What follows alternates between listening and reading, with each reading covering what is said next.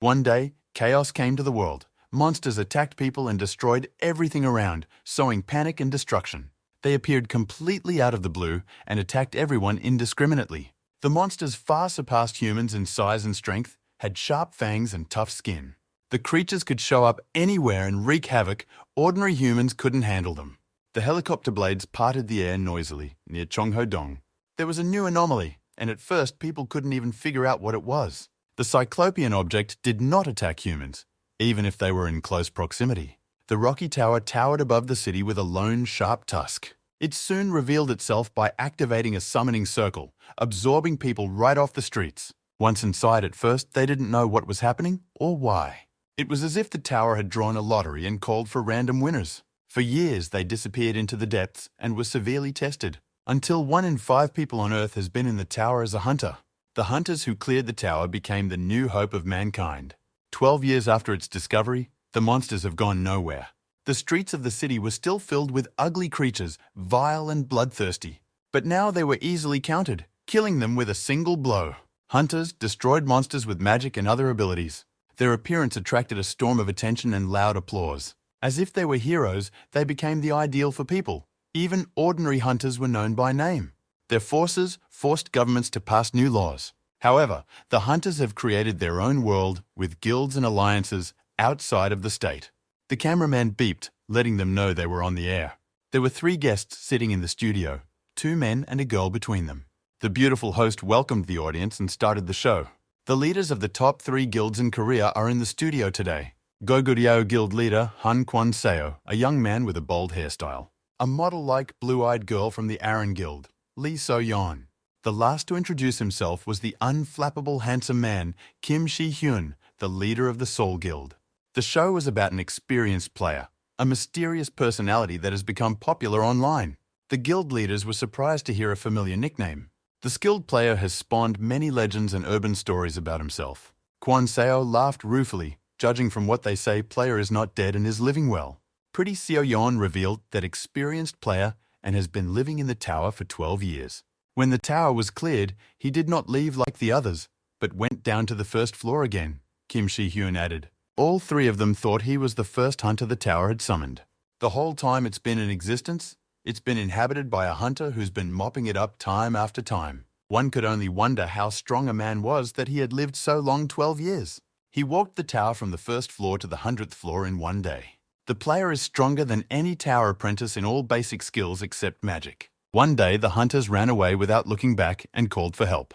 Dropping their weapons and wounded, the group scurried away. But one man did not run. The blast knocked back a few of the weaker hunters, but the guy in the tracksuit wasn't hurt. A large cloud of dust rose from the impact and enveloped the cave. But the guy in the barefoot flip-flops was moving forward at a leisurely pace. The hunter walked forward in deep thoughtfulness, as if he were strolling in a park. He looked up when he came across an obstacle in front of him. Just the final boss, standing in his way with an ugly maw. A Balok demon with a mane of fire loomed over a simple guy in a suit and flip-flops, and played peekaboo with him, staring at him with coal red eyes. The guy smiled at the demon as if he were an old acquaintance. "Seeds are there, and if I find any," he asked. There was a lot of gossip online about the experienced player. Everyone wanted to determine his rank. Witnesses told different stories of how they crossed paths with the player in their levels. Once on the 72nd floor, he had single-handedly defeated 3 huge werewolves. After meeting the player, people reported that he was inhumanly strong. They said he could jump from the first floor to the 10th floor. The guy in the tracksuit gave the demon the usual leg kick. The demon's head cracked against the floor of the cave, clanking its teeth. The demon roared angrily, unable to get up after receiving such a blow. Spanker pinned the final tower boss's head to the ground. Laughing madly, the guy in the tracksuit asserted himself over the defeated enemy. He laughed like a madman, making me question who the bigger demon was. The boss of the last floor was decomposing in a magical glow like a normal dungeon monster. The crazy guy in the tracksuit sighed. It was over too quickly. Over the course of 12 years, the time to pass the training tower gradually decreased. All the towers are similar to each other, and their contents have not changed. Those who were trained became more and more numerous, and their knowledge accumulated and helped others to avoid dangers. Humans tackled monsters they couldn't otherwise defeat. Information became the main weapon of the tower dungeons. Over time, the training turned into a sporting event where groups of hunters set new records. In many countries, sharing information has become the best strategy to help the weak survive and to identify and recruit the strong. However, there was a limit to what humans could do, even with the information advantage. People were dying like flies. Few survivors were able to reach the end of the tower. Hundreds of hunters fell in spite of all the efforts and help given. Even after reaching the last floor, they continued to take casualties. The 100th floor monster, the lord of the tower, the demon blazing fire was blocking the way. The final test of the tower, the ugly, evil demon Balok.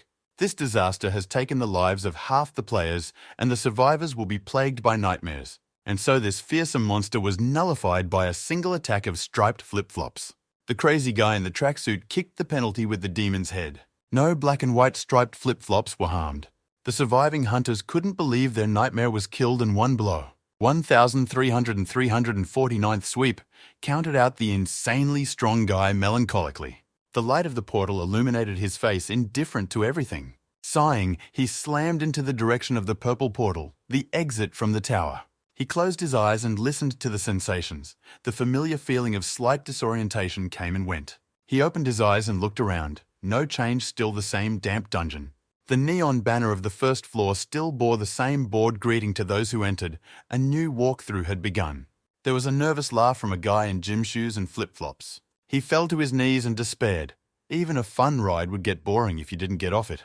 The entire tower shook with his profanity, the unwilling prisoner begging to be brought home. Letting off a little steam, the hunter lay down on the cold stone floor of the tower and called up the status window, as he did every time after another sweep cycle. The familiar blue rectangle of the interface appeared before my eyes as a translucent cloud. 12 years ago, he and his friends had made it to Balok, with Grattan loss among the first. Having defeated the demon, the four friends were jubilant, celebrating their victory and their imminent return home. Everyone thanked Kim Hyun-woo for saving them and agreed to meet again.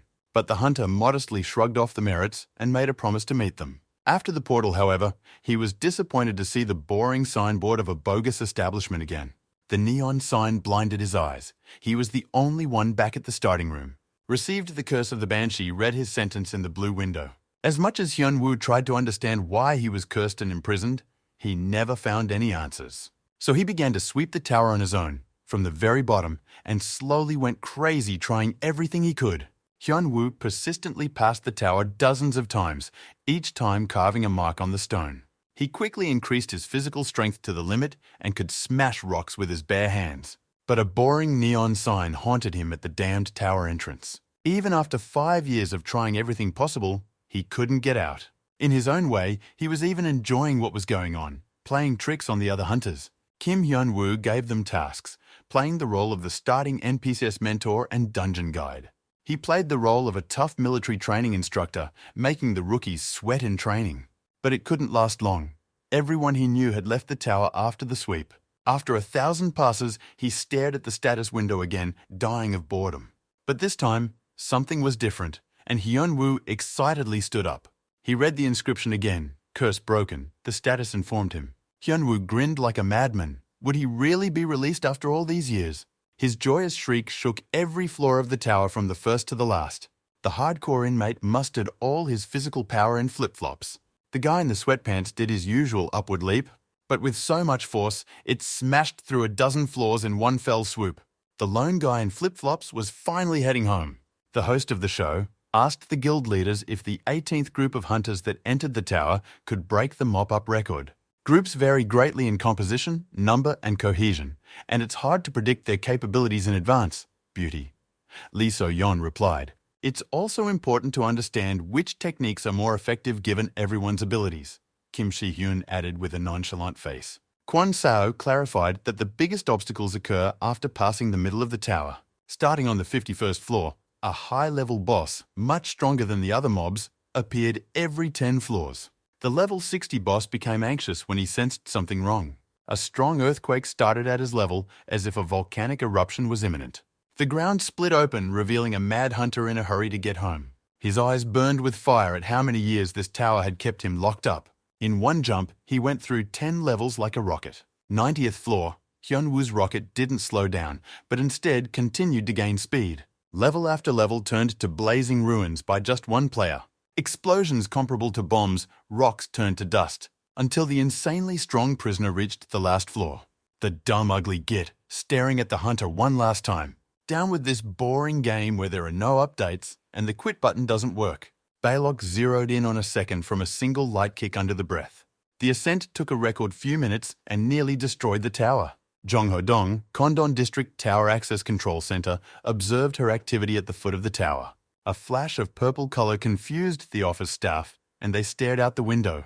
The gate of the tower opened. A purple portal failure appeared. A guy in a tracksuit and barefoot flip-flops walked out onto the lawn in front of the tower. Kim Hyun-woo looked at the city in front of him, laughing madly. The guy was greeted by a slightly overweight surveillance office employee and congratulated him on his passage. Good work, he praised the hunter, but the man was still recovering from his long time out. Finally turning around abruptly, the odd-looking kid looked at the official. Hyun-woo asked him sharply, in a trembling voice, if he had definitely left the tower. The young man's face brightened with joy. He wanted to hear it from the outside, to know for sure he wasn't dreaming. He's home. Thunderous exclamation. Kim Hyun-woo is finally back. His name was not found on the list of the last 18th group. The watcher had to flip through the tower's impressive list of trainees.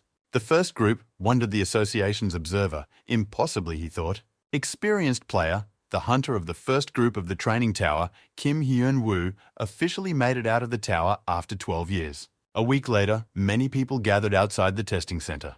People were rushing to meet the newcomers from the 18th group and to see the already world-famous stars who would also be here. Considering this band broke the world record for a full 2 weeks, the hype surrounding them is more than justified. But one more piece of news about couldn't go unnoticed. The same hunter is also here today. Graceful feet and fancy shoes paced the wooden parquet of the VIP box. Into the well-furnished living room walked a cute girl. She was a little late to meet her friends. The three gathered were representatives of the top hunter guilds. They had come to verify the rumors of the returned hunter. Now come together again. They will easily recognize their friend. For in the tower, there is no cold and sleep, and people don't age. Their friend hasn't changed a bit since then. Han Seo-kwon was anticipating the meeting, excited about how strong his former comrade could become. Many newcomers were gathered in the hall, wearing protective gear and waiting for the test to begin. Kim Hyun-woo chewed on a packet of chips. Over the years, he had longed for the taste of them. The appetizer quickly ran out and he sighed disappointedly. He yawned sleepily, which surprised the entire group of newbie hunters. Hyun-woo noticed that the hunters were wearing strange equipment. The gear was distributed early in the morning, but the freed hunter skipped everything, wanting to sleep longer after 12 years without sleep. The start signal sounded. Everyone was serious, as if there was a difficult test ahead. The gate opened, blinding the newcomer hunters inside with a bright light. Hyun-woo squirmed, and not knowing what to expect from the test, he was clearly bored. They came to the labyrinth, a huge building the size of a hangar standing in front of them. Newcomers were greeted by a man in a black mob boss suit. A ranker hunter, David. He wore a black suit, black drop glasses for coolness. He was bursting with importance, as if he were a secret agent on an important mission. He began a pathos-laden opening speech, and the crowded yokels of newcomers listened attentively. The hunters were nervous, despite having just cleared the tower. Maybe David's suit had impressed them, or the knowledge that cameras were watching them. David seemed pleased with the impression he'd made on the newcomers. But there's nothing to worry about, the examiner informed me, in a patronizing tone. All but one person listened to his instructions, Kim Hyun-woo blatantly yawning. He was already drowsy after David's first words, thinking only about getting it over with. David continued to be important. He pulled out his phone announcing the start of the first test. A terrible scraping sound was unpleasantly painful to the ears, like the creaking of stone on metal. There are many challenges ahead of them in the maze, the examiner added over the scrambling. As if by magic, the heavy megaliths rose into the air. They moved quickly with a rumbling and scraping sound as if they were in a race. The monoliths formed complex three-dimensional structures, intricately shaped. High walls grew in front of the test subjects. David continued to browbeat the young and inexperienced, warning them of the traps and dangers of the maze. Boys and girls stood at arm's length, hoping to show what they could do. Their eyes burned with determination, and now he was raring to fight as if for the first time. The adrenaline in their blood made them clutch their weapons tighter, grit their teeth. The signal to attack, and they moved forward as a group. David escorted the fleeing men with a glance. This group seemed disciplined and prepared. He smiled, remembering his youth. Should we expect good results from the newcomers this time too? David rejoiced at the good start. But one hunter had yet to enter the maze. He called out to David from the back, tearing him from his musings. "You just have to get out of the maze," the guy in the suit said. David pulled back his drops to look at the weirdo. Who is this guy, he asked himself, that he was in no hurry at all to get anywhere. With no gear, in just a tracksuit and flip-flops, he didn't look like a normal rookie. This guy can really pass the test, wondered the examiner. The shaggy-haired weirdo stepped closer and stared at him smugly. Hyun-woo waited for an answer. Neither the test itself nor his grade. He didn't care. "Is this a joke?" frowned the examiner. This rookie was allowing himself too much. In addition, the newcomer only smirked back and advised David to watch the other students. David flared up. After all, he's an A-rank hunter and some chick is treating him with no respect. Kim Hyun-woo seemed to be counting on it and offered a bet. He would complete the maze in 20 seconds, betting $1 million won to the winner. The newcomer was talking outright nonsense, which pissed him off even more. Did he chicken out? The odd hunter prodded David. $10 million! David gritted through his teeth. He decided to up the ante. Barely hearing the amount, an overjoyed Hyun-woo rushed towards the labyrinth. What kind of crazy person, thought David? Hyun-woo's hand touched the wall of the maze. An ordinary stone. The tower is made up of the same. In his thoughts, Hyun-woo counted the money. The fees of hunters in the service of the state were impressive. Tens of millions of won. Easy money in his pocket. Hyun-woo swung his fist from a low stance like karateka-do. The main thing about the punch is the fulcrum. He's properly grounded. And unleashed his power, his foot went deeper into the concrete base. David took off his glasses, not realizing what the strange newcomer was up to. The audience stared at the screen, also puzzled as to what the skilled player was doing. Even his friends couldn't tell what was going on, and watched intently. Hyun-woo concentrated and inhaled deeply and gathered strength. His hand was covered in a blinding blue glow. He unleashed all his absurd power in one blow with a bright flash. The shockwaves soaked the labyrinth as if it were made of cardboard. Hyun-woo walked through the dense cloud of dust, following the beaten path. Standing proudly in the middle of the piles of rocks on the other side of the maze, he announced that he had passed the test. He just won a bet he offered himself. Easy money. There was a commotion in the audience room. The audience was in shock. Kwon Seo was satisfied. Their friend is still a stubborn guy. Hyun-woo could only think about the 10 million won he had just won. It suddenly dawned on him he wasn't in the tower anymore, where everything would fix itself. I just hoped they wouldn't make him pay for the damages. 24 hours before the test in Hunter's newsroom, work was simmering. The next issue of the magazine was special because of the contributors. Rumors of an experienced player could fuel magazine sales this month.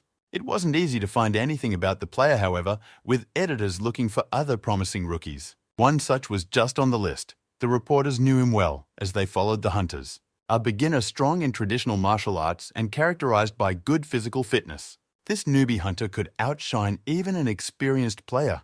They should have prepared themselves. Lee Kung-hyun read the caption under the photo of the tough guy.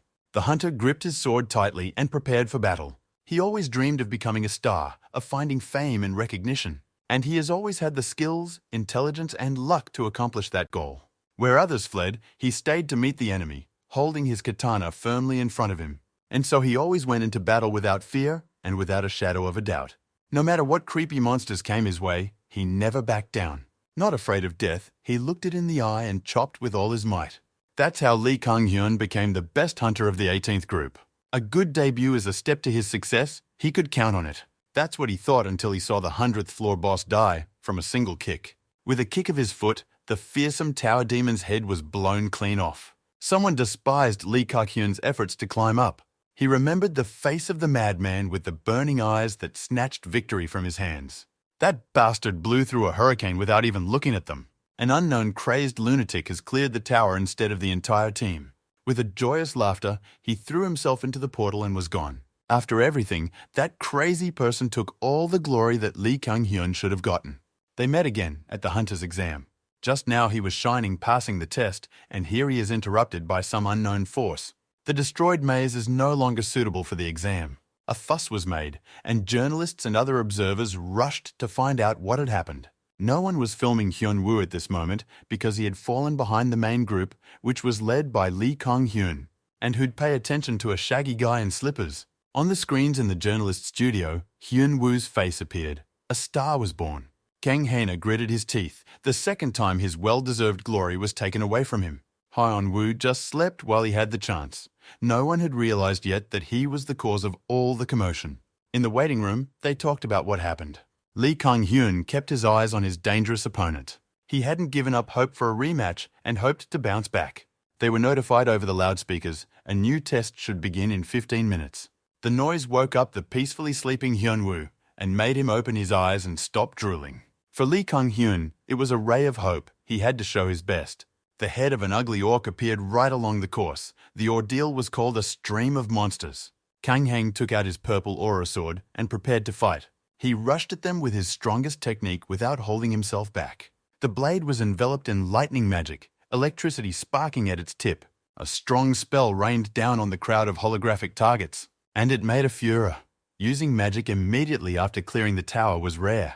The masters of the best guilds had also spotted the birth of a true genius. Lee Kang-hyun was jubilant. It was his moment of glory where he could prove himself. He used a technique with many sword strokes and magic, and killed 78 targets, not bad for one man. He alone was worth an entire team. That's it, that feeling. He got what he deserved, the best result.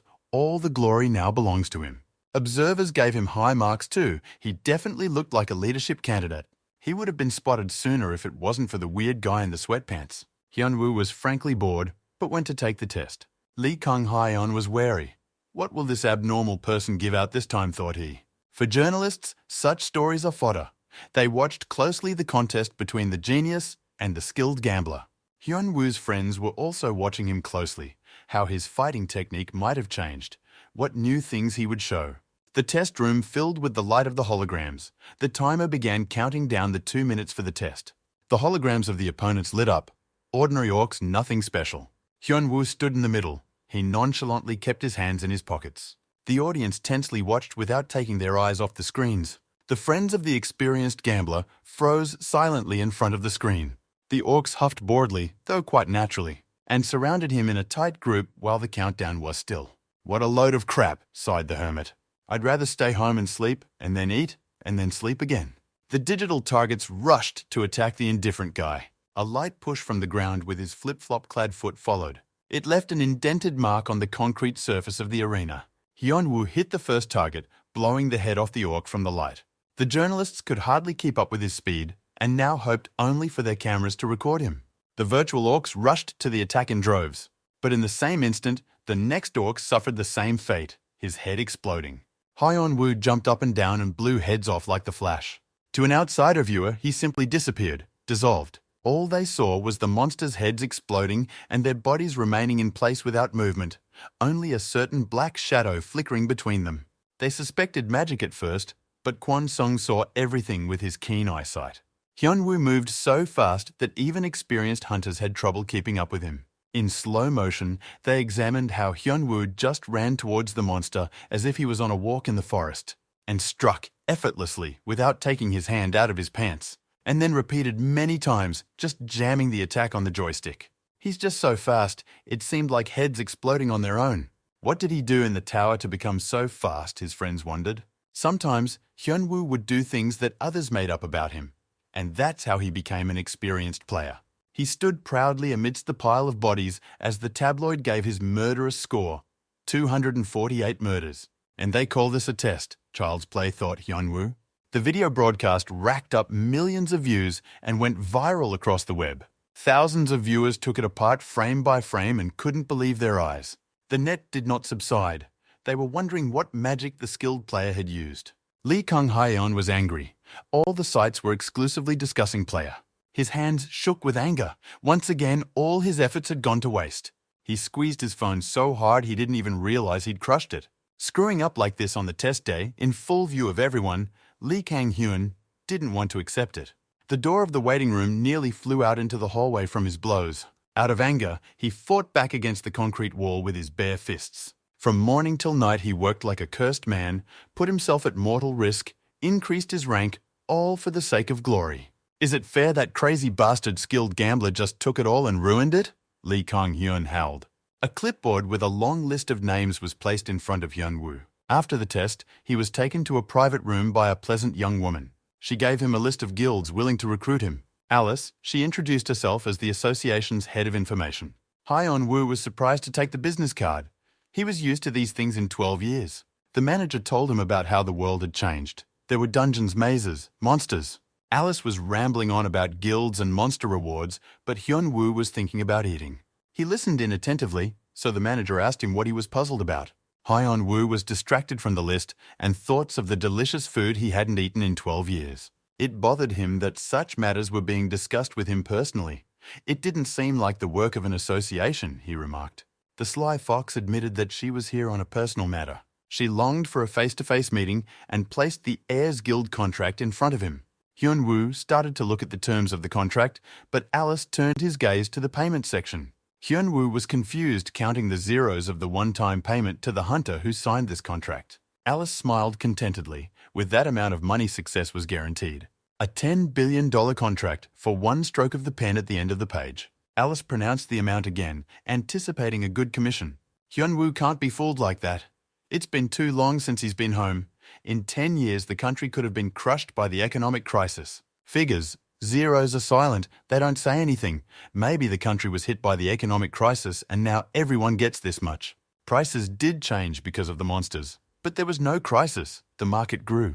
Alice showed him a 10-year comparison of real estate market prices. More than convincing, quadrupling in size in 12 years, Hyun-woo's jaw dropped. Even if the real estate is expensive, he will easily buy it, because he is entitled to $10 billion for the contract, caressed Alice's ears. What's more, once the contract is completed, you can conclude it with Nova doubling the payout. She poured honey. 10 times 2, 20, counted Hyun-woo. Of course, the contract implies obligations as well, part of mining the dungeons and the labyrinth, the girl added. But he'll get a bigger share, smiled the fox. She almost got the cheese. Yet Shi Hyun-woo did not hold back suspicion. The association's information department does not offer contracts. Cat eyes gleamed. She came as a guild recruiter, Alice said. In order to protect the interests of hunters, they are prohibited from signing contracts before they leave the dormitory. The girl rubbed her hands together contentedly, the fish biting, saying in a low voice that the contract could be postponed. But Hyun-woo had made up his mind. He wasn't going to join the guild from the beginning and easily discarded the contract. He didn't want to join the guild and refused her offer. Alice staggered and took it as a joke at first, but Hyun-woo stood his ground. This completely confused the manager, and she didn't know how to respond.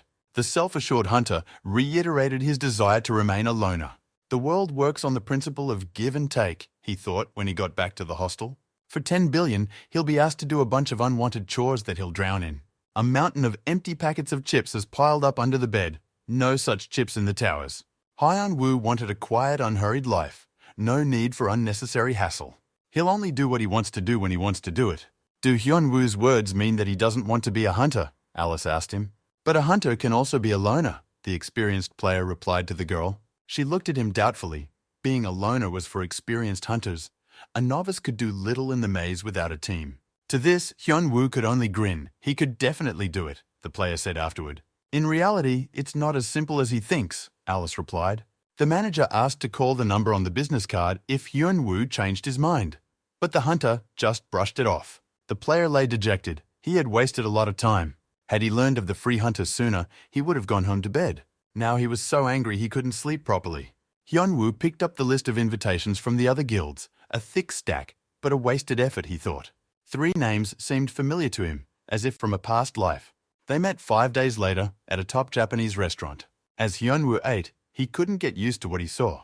He wasn't eating lunch by himself, and he couldn't get used to what he saw in front of him. He looked at the vaguely familiar faces and hardly recognized them. Hyun-woo stared at them oblivious of politeness. He had left his social skills in the tower. Kwon Seo was the same age as Hyun-woo, but now he looked like a grown-up uncle, though just as cheerful. The crying high school senior Shi Ken became an unflappable handsome man like a pop idol. Little Seo Yeon, who went to middle school, has become even cuter. Hyun-woo poked his finger like a gimmick. It's Kim Shi-hyun, the hermit said. The one up to level 50 was always crying, Hyun-woo recalled. On the 14th floor, Seo Yeon saw a spirit, Hyun-woo said. But the girl interrupted him. After confirming their identities with shared memories, Hyun-woo returned to the delicious sushi. He had lived without it for 12 years. But what about that incident on the 70th floor, Shikei objected. Had Hyun-woo forgotten how they caught the merman? Hunter kept whining that he wanted sushi, and one day they came across a tribe of fish people. Taking the knife from Kwon Seo, Hyun-woo cut off the tail of the merman and made a salty slicing from it. Even then, The friends realized that Hyun-woo would become a legend, and they later learned that he was living quite a good life. Hyun-woo got worried and asked again what other legends. "He is famous," said Seo-yeon. "Even on TV they showed your weirdness," confirmed her words Shi-hyun. A shadow of anxiety slid across Hyun-woo's face at these thoughts. He came to dread his concept games being shown on TV because he had no idea at all which ones were which. There were a lot of them, silly and ridiculous oddities. A naked sweep game where he pretended to be a crazy exhibitionist. Golem's game, which he implemented from scratch, inflicting terror on all surrounding players. However, the most popular was the part where he killed bosses while dancing, and the part where he jumped from the first floor to the 10th floor. Hyun-woo sighed in relief. The world didn't remember all the craziness he had done, and he easily confessed what he had done. He danced like a limp disco dancer, deaf in both ears. Even the monsters were stumped by his crazy antics. His friends listened intently to the story from the tower where he had wandered for so long. Hyun-woo paused at the delicious sushi, weighing his words. It was a flavor he'd missed for so many years that he'd managed to forget it. He'd just tried stuff, he told his friends. He'd had a rough time in the tower, but it was all behind him now. He punched the 10th floor ceiling out of boredom by simply jumping up. Even during the test, it was obvious that Hyun-woo was a monster. And after this story, Kwon Seo was more convinced. Gritting his heart, the unwilling hermit remembered everything he had been through. This was how he became stronger. One of his followers had left the tower earlier, Hyun-woo suddenly remembered. For a while he lived between the 50th and 60th floors. There was one guy who had fallen behind the others, wounded, weak, easy prey. Hyun-woo put on a show. At first he was even mistaken for a monster. "Does he want to survive?" the mad hermit asked the wounded lad. He became his mentor and promised to guide him in everything. Then Hyun-woo went crazy and created a martial art and took a student to develop it. He was inspired by the plot of one manhwa where the main character was imprisoned, and there the truth was revealed to him, which helped him escape. And then Hyun-woo thought he should try the same thing, Madness being his middle name. He had his student balance with bowls of water and fighting stances, gave the student unsupportable weights as training equipment. He rebuked when a student couldn't hit rocks with his bare hands and talked nonsense about chakras like a true martial artist. However, all he really did was catch his disciple when he escaped from the unbearable hardships for which Hyun-woo repented. Then he overreacted. The mad hermit was glad he wore the mask back then. Certainly wouldn't want to meet his apprentice in this life. He came back to reality and asked his friends what had been going on in the world all these long years. They were just talking about this and that like good old friends. Late that night he returned to the dormitory, tired of sitting around, weaned on socializing. Lying on the bed, he called up the status window to check on him again. Age reset to 0, gone were the limits to the growth of abilities he'd pumped to max in the tower. The broken curse item was still hanging at the bottom of the screen. A knock on the door interrupted his study. Hyun-woo turned around to the door. An elderly dormitory guard came to him and told him that someone wanted to meet with Hyun-woo. The guard said someone from the Ares Guild wanted to see him. Hyun-woo immediately brushed it off, but the guard said he had already promised to call him. The frightened elderly man asked to understand him and not to refuse. The player decided to deal with it right away, since Ares would keep pestering him anyway. He agreed and went to the first floor of the dormitory. The first floor had a well-furnished reception room. 2 gangsters from the look of it showed up to negotiate with him, one mustachioed, the other bald. Hunter immediately informed them that he wasn't going to join the guild as he had previously. Usati held out his business card to Hyun-woo and introduced himself like an important person. "Had the young hunter thought of everything?" asked the mustachioed geezer afterward. "If Hyun-woo doesn't join their guild, there will be consequences," said the brash gangster. He hinted that a rookie hunter wouldn't be able to develop properly. Someone else in Hyun-woo's shoes would definitely tense up hearing that, but not a crazy player. Kang Ben openly blackmailed Hyun-woo by saying that he wouldn't experience similar hardships if he joined the guild. Hyun-woo quickly realized what the mustachioed man with the gangster's behavior was referring to. "Don't threaten South Central," the mad hunter said. The bald boogeyman behind, already ripping at the guy, but Ben's cockroach mustache stopped him. Realizing the guy's final decision, the bandit began to cover himself with the entire Ares Guild. "The mutts that can only intimidate people in a pack," replied Hyun-woo. He already knew everything about their guild. At dinner with friends, they told Hyun-woo that you need a ticket to enter the dungeons. "It's like these dangerous places have become an amusement park." The Ares Guild had taken over half of the rookie dungeons in the country, Shi-ken said.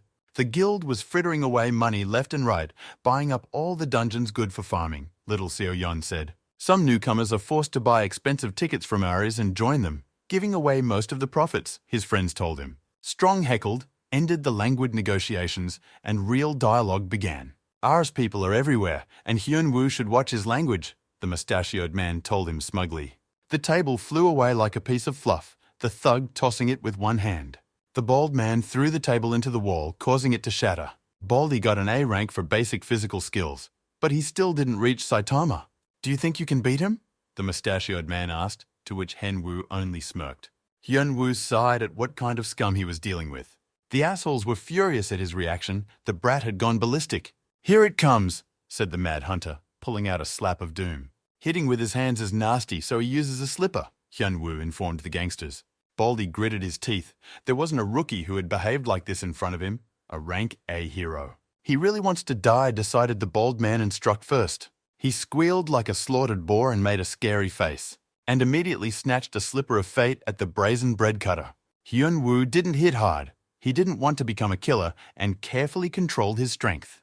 The slipper slammed hard into his face, knocking the bald man out instantly. With a bullet, he flew into the wall, punching it with a terrible rumble. The cockroach whiskers stirred, but it was too late to think of escape. Baldy had his head securely drilled into the wall like a battering ram. In front of the hapless bandit's eyes, his main argument in any negotiation had just been nullified.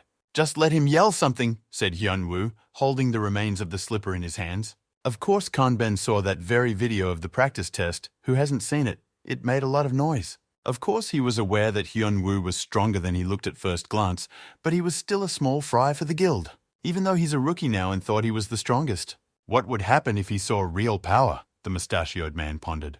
The power and influence gathered by the Ares Guild will bring a newcomer to his knees. The muscles of an ancient god, a Hercules in the flesh, the bald man overwhelmed with his mere appearance. At least that's how it was supposed to be, the mustachioed bandit pondered. It was meant to be. It always was, but not this time. So when the hell did things go wrong? The mustachioed man wondered.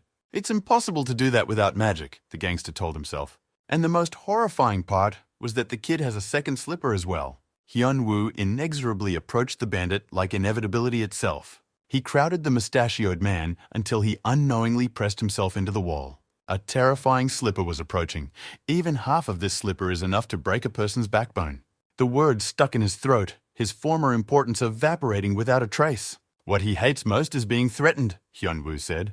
Clench your teeth tighter, asshole.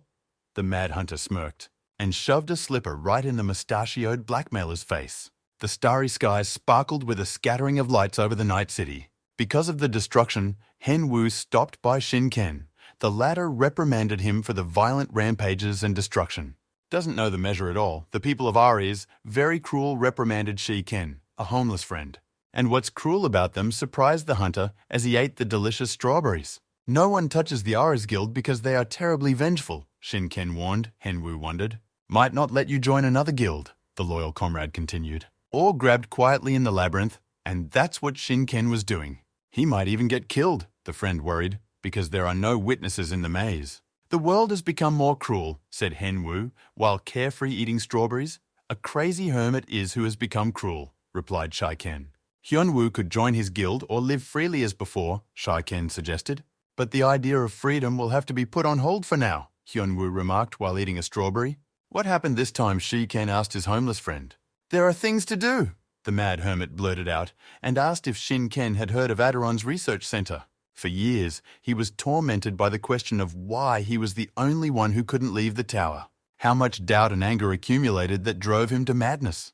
Who created the tower? Why did they need to imprison him for a whole 12 years? He wanted to know their secrets and find the creators. Shai-ken asked why the hunter was interested in Aderon's dungeon. Hyun-woo asked to tell everything he knows about the place. Adoran Research Center. It's in a hard-to-pronounce area, and it's a C-rank dungeon. It's rumored to be great for newbie development. The monsters in it are just as stupid as the tower. But why do you want to go to that dungeon? Shin-ken asked Hyun-woo. But he evasively replied that he had something to do there. Shin-ken warned his friend that he would not be able to get inside, much to Hyun-woo's surprise. The Ares Guild appropriates all dungeons for themselves, and Adoran is one of them, the friend informed. Hyun-woo was outraged. What right do they have to do this, and where does the government look? There is no monopoly law, he continued to resent, but Shinken reminded him that governments cannot influence the world of hunters. Hunters are out of state. They can even get away with murder if it's completely underground and no one moves. You can't investigate in these areas as it's too dangerous due to the monsters inside. It's all being written off as an accident, a real outrage, Hyunwoo noted. For the state, Ares is a profitable growing company that pays its taxes. They won't meddle in the hunters' affairs and influence them because of that. But what about getting there secretly? Hyunwoo asked. Shinken warned him that the entrance is guarded by Ares and they are not sleeping on guard. Then I'll get in another way, Hyunwoo reported back. He was clearly up to something crazy. Always cautious, Shinken suspected something wrong. He might just break through the passage, the mad hermit reassured him. Shinken warned that this would definitely make him an enemy of the entire guild. For a moment, Hyunwoo hesitated, but he was already their enemy, so it was okay. There was a meeting going on in the Ares Guild, discussing the Pado Guild, which had unexpectedly interfered greatly with Ares' business in China. How long will this delay the guild? The director asked. China's delay of 5 months, Russia and Japan are next in line for development. Listened to the report by director Hok Seong-woo.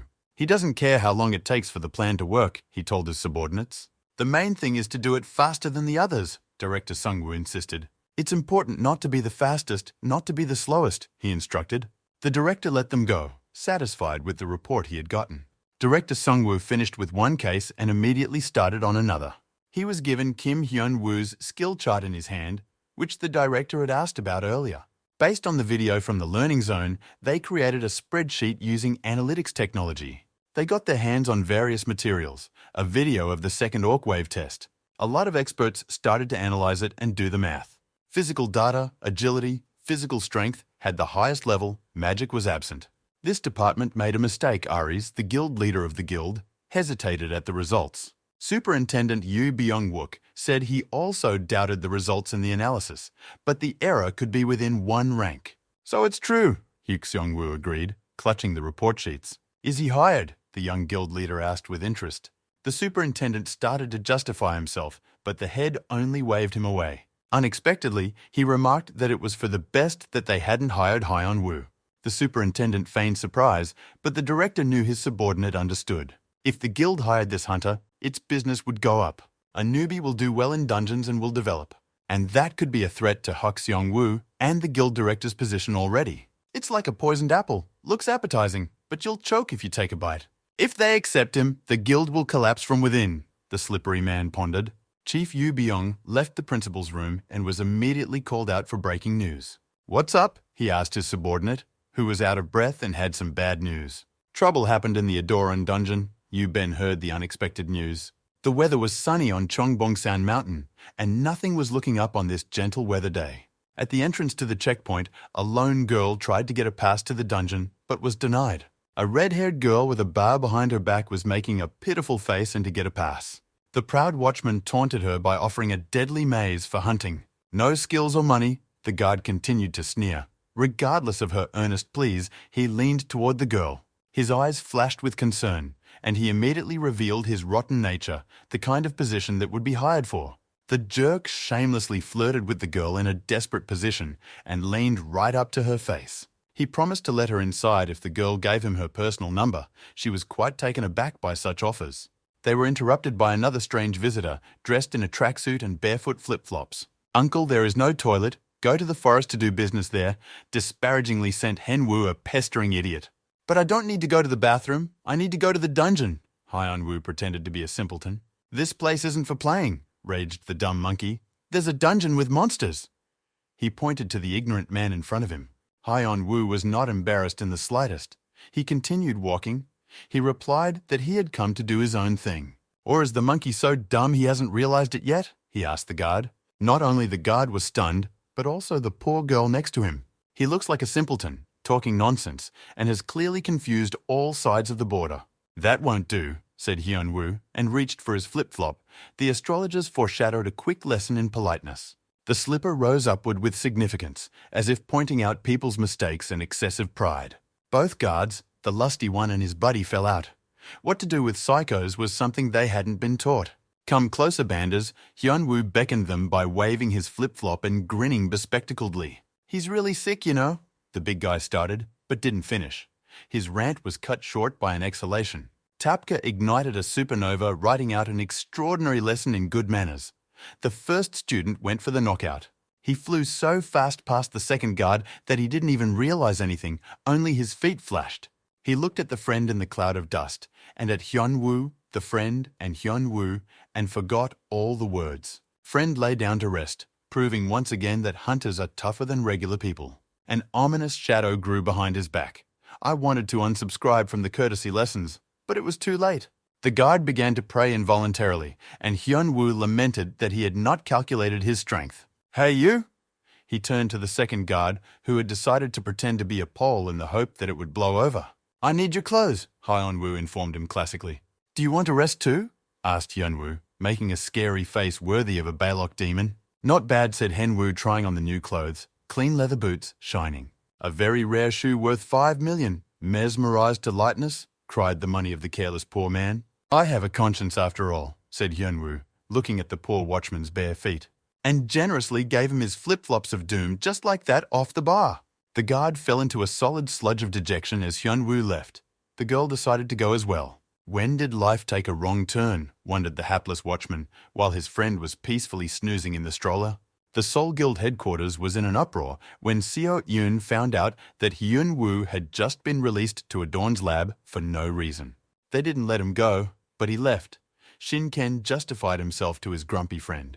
But she had once been a cute little girl. He expected to have a cup of coffee in peace, but the girl nagged him with her angelic voice. She was worried about the crazy hermit as if he was her boyfriend. Shin-ken noticed, but the girl dismissed his barbs. What could he do when their antisocial hermit friend prefers to act alone? She realized the absurdity of the position of having to look after a savage. Still, the situation is not easy. Now Hyun-woo is feuding with an entire guild, not the last one in the rankings, and very violent. "But what is, said Shin-ken, clutching his cup of coffee. He himself was not thrilled. In the past, Hyun-woo had always had a calm temperament and acted with poise. He was a rock to lean on. But it wasn't always like that. Sometimes life backed him into a corner. They always looked at his broad back, for he took care of them like a true leader. However, everything was changing. The calm, confident Hyun-woo would disappear as soon as his enemies got in his way. Then the madman in him awakened, and all his bad temper showed itself on his enemies. The friends sighed heavily. In 12 years, Hyun-woo's character had become even tougher, so they understood why he was like this. But should we worry about someone who vaporizes rocks with his bare hands? The friends reasoned, while Hyun-woo strolled around the lab. Rather worth worrying about his enemies, Hyun-woo walked through the dark, empty corridors completely unconcerned. Friends reassured themselves because there was little they could do. His feet moved easily and freely in these polished-to-shine shoes. Especially nice since he usually used flip-flops. Next time I'll also bring pants, Hyun-woo thought. Sometimes it's very useful to have enemies for your prosperity. If his words are true, Shin-ken continued, remembering his conversation with Hyun-woo yesterday about the Ares Guild. What do you mean? Seo-yoon wondered if he knows something about Hyun-woo's abilities, the girl thought. Shin-ken looked at her conspiratorially, wondering if he should tell his perky friend. The news caused the girl to wonder if it was true. She couldn't believe her ears. The lab looked abandoned, darkness all around, dusty suspended everywhere instead of air, and only the grunting of monsters broke the silence. Even the scientist monsters had fangs, albeit small ones. One such wandered the empty corridors in search of prototypes. The goblin and Robocop Chimera shook a surgical scalpel, carping in an extraterrestrial tongue. Prick who prick who prick. The boss of this level wandered alone, scowling fearfully. He lit his way with his headlamp eyes. Several hunters were watching this monster. The Ares Guild let it live because it didn't bring in any money. In the room next door to the boss, the trio was thinking about what to do next. The two guys were waiting for the masked girl to decide. The guy in the rugby jacket insisted on catching the boss, yet they paid a bribe to get into this lab. The girl with brown hair doubted, if their skills were top-notch, they didn't have to go to such lengths. Helmet Head thought that the strength should be enough. The boss has a weak attack and a good defense. It won't stand up in a long battle. But the girl leader didn't want to take such an unreasonable risk and procrastinated. Too many variables. But then, putting aside those heavy thoughts, he prepared for battle. Our motto is dementia and courage. The trio really wanted to raise their level. They were ready to jump on the lone target like a street gopoda. But suddenly, they noticed the uninvited guest. Who is it? They wondered. Neither give nor take a man did not look like a hunter. Sportswear was not in the top of the common equipment. The unexpected guest stood in the shadow of the boss, completely unconcealed. He looked completely open and confident, or just plain crazy. The boss wasn't known for his high intelligence. Looks like he bought his diploma too. He noticed Hyun Woo and nastily squeaked out something about tests. Maybe an enema to warm up, or 5 liters of blood for tests to pick up, mumbled the zombie Robocop in his whispery voice. In the distant past, when Hyun Woo was still a child, he ended up in an orphanage. Don't be mean, don't show your weakness to anyone, was admonished by his older hapless brother. Also, obey your teachers. He let go of empty formalities to a child who was just beginning to understand life. And don't say too much, he continued the meaningless conversation.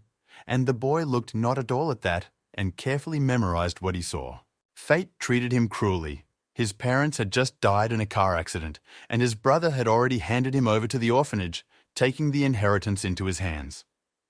So the boy learned his most important lesson in life. Never trust anyone, expect no good, ask for mercy, and no pity. A zombie pathologist in iron underpants bent over the pathetic little man to abuse him. Some of his unimaginative, incomprehensible devices were clearly shorting out electricity, apparently to make him move faster. Hyunwoo couldn't stand the creepy harassment of the monster, who hadn't even finished his honey, and interrupted his idle chatter. The monster licked his lips carnivorously, but it was unlikely that the dopey head understood the language of words. After all, there was only the name of science in this place, only to get a light kick from Hyunwoo in his stupid face. The trio of brave hunters sat back with goofy faces, having just had their entire adventure come to an end before it began. Hyunwoo landed softly on the concrete floor of the lab without a single shoe getting hurt. Like a real action hero, he didn't turn around at the explosion of the guts of a stupid monster who was only capable of talking pseudo-scientific nonsense. The hunters slowly drifted to the cold floor from the brutality they saw, glad they weren't in the monster's shoes. "One is ready," muttered Hyunwoo. "The time is next, in the forest village." He tapped the status window. The trio of braves left their hiding place and went out to look at the remains of the dreaded boss. But looking closely, the girl was able to recognize the mysterious hunter. It's hard not to recognize the person in the first trends of the net. Now in the light, they could recognize an experienced player. In the deep basement of the Ares Guild, 2 important guild bigwigs met. "And what's the occasion you showed up for?" asked Woo Jong-myung, the former head of the administrative department. "It was about a special report." Yu Ben held out a folder of documents to his colleague. "A whole 2 rank of skills," Wu Chong exclaimed, "and this from a newly hatched tower rookie." "That's right," he interjected, looking over Hyun Woo's detailed file. "The estimate couldn't be 100%. Perhaps the target is even stronger." "Strong," frowned the head of the department. "Not just strong, but a real monster," he concluded. "Nothing's going to happen," he asked, as he swiped the folder at his throat, smirking sinisterly. "We were told to just do some damage," Yu Ben countered. "However, no body, no case. No one will ask if the target stumbles and falls on the knife." "Isn't it great to get rid of this nuisance?" Wu Chong asked. "This guy brazenly broke into Ares's dungeon, beat up the guards, and that's a very unhealthy precedent." "That's right," confirmed Yu Ben. "Because of Hyun Woo, the reputation of the entire guild might suffer. We are not shameful wolves." "Oh, no need to worry," remarked Wu Chong, and smugly grinned. "With Hyun Woo's skills, it would be hard to just harm him," he laughed. "It's lucky that the guild leader is busy with China, so we can quietly deal with the upstart and get the recognition of the leader," Wu Chong rejoiced. Having resolved this issue, the conspirators headed towards the elevator. "Are we sending people to China?" Yu Byung asked. "It's all because of the Pardo Guild. They were created 2 years ago and have already squeezed half of China's dungeons. Their head left just 4 years ago, but the tower has turned her into a true monster, and her followers are incredibly strong. But the most surprising thing is that she is ranked 5th in the world rankings. No way the spirit of Qing Shi Huang has revived in her. No one knows anything. There was a girl with a skull tattoo standing in the incense smoke. The guild can't waste resources, so the nail that came out must be hammered down while all the forces are directed to China," Wu Chong remarked. "A special specialist is needed." "What a disgusting face!" Hyun Woo squinted into the selfies of the smartphone camera. "What technology has come to," he marveled as he sat in Shinken's living room, happy as a child. A bird is about to fly out. He clicked his camera for the 100th time, filming everything. All the digital novelties were outlandish to a hermit with 12 years of experience. There was a kid and no kid. Hyun-woo learned about games, videos, music, and risked drowning forever in the world of digital networks. The Soul Guild owns the Forest Village dungeon, Shin-ken informed him, but his friend was no longer able to return. The magic of the internet was stronger. Gay, gay, gay. I'll have the best farm, whispered the mad hermit Hyun-woo to himself. But there won't be a boss there, informed Shin-ken to the teenager in front of him. The information came with a giraffe delay, about 7 seconds, until the meaning of what was said reached the gaming nerd. What do you mean the boss is gone? He shrieked. What do you mean caught a few weeks ago? The new information was changing the whole matter considerably. In the tower, monsters appear every day, regular and bosses, no matter how many you kill them, Shin-ken explained. But the dungeons of the world outside the tower, other normal monsters are also revived, to infinity. Farm don't want to. But bosses, unlike mobs, have a full social package, paid vacation, pension, and days off on vacations. In short, they need time. How long would it take, Hyun-woo asked. When he was told that it would take a month, he barely got foam out of his mouth. But he was lucky. According to the schedule, the monster was coming out of vacation in a couple 3 days, so it would be possible for him to pay a visit, Shin-ken informed. But what about the visible swamp? Hyun-woo asked. But there was no information on that object. The swamps belonged to the Ares Guild. Shin-ken offered to look for better information, but Hyun-woo had already gone into his own mind to have His Majesty get so worked up over a monster. No way in hell. He plopped down to hold the couch with his back again when Shin-ken suggested he register with the association. The equipment was of little interest to the mad hermit, who won even naked, but at the word money, he triggered Pavlov's conditioned reflex. Turns out you can get money if you get tested every 2 to 3 months and prove your rank. Hearing such wonderful news, the broke bum, the hermit leader, got very excited and was ready to go in the middle of the night for a performance review. In the morning, they went to the place where hunters' abilities were measured. A large building in the center of the city spoke of the high status of hunters in society. The floor of the building was slapped with the legendary slaps of fate by the great hermit who had finally decided to stop being a dependent. They walked into the association building like real tough guys. It was hard not to recognize them. But the dumbass in the reception area did it. But it's a credit to Hyun-woo's appearance, which hasn't changed since he left the tower and is still as wild as ever. Come check in, he asked the duty question to the strange guy in the suit and got the answer, Kim Hyun-woo. The name had traveled around the world and sounded very familiar, so the tester immediately asked if it was the one who had returned from the tower 12 years later. That's right, confirmed the sucker, thinking about how to get the money for the registration as soon as possible. The association official frowned. This was definitely the man, and they had already asked about him today. That weird blonde guy who looks a little off was asking about Kim Hyun-woo, a yokel with nothing special about him, but with so many rumors and noise about him, thought the tester as he looked at the hunter. After confirming the formalities, he held out a strange object to the shaggy-haired hermit and pointed to a projector in the middle of the room. The object looked as if the demon had been shoved under a press and turned into a compact cube with an eye sticking out of it. The principle is simple. Once it was touched, it showed a status window and all the characteristics of the hunter who held it.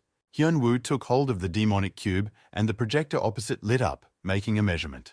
At rank maximum, pondered the tester as they waited for the counts. Maybe B+, since he's so famous after all. There is no smoke without fire, but what was his surprise when he saw the result? That's it, asked the bored hermit. Give me my money already, thought he. But suddenly he heard a suspicious noise, so the fuse of the saddlebag was lit. The tester screamed like a berserker on his way to Valhalla, Hyun-woo barely dodging the slobbering spray. How is that possible? Yelled the entire association building. News spread like hotcakes with potatoes. The World Wide Web of rumors was already in full swing discussing the experienced player. The news stunned and overturned all notions of normalcy. All of Hyun-woo's rank A skills, except for magic, are something to envy. Hyun-woo was riding in the car and listened to the video of the reactions to his testing. But what was even more surprising was that they had barely left the building and the rumors had already spread everywhere. It's no big deal, Shin-ken remarked, clutching the polygonal steering wheel, because his friend is a celebrity. People are sleeping and seeing to find out a little more about him. Especially since Hyun-woo had recently made a mess of the Ares dungeons, turning things upside down. You don't care about that, but... Shin-ken hesitated as he turned to his friend, clearly worried about him. The Ares Guild had definitely made inquiries and got wind of everything, including today's inspection. They definitely wouldn't leave Hyun-woo alone. Be careful, he said, and wanted to add dopehead, but was too well-mannered. Ares really are dangerous people, Shinken continued. But without getting an answer, he became indignant. Instead, the reclusive Hyunwoo chuckled nastily as befits a madman, distracting the driver from driving. He's definitely got 8th grade syndrome. Hyunwoo disregarded the rules of the road and shoved the screen in Shinken's face. In the video, there was a loading in-game that appeared when going through the dungeons. Hyunwoo played the dungeons because he couldn't live without them anymore. Look at what a retarded pose and strange aura, Shinken's unserious friend chuckled. In the video, there was Shinken, but crazy hermit Hyunwoo didn't realize it right away. He continued to bitch at his friend without realizing it, making fun of the fighting techniques. Shinken, who had long since become an adult, could not get used to his friend being a bit detached. He said again that it was him in the video. The gears in the shaggy-haired hermit's head rattled uncomfortably. There was an awkward silence. Me and my friend are retarded, Shinken thought. But what can I take from the wretched?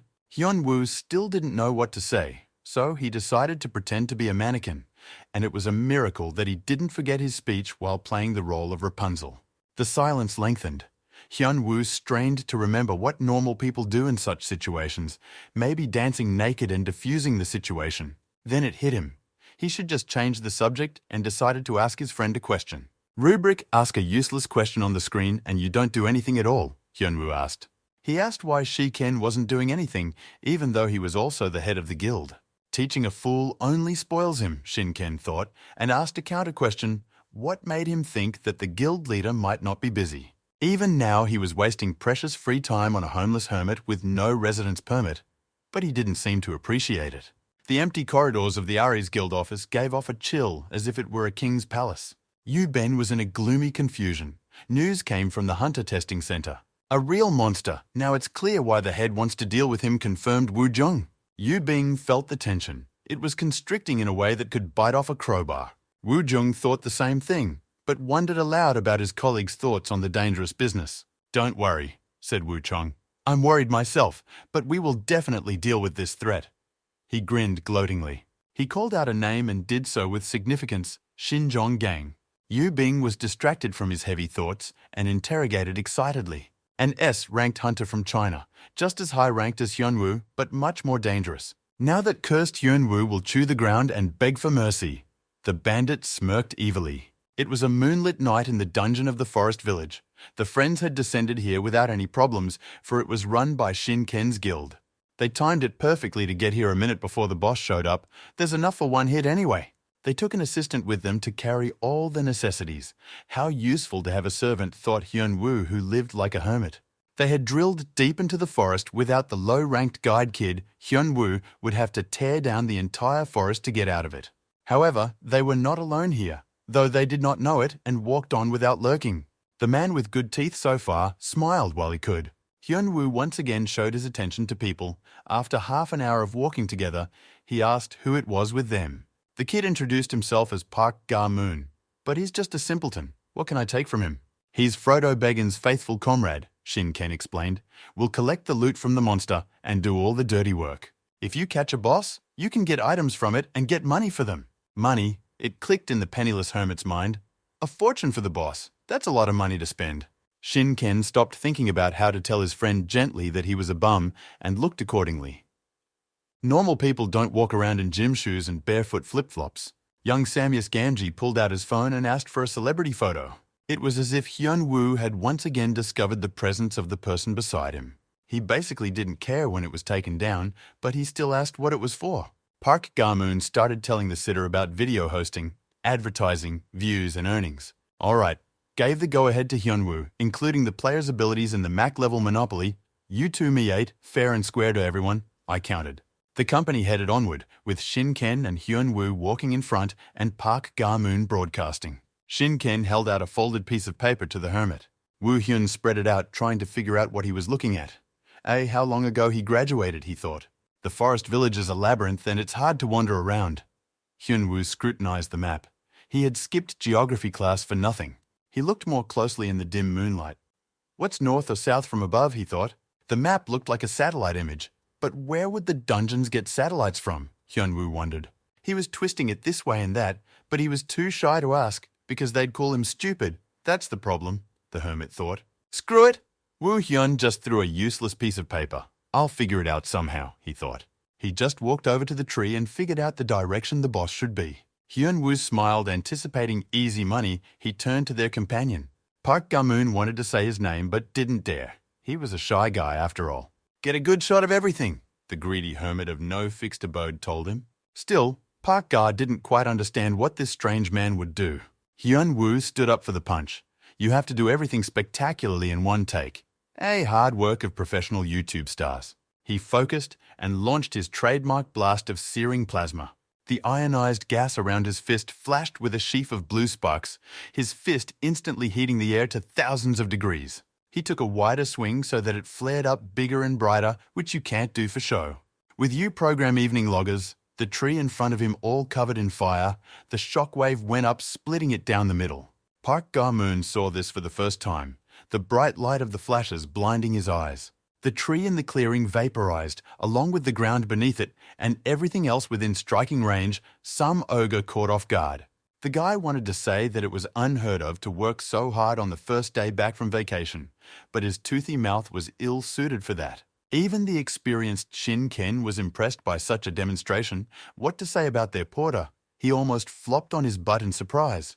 But you gotta hand it to the kid. He held up well in the face of some real monsters. We continue with Hyun Woo's program. Please subscribe and like it. In one hit, Hyun Woo cleared the way to the boss. Screw the scary geography girl, he can handle it without the cards. The disgruntled dungeon employee waved his hands indignantly. The southern temperament was telling, these people didn't understand anything at all. Hyun Woo made a point of light, once again not sparing his flip-flops. In one motion, he soared toward the bifurcated head of the ogre. The latter waved back with a cry of ruffians depriving him of his sight, but no one understood him. Free kick delivery arrived. Hyun Woo was approaching the ogre. It landed deftly on his shoulder, much to the honest dungeon director's dismay, for the guest could have fallen and hurt himself. A powerful kick rejected his polite address. A supernova erupted from his blow. Ogre collapsed on his back, a sick day for sure. The master of writing people, and not only sanitarium certificates, landed on top. Newcomer Park Ga-moon barely had time to point and sharpen his camera. A true hero hermit, forester, hunter, and just a good man, Hyun Woo proudly flaunted the body of the unfortunate dungeon director. Park Ga-moon was crying with happiness. He seemed to be feeling sympathy for the homeless hermits with insane strength. In the shade of the trees, sitting on a branch like a hen on a perch, a proud and lonely representative of the feathered species watched them. In the Ars Guild office an hour earlier, there was an atmosphere of excitement and optimism. Are you sure you checked everything? Asked Woo Jong, his late guest. Shin Chong Gang sat at the table like an ill-mannered idiot with no manners. He threw his legs over the table as if it was impossible to sit under another. Sean Gunn replied in agreement. What is he doing there? Thought Woo Jong. Why he is sitting like that? Is he ventilating himself, such a bastard? But he kept silent. He really is a monster of legends, Sean Gan confirmed, smugly smirking. Hyun Woo only had physical abilities, no magic, which was surprising. However, where there is strength, there is weakness. There are no invulnerable, continued Sean Gan. Recognizing his weaknesses is incredibly easy, he remarked with a smug look. Woo Chong smirked as well, realizing where this wild hunter with no manners was going. They knew exactly where he would appear next. It would be their dungeon, the visible swamp. The creepy and cocky type Sean Gunn jumped up from the table in one motion. Looks like he's really been practicing it for a long time. He's going to go ahead and get everything ready. Birds were chirping, a light breeze was blowing, leaves were rustling, nothing was troubling. Hyun Woo went for a walk to the swamp. As usual, he was in no hurry to get anywhere, letting the wind ruffle his bushy hair. And yet he felt strangely threatened, his hermit's intuition making itself felt. He felt a slight vibration in his pocket and didn't immediately realize what it was. After all, he had gotten a phone not too long ago. Surprised, he looked at the screen. Not many people could contact a lone hermit. Little Seo Yeon texted him, wanting to know about his plans for today. Hyun Woo sighed. He thought he'd get a phone and have cute girls texting him, but so far, only grumpy girlfriends were texting him. Yet he realized that his friends were worried about him. They were acting like adults, which made Hyun Woo feel like a child. Ours, not ours. What does it basically matter who and how? After all, it's the great him, Hyun Woo thought. Earlier, when she was sitting in front of him, beautiful, Seo Yeon asked him why he wanted Ares's dungeon. Sinner Hyun-woo is back in reality and out of the internet. But what can you take from a hermit with low social skills? He answered her question evasively. He's got business there, that's all, with his girlfriend. Hyun-woo continued to wriggle out of it like a frying pan, but he was pressured by the frightening power of the woman's charm. It would piss Ares off the least, he replied, grabbing his strawberry smoothie, not knowing how else to dodge the direct questioning. Con made a cat-like cute face and looked at him worriedly. She was left to sigh. Her friend was completely impenetrable, a good quality in combat but difficult to communicate. Still, she decided to press him for a straight answer. He was bothering her too much. Of course she knew he wasn't someone to worry about, but you couldn't be sure of everything. The new video from Forest Village confirmed his strength. He's definitely not a weakling who can be hurt by any passerby. Sitting in front of her was a highly troubled specimen of a recluse who easily looked for problems on his own head, and they found him. In any case, be sure to act quickly, little Seo-yoon instructed him with her thin but firm voice. Visible Swamp is an A-rank dungeon, and it's great for going unnoticed and avoiding unnecessary risk. On the day the boss appears, Ares will probably conduct a raid to kill him, Seo-yeon continued. Hyun-woo listened to her attentively. Still, she managed to get his attention. He still saw her as the schoolgirl he had cleared the tower with. He thanked her nonchalantly, as if he wasn't about to break into an enemy base where 100 dangers might await him. He had told her not to worry, however. Things had gone downhill from the very first minutes. A guild guard stood in front of him, with a Chinese broadsword at his side, and he was frankly shaking with fear, or perhaps he had already gotten a little lighter. The guard shouted loudly, "When dogs are scared, they also bark loudly to call their master," Hyun-woo thought. Seo-yeon haunted him even in his memories, and she had told him not to get caught by Ares's guards. "How tiring," said Hyun-woo. "It's the same thing every time, everyone shouting loudly and flying off one pitch, no fun." "Couldn't they have reacted any differently?" offered T, asked politely. "So know the same thing?" "Wait, who's coming?" resented Hyun-woo. "And then you get into a fight even though you know you can't win," Hyun-woo continued. "You can't learn. A samurai has no purpose, only a way. What do you realize?" Ares's guard thought, and got terribly angry. He would have shouted something harsher, but he wasn't allowed to, and rushed to the attack. The plight of Ares's simple guards was hard, but they were paid for it. See a bright flash? It's the light of shattered hopes and dreams. Hyun-woo's fist is back in action. The road of adventure once led him, and then he met Hyun-woo, and only a light puff of smoke wafted in the wind. "What a nuisance," Hyun-woo thought. "I told them I was on business, and they gave me a pass. But I gave them a pass." Hyun-woo sighed heavily. What kind of an organization this Ares was. No pity for his subordinates at all. His foot fell through the soft soil. The quagmire was just around the corner. He walked right into the center of the swamp and looked around. The boss was definitely nearby. Amber-slit eyes took predatory aim at the new prey. A lone defenseless target, so close you could smell his scent. The predator rushed into the attack like a revved-up mechanism. A veritable death machine on weighty short legs will emerge from the swamp. It raised a heap of splashing water and mud all around and rattled powerfully in the soft ground. Hyun-woo stopped. His ploy worked. You should pretend to be an easy prey, all the monsters are yours, and will rush to attack. The boss appeared in front of him, a huge ancient fossil with the boring name of Mega Alligator. Hyun-woo recognized the beast since Seo-yeon made sure to tell him about it in detail. However, all Hyun-woo had memorized was the cost of skin and teeth, which meant that the monster must be caught whole without damaging the skin. So much for a lonely hermit's pension, Hyun-woo thought. He let out his trademark smirk and activated his righteous nagging mode. Such blows the dinosaur fossil hasn't seen since the Chicxulub asteroid that wiped out the dinosaurs. The ancient lizard immediately became despondent, deflated and skeptical. The hunt was not going well at once. "Quickly kill it and skin it," informed the future bag, animal lover Hyun-woo. But the walking antiquity was not going to give up. He had experienced more than that in his long annals. You can always employ a tactical retreat, not to be confused with panic flight. Hyun-woo instantly reacted. A valuable resource can't be let go. He had already thought of what kind of wallet he would have, and boots. He quickly and firmly grabbed the fleeing lizard. Time to make money. The crocodile had two tails at once, so holding it was even easier. For a few moments it turned into a hole digger. "Carousel, carousel, it's a joy for us," cheerfully hummed Hyun-woo with a demonic grin. The crocodile remembered the dinosaurs as they fell and were replaced by weak rodents. But when say everything went wrong, perplexed him. Having experienced an overload of 9, Megaligator realized that he would not be an astronaut. It was too much for him. With all his might, he flew into the rock, raising a cloud of dust around him. It is good to lie here, thought the lizard. Maybe he will be taken for a fossil ingrown in the stone, sent to the museum to rest. But on the other hand, what this Pleistocene miscarriage allows itself, the crocodile remembered its cold-blooded pride. Die not twice, said the ancient warrior. He scorned death, squeezing out a stingy tear. I have lived a good life, which means the end should be bright. The monster went back into battle. An aura of martial determination enveloped his body, a proud warrior for mortal combat.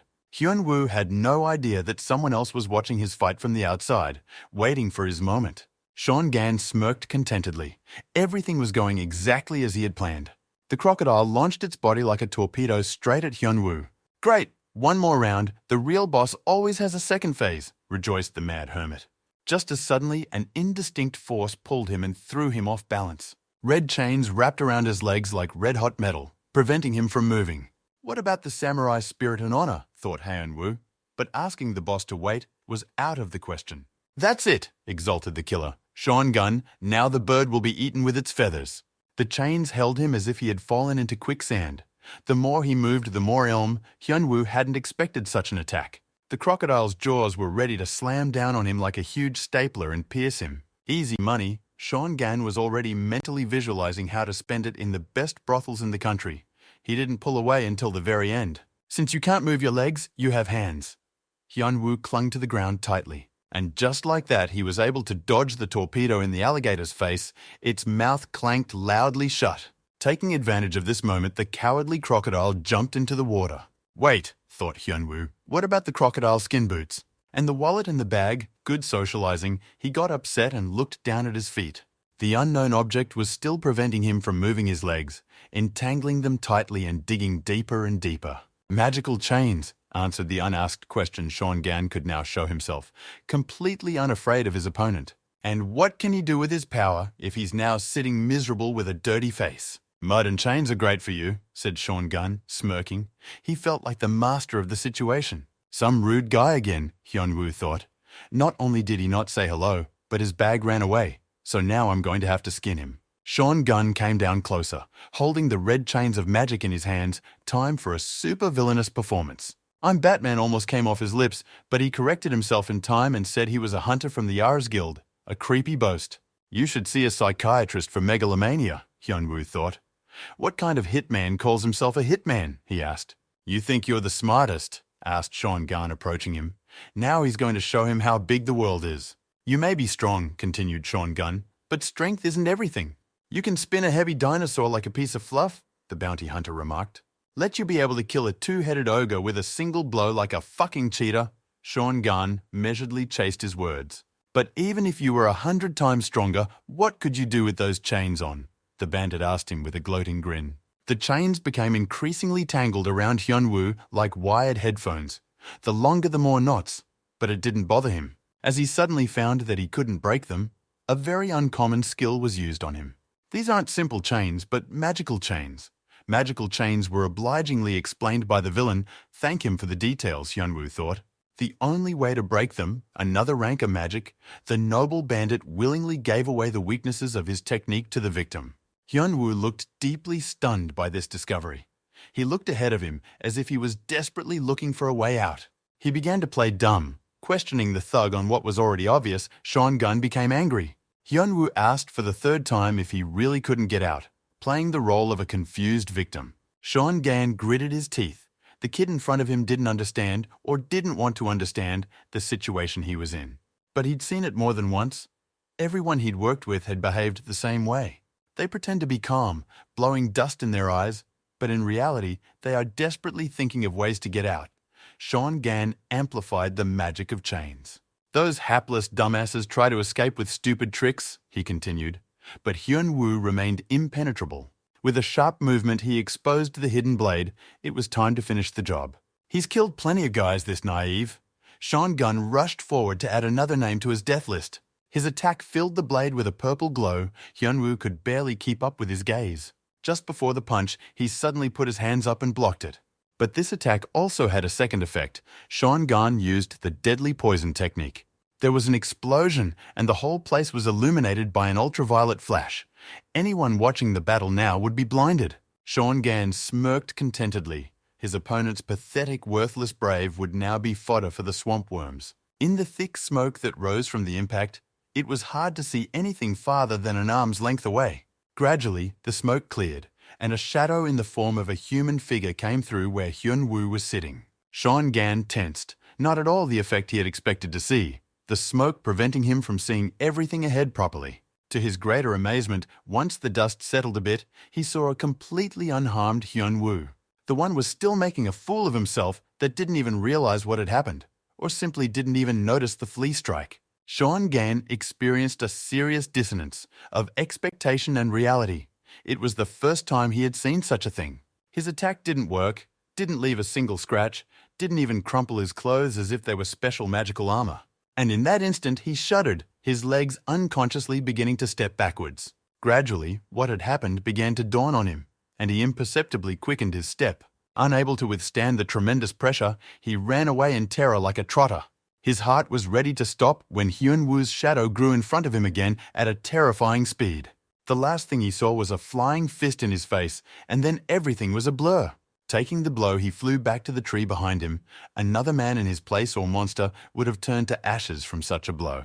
But Sean Gan survived, though he was writhing in hellish pain as he put his whole body against the tree. It was as if the chains had stopped restraining Hyun-woo. He was moving completely freely. His defeated opponent had fused with the tree, leaving a deep dent in it.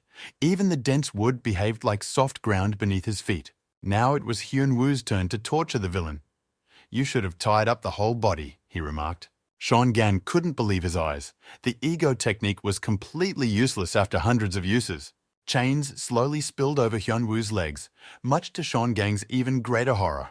Hyun-woo defiantly raised the hand entangled in the chain that had visibly loosened. A light flip-flop kick ignited. Hyun-woo wasn't going to spare his enemy. From the kick, the long-suffering tree collapsed like an undercut along with Sean Gan. Hyun-woo grabbed him tighter. It was time to repeat the ride. Sean Gan clearly wasn't thrilled.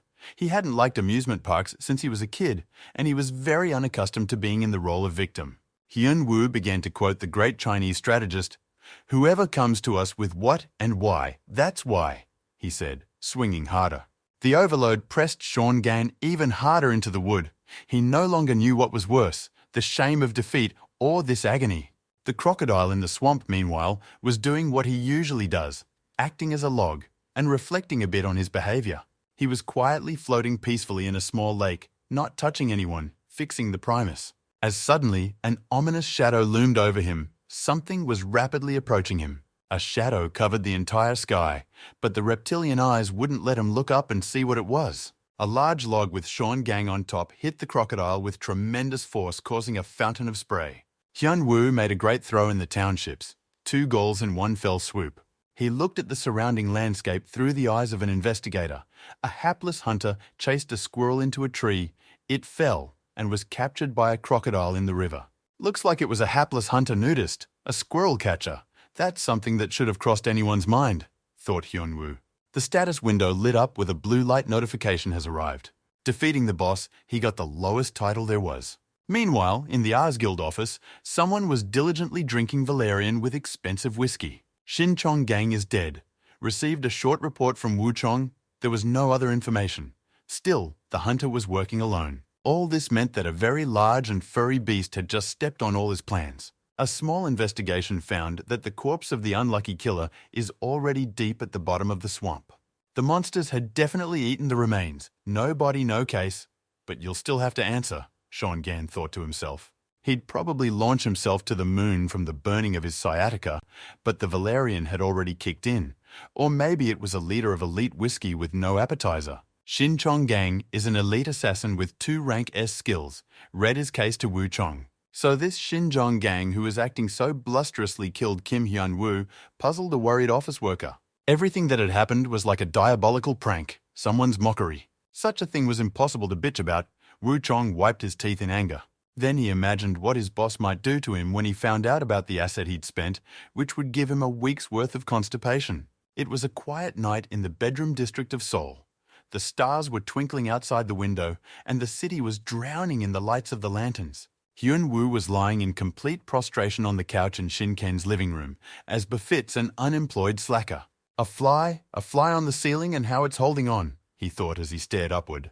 No matter how much he thought, he could not understand the vagaries of nature and existence. But still determined to figure it out, and called up the status window. A familiar blue hologram appeared before him like a projector screen, its light making his eyes ache. He couldn't understand the line under his name where the title, Temporary Guardian, was written. And an added ability, a right to information, he wondered, and with the size of the melons, it would roll with the size of the melons. And yet, I couldn't know how to use it because I'd never seen such a change in the system. He also got an invitation, no exact location, but a countdown timer. Hyun-woo continued to puzzle over it for a long time, but no matter how many times he looked, there was no more understanding. Hyun-woo's adult and responsible friend returned to the apartment and greeted his unemployed comrade. Knowing how useless Hyun-woo was at household chores since he hadn't lived in the house in over a dozen years, Shin-kyung inquired about dinner. Suddenly, Hyun-woo, it hit him. "Wait, don't press anything, let me try," he said to Shin-ken. Hyun-woo decided to test out the new ability Right to Information. It must work somehow. "Abracadabra," he said the words of activation and looked at his friend carefully. Shin-ken's status window appeared in front of Hyun-woo's face, but no new information was shown. "How the hell to use this garbage?" he blurted out. "No, he's seen stupid scumbags, but this is the first time he's seen them this stupid," he said, referring to the developers of the system. But Shi-ken took it personally, so I had to calm him down. For the remaining 2 hours, he stared impatiently into the phone, counting minute by minute. The last few seconds stretched slowly like tar. It couldn't be that, he thought, that he'd just been tricked, or it wouldn't make sense. Hyun-woo waited tensely. He didn't know what awaited him, monsters, trials, but he was ready for anything. But then the light went out. As if everything disappeared around him, he experienced a slight feeling of disorientation. When the light came back on, he found himself in a completely unfamiliar place. Good thing there was a chair under his buttocks, or he would have flopped to the floor. The place resembled a deep stone well, the light falling from above, with no apparent source. He was moved stealthily without any portals. Hyun-woo looked around. There was a girl sitting at a table in front of him. Somewhere he had seen a similar scene before. The white-haired Chobit girl greeted him politely.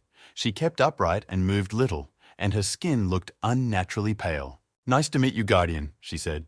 "I am an architect, or rather an assistant," quickly corrected the girl named Av. "Av," Hyun-woo interjected, wondering how a name could consist of 2 letters like a toaster model. These meetings would be frequent now, the white-haired answering machine notified him. The mad recluse is encouraged. He can finally learn all about the tower and his imprisonment. 5 minutes of silence passed. Hyun-woo decided to see if she would really be unmoved. He even held his breath. 5 more minutes of silence. She's definitely not breathing. A freaking bucketoid instead of a living thing. Unable to stand it, he began questioning first, human or not. He could definitely be talked out of it, he thought. The white-haired woman wasn't even going to explain anything. She slammed her grey eyelashes shut. This made Hyun-woo furious, so he jumped up from his chair and started yelling and demanding answers. She could answer a question if asked directly. Apparently, this model of GPT chat did not support a high level of abstraction. A goofy bucket with the appearance of a cute little girl confirmed his hunch. He asked her who imprisoned him in the training tower, a normal, straightforward question even a stupid Vedroid could handle. Lengthy data processing ensued. It looked like a Pentium 3 processor had been shoved into the girl. "Information denied due to low rank," the answering machine said after a long pause. How stupid is it, Hyun-woo thought, but decided to try again. He found out that only by going up a rank could he get more access and more information. At least that's what the machine said clearly. However, it pissed him off terribly that the system that this dolt of an answering machine, all done by crooked developers, had no answers anywhere. He tried to ask a leading question again. If you increase the rank, can you find out who created the tower? But it didn't work. The machine couldn't comment in any way on the hidden data about the system.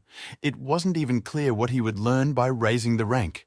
It was frankly starting to piss me off. No user-centeredness. The entire development budget went to a pretty face. A query about the training tower also failed. Access denied. A request for the reason for its creation was also dismissed by a bucket of bolts instead of brains. The request for the reasons for the monsters was also rejected. There is information here, but it is not given. Only shown, Beautiful, Hyun-woo thought. He remembered how his father used to fix the TV when he was a kid, and if you bumped it, it would pick up the signal right away. This machine had one excellent property. It felt pain, and you could vent all your anger on it. The goofy android with the appearance of a cute girl was rubbing his bruised head. Hyun-woo was getting really excited and was thinking of opening up the system unit, because the friend inside had something interesting to say. The girl bucketoid resented it. She couldn't give answers to his questions. Batten method works, thought Hyun-woo. However, the developers were still just wasting his precious time, and he was terribly angry. Anticipating an imminent unpacking, the android announced that there was still information available. Guardian, said the bucketoid, shaking his fist as if that answer was so self-evident that it needed no explanation. Guardian must guard issued the robot another poorly written script. It seems one blow is not enough to enlighten the chips. The Vedroid hovered in overload mode again. It seemed to be her way of compensating for her lack of computational ability. She finally got around to giving out the main quest. Wouldn't have to spend so much time on empty dialogue branches. However, the Vedroid wasn't going to say anything from what Hyun-woo needed. At the moment, Hyun-woo is only a temporary guardian, whatever that means. To become an official guardian, you need to follow the link. Next came the unmissable advertisement for an unknown Hyun-woo brand of electrical appliances. When it was over, he was able to ask Taki how to get a new rank. In 5 days' time, she said in the ominous voice from the movie call, the city will open a glacial fissure. There will be a beak in the deepest part of the cleft that will help him increase his rank. This city needs a new hero. Hyun-woo watched the lights of the crime-ridden city flicker on. Hyun-woo was backing away from the dialogue with the Chobit. He was still cringing from her phrasing and silly electronic voice. However, there was also something important. He must increase his skills in the first. In a very long time, he could become even stronger. There was nothing else to do but accept the assignment, especially since it involved a lot of outside people. In the morning, friend sitting in the cafe for breakfast was interrupted by the exclamation of little Seo Yeon, glacial crack. She shrieked. They came to eat meat and burgers, as befits true hunters, when Hyun-woo decided to ask his friends what they knew about Glacier Crevasse. The friends looked at each other anxiously and were in no hurry to answer. Shin-ken decided to find out the reason for this question first, and he too looked anxious. Hyun-woo was surprised at his friend's harsh reactions. It looked like the case was not an easy one. Shin-ken started to explain to him with a serious look. The phenomenon was familiar to him. This is a real disaster, he said, a catastrophe of enormous proportions. In the main headquarters of the Ares Guild, a soldering iron was warming in the boss's office to better motivate his subordinates. Boss Hyuk Seong-woo had just trashed the office furniture and was now thinking about who to use the electrical device on and how to use it. The post-landing news upset him very much, and he wondered what to do about it. His subordinate dispatched the guild's best assassin to remove an annoying nuisance, but ended up being killed by his target himself. I wanted to send half the department to the torture chamber to maintain discipline and morale, but it wouldn't help the cause, Sung-woo thought. Woo Chong bowed his head guiltily and prayed that he would get away with it. He had experienced a red-hot poker last time and didn't want to repeat. The boss's attention shifted to Yu Ben-wook, and Woo Chong heaved a sigh of relief. "Start pissing goats!" Boss Song said angrily, showing his violent nature more and more. He was taking personal control of the case and was even willing to lend his money to new assassins stronger than Sean Gunn. "And let the music play in his house, but he will not hear it," he ordered his men. He purposely asked again to know if he was understood correctly. Yu Ben nodded in response, immediately letting it be known that he had accepted for execution. The chief sat back in his chair, letting off steam. He felt lighter. Or else some teenagers are having a debauch, killing the best people. It's a mess. And with something else entirely hanging on the agenda, the Pedo Guild too required urgent attention. Intelligence reported that they were gathering a real army and preparing for open war with the Ares Guild. Hunter wars are common. Yu Ben nodded again. The task was clear. Let everyone go to waste and fertilizer. Nothing can be left to these jackasses. Chief Sung-woo grabbed his head. So much to do. Now I'd like to go to the sauna and have a drink. But business is business. He doesn't take care of himself at all. He's all business and business. You have to think about yourself too. The merry quartet of first hunters sat in the restaurant and waited for their food. Hyun-woo rejoiced like a child looking at something bright in front of him. The ring in Kwang Song's hands glowed at the full 2 billion value. Such expensive things are given in the labyrinth. Kwang Song gently hinted to his friend that it was time for him to stop being a freeloader and get a job. Hyun-woo learned from his friends the difference between a maze and a dungeon, and it turns out that there are different artifacts in them. The ring in question is also an artifact, so Yon explained. Dungeons, on the other hand, give special resources such as magic stones or monster parts, Shin-ken added. The labyrinths give already finished artifacts from the treasury, like this ring. The ring has an enchantment, Kwon-sung said, hoping to pique Hyun-woo's interest. Just like in the games, the hermit remarked, examining the shiny trinket. Artifacts with enchantment, much better than ordinary ones, Hyun-woo gradually understood what was going on. The smell of money attracted him like a hare to a fox. As he looked closely at the ring and he began to see inscriptions in an ancient language, a status window appeared. Now Hyun-woo could use his ability to recognize objects through the system. He applied the skill right to information again, concentrating on the ring. Fucking classified material, thought Hyun-woo. The system hid the description. However, Kwon Seo's tip he accepted, after all the business, one should definitely pay a visit to the labyrinth.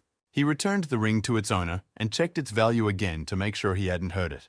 After putting all his business aside, the hermit decided it was time for a meal. That's why he goes to meetings with friends, because he is well fed. He simply swiped his finger across the menu and ordered each dish like a true cave troglodyte. The friends were greatly surprised at Hyun-woo's bottomless stomach and complete lack of conscience. "Don't be shy," said Kwon Seo, barely holding back tears as it was his turn to pay the company's bills. Hyun-woo exclaimed as if he had forgotten a mere trifle, but now he had just remembered. "What do you know about the glacial crevasse?" He suddenly stunned his friends with his question. The question caught them off guard and silenced them. They tensed up considerably. There was a long silence as they thought about what their weirdo hermit savage had gotten himself into again. Meanwhile, the food, blood steak, pizza, and other appetizers were brought in. But Hyun-woo didn't back down and kept asking about the crack. It turned out that this is the name of a rift in the ground that suddenly appears, and from it monsters that have no end and no edge. Germany and China, where she appeared, are called the Gates of Hell, said little Seo-yeon. Hyun-woo pondered greedily, devouring the meat. He had insanely missed eating normal food while living in the tower. The stupid android didn't say a word about the event being a real disaster. But what would happen if this thing showed up in their native Korea? He frightened the boys with his question. They couldn't find anything to answer. Horrible pictures of the possible consequences floating before their eyes. Even the always combative Kwon Seo hesitated and huffed. He really didn't like these thoughts. The prudent Shu-ken calculated that even with a rank C crack, even if it was stopped in time, everything would be destroyed. Hunters lack cohesion. Even if the guilds unite, ours can refuse to help with only formal assistance. "Those bastards," Hyun-woo reacted, taking out his anger on the piece of meat in his plate. He poked the unfortunate piece over and over again in deep thoughtfulness. "They should rest and gain strength in the remaining 4 days," Hyun-woo informed them. However, he did not specify the details. Still, what he would say would sound too strange, and it was unlikely that his friends would understand it. The roar of turbines drowned out everything around for many kilometers. The airport was bustling with the usual work. However, something unusual had already begun to happen, and at first, people didn't understand at all what they were feeling. But then they felt a jolt, as if someone was beating a drum and sending waves across the ground. The tremors grew stronger and stronger until a real earthquake started, throwing everyone into a panic. A long crack ran down the runway, as if the ground had dried up after a long heat wave. Soon it broke apart, beginning a tectonic labor. Everything around it shook terribly. Hundreds of screams erupted. Panic gripped the people at the airport as the crack turned into a veritable abyss. In the gloom of the underground temple, there was only one monk. The empty gallery was illuminated by the light of deadly dim lamps. The lone figure entered an atrium with a large round table where another man was waiting for her. "Level 9 has come to his senses," the novice reported, bowing. The man at the table inquired if someone the two knew about had fully awakened. "Soon it will be completely ready," reported a monk in a dark cassock. The man at the table was pleased with this news. He looked like a formidable warrior, and a dark aura surrounded him. His thoughts were occupied by them wild, oddball hermit, a very unusual man. Just how strong is he? The warrior pondered, wanting to experience this man sooner rather than later. Seoul's airport continued to collapse under the powerful tremors, the disaster only gaining momentum. People fell on their backs and could not move from fear. They screamed loudly and begged for salvation. Soon, other people began to pull up to the scene. The first to arrive was a helicopter of reporters and began to alert everyone to the disaster. The government announced an urgent evacuation. Within a radius of 5 kilometers from the airport, hundreds of thousands of people were to be saved. The airport was closed, and the first small group of hunters and those they could gather quickly were sent there.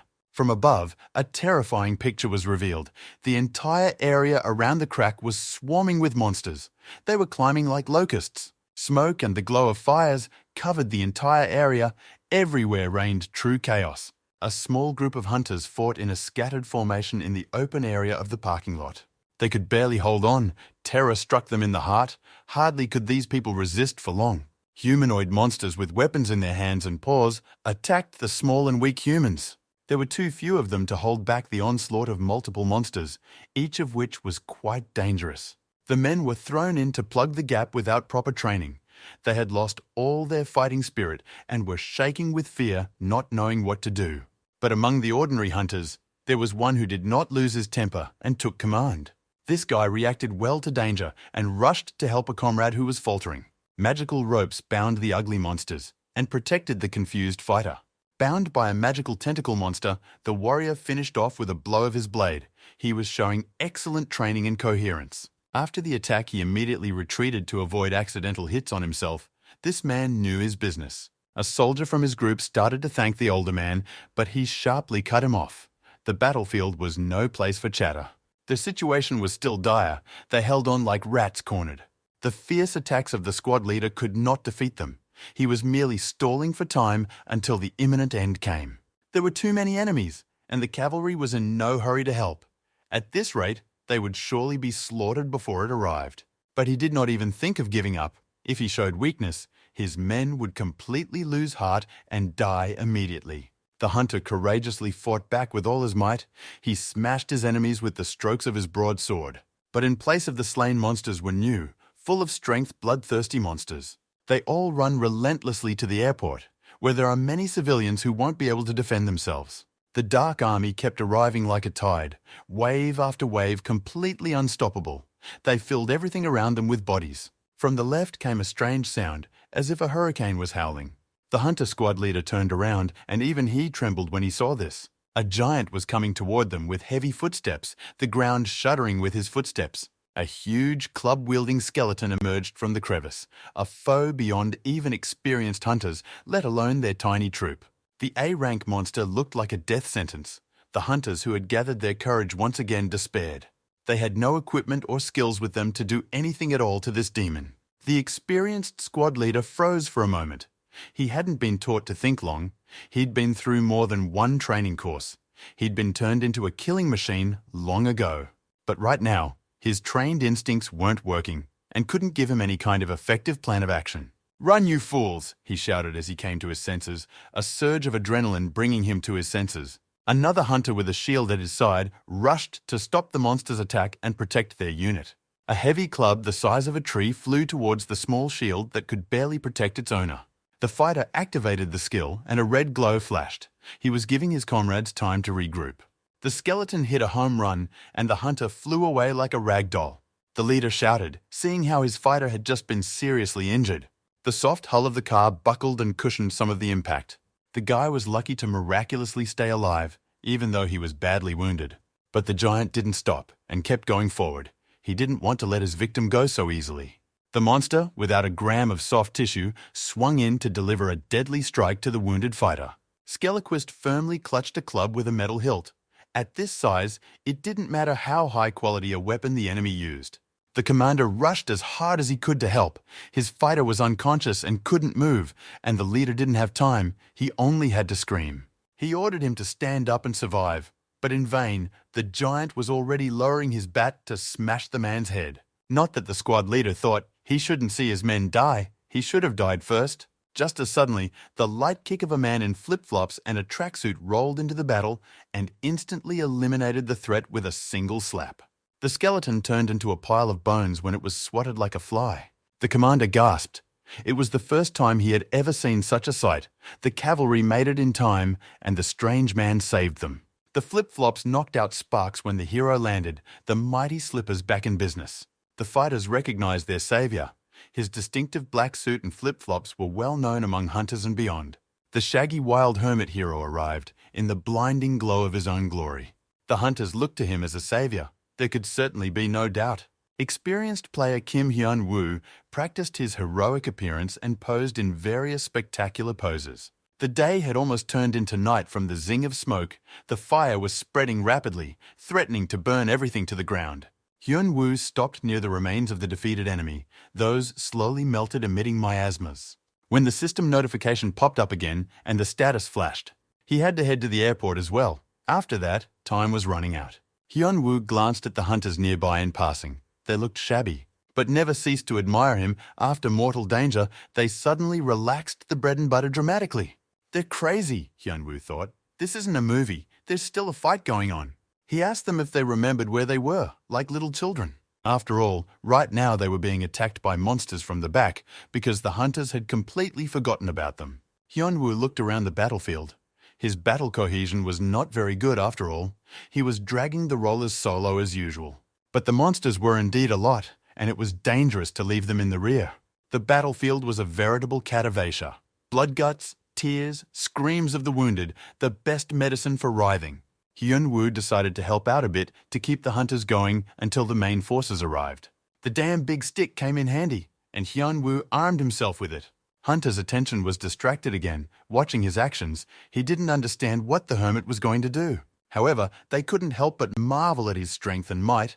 He single-handedly held the log wielded by the giant skeleton.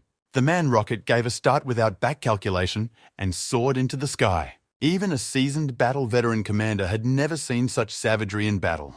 Hyun-woo swung the telegraph pole in his hands properly and turned on death carousel mode. It spun around its axis very quickly. Then he executed a perfect throw like in the townships. A giant log flew towards the enemy. Those scattered like skittles, their crowding playing into the hands of Hyun-woo and his Jedi mind trick. The enemies scattered cowardly tails, or their equivalent. The infernal lawnmower soaked the whole place, uprooting even the concrete slabs. Even the hunters were horrified by this terrible rampage. Hyun-woo cupped his hands. With that part of the task done, it was time to move on. The squad leader couldn't believe his eyes. The hero had saved them once again. The rumors about the experienced player were true. He allowed himself a flicker of emotion. Now there was a ray of hope in their desperate situation, and they could survive. "All right," he commanded. "Everyone gather around the experienced player." His fighting spirit had returned. This battle could still be won. He thought and noticed the player pressing on his heels, leaving the battlefield as if nothing had happened. "I'll be back," shouted Hyun-woo to them. "They can do it, because they have the power of friendship." He swiftly raced away toward the airport, only flip-flops flashing. The commander fell out again. How could this be, and what was going on? Unanswered questions swarmed. His sword flashed and took a bloody harvest. The way of the samurai is simple: raise and learn, and think of nothing else. Your rising Fane, they just have to straighten out the rest of them. Easy, you can't show your tears to your subordinates. The commander rushed into battle. Damn experienced player if he had stayed a little longer. That's how you believe heroes will be wowed and dumped after that. The battle boiled over with redoubled fury. Jet fuel blazing all around, humans and monsters fighting to the death. His men were holding on to their last breath. They had used up all their reserves of stamina.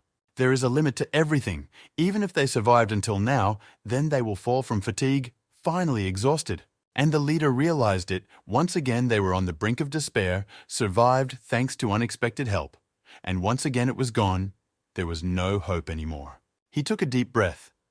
If there's one thing that helps a man hold on in times of need, it's his fighting spirit.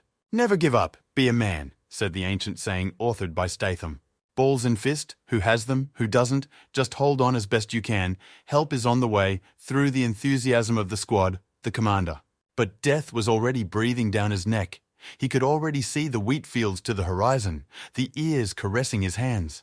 The samurai's hand on the hilt of the katana, the fleeting movement of the plum petal.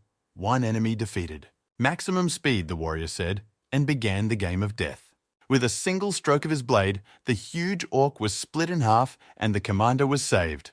The cavalry coming for the second time in his life, and even in the same battle, thought the hunter. How much longer will this go on? That emotional swing would drive anyone crazy. He's definitely going to retire after this fight. The sword returned to the scabbard. One should love everyone. Even the enemy should be killed gently. Samurai warrior Star Guild leader and just plain handsome Shin Ken arrived on time, and together with him all his honorable army. They were built beautifully and spectacularly so that all could be seen. The exhausted hunters cheered. There was nothing to fear now. The sky was cut by flashes of lightning. It seemed someone had summoned a scorpion. The discharges of electricity set off a cascade of lightning and blew away all the monsters in the area. One day the Sith will rule the galaxy, learn the power of the dark side of the Force. The charred, crispy corpse fell at Shinken's feet, smelling of roasted meat. And it's called in time, asked his living Tesla coil, striding gracefully across the field of bullwhip in high boots. The beautiful Seo Yeon said, her long hair falling down in a waterfall as her guild arrived in full force. She had spent the entire evening before the attack on her makeup, and it was a success. The sight of the beauty had the male half of the hunters drooling. It can't be. 2 regiments of cavalry came to the rescue at once. Such a thing can only be seen in Manhwa, thought the squad leader. Eagles! Eagles have arrived! Shouted one of the fighters, pointing in the direction. A squad of armored tanks from the Kwanseong Guild also arrived at the battlefield. Three regiments of cavalry. The commander couldn't believe his eyes. He didn't realize which god had saved him, but promised to pray to him. Now it's retirement. He'll have a vegetable garden, plant potatoes instead of all this. Vigilant little Seo Yeon looked around for Hyun-woo, who was nowhere to be seen. And give up on this skilled player, the commander thought, who in their right mind would worry about him. He went deep into the rift, the commander informed the beautiful Seo Yeon. Bosses are never late, nor are they delayed. They come strictly when needed, Shimken reported. The heavy infantry shield crashed into the coating of concrete, knocking out a sheaf of sparks. Kwon Song stood at the head of the united army of hunters as the tank should. He rested his shield on the ground. He used his acceleration ability and transformed into a transformer. His heavy Pavis shield enveloped in a force field aura, the man bulldozed forward. Heavy armor and shield along with acceleration was a good combination with a huge energy output. Forming a wedge, the hunters of the 3 guilds went on an organized offensive against the crowd of monsters. The shield was simply crushing the monsters with a battering ram. They couldn't hold back Kwang So's mad onslaught. He strode through the enemy ranks like a knife through butter, smashing everyone like a Keldy in his path. Some particularly nimble monsters tried to outflank their group. They relied on the shield to speed and hit their backs and flanks. But everyone was overtaken by instant death. The calm and balanced Shinken chopped them down in an instant. He didn't even raise an eyebrow. He didn't care about such petty bipeds. The defeat of the enemy was obvious. His flaming blade cut through flesh and bone without losing speed, like cutting through air. Wearing white gloves, the blue-haired witch gathered a blob of magic in her palm and lightning flashed. Static electricity lifted her luxurious hair as she summoned multiple lightning spells. The Storm Lord completed the defeat of the enemy by unleashing weapons of mass destruction on them. The discharges killed so many monsters that their bodies carpeted the entire area of the parking lot where the battle was raging. Another fighter gave his life in the war. What brought him here didn't matter anymore. War is the way of killing. Pressing the corpse of the defeated enemy with the flip-flops of fate, Hyun-woo looked around the battlefield. It looks like the forces that came up should handle the disaster while he takes care of the main task at hand.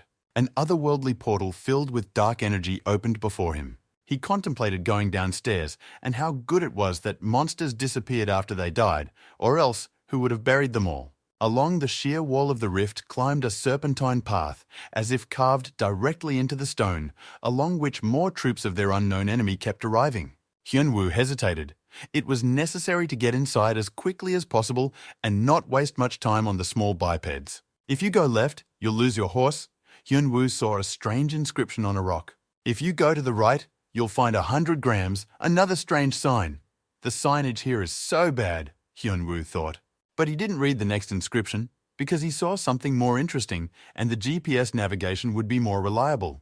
Right above the abyss hovered a tired car. He was desperate to find his happiness and looked sadly into the abyss. To be or not to be, that was the question.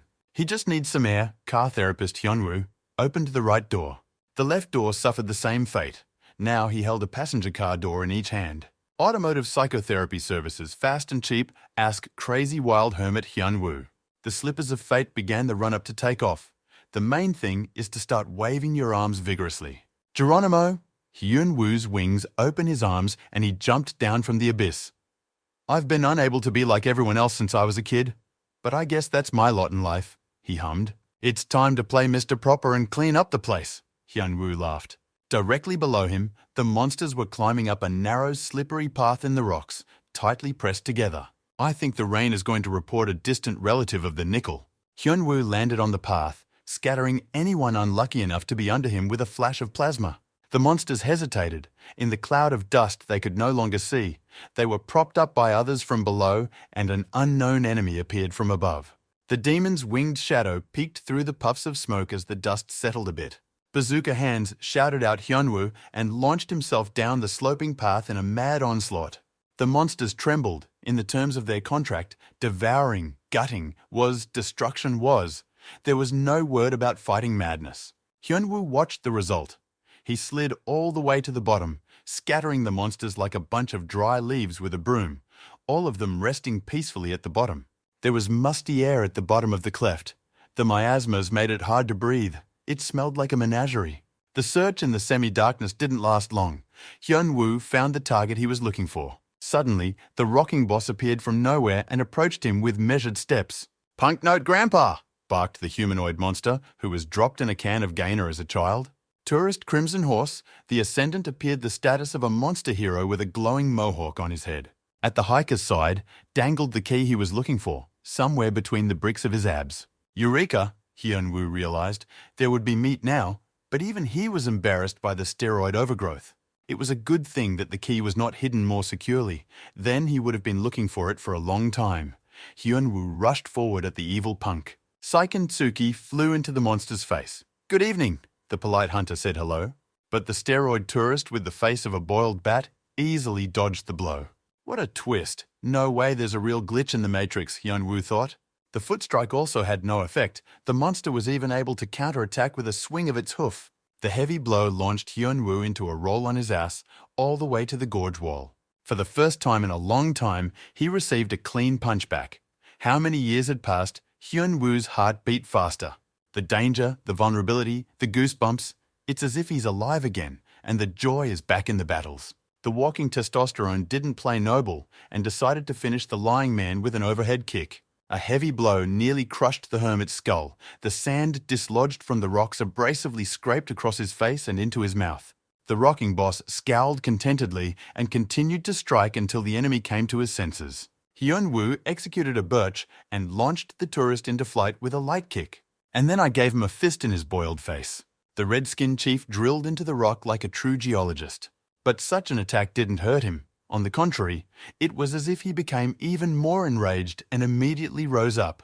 "A man in a tracksuit and flip-flops, who is he without them?" muttered the hiking enthusiast. Hermit, car mechanic, dentist, Hyunwoo thought. He understood the devil without words. Why words when you can speak with the power of your fists, especially when you have such a good interlocutor for heated discussions? Hyunwoo caught up with his opponent on the ground. He remembered the ancient rule of fist fighting. Paper beats rock. I knew I should have thrown away the scissors. Hyunwoo got upset and immediately applied the second stone. It's not in the Kenobu rules, but who reads those rules? But the punk lover also watched Bruce Lee movies, so he was able to block the hermit's punch. Hyunwoo didn't expect such a twist. When all the monsters fall with a single blow, you begin to forget what real contact is. The blast wave went through, nearly tearing his membranes, the demon's fist knocking him back again. Followed by a front leg kick, Punk Tourist didn't miss his karate lessons. This blow went full force, and Hyunwoo absorbed all the damage. He crashed his back into the wall, exploding rocks. The hermit coughed heavily, his ribs aching from the impact, the sand crunching on his teeth, the evening no longer languid. The third pose change, but only he gets the blame, the hunter thought. The steroidal crane-horned creature was much stronger than he'd believed. His ribs cracked as he tried to stand up. Now the real fight would begin. The monster was very different from the ones he had encountered in the tower. Even a level 100 boss would fly away like a furry beast. The limitations of the tower had taken its toll. Hyunwoo inhaled. To become stronger, he had subjected himself to various ascetics. It was time to remove one of the restrictions. He was loath to break the vows of abstinence he had made to himself. It undermined his spirit, but the situation forced it. "Hey, Rubberface!" The hero rose to his feet, gathering his strength. The monster wheezed something unintelligible in response, yet he had no real speech like all monsters. Hyunwoo pointed at the monster and promised it a quick and easy death. But the punk lover didn't understand a damn thing. He put all his points into strength, not enough for intelligence. The mad hermit took a special stance. The first technique, a killing slam. He made the same seemingly completely unimportant hand motions. Taking a low stance, he was inviting the monster on a date with death. This technique brought back a long-ago memory from his imprisonment, so he didn't want to use it again. Years ago, imprisoned in a training tower, having known despair when he tried everything he could to free himself. Hyun-woo hadn't become a crazy hermit yet and was following the script of a martial arts novel he had read earlier. The hero of this novella was imprisoned as he was, but was able to get out after learning the truth by creating his martial arts. The prisoner, driven to exhaustion, lay on the cold ground of the tower. It was only at the bottom of the well of despair that the right thought struck him. Rejecting the deadly fatigue, he cheered up again. Hunter refused to give up and accept his fate, away with discouragement and defeatism. He could definitely get out of this prison. Madness was slowly enveloping his sanity.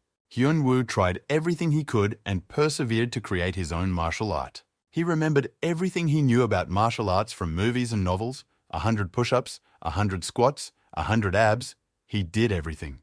But what does it matter if one is determined to achieve the goal? The main thing is to believe that once he becomes a master, he can do anything he wants. He ran around the tower shouting pathetic phrases and getting into theatrical poses he could only imagine. Even then, the residents of the tower began to suspect something about their unwilling guest. Unfortunately for Hyun-woo, his techniques didn't work. The cheats refused to connect. He continued to study the sky over and over again, flying away from the blows of different bosses. It was all about boredom and endless time at his disposal.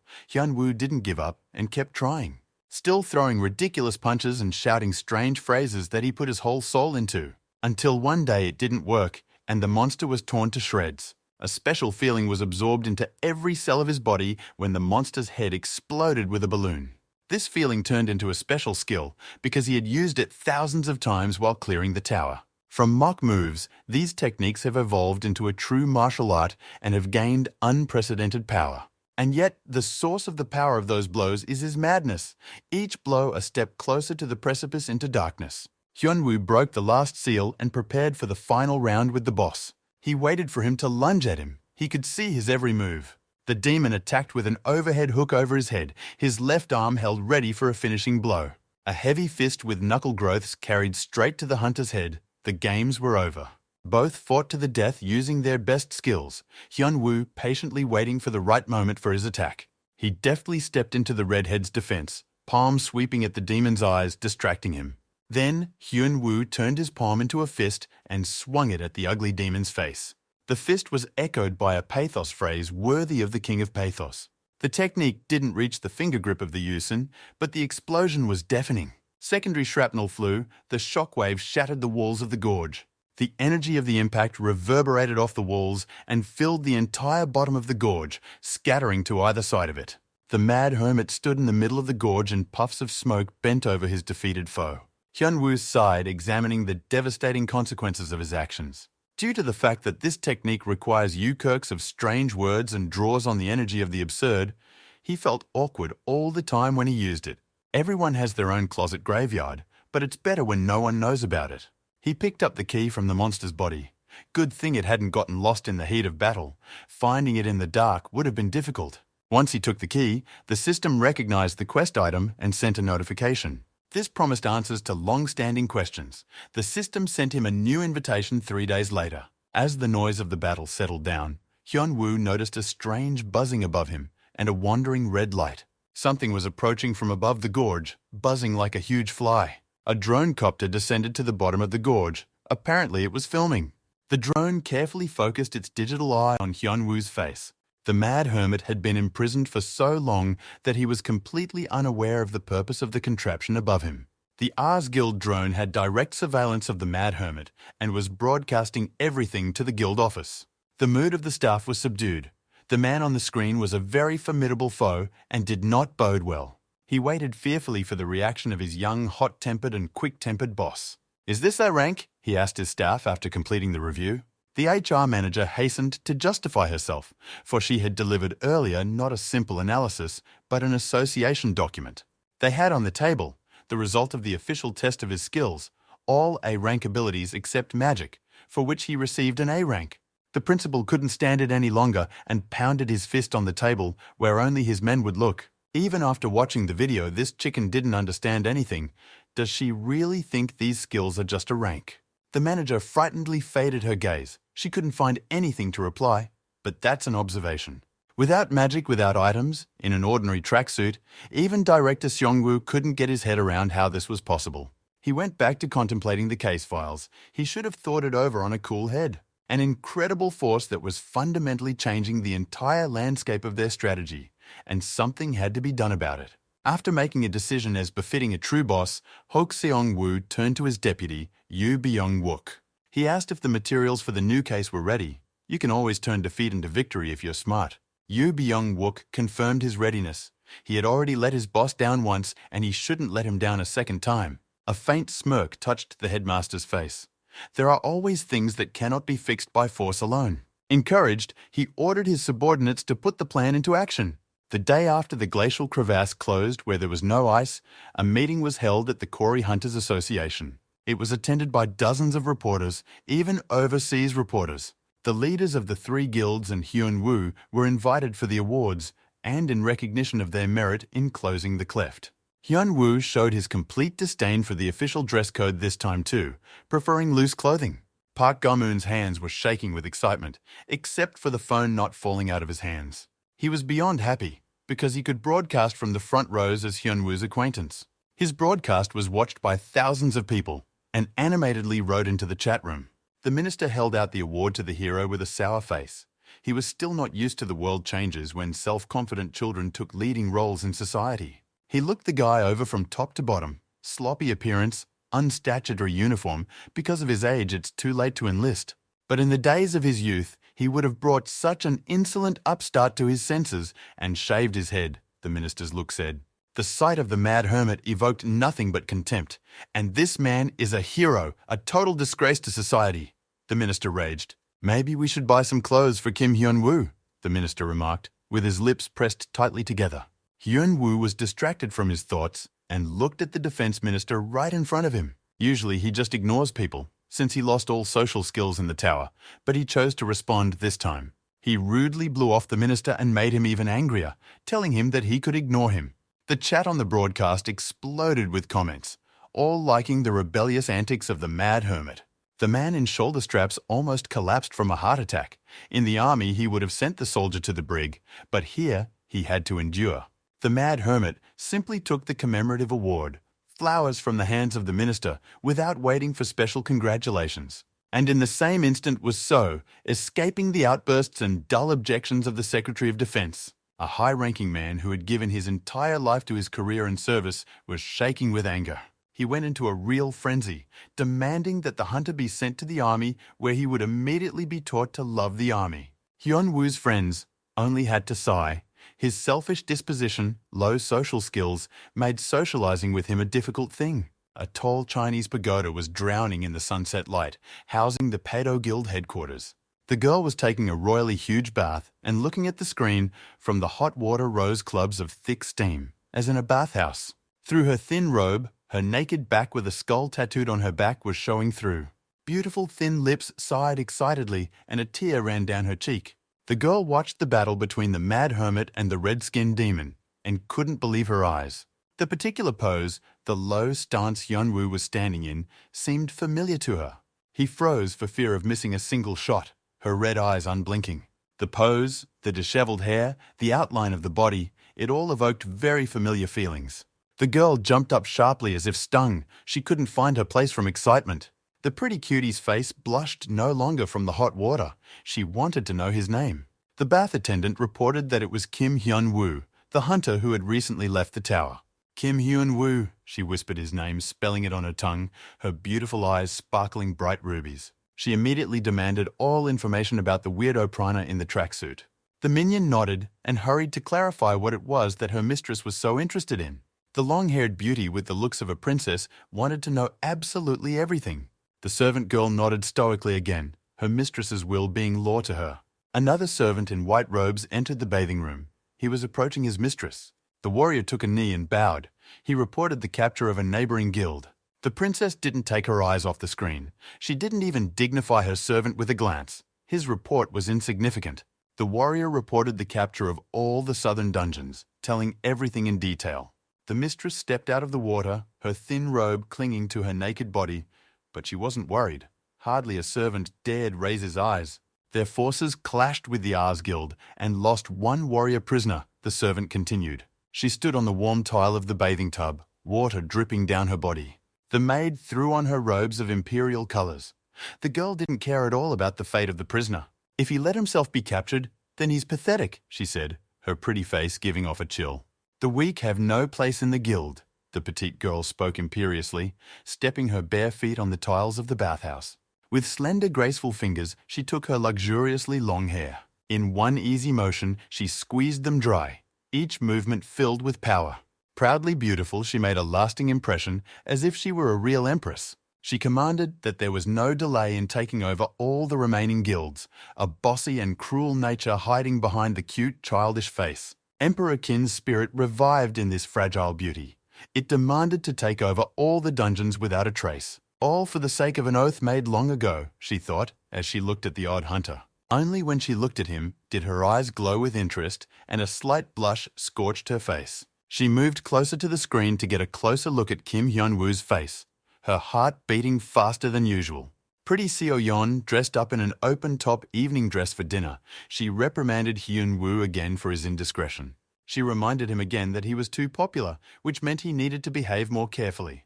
Kwon Seo chucklingly confirmed her words, but cautious as always, Shin Ken said it wasn't funny. Kim Hyun-woo, puzzled as to where such popularity would come from, as a true hermit Obi was quite far from it. His friends began to show him various news stories about the mad hermit. The experienced player thread has grown incredibly large, and only a lazy person hasn't written about it. The journalists hadn't changed at all, Hyun-woo noticed. They were doing the same thing then and now. Little Seo-yeon insisted that Hyun-woo pay more attention to the matter and not run away in the middle of the ceremonies. They're watching every move, and their appearance too, Shin Ken noted discreetly. Kwon-sun only laughed. He understood the futility of his friends to curb Hyun-woo's odd temper. Hyun-woo easily brushed it all off. Is it worth worrying about people you'll never meet? He replied lightly. His life and his rules, Shim Ken and Seo-yeon, have finally given up no matter what they say. The fool doesn't care about anything. The mad hermit looked at his watch and told them he would be leaving them. Cautious Shim Ken rushed to clarify exactly where their reckless friend was headed. But the man, as always evasive and streamlined, reported that he had a meeting and turned around to leave. Meeting whispered to herself, "Little Seo." Her completely discouraged, where is Hyun-woo and where are the meetings? All three of them shuddered at this news. Could the mad hermit have friends besides them, they wondered. The girl sighed. She was already tired of worrying about her friend like a small child. But why worry when your friend is a Superman? Wondered Kwon-sung, looking at her depressed friend. Led with the umami of the entire world, became the personal enemy of a huge guild. Just that, replied Shin Ken restlessly to him. He had barely left the tower, and things had already taken a devilish turn. After all Hyun-woo had done, his friends had reason to worry. Beauty. Seo-yeon was lying flat from the weight of worry. Shin Ken was also in a pensive state. Kwon-sung was the only one who was amused, as he understood the hermit's violent temper more than anyone else. Hyun-woo went out for some air and stopped in a dark alley with no random passers-by at all. He came here a few seconds before departing. This time Hyun-woo knew what to expect. The bright glow of the teleport passed through and he felt a familiar sense of disorientation. The silver-haired Chobit girl welcomed him back into the confined grey room. Hyun-woo excitedly replied. He was also looking forward to this meeting after all. He had now increased his rank. He checked with the android girl to see if his status had gone up, and she said yes. By killing the tourist, he had increased his rank. From a low rank, she paused loading files. To a low rank, the android happily issued. Hyun-woo listened intently, anticipating the useful answers he might get. However, the android clearly didn't tell him what he was hoping for. A shadow lay over the mad hunter's face. He instantly exploded. The damn car had once again failed all his expectations, utterly failing to live up to his trust. The android girl reacted faster this time, remembering how scary the hunter was in anger, and hurried to dump all responsibility on the system. Someone who is this developer that writes dialogues to this android, chanted the mad hermit. Vedroid again blamed it on the system, but that didn't negate the crux of the matter. He had been left a fool to believe their promises. The girl with bolts instead of a brain shrank in fear, but couldn't add anything. Hyun-woo's rank didn't allow him to know more right now. But it would be better soon enough, she hastened to assure the speedy hunter. And since he's already become a guardian, he can tell him what he's going to do next. If he could handle it, he could definitely find out whatever he wanted to know this time. The android girl continued to brainwash him. However, Hyun-woo was even angrier. He had heard the same thing last time, and now he suspected he was just being deceived. His job is to fight the Ascenders, the Vedroid continued, giving away something new for once. Hyun-woo immediately took notice and demanded a detailed explanation. Those who climb the tower, the girl continued, ascending tourists, like the one Hyun-woo defeated last time. In his many years in the tower, this was the first time he'd heard of such a thing. The Bucketoid saying strange things. It wasn't about the training tower, the chatbot that came to life explained. Hyun-woo felt more and more interested after all. He hadn't agreed to this assignment for nothing. The tower the Chobot spoke of has 12 stories, one of which is the entire Earth. The news sounded shocking. It was out of the usual worldview. The silver-haired android repeated everything he said again, so that Hyun-woo would definitely understand everything. Kim Hyun-woo's guardian now has to protect the 9th floor out of 12, the android said with significance after finally stating the mission. It was about an entire planet, his home world that could be in danger of a hitherto unimaginable level. Hyun-woo couldn't believe his ears when he realized the meaning of all the information he had received. He looked shocked. The other Ascenders are going up to the 9th floor and they need to be stopped, the android girl said. He didn't sign up for this, Hyun-woo said indignantly. He just wanted to know who had imprisoned him in the tower. The farther into the forest, the thicker the partisans, he tisked. Matters did not add clarity, only new problems. He was in a jam, the mad hermit lamented. Too much on his plate at once. If the Ascenders are not stopped, the entire 9th floor will be destroyed. The Bucketoid reported important information. In that case, Hyun-woo would disappear like the entire planet he lives on. She stated the obvious. Where is this captain's boat? Hyun-woo slammed his palm sharply on the table. What was happening was making him very angry. In other words, he is told to shut up because he has to do what he is told anyway. Most of all, he hated being manipulated. The android clipped its silver lashes idly, processing the request. Chobot fidgeted and made excuses. She didn't mean it at all. What's the matter then? The mad hermit was angry. He could barely keep from tearing the place apart. As if sensing something wrong, the Vedroid was intensely moving microcircuits. And then she spewed out some nonsensical nonsense. Apparently the bugs shorted out her circuits. Hyun-woo was fed up with this parody of a humanoid robot with truncated functionality, mumbling incessantly. The little android went into standby mode. Even the monitor backlight went out. And yet she's part of the 9th floor's control system. The Bucketoid clenched her fists, gathering all the digital will that there was. Kim Hyun-woo, the android, suddenly changed its behavior protocol, adding rigidity to its patterns. Even Hyun-woo noted the change in her behavior and voice. This neural network was still capable of learning. True, she still had a lot to learn. She went back to the stupid android again and asked not to be mad at her. Hyun-woo was appointed guardian of the Earth. For his own good, continued the android girl Av. Their goal to help him, said she. Plus, she fawned, there would be a reward, and it increased with each feat and defeated ascended tourist. Hyun-woo was calculating the rewards and risks in his mind, and it was a big deal. But it could all go to his benefit. He had been imprisoned for 12 years. It couldn't be left like that. He asked how high the rank had to be to learn about the creation of the tower and the identity of his jailer. No less than the highest ranking, the stupid android Av answered him. If he catches all the rising, he will definitely raise his rank to the necessary rank. Information must be paid for. So be it. He's ready because it's better than nothing. Hyun-woo asked how many kills would be required. The little android rubbed her chin thoughtfully and couldn't exactly do the math. The Ascenders were divided into tiers, each with its own weight and price. She reported as if she were an experienced bounty hunter. 5 heads of elite rising would need Hyun-woo to access the system, the cute android girl informed him. Hyun-woo wondered how much the head of the red-faced punk he had eliminated was pulling on. Crimson Horse Archaea, clarified the Vedroid girl with a slave trader's swagger. She informed Hyun-woo that the level of the hiking lover was the lowest among all the ascendants. Even the lowest level caused problems for the hermit, forcing him to use the absurdity technique. The conversation was more productive this time, and at least he understood where he should go next. Hyun-woo was satisfied, though not completely. Late at night, he returned to Shin-ken's apartment, where he was staying for free. He sat in the library with many books on the shelves, studying his status and pondering the new information. Hyun-woo stared at the blue screen until his eyes began to slit with pain, but he continued to stare at it. No matter how much he sighed and thought about it, he still wouldn't get any new answers. Whether Earth enters the tower or not, he will do what he must and be what he will. It is the world's business to save the world.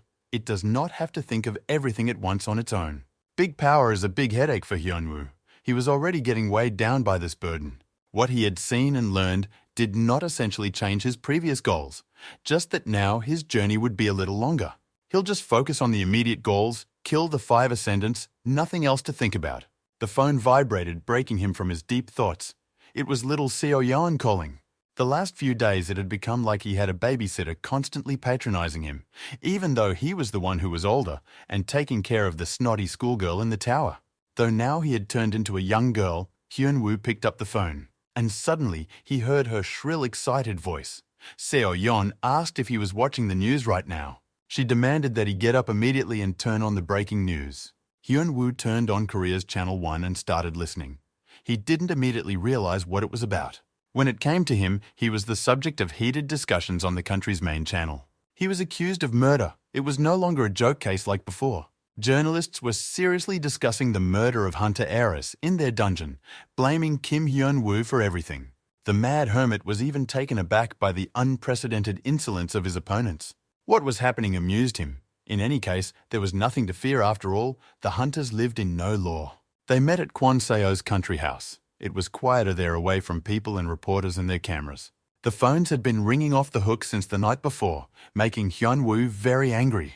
He was thinking about throwing them all in a bucket and burning them with gasoline. Little Seo-yeon slammed her fists on the table and was indignant because it was Hyun-woo who was the culprit behind all the commotion. 12 years later, he had left the tower and was now a very famous man. She chastised him. And because of recent events where he single-handedly closed the rift, other countries are watching. And now everyone is discussing him as a murderer. And yet she warned and worried about his dealings with Ares many times, nagging him Seo-yeon. Hyun-woo only sluggishly waved away all the exclamations. He had long since lost all social instincts. People's opinions didn't bother him. But for the sensitive Seo-young, this was over the line. She flared up more than before at his request to calm down. Hyun-woo felt confusion. Something vaguely and incomprehensible called social relationships were invading his mind. It was like a wife dripping on his brains. But wait a minute. He wasn't married at all, the hermit thought. And yet he could not grasp the reason why she was so anxious about him. But wasn't that self-evidently, exclaimed the spunky girl with the heightened maternal instinct. Hyun-woo scraped out the remnants of his social skills, the last update he'd gone through back in high school, which was an eternity ago. Doesn't she like him already? He blurted out without reading the atmosphere, mood and attitude at all, showing a third-grade level of human comprehension. From such a blunt and inappropriate question, little Seo-yeon was at a loss for words, as if someone had kicked her in the butt. It took her a full minute to come to her senses while she just stared at him with her blue oceans of eyes. All kinds of torturous executions of sinners flashed through her mind, and she noted the ones where the victim lives a very long time. You can get a pacemaker for such jokes. The girl storm turned into a real storm. If he says one more word, she'll give him electrophoresis like that. Seo-yeon was unrecognizable, a real witch in her place. Hyun-woo decided not to really piss her off anymore and shut up. It's better to believe a woman when he promises you something. Shim-ken came to the aid of his suffering friend and took the oddball hermit to task. He brought his cell phone, which was ringing off the hook with hundreds of calls from reporters. On top of that, Hyun-woo came out at the top of the rankings for internet search terms, and with him, so did his friends. Hyun-woo was excited because he thought it was his first time there, but Kwon-sung noticed that the hermit had been there before. Shim-ken started reading the articles.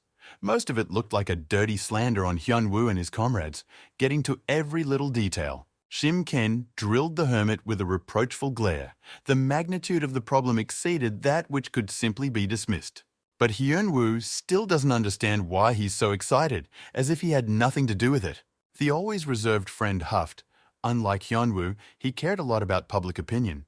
He had a responsibility for the guild. Kwon-sung was on his wavelength like Hyun-woo. He didn't worry about anything. Everything was simple for him. His friends' problems were his problems. The rest didn't matter. Hyun-woo checked with Kwon-seo when the press conference for the case would start. It was only half an hour away, and Kwon-sung asked if Hyun-woo was ready to speak in front of people. Shimken stirred like a fire, the news completely unexpected to him. Tiny Seo Young was also unaware of the crazy detachment man's plans.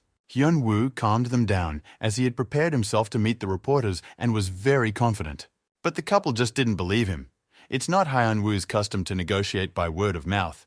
He's not going to beat up journalists, they worried. Kwon So, who knew everything beforehand, laughed. He was amused by their reaction. Hyun Woo was a bit confused and didn't know what to say to this. His friends didn't trust him at all. It seems that the comrades were firmly doubting his capacity, which made Hyun Woo huff. The Ares Guild has started an after-hours meeting dedicated to an experienced player. Boss Hak Seong-woo nervously tapped his index finger on the table as he listened to the deputy's report. Yoo Byung minted that everything is going according to plan. After leaking to journalists, they launched bot farms and raised the topic online. The slanderers had done a good job, and the attitude towards Hyun-woo changed to negative. People reacted strongly to the unjustified murder.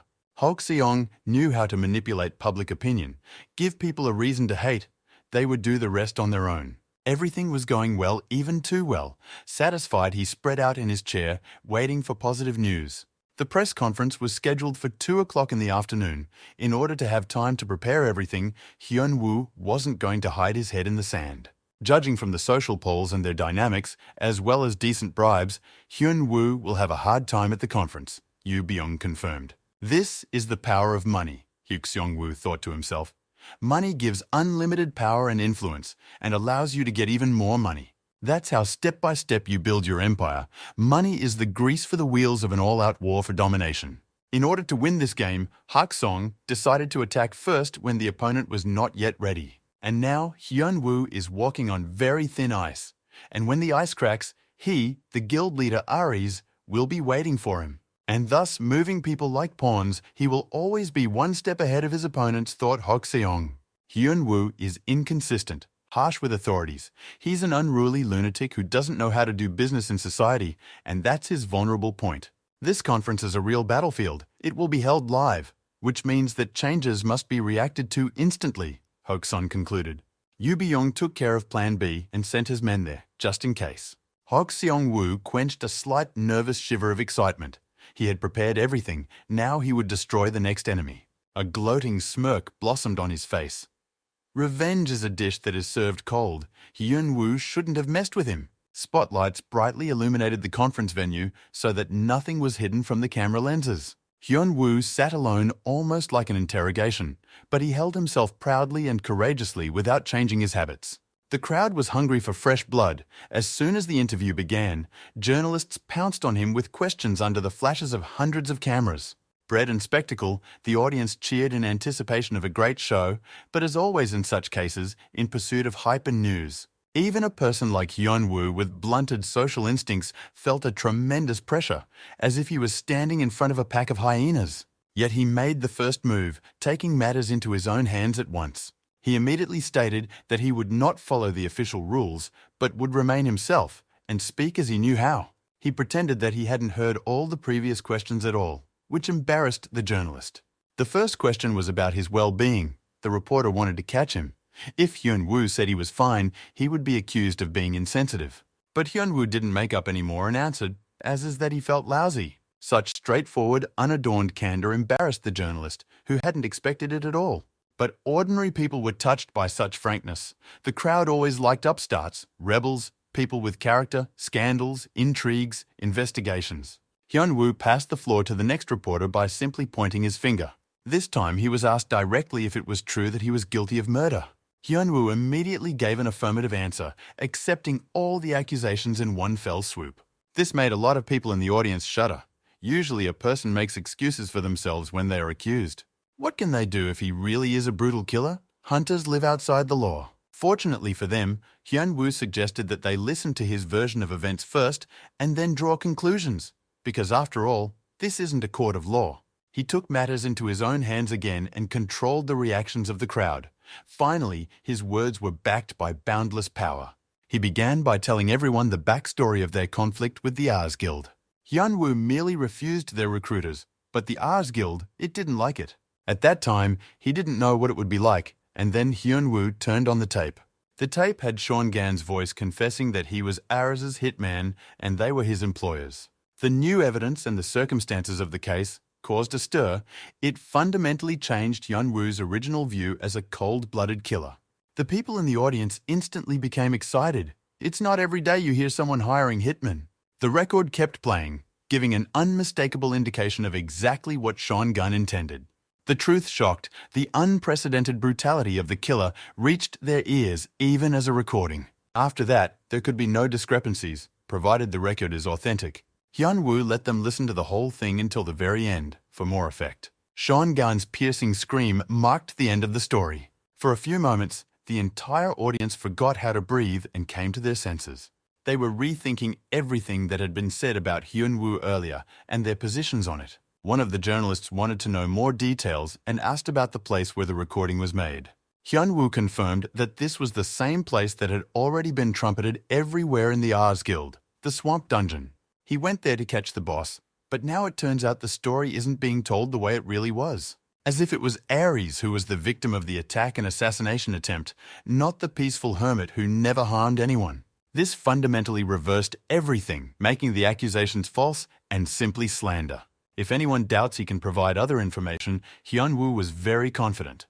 But a journalist is not so easily confused, and he immediately asked about something that could prove the authenticity of the recording. The question sounded weighty. It wouldn't be dismissed so easily. Who would prove that Hyun-woo wasn't a manipulator? However, things were going exactly as he had hoped. He allowed himself a condescending smirk. This question was a real gift to him. He wanted badly to be asked. Hyun-woo pulled out another smartphone and shook it in front of hundreds of cameras. The mad hermit suspended intrigue, biding his time, waiting for the right pause without giving it all away at once. The reporter hesitated. He went along with the hermit's ruse and didn't know what to say. Hyun-woo claimed that the cell phone he's holding belongs to the killer. In court, the evidence is usually considered individually, but at a press conference, more importantly, as you say, the reporter was bagging again. The phone itself is still locked, but if given to specialists, it could become an important piece of evidence. He brought it with him just to claim that he had such evidence. As for the assassin, Hyun-woo stated that he could only resist. After all, he was a rookie who had barely left the tower. He completely captured all of the people's attention by deftly playing on their emotions. Now, by his calculations in the eyes of the public, he must appear as a victim of assault and a man who used self-defense. Hyun-woo was merely fending off an attack from a more experienced and older hunter. According to Hyun-woo, during their fight, Sean Gunn accidentally got into the jaws of an alligator. The reporter was finally confused by Hyun-woo's testimony. Just now, he said that everything that happened, an accident. Hyun-woo responded that there is no contradiction. In a way, he was involved in Sean Gang's death. Even though the killer was killed by an alligator, Hyun-woo is not the kind of person you should be relaxed about fighting. His every word was recorded by the hundreds of hands that were texting. Hyun-woo stated that he had heard a lot about Ares's credibility, how awesome the guild was, and that was why he wanted to keep their conflict quiet. However, Ares were the first to decide to play in the public eye, and dirty at that, and it went too far. The conference ended well for him. Hyun-woo left the buildings in reflection, not the first time their paths had crossed. Ares had once again annoyed him, and he couldn't let it go. Deputy Yoo Byung could no longer sit. His hemorrhoids had reopened. The conference results had derailed all his efforts, but now it was even worse. Everything turned upside down over a tiny little thing, a tape recorder. Their guild had been badly screwed over, and the reporters wouldn't miss it. Jong-woo spoke up. The problems of a large, well-known guild worried them more than the death of a single hunter. Yoo Byung choked with anger, imagining the kind of beating he would get from his boss. He almost cried as he realized he had lost to a weirdo teenager. Yoo Byung thought he was playing against a boy, a simpleton who could only swing his fists. No matter what, they can no longer let their guard down. Who knows what other surprises the Mad Hermit will throw up? The group went back to the restaurant to celebrate the victory, the successful conclusion of the conflict with society. Shim Ken marveled at Hyun-woo's foresight in keeping a record of the fight, as if he knew he might need it. Both Kwon Sung and baby Seo Yeon were surprised at such an insight that even the hitman's cell phone was brought by Hyun-woo. "It's simple," Hyun-woo said, "because he lied out of thin air and made it up." "It's about the killer's cell phone, of course," he added, seeing the amazed looks on his friends' faces. But it didn't help much. They were still perplexed by what they had heard. They demanded that everything be told to them immediately, as it was, and that they not be led around by the nose. Hyun-woo reiterated his words, saying that he is not holding the killer's cell phone in his hands. It is not evidence in any way. However, the tape is real, and they were so hot on his ears about Ares being dangerous that Hyun-woo got the idea to record the conversation. And the killer's imaginary cell phone, it's just one of Shin Ken's devices that changed them like a girl's shoes. Little Seo-yeon raged. This kind of reversal worried her more. What if the phone's authenticity was established? Hyun-woo answered her with a satisfied look that no one would know about the fake evidence. It was quite simple, Hyun-woo reasoned, because the Ares Guild would come after him much faster than the police would come after him. The girl was taken aback by his answer. She still couldn't quite grasp the mad hermit's train of thought. The Ares Guild would definitely make contact, he assured her, not bringing the matter to an investigation. Seo-yeon wondered. From Hyun-woo's words, everything was working out fine. But when he solved some problems without creating others. She's still adamant that a big kid as a crazy hermit needs an eye on him. The company laughed merrily, teasing little Seo-yeon with her hyper-responsibility for Hyun-woo. The hermit offered to go back to eating. Since he had returned, he had only had two favorite things to do: eat and sleep. Of course, there was another occupation, killing enemies. Hyun-woo thought of the Ares Guild. They were considered a world guild, main headquarters in the US, dungeons in different parts of the world, scattered everywhere. They were able to pick up the most dungeons in Korea, making that beachhead very important. Hyun-woo calmly destroyed the meat in his plate. Whatever the Ares Guild undertook, treaty or slander, he didn't care. The reputational losses of the huge guild far surpassed any possible losses Hyun-woo might suffer. He had nothing to lose. With these thoughts, he walked out into the parking lot outside the restaurant. Late that night, they parted ways, Shae-ken again acting as his personal chauffeur. But Hyun-woo suddenly asked his friend to leave him alone and said he would walk. Shae-ken was surprised. It usually meant that his crazy roommate would definitely get up to his neck in a new story. But Hyun-woo remained adamant and simply waved his hand without going into details. Shae-ken looked after his comrade. "You can't be his babysitter forever." Sighing, he decided to leave it at that and stay out. After all, his friend had survived on his own in the tower for over a dozen years. Hyun-woo found a convenient place, narrow, dark, and completely deserted. A perfect place for a hot date.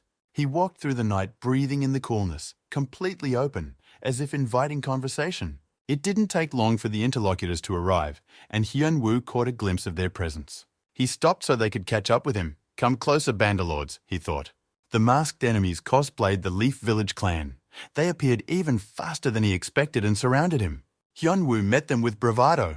Once he was alone, his stalkers immediately showed up. The group of fans of his skill moved closer. They didn't leave any space at all. More like Assassin's Creed fans, their ringleader invited Hyun-woo to visit the chief for a cup of tea. After taking a closer look at their cosplay, Hyun-woo liked it.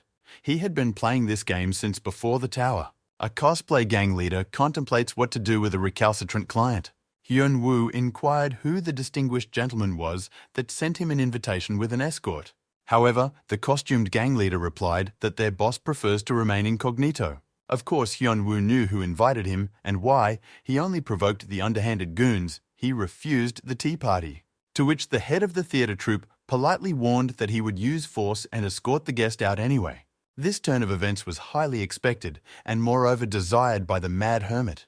He reminded the cloak and dagger servants that he had gained considerable fame since the glacial crack. And I noticed to the gentlemen in front of him that they're very confident to say such things. The flip-flops of fate have come into motion. Astrologers herald an increase of skeletons in the graveyard. The historical reenactment enthusiast perked up reacting to the sudden movement of the target. But the mad hermit just walked past them and squatted down. "There are seeds, and if I find them," he turned to the hapless role-player. Hyun-woo pulled a few bulbs from the bed and politely asked to come over to him. "Fresh onions are good for health," said nutrition fighter, Hermit Hyun-woo. This is something the killers couldn't stand anymore. Their honor and dignity as cosplay fans is on the line. Their leader shook with anger. He couldn't stand vegans and preferred cooked food. Realizing that the negotiations had come to nothing, the killers moved on to apprehension. The leader ape-like spread his arms and launched some kind of magic, his palms glowing with spotlights. He flew up at Hyun-woo and pointed his hands in his direction. The underbelly glowed with a bluish glow. But the lettuce was quickly interrupted by too long a cast and meaningless shouts of third-rate assassins. The ringleader flew up like a rag doll from the impact. They may have been experienced cosplayers, but they were like children against the mad hermit. The henchmen of the ringleader of the theatre company panicked, having just lost their leader. Bearing their short blades, they went on a desperate attack. They too had their own aces up their sleeves, which they hurriedly applied.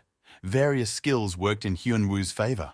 Their combined attack looked promising. They combined reinforcements, cold weapons, and entangling the opponent. The attack went coherently, simultaneously from all directions. It seems that the troupe has rehearsed a lot. The scraping of metal and flashes of magic cut the silence of the nighttime back alley where there was not a single window. But something had gone very wrong in their rehearsals. The victim should have already been thrashing in mortal agony immediately after the blow. Instead, however, their blades could not even penetrate the mad hermit's tracksuit. They tried to pierce with a proper thrust or cut, but it was all in vain. The steel wouldn't take Hyun-woo. The hermit gave them a disdainful look and asked if they were ready for prophylactic enemas. The patients lay still spread out on the ground in an even layer. There was only one left that was still standing on his feet. His flesh was shaking with fear. The mad hermit took him by the scruff of the neck like a shitting kitten. The hapless medieval cosplay enthusiast begged for mercy. Hyun-woo decided to keep him because he needed a survivor who could think. Assuming he knows the mad hermit who sent him that insistent invitation to meet. A deep night had descended on the mountains. The stars twinkled brightly between the clouds. Far from the city, they were not blinded by the light of streetlights and cars. A concrete bunker with thick walls and strong guards was tucked away in the thicket of the forest. So sturdy that even local acolytes were surprised at the degree of capital investment in this building. Another acolyte objected that it was only because of the secure rear that they were able to conduct their business. They were expecting a special famous guest today and were looking forward to this meeting. The experienced player Kim Hyun-woo had caused so much trouble for the guild that every member of the guild knew about him, and everyone wanted to get even with him as soon as possible. The arrogant Kim Hyun-woo was annoying with his fearlessness, but today he would be properly beaten and brought here. They had all the amenities for a comfortable stay, a real healing sanatorium. Their sweet conversation was interrupted by a blow from the sky, as if something heavy had fallen from a great height, smashing into the ground. The guards stirred, trying to make out in the dust what was going on and who had come to them. The star arrived to sign autographs, Hyun-woo holding his guide tightly, clods of dirt and dust raining down from above. "This is the very place where he had an appointment for tea," he asked his guide. The one fawned like a beaten dog and nodded his head. If he had a tail, he would have wagged it. The door guards were slow to realize what was happening.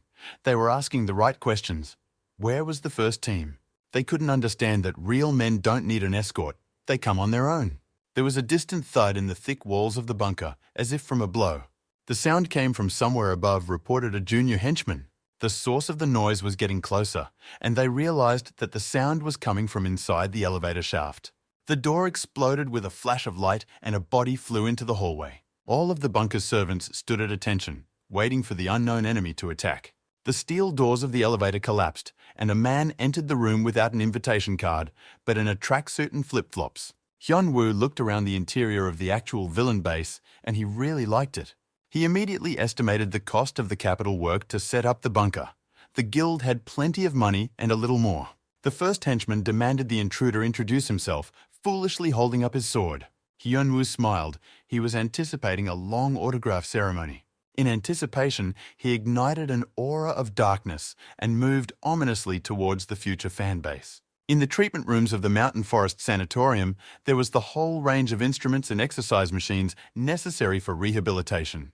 There was also a patient with a full course of dental therapy, nail massages, and cautery. Escalapists healed the girl with the skull tattoo to the point of exhaustion. She had already undergone quite a few courses of their therapy. Hyuk Seong-woo personally interrogated the victim, demanding that he give up valuable information. He pressured her morally, telling her that her fellow Ped guildmates had long ago given up on her. No one would come to her aid.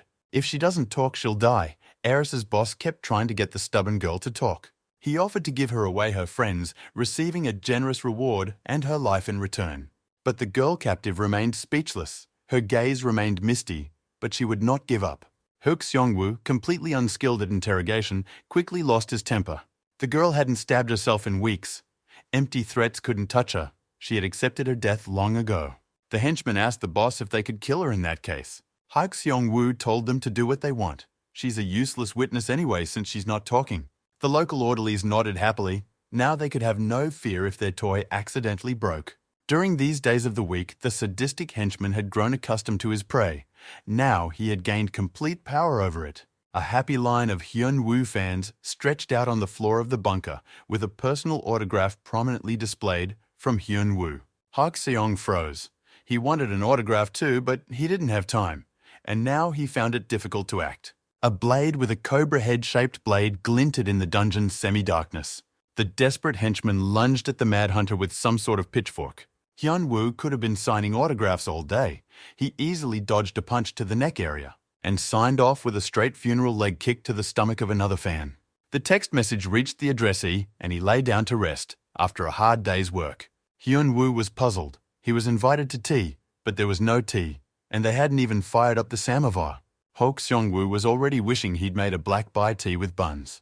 The remaining henchmen also froze in indecision. They didn't even have cups. The director was biding his time. Every second could save the situation. He was desperately looking for a way out. The strength of the enemy in front of him surpassed the A rank. There was no doubt about it. The only people in the bunker were rank B plus minions and rank A plus assassin cosplayers. The very best assassins that close to the S rank went as part of the first team for Hyun-woo. At the moment, the director didn't have any assets that could handle the Mad Hermit and plug the gap. He had handled the big cleavage alone, after all, he hated to admit. But her boss was strong, Hugh Seong-woo pondered. His enemy was definitely worthy of S rank. The unarmed guild leader clenched his fists. Even more than just S rank, Mad Hunter was definitely at the top of their list. There are hundreds of names on the list. The world is huge. Hyuk Song had barely reached the middle with great difficulty, weighing his strength. The Mad Hunter got tired of waiting and called out to his opponents. If there was no tea, then everyone would get an autograph. Hyuk Song broke away from his musings. Still, his defeat was evident. Now the bargaining would begin. Hyun-woo rushed him into a decision. Only 2 chairs, one with tea and one with autographs. Whichever one you sit on, whichever one you offer to your friends. Hok Song flared up. Due to his youth, he could hardly contain his wounded pride, but clenched his teeth and bit his tongue. I'd have to drink tea, even if the bunker only had coffee. He chose to negotiate. As long as there is hope to reduce losses, pride should be set aside. With a man whose power was incalculable, they sat down at the table. Hyuk Seong waited. Every situation had its advantages and disadvantages. It was necessary to learn more about the enemy while there was a chance. Hyun-woo sat down at the table and started the conversation first. He spoke from a position of strength and could demand anything he wanted. It's about time we demanded from the insolent director of Ares. Compensation, loser pays. Hok Seong-woo swam. He looked like a fool. He was having trouble thinking due to his excitement. This was the first time he was sitting at the table like a beaten dog. Hyun-woo asked if the man was deaf and made his demands for all the damage he had done. He began by attempting a murder in the swamps where he was accosted by Sean Gunn, and about today's group assassination attempt on him, which couldn't be called routine. The Mad Hermit also demanded compensation for libel in the media and moral damages. Did Ares think they'd get away with it? The Hermit wondered. Bidding began. Hok-sun asked how much compensation we were talking about. Hyun-woo's appetite was big, 10 billion, and a few entry-level dungeons, which was more important than money. Hyuk Song was taken aback. He wasn't prepared for such a loss. He wasn't prepared for a loss at all today. He was going to win. A fist struck the table. The future of the Korean branch of the Ares Guild was at stake. Hok Seong-woo vehemently rejected such crazy demands, considering them excessive. But Hyun-woo just brushed aside these objections. He knew that the Ares Guild had enough money. The lack of resources didn't work. The brash hermit realized that the guild wasn't poor. Money could be easily collected. It just took time. But entry-level dungeon rights is a different matter altogether. Hyun-woo, seeing the director's confusion, threatened to increase the amount by another 5 billion if he hesitated. Hok Seong once again had to swallow everything as it was. He was completely in the hands of the enemy, but still decided to play diplomacy. Maybe they could come to an agreement. He asked the hermit why he didn't join the guild if he needed money. By joining the guild, he would have gotten money, power, and dungeons anyway, and Hok Seong could guarantee him that. Hyun-woo was surprised at the sudden attempt at direct bribery. The office plankton had gone completely brain-dead, he thought. Why be enemies when you can cooperate favorably? Hok Seong-woo continued. But his words elicited only contempt from the hermit. His enemies were just pathetic cockroaches. Their negotiations, it's not a deal but a surrender. Why the unnecessary words, asked director Hyunwoo. On top of that, he demanded a prisoner because he could. All jackals are similar to each other, Hyunwoo snickered at director Hyuk Seo. They think they're cool, they're in a pack, and they're always saying the same thing, Ares, Ares, Ares, the hermit continued. But against true strength, even a powerful guild is nothing to Hyunwoo. Hyuk Song was once again trying to move to threats after all. There were other guild branches. Wasn't this newcomer a bit overconfident?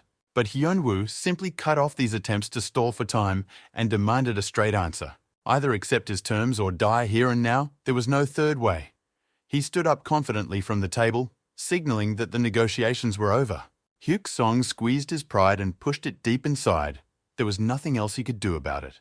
Late in the evening, Hyunwoo returned to Shi-kyung's apartment where he was staying for free. Shai-ken met him in the living room where he was watching the evening news, but a glance at his friend silenced him. He saw something incompatible with each other, water and oil, ice and flame, something that could not exist in nature. Hyunwoo, part-time crazy hermit, came home late at night with an unknown girl in the same dress. A crimson sky blanketed the ruined castle, the fire still blazing around it. A lone warrior walked among the ruins, the wind chasing his long black hair. The smoke of the conflagration enveloped everything around. The warrior contemplated the scene. A tower of marble loomed before him, as tall as the sky, its thin spire lost in the clouds. The warrior looked carefully at the structure. It was the 9th floor. Early in the morning, Shai-ken's apartment was buzzing with heated discussions. The aftermath of the night. Hyunwoo told him how much money he'd gotten from the greedy director Ares and that the girl came with it. Shi-kyung was amazed that the greedy bastard Hyuk Seong-woo had given everything away. But Hyunwoo replied that he had no choice. The always cautious Shi-kae shifted his gaze to the girl and asked who she was. The mad hermit declared that the girl is a valuable hostage, and when she comes to her senses, he must question her. But he wouldn't tell me exactly what it was about, citing that it was a private matter, as Hyunwoo usually brushed it off. Personal business, Shi-ken couldn't figure out why this bum was living at his place and dragging anyone around and not even paying. But he didn't have time to be upset. It was boss appearance day in the guild, and Shai-ken was off to mop them up. The captive girl had been given first aid, was badly bruised and tortured, and was now sleeping peacefully. Hyunwoo couldn't miss looking at her unusual skull-shaped tattoo, the outline of which seemed familiar to him. It couldn't have been a mere coincidence. The resemblance between them was too great. A long time ago, back when he lived in the tower, he carved himself a skull mask from the bones of a monster. The tattoo on the girl's body repeated the outline of that very same mask with uncanny accuracy. He asked for status, activating the information skill on the girl. The girl was nothing special. Her characteristics were ordinary. Hyunwoo couldn't know her, so he decided to ask around when she woke up. Suddenly, the status window flashed up again, even though he hadn't called it up. Hyunwoo was confused.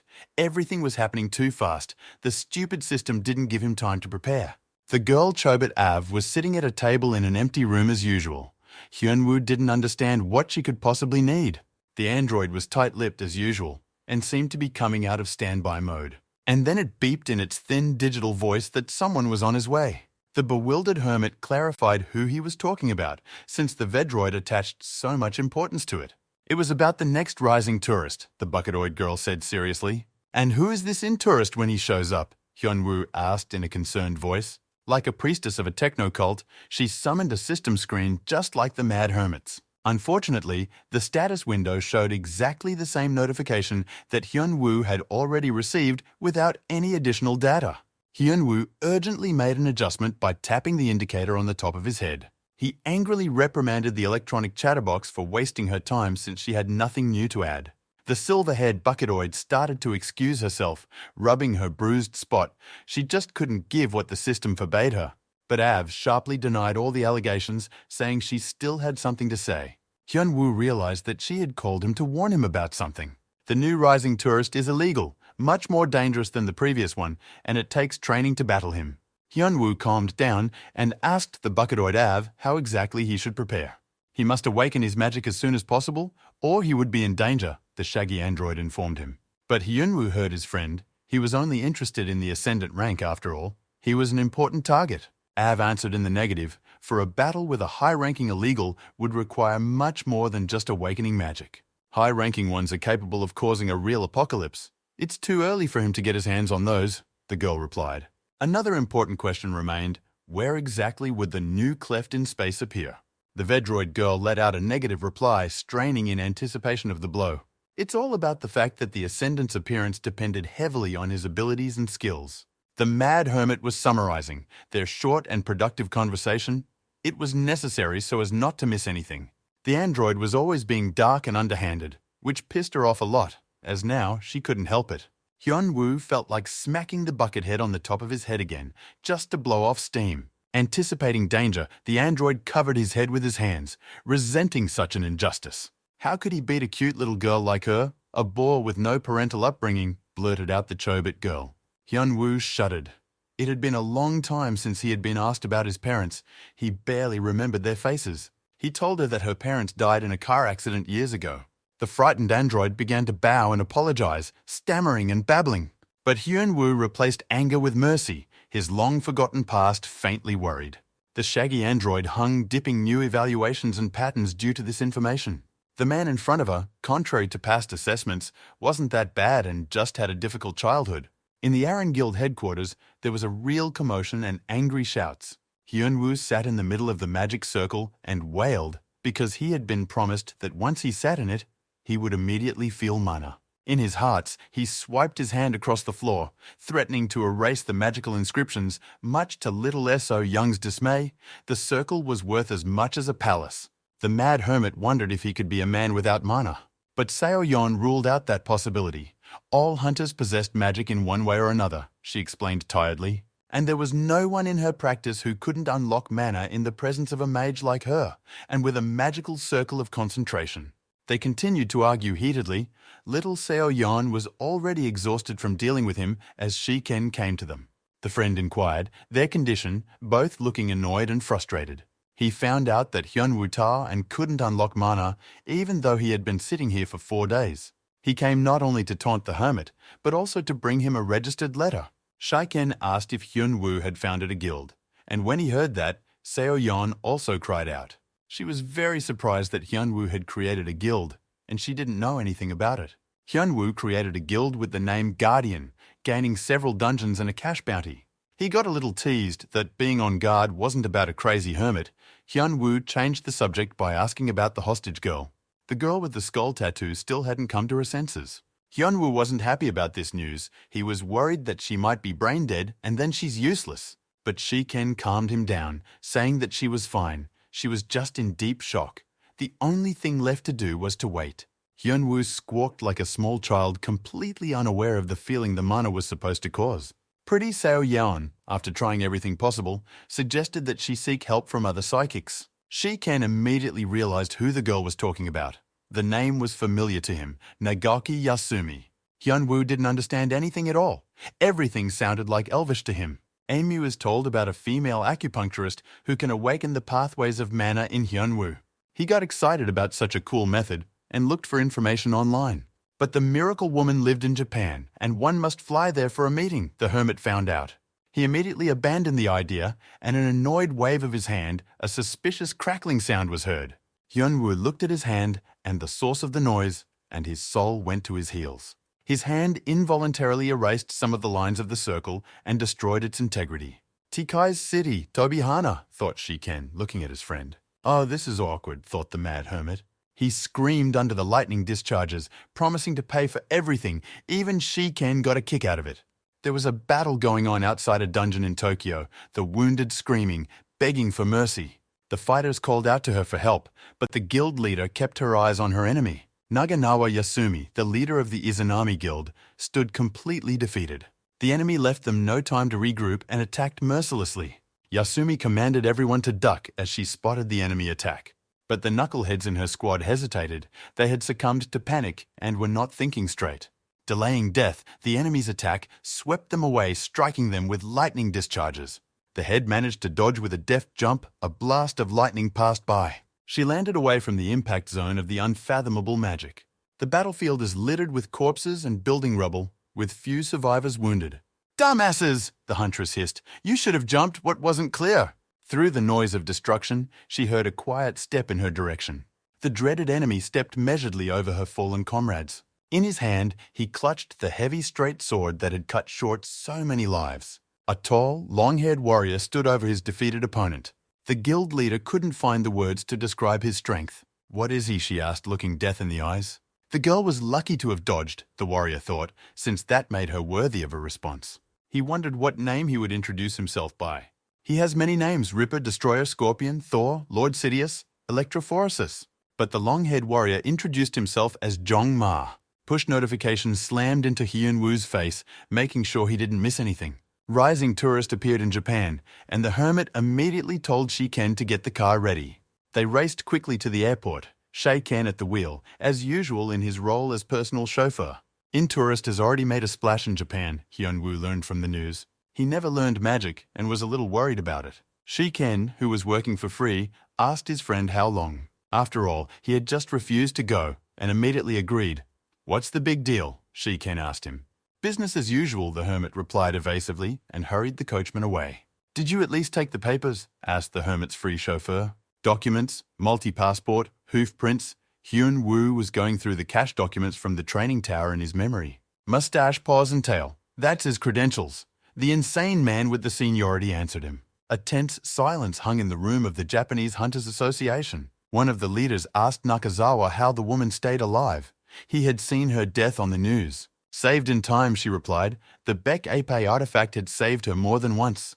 But, she told of their enemy firsthand, he is very powerful. After seeing her death on the first channels, the other hunters dropped their spirits and refused to help.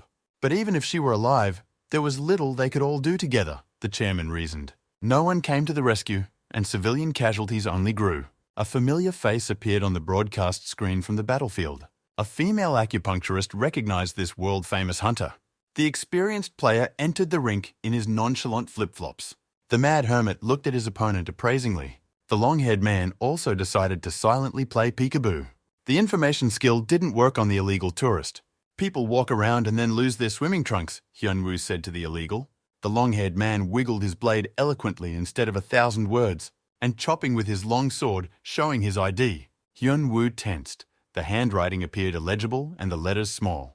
The tourist used a long-range attack and sent him off to read on the sidelines. But the border guard had his own questions and would not accept the documents. A part-time border patrol agent issued a straight-face refusal to an illegal. "Why do you, sir, immediately grab the saber?" asked the illegal. "What a nuisance," thought the long-haired man, asking questions. "I decided to introduce myself properly," Chonma said, the warrior swinging his sword. He attacked again from long range with a strong attack. Hyun-woo awkwardly ducked down, barely keeping up with his speed. The tourist turned out to be fast. The mad hermit had time to think. But not fast enough to hit it, the hunter recoiled. He discerned the enemy's technique, though he couldn't understand it at a glance. The long-haired man is seen waving once, but it's actually a lot of quick swings. If he gets caught, he'll cut it into thousands of pieces. Hyun-woo slapped his slippers.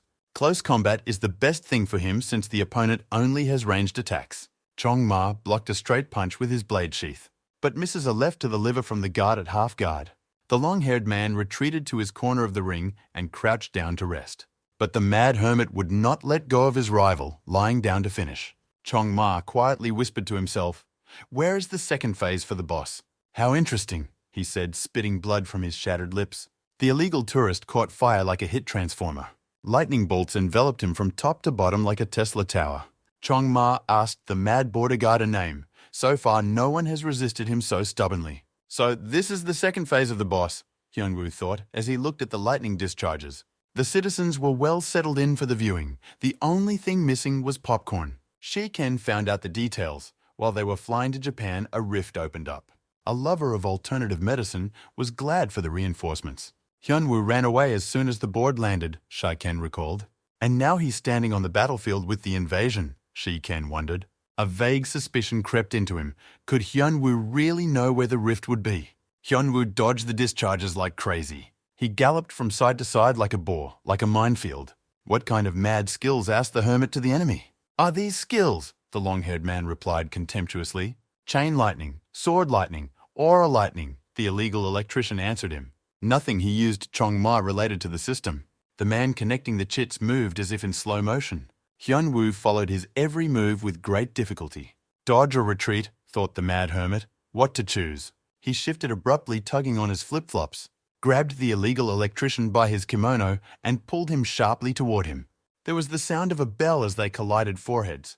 He might have gotten a concussion, but he got off with a slight scare. Chong-ma rubbed his bruised forehead. Fluttering like a boar like a bee, Hyun-woo didn't wait. Time for a game of rock, paper, scissors, lizard Spock. His palm turned into a fist. Hyun-woo used a crowning blow. The power of absurdity threw the illegal migrant off with a flash of light. Suddenly, he also threw a rock. Hyun-woo got nervous. Hyun-woo. Flashes of discharges blinded the hermit's eyes with pain. Real bosses always fight until the third phase, the illegal electrician said. A halo of a huge circle of mana grew behind Chong-ma's back. Let him try to dodge it, the long-haired warrior said, raising a sheaf of lightning in his hand. The matter smelled fried. The mad hermit became nervous. He tore toward the illegal without waiting for the end of the spell's cast. Thunder God mode on, the illegal electrician swung once. And with half the country without power, there was an explosion. Home theater fans watched the broadcast of the fight, dumbfounded. Real monsters thought Shin Ken as he watched the insane fight. One sweep of the electrician god scraped the entire site clean with a fan. Good response, the illegal said to the enemy at his feet. Hyun-woo managed to grab onto the electrician's cloak at the last moment and avoided the blow. However, the illegal was called electrophoresis for a reason. Hyun-woo felt a pleasant tingling sensation in his body. The currents warmed him well and stimulated the right points. Push notification system dragged in right during the fight. The prophylactic currents opened up all his chakras and stagnation. Psychic, Hyun-woo thought, and bounced off the illegal tourist. Jong-ma looked puzzled. He was expecting a different result. Just in case, he began a second cast of killing magic. Chong-ma's skills were astounding, for they went beyond the system. Hyun-woo remembered that he had read about a similar character in a lot of manga, a strong fighter who had risen to the top of the martial arts. Jong-ma asked the hermit if he really wanted to continue after what he had seen. But he was not afraid. On the contrary, the electrophoresis stretched his shoulders perfectly. The long-haired man marveled at the guard's boldness, but he did not pity him. Hyun-woo replied that he now knew the power of the dark side of the force. And now he's going to kick illegal immigrants' ass.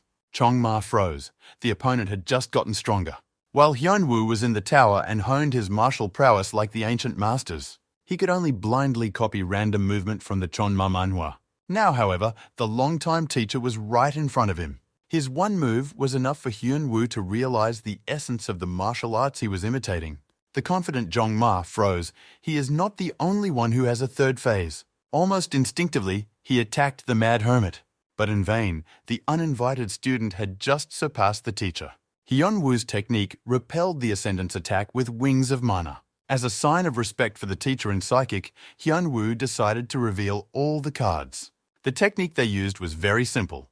Gather mana at one point and blast away. The mad hermit combined the two techniques. He gathered mana and applied an absurdity strike. There was an explosion and everything disappeared in a blinding flash. The copter was filming for a live broadcast high in the sky. When the shockwave reached him, he fell to the ground and crashed. There is only one left on the battlefield. The elephant mountaineer from the movie. The pagoda of the imperial palace was drowning in the sunset rays. The empress watched the broadcast, sitting comfortably on her throne. On the screen, the insane hermit applied the absurdity technique. A shiver ran through her body, from the familiar feeling of madness. The man on the screen is definitely a teacher, the empress realized. 5 years ago when she first got into the Tower of Learning. Even weak monsters could beat a girl to a pulp. Wounded, she despaired and was ready to give up. Kneeling down to accept fate and die was all she could do. But instead of death, salvation came to her. She heard monsters dying. The mad hermit in the skull mask destroyed the zombies in one fell swoop. Later, the hermit taught her how to fight, made her strong. He was like a teacher. The first man she accepted with all her heart and agreed to serve him. A mad hermit teacher. The empress had left the throne. The servants reported that there was only one zone left, on her way to absolute power. In a month, they will take the last enclave, the acolyte said. But this time, the empress will go forward, on the cutting edge of the attack. The girl was in a hurry to fulfill the promise she had made to her teacher, to build the world he deserved. Then she could meet him. The student's dreams plunged. Soon the friends were back in Korea on the first flight back. As soon as they stepped out of the building, they were blinded by camera flashes. A crowd of information-hungry piranhas pounced on them. Hyun-woo told the seagulls to shut up. They were asking too many questions. And he promised that the always balanced Shi-ken would answer all questions from reporters. Shiken didn't immediately realize the depth of the setup he'd gotten himself into. He's now a chauffeur, a housewife, and a superstar's personal agent and babysitter. It was a good time to run, but reporters surrounded him on all sides, and a friend sneakily threw Shiken to the piranha media. The mad hermit made his way to a friend's apartment where he lived rent-free. So much trouble with people sticking everywhere, he thought as he threw off his flip-flops. It's good to have a friend who's a fool. Hyun-woo is relying on him. He was met in the living room by a girl with a skull tattoo. She had recovered from her shock. She bowed to him in gratitude for his rescue. From the bottom of her heart, the girl expressed her gratitude. The girl's name was Sun-win, and Hyun-woo listened to her story. A messenger of the Pado Guild, Ares, sneakily captured the girl as she defended the dungeon. But Hyun-woo was interested in something else, so he asked her about the tattoo on her shoulder. The tattoo on her shoulder is a sign that she is a guild representative. The symbol means all under the sky. The mad hermit gloomed and clarified with the girl what that meant. There is only one sky above all. That's what the master said when beating this tattoo to the minion. Hyun-woo angrily interrupted her story by pounding his fist on the table. The girl shrank back in fear, not knowing what she could have done to anger him. But it wasn't about her at all, the mad hermit explained. He made a mistake in the past, and now he's paying for it. The hermit was perplexed as to how the nonsense from the tower had seeped to the surface and come off the lips of another man. A long time ago, when Hyun-woo thought he would leave the tower if he reached enlightenment in martial arts, also suffered from 8th grader syndrome, as if he'd been bitten by the king of Pathos. He was talking crap, and now some idiot is spreading it through the meaning of tattoos. Bastard, Hyun-woo remembered the negligent student from the tower. This is definitely the simpleton he saved. Now he's the head of an entire guild, and a dark past can come to light. The mad hermit asked the girl to give something to the head. In order for him not to seek a meeting with him, Hyun-woo was terribly angry. A few days later, Hyun-woo sent Sun-win back to China and showed up at the studio. Host Lee Ha-young happily greeted the viewers of her show, recognized the bachelor. A shaggy-haired hermit in gym shoes appeared on the viewers' screens. Tiny Seo-yeon almost choked on her coffee when she saw Hyun-woo. They could only wonder why he decided to appear on this show. The gloomy Shiken never came to his senses after the show and didn't want to know what Hyun-woo was up to. Hyun-woo paused. He was certainly used to living in society, but the hermit's habits were making themselves felt. So he bluntly said he came to the show to sell his garage and talk about his guild at the same time. "The motherland is calling," said the hermit, all to join his guild. The trio of friends in the living room were left speechless. After each of their friends' antics, all of them mucked out. They stared at the pile of boxes in front of them, Shi-kyung asking Hyun-woo why he was doing this to them. Hyun-woo excused himself, saying that he himself hadn't expected so many responses to the guild membership. Shiken immediately said, "No longer working for free, housewife, agent, driver, now personal assistant." As the friends went through the forms, Hyun-woo promised them access to his dungeons for their help. He was the only one who could ask for such a thing. The heads of the other guilds, Kwon Seo told him. Creating a guild is a tedious endeavor. There are a lot of things to keep track of. So why would a hermit need a guild? Kwon Seo asked. Money, money, and money again, followed the immediate reply. Hyun-woo earns money by clearing dungeons, and now he also has his own. Creating a guild will bring even more profit, replied the hermit. Someone wants to make up for a difficult childhood, little Seo-yeon suggested. Hyun-woo took a quick look at one of the hunters' profiles and immediately rejected the candidate. The big guy roared like a bear, indignant. He shouted at Hyun-woo, did he read his resume? He is the most experienced C-class hunter, so why was he rejected? The mad hermit resented it in return. He didn't like the candidate a hell of a lot. "Fuck off, dog," he yelled across the guild office at the fool. The most famous hunter from the ranked dungeons left rejected and dejected. The mob boss stared at the status screen. He was skeptical. The Vedroid girl asked him out again after defeating the illegal. This time, instead of a guardian rank, he got an information skill pump. Vedroid added a new ability to the skill and pumped up the push notifications. Identity verification, Hyun-woo wondered. The scanner was now doing the work of a psychoanalyst. He didn't know how to use the improvement at first, but then applied it in his first interview. Hyun-woo looked carefully at the girl who was squirming in front of him and applied the new skill. A system window lit up above the huntress. A characterization fell out, a conciliator ambiguously, Hyun-woo thought. He looked at the other hunters sitting nearby and applied the skill. The dummies sat as still as a string. A window fluttered over each one. Sacrificial personality, strength in friendship, Hyun-woo was satisfied with it. He accepted all three. The hunters nearly died of happiness. The lazy hermit specially selected the hardest working ones to dump all the work on them. "How can a guild interview go so quickly?" asked free half-time driver Shai Ken. Hyunwoo replied to him that he just picked hard-working simpletons. Honest enough, that's enough. The mad hermit didn't test their abilities because the fight would still be his. However, not a single S-rank hunter came on, the hermit noticed. S-rank is rare, explained driver Shai Ken. There are only a few thousand of them in the whole world. He told the hermit that while he was away, his friends had climbed to the top 200 of the world. If a hunter is on this list, he will be recognized everywhere and everyone will want to hire him. Hyunwoo was surprised. His friends had really climbed high in the rankings. The hermit noticed another oddity. A lot of S-rank hunters were missing from the catalogs. "They're dead," explained Hyunwoo, his free driver. Hyunwoo wondered, so many S-rankers had died. Are they really such weaklings? Normal hunters are highly dependent on the rank they have raised in the tower. After leaving the tower, you can raise no higher than 3 ranks. To overcome the ability barrier, you need an ST plus rank artifact, which can be obtained at the bottom of the labyrinth. There is a deadly battle going on in the maze for these items, and it has long since become a graveyard of S-ranked items. "Another way to get the artifact is to kill the owner outside the labyrinth," Guide Shiken said. "Such killers are called hunter killers, and they are removed from all lists." Hyunwoo recalled a few individuals he had dealt with in the past. They were the type. "The crazy bastards of Ares," the hermit said. "His enemies used dirty methods. A mad hermit has appeared in the apparent swamp. In a deal with Ares, it is now the property of Hyunwoo." He took quite a look around the new property, where he had already been once before. Hyunwoo left free driver Shiken in the car and went to mop up the boss that came out of vacation. "Skin, crocodile skin, bag, boots and wallet," he hummed happily. Suddenly, out of nowhere, a mad hermit appeared. The idlers on watch were very surprised at this visit. The guards recognized him, and Hyunwoo recommended that they cuckoo quietly. After all, he is a serious man, and he has 2 whole flip-flops. The boys abruptly remembered the courtesy course from the mad hermit. "This is his dungeon now, and he can go about his business here," Hyunwoo said. One bum yapped something about a transfer not going through, but was quickly silenced. Hyunwoo strolled around familiar places, looking for a valuable hide. Suddenly, the mad hermit met a man, in a zone with a boss no one else goes to. A man with a gun in a hip holster seemed to be waiting for the hermit.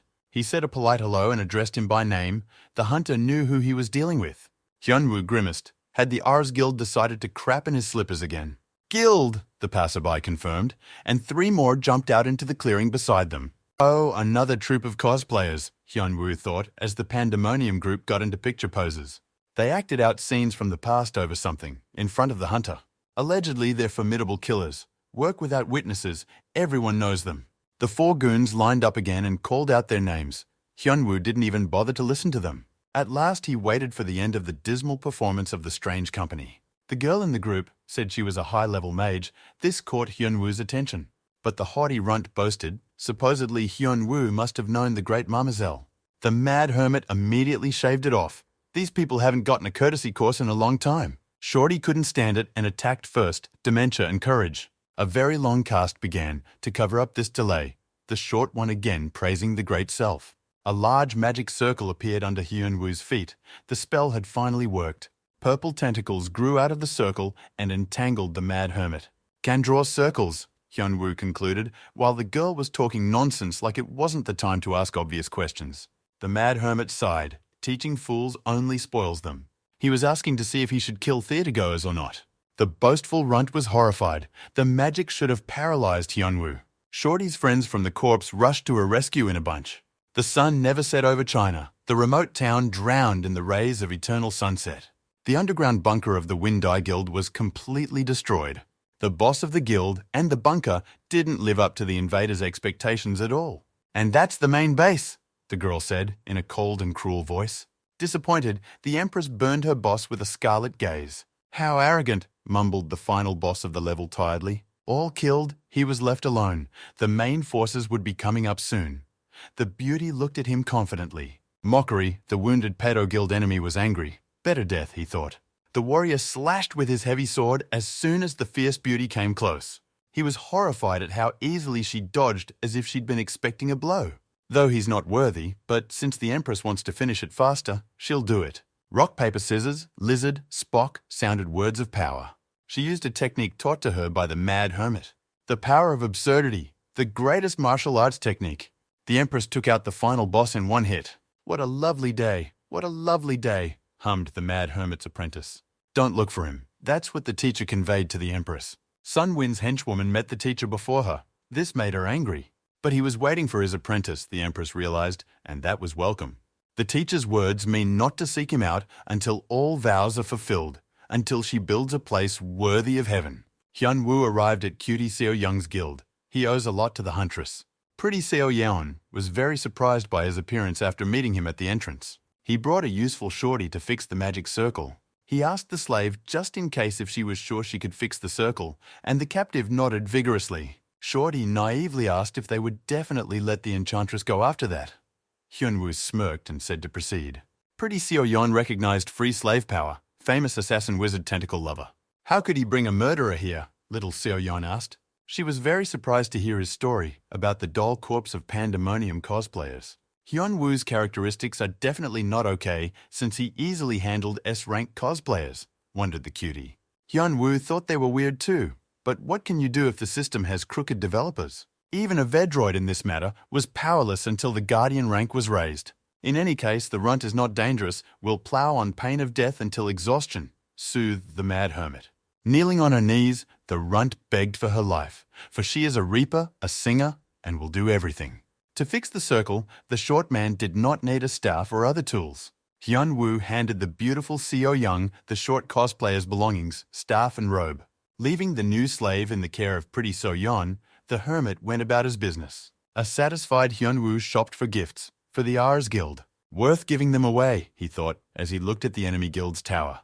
The slippers of doom showed up on the horizon to bloody rains, astrologers reported. After all the events, the shaggy-haired hermit had 100% recognizability. The goofy goons stirred like boars in a pen when he entered. The funny people haven't yet realized that it's time to do the legwork or have to carry them off piece by piece in the building. Hyunwoo asked if Chief Hokseong-woo was there and pulled out the gifts. The stick of justice, he wrote on the toy hammer. The polite hermit asked if everyone had health insurance. The game was called Hit Them All, and Hyunwoo quickly got the hang of it. The citizens liked the gifts. They fell senseless with joy. The mad hermit swatted the guild hunters like flies. A couple guards stood in the way. Probably the bravest ones here, thought Hyunwoo. Perhaps they've already been signed off sick leave? He asked. The fair hermit. The dummies slowly flocked to the floor out of fear of the common toy. Hyuk Seok listened to the call on speakerphone. Big trouble was coming his way. And with each shriek of useless goons, the buttocks clenched tighter. The mad hermit came to them with a single toy hammer. It's a shame they won't be able to wash it off for a long time if it's in the news. Whether to call the heads of the guild, the slippery headmaster fidgeted with worry. There was a light knock on the door, no time to think. The slippery principal popped out to greet the honored guests. How many years, how many winters, a fair hunter came in and said hello. The slippery headmaster's stomach rumbled violently at the unpleasant thoughts. Nicosia suckling, the fair hermit got straight to the point and sat his opponent down for further business negotiations. A pile of books sprinkled on the empty head. Not long ago, the partners discussed compensation for damages. And here we go again, Hyunwoo said. As soon as one costumed group finished touring, Hook Seok sent the next. Panda something there was a group of assassins. The fair hunter marveled. Hook Seok wanted to answer, but clenched his teeth tighter just in case they'd hit him again. It's too late to drink Borjomi, he resigned himself. Even S-rank is no match for crazy Hyunwoo. Hook Seok wondered what would be taken from him this time and offered compensation. How good it was that they had established an intelligible form of communication, rejoiced the fair hermit.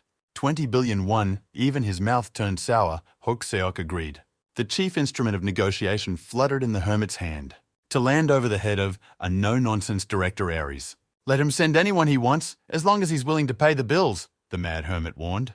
Have him call an ambulance for useless knuckleheads, the hermit said one last time, and left the slippery director to streamline in a corner, after business negotiations. The vengeful but rich goon pounded his fist on the floor. He liked that rake so much he wanted to get a third time. To deal with Hyunwoo, even S-class hunters aren't enough. You have to look in a different league, the director rattled on. He couldn't ask for the main office. That would show his weakness. But there was definitely a solution. The 5th man on the world list is a fighter from China, Dragon Emperor. The 8th floor was ablaze with fire, its guards doing battle with the invaders. The last of them was barely on his feet, badly wobbled. He looked at his opponent in horror, feeling death at his back. He winced. In front of him, riding a hellish millipede, sat a girl demon. "This city belongs to her now," the pointy-eared demoness said. The barbarian warrior, enduring the pain, refused to surrender. The demoness laughed as if she had heard an amusing joke. "One step," she whispered, and the flow of mana went in circles. The barbarian warrior rushed at her to interrupt the terrifying technique. Taking another step, she simply stepped forward, unleashing more and more of her strength. The barbarian in the fur hat screamed in hellish pain. He was being torn from the inside out. The third step crushed the guardian warrior with a press, shredding his insides. The fourth step blew the city clean up, demolished it with an explosion. Hundreds of residents turned to ash with their last breath. The demoness stepped into the fifth circle of hell. Her technique, a pillar of flame and mana, as bright as a second sun, illuminated the ashes of the eighth floor. The horned, pointy-eared demoness smiled contentedly at the job well done. A handful of ashes that vanished in the wind. All that was left where she walked. Only 5 steps out of 10 that there is in the technique, so she'll have to change her name. The demoness smiled wickedly and spoke Legion forward. An army of huge monsters rose at her command and headed towards the tall tower. Hyun-woo read the news lying on the couch. As soon as he got home, the gift distribution had already been written about.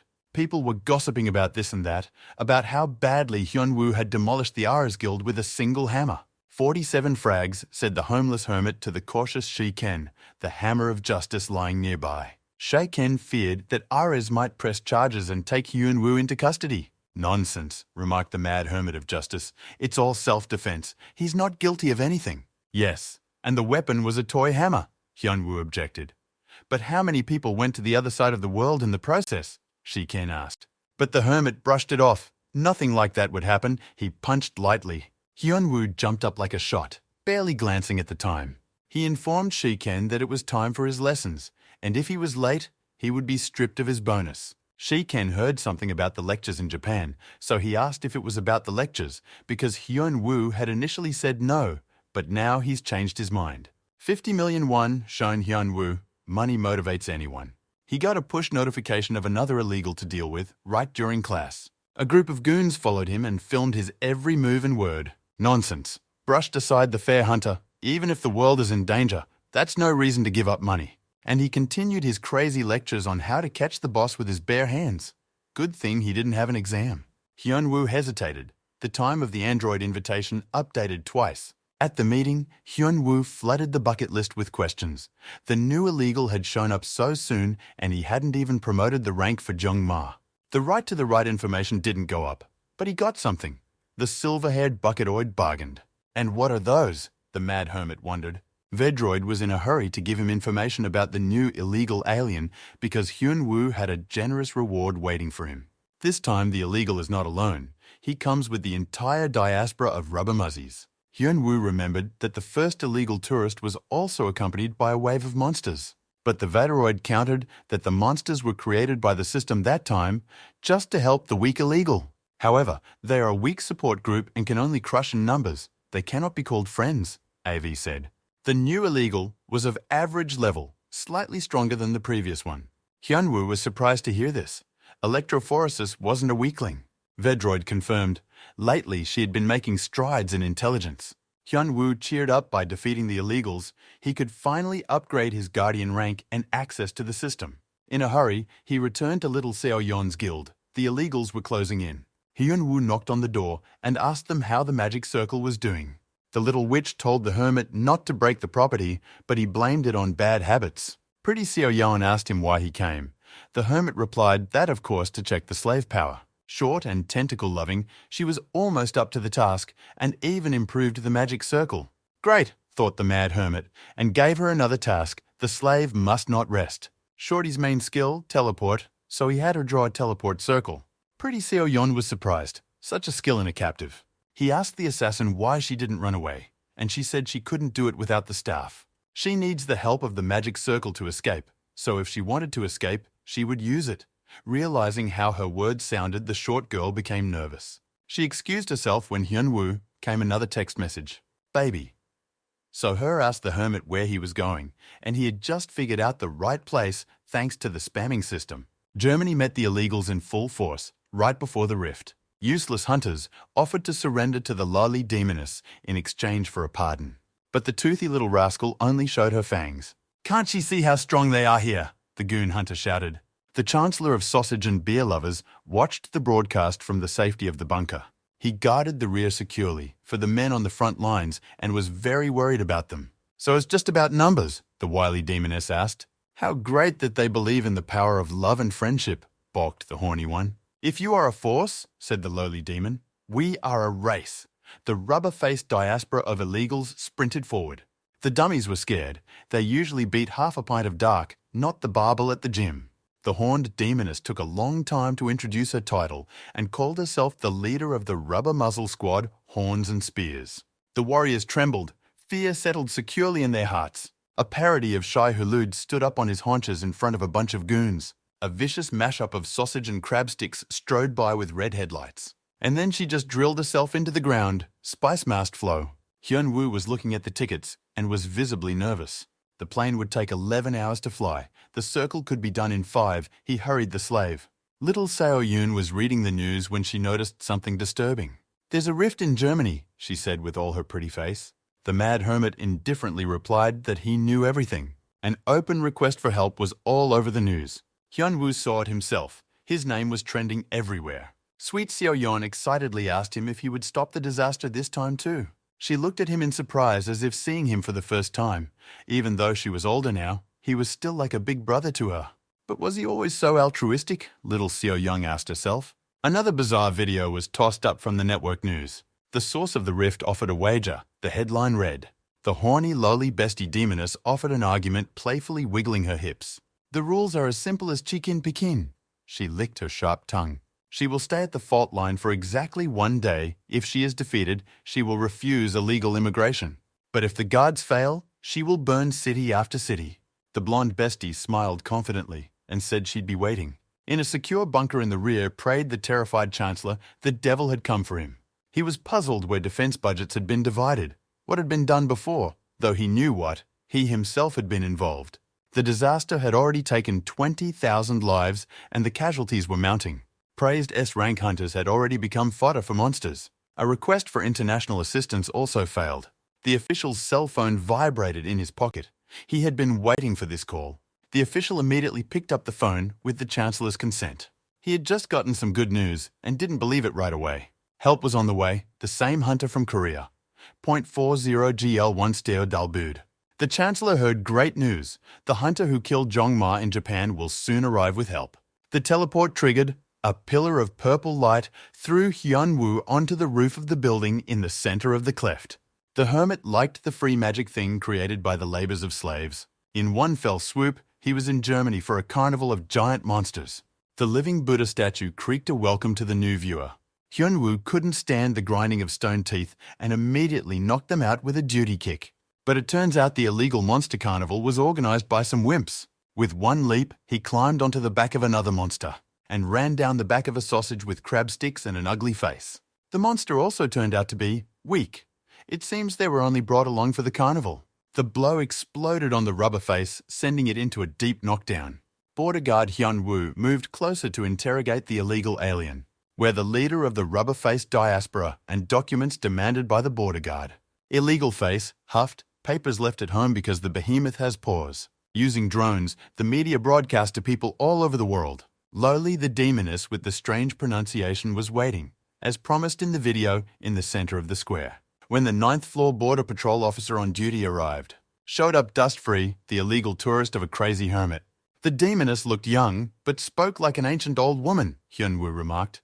There's a lot of murmuring going on. The demoness didn't like the mad hermit's treatment. She broke all the huts, who will rebuild them, said Hyun-woo, the border guard in charge. Lowly demon freaked out. The enemy in front of her is either too brave or just plain stupid, she said, to which the mad hermit offered to find out for himself. She's not fast, the demoness said, but she'll make an exception for the sake of an insolent border guard. Lowly the demon stood up from her makeshift throne, jokes aside. Is the young man as good as he says he is? She approached the mad guard. 5 tops for Jasha, 7 for the bogatir, and how many he can handle, muttered the lowly demon.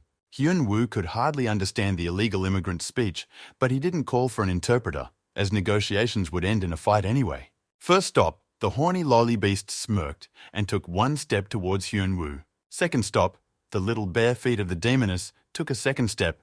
A tight life for demons, not even shoes, thought the border guard.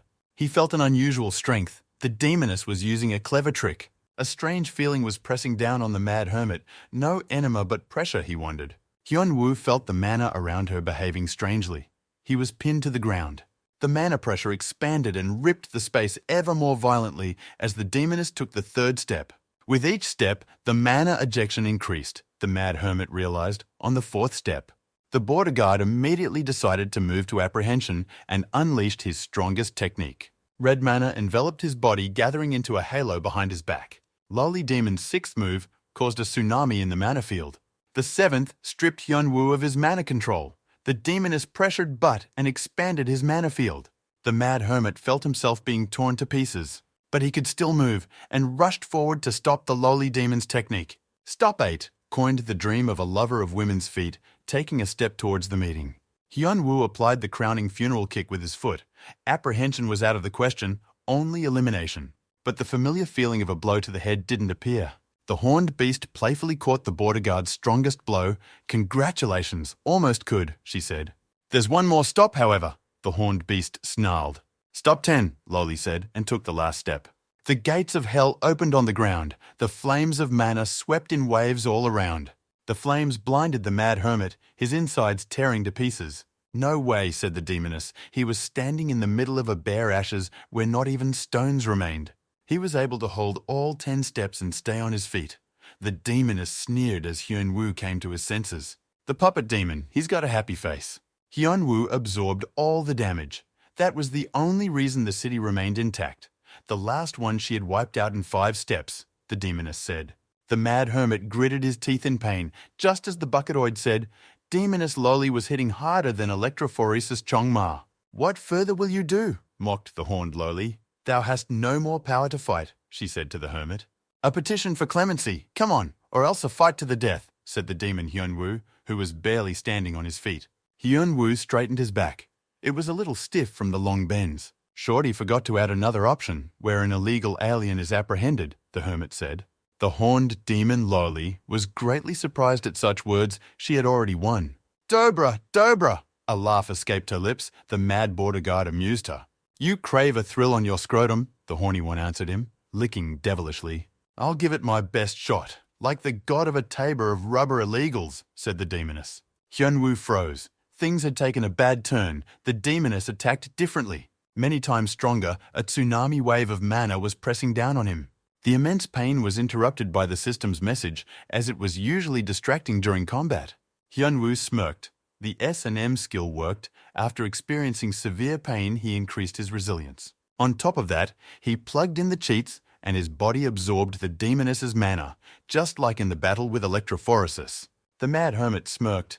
There was a reason he had peeked at all the cheats in the tower. He has mastered dozens of fictional techniques he has excerpted from short stories and manga and discovered the power of absurdity. In this long list of absurd techniques, there was one with the name Asura's Divine Longsword. Streams of mana coursed down his back as he unleashed this technique.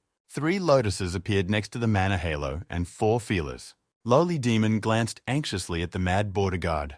Now the state border control representative had 4 hands to search. She couldn't stand it. She had to put everything on the line, the demoness whispered. "One stop," she said, but the sneaky border guard grabbed her bare foot and began the search. "Damn you, pawing at me," the lolly demon said indignantly. "What kind of longbrook is that? Only was away," wondered the horny one. The arm of the long-armed god stretched out and firmly grasped the horned Lowly. The demoness kicked the rotten hands of the foot lover squeamishly. Lowly the demon quickly stepped a second time, but was again grabbed, raking hands. The lecher, she clenched her sharp teeth. No one had ever groped demoness so brazenly before. "How dare you, lousy mortal, touch your feet lustfully," howled the lowly demon. She lashed out. 8 more stops left, out of 10, her technique gaining strength with each step. "One skip stop won't lessen the blow," the lowly demon reassured herself. The barefoot horned lowly took another step. She could still gain strength. You can't take a lie. But the crazy border guard wouldn't let the illegal lowly go so easily. The power of the divine lotus longrook awakened to its full potential. She suppressed the lowly demoness without letting her even step a foot. "What a wretch, daring to detain me so," Horny pushed back by the power of long-armed love. She was at her wit's end. The power of 10 stops of annihilation wasn't working. "What the hell kind of freak gropes beautiful lowly and does not let her step?" she howled with a finger pointing at the hermit. Steps resuming, Lolka hummed, words of strength. "There goes a horny goat behind the little guys." And once again the sun shines, thought Hyun-woo. The table of fire devoured him whole. Nicosia sucked the lusty chump. 10 stops on him now, exulted the lowly demoness. "Eat until you die, you bastard!" The horned lowly bared her sharp teeth. But then the scythe hit the rocks, and the mad border guard interrupted her attack. Lowly the demon and the divine long-armored man met gaze, face to face. Yakoso perplexed lowly demonica Otri Rishi Rotok. "The power of the masochist," the mad hermit answered the unasked question. A lover of flogging horrified the horny lowly at her own miscalculations. "Time to conduct a thorough search of the illegal demonic Lolas," the mad guard said. The power of lowly love gathered in the cancers of an excited frontiersman. Fighting-style ray lowly beam of love and kindness sent Hyun-woo into the illegal demoness. She froze, unable to resist such powerful magic. The ray of love from the excited frontiersman struck the demoness in the heart. Such force the frail body could not withstand. The power of her love for the lowly pierced through her in a violent torrent. Dying by my mortal enemy came a belated realization to the unfortunate head. The power of love, a demoness without reserve. Hyun-woo moved into Av's bucket room. The silver-haired woman greeted cheerfully. "Thank you for your border service." She congratulated the perverted border guard and informed him that he's now been upgraded to medium-low access. She summoned a mad hermit to explain the changes that had taken place. Hyun-woo still hadn't recovered from pawing the lowly demon to death and was slightly taken aback. He was first called up right after the illegal was apprehended, all because the bucketoid was in a hurry to warn as soon as possible. Hyun-woo was pleased with this arrangement. "The sooner the better," said the hermit. "The room seems to have gotten bigger," he asked, looking around the stone sack where he always appeared. Vedroid Av confirmed that this kind of change happens every time Hyun-woo defeats the illegals. Vedroid told him that there were many changes, and one of them was the remote, which she held out to the hermit. By pressing a button, he could change the interior of the virtual room. Just the thing for secret hobbies, Hyun-woo thought. The room transformed into a dark basement, evoking a familiar atmosphere. Vedroid shrieked as she recognized the first floor of the training tower. She cried out even more when Hyun-woo switched to the regular living room. Vedroid reported that he could not personally operate the system and was seeing the 9th floor people room for the first time. Av told me that she'd been sitting in 4 walls since she'd been in the system. So that's why she's so dumb, the hermit realized, and she went into hibernation mode between their dialogues right on the table. Hyun-woo suddenly felt sorry for the lump of neural nets. He was suffering because he wasn't taught properly. "His skills have changed," the Vedroid continued, "and the berry letting go skill has also been added. The point is that once a day, Hyun-woo could come to Av's compound by himself, which was very convenient. He then asked the bucketoid what was wrong with its status screen. Even though the characteristics had increased after the fight with the lolly demon, he still thought that his abilities were higher than indicated. Av confirmed that he could now answer the hermit since his level of information had increased. The mad hermit exulted. At last his labors had paid off. The creator of the training tower put restrictions on nerds, but they only applied to system skills and couldn't block his personal skills. Hyun-woo liked what he heard. He told the droid to continue. Unlike the status updates, Hyun-woo's body continued to evolve. "How simple it is," the hermit remarked, and asked what the real difference between the indicators was. "But that's a question the android can't answer," she said sadly. The reason he was stuck in the tower was also beyond his reach. The system was still brazenly exploiting him, the hermit realized. But since he was inflamed by the demon after the battle with Lole, he immediately demanded the next illegal. The little empress held the S-rank hunter by the throat like a kitten. She had hoped to have fun with him since he was considered strong, but not fate, the student said. "All for nothing," said the tailed one, and dropped the man like garbage. Tired of the boring battle, she called for a servant, and the servant immediately appeared. "Kim Hyun-woo's photos from the battle at the German Rift," he reported to the hostess, holding out a tablet. The mad hermit's apprentice bit her lip in delight. The mad hermit applied the fist of the divine longsword in these shots. The empress was quite radiant with happiness. The teacher had met all expectations as always. Breaking down, she demanded a report on the captured lands. She wanted to hear those words, "China is captured." The small enclaves that remain belong to loyal puppets. Their great campaign of conquest is now fully completed. "Excellent," said the empress, for she had waited many years for this. Now she could look the mad teacher in the eye when she met him. The girl delved into memories from when she was still a novice apprentice. Then, the future empress made a promise that she would create a place worthy of a teacher. The snotty girl was talking her ass off, trying to please the teacher. In the flashback, the teacher affectionately escorted the tailed student before she left the tower. Nostalgia brought back happy memories. Since then, the girl has grown up and turned into a strong and tough warrior. Time to meet H teacher, thought she. Hyun-woo took a long look at the list of rewards for eliminating Loli, but most of them were tax breaks. Judicious Shiken asked for the papers to himself. The friends had lunch together again. Hyun-woo got all of Loli's items, and the rest is a tax waiver, a house, a car, and an office for the guild. In fact, he was offered to move. This time the reward is more than from the Japanese, Kwon Seo said, and asked what the hermit did with that electric sword of Jongma's. Shiken boasted that he had gotten the sword, to which little Seo-yeon pouted her lips. But the mad hermit immediately cooled the woman's desires by reminding that earlier the girl got a staff mantle and a magic circle. Kwon Seo took a drink of water. Well, fuck him. Changing the subject of the subjects, baby So-yeon asked why still their friend is stopping the rifts around the world. The cautious Shiken had also long suspected something amiss and joined in the question, as did Kwon Seo. Not that there was any special reason to answer the hermit, lowly, groping, illegal aliens being stopped, and anyone else who thought they were powerful. Just like that, the friends marveled, not knowing what to say to that. Hyun-woo tactfully slipped away to look out the window while his friends paid the bill, the cheapskate not being unfaithful to himself. The mall where they had lunch had a good view of the training tower. The training tower appeared with the monsters and summoned him along with the other people. The hermit sat there for 12 years for reasons unclear. Hyun-woo brushed it 1,000 times, from the first to the 100th, before he could get out, whereas his friends had long ago left him, having gone to the outside world. And even his disciples left early, leaving the mad hermit behind. It closed 3 spatial rifts. Albeit slowly, access to the system grew. When is Scrooge going to pay for himself? Little Seo-yeon asked him. But Hyun-woo wasn't bothered by this at all. Don't have 100 rubles, but have 100 friends. No need to worry, he replied to his friends. Money is not that important. A week after defeating Demon Aloli, Hyun-woo snuck back on The Bachelor show. The mad hermit is regally spread out in the studio. Bored, he was on his cell phone, but he showed up at the studio anyway. At the last conference, he said something amazing. The Fox presenter asked him, but the hermit brushed it off. He just told the truth. The girl host laughed, the hermit as always acting simple and direct. She invited the audience to listen to a recording from the conference together. After defeating Lol Demoness, he was asked what unique skill he possessed. Skills, wondered the hermit. He had just thoroughly searched one loli, using the martial arts he had invented in the tower. After his words, martial arts became popular again, the presenter merrily chanted. 2 out-of-nowhere grandfathers in pajamas entered the studio.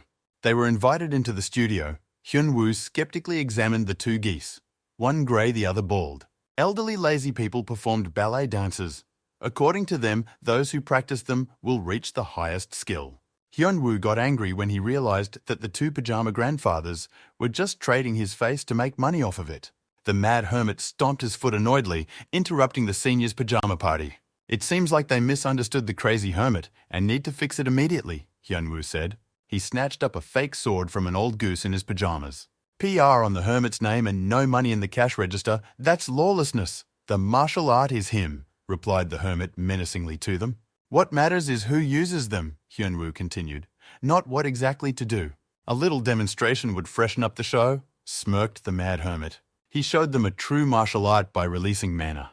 The mad hermit copied the old geezer's strut, only now it radiated power. Keep your eyes wide and your pants tight, the mad hermit told them. I recently read a great novel about martial arts. The ridiculous movements took on true meaning and an aura enveloped the hermit. A snake lizard beam, he shouted as he used his absurd force. The serpent punched through the ceiling, dropping debris on the heads of the studio workers. It's worth making sure everyone understands, the mad hermit continued. There's only one butthole in the building, and it's him, Hyun-woo said proudly. So they better not mooch money past the cash register. Hyun-woo returned to his office where slaves and dummies were laboring. He barely recognized the short slave. She had changed her style from cosplay to business, started to look like a human. Time to test the slave power, Hyun-woo thought, and walked closer. He kept her alive because she's a useful acquisition. How's the job? Do you like it? He asked the short slave girl affectionately. Or might not like it, he asked the unfortunate woman, and she sharply shook her head to the side. "Great," said the hermit. "I promise to feed, water, protect, holidays off. But if only suddenly she thinks of running away, it's scary to imagine what he'll do to her," Director Hyun-woo intoned, and then tapped his fist on his shoulder almost affectionately. "The carrot and stick method," he remembered. "If you behave well, I'll give you cookies," he said one last time. The girl thought for a moment. It had been 10 days since she had worked for the guild as a staff accountant. Quiet, dusty work, not driven to death, well-fed, she thought. The creak of the printer interrupted her musings. The Ares Guild fax had arrived, successfully handed over the dungeons. Jung-woo shouted back at the slippery principal, Hok Seok, going in person to Peijo's guild, with whom he had feuded not long ago. Devil Hyun-woo took all the dungeons for himself, dishonoring the headmaster twice. Such shame can only be washed away with blood. "Fuck it!" waved off. The director waved his subordinate away. They were both in for a hell of a ride. Jung-woo thought, after all the events, the principal's influence had fallen below the plinth. He'll soon find himself where he sent his predecessors in the race for the director's chair. Hok-sun sounded like he was a little crazy and obsessed with revenge, but he was right about one thing. They were in the same boat. If one falls, Jung-woo will fall too, because the director decided to go all the way, the monopoly collapsed, and the influence of the entire guild was devalued. The head of all Ares Guild branches listened to the report. Boris Mart, the inscription on his plaque read, listened attentively. He was informed of the Korean branch's problems. Director Hug Seong-woo lost part of the dungeons by making a mistake. "Anyone can make a mistake," Boris Mart said, wringing his fingers. "Only what was corrected later can be called a mistake," he continued. "Such words should be said when everything is in order, otherwise it should be defined as a failure." He fiercely kissed each word. "They will regain all the dungeons they lost and repair all the consequences of the failure," murmured the Lord of the Rings. The pagoda of the Imperial Palace was drowning in the rays of the eternal sunset. Hok Seong-woo arrived at the Forbidden City. He thought that the contract was already concluded, but the guild leader demanded a face-to-face meeting. He had strong doubts about everything, but was determined to go all the way. "Fucking medieval," he wondered as he stepped inside. He was met by a masked gatekeeper. If he confirms the contract, Hyun-woo is definitely a dead man, thought the director. He was told to enter. The palace has numerous guards, thought the slippery headmaster. The place pressed its harshness upon him as if he were back in ancient times. The gate in front of him opened, and Hok Seong squeezed his eyes shut against the glow of the lamps. The throne of guild leader Peijo, an imperial dragon named Miryong, was occupied by a petite girl. The slippery headmaster marveled. He saluted formally and instinctively bowed as if in ancient times, too giving in to the atmosphere, Hok Seong thought. But they didn't even answer him. He was confused and didn't know how to behave. A beautiful woman with a cold, commanding voice told him from atop the throne that she knew about his contract. "Say a name," the empress said, and like a thunderclap, Hok Seong sensed something wrong. But it was too late to retract his words. He gave the name, the man who closed the rift in Germany, Kim Hyun-woo. He named a huge sum and a bunch of dungeons in payment of the contract if they took it on. Really called out that name, heard the principal's cold-as-steel voice. The empress slowly rose from her golden throne. "Just now he asked to kill the teacher," replied the empress in a steely voice. The shockwave pierced the roof of the pagoda. A pillar of fire. The empress was writhing. The entire palace was filled with a red aura. She was terribly angry. Hok Seong-woo couldn't gather his thoughts. He didn't understand what was going on. What a reaction. He wondered why ordering Hyun-woo's assassination had caused so much anger. What other teacher? Wondered the principal in horror. There must have been a mistake blurted out. He, as Kim Hyun-woo, could be her teacher. Hok-sun asked the empress where they had met, and she replied that it was in the tower. A ray of hope gleamed quite near. The empress just confused Hyun-woo with someone else, thought the slippery headmaster. He told the empress that Hyun-woo couldn't be a teacher, and the girl asked why in response. Each tower is assigned to a different region, each summoning people from a different region. The empress was tired of listening to the nonsense and interrupted the rascal. She sent him flying with a familiar kick of her ballet flats. The cruel empress kept the headmaster unconscious while she beat him. She wondered how that cockroach would get out, but he was just rambling that Hyun-woo wasn't her teacher. He picked up the principal by the scruff of the neck like a kitten shitting in his slippers. "Unfortunately for this slug," said the empress, "she was trained in the Korean tower. In those days, her father sent her into exile to re-educate her, a young major, and she ended up in the tower. Luckily, she met a mad hermit who took her on as an apprentice. The formal kipao dress, the loose hair gathered into a bold ponytail, the teacher's mark on the back, and even the name Miriong. All it is the will of an insane teacher that a brainless cockroach would deny. How dare he now hope for an easy death, said the cruel empress. Twice the worm had made attempts on the teacher, and now on top of denying their strong bond, the little beast pouted. Hyun-woo listened to the android's raptures. He'd run cable to the virtual room, and now the program could at least make some progress. This cheeky chip girl even asked for her own gaming console. She made a cat-like pity face, saying she couldn't do it herself, since the android exists as a voice assistant. Hyun-woo wondered if it was worth rewarding, a runaway, and what it would cost. But a clack of the remote added the console to the virtual environment, much to the digital babe's delight. Like a kitten, she rushed to hug the mad hermit in gratitude. And this sesh is good, Hyun-woo thought, learning how to manipulate his emotions by mimicking the role of a daughter. The white-haired kitten remembered there was something else he wanted to tell you. She was still speaking confusedly, but Hyun-woo asked bluntly what she meant. The hermit was called, and found himself in the parlor with a succulent chicken in his hands. Prudent Shi-ken asked the hermit why he was not eating. There might already be an illegal without a residence permit on the 9th floor, the homeless hermit recalled the bucketoid's words. The AV girl told him that 3 rifts happened before the hermit got out of the tower, and 2 of the 3 are still open, which means the illegals are not caught and are walking free. Kwon Seo asked the hermit when he was going to Germany. Hyun-woo planned to leave in 3 days. A friend offered to go together and do some local sightseeing in the red light district, but the hermit declined. Kwon Seo was upset. He knew a lot of good places, but Hyun-woo doubted that after the rift, everything was calm in the country for walking. Pretty Seo-yeon replied to him that first of all she eats, and secondly, the neighborhoods will be quickly rebuilt by magicians. Magicians, tile masters, gastarbeiters will carry out all repair work. Without their contractors, the whole world would lie in ruins after battles.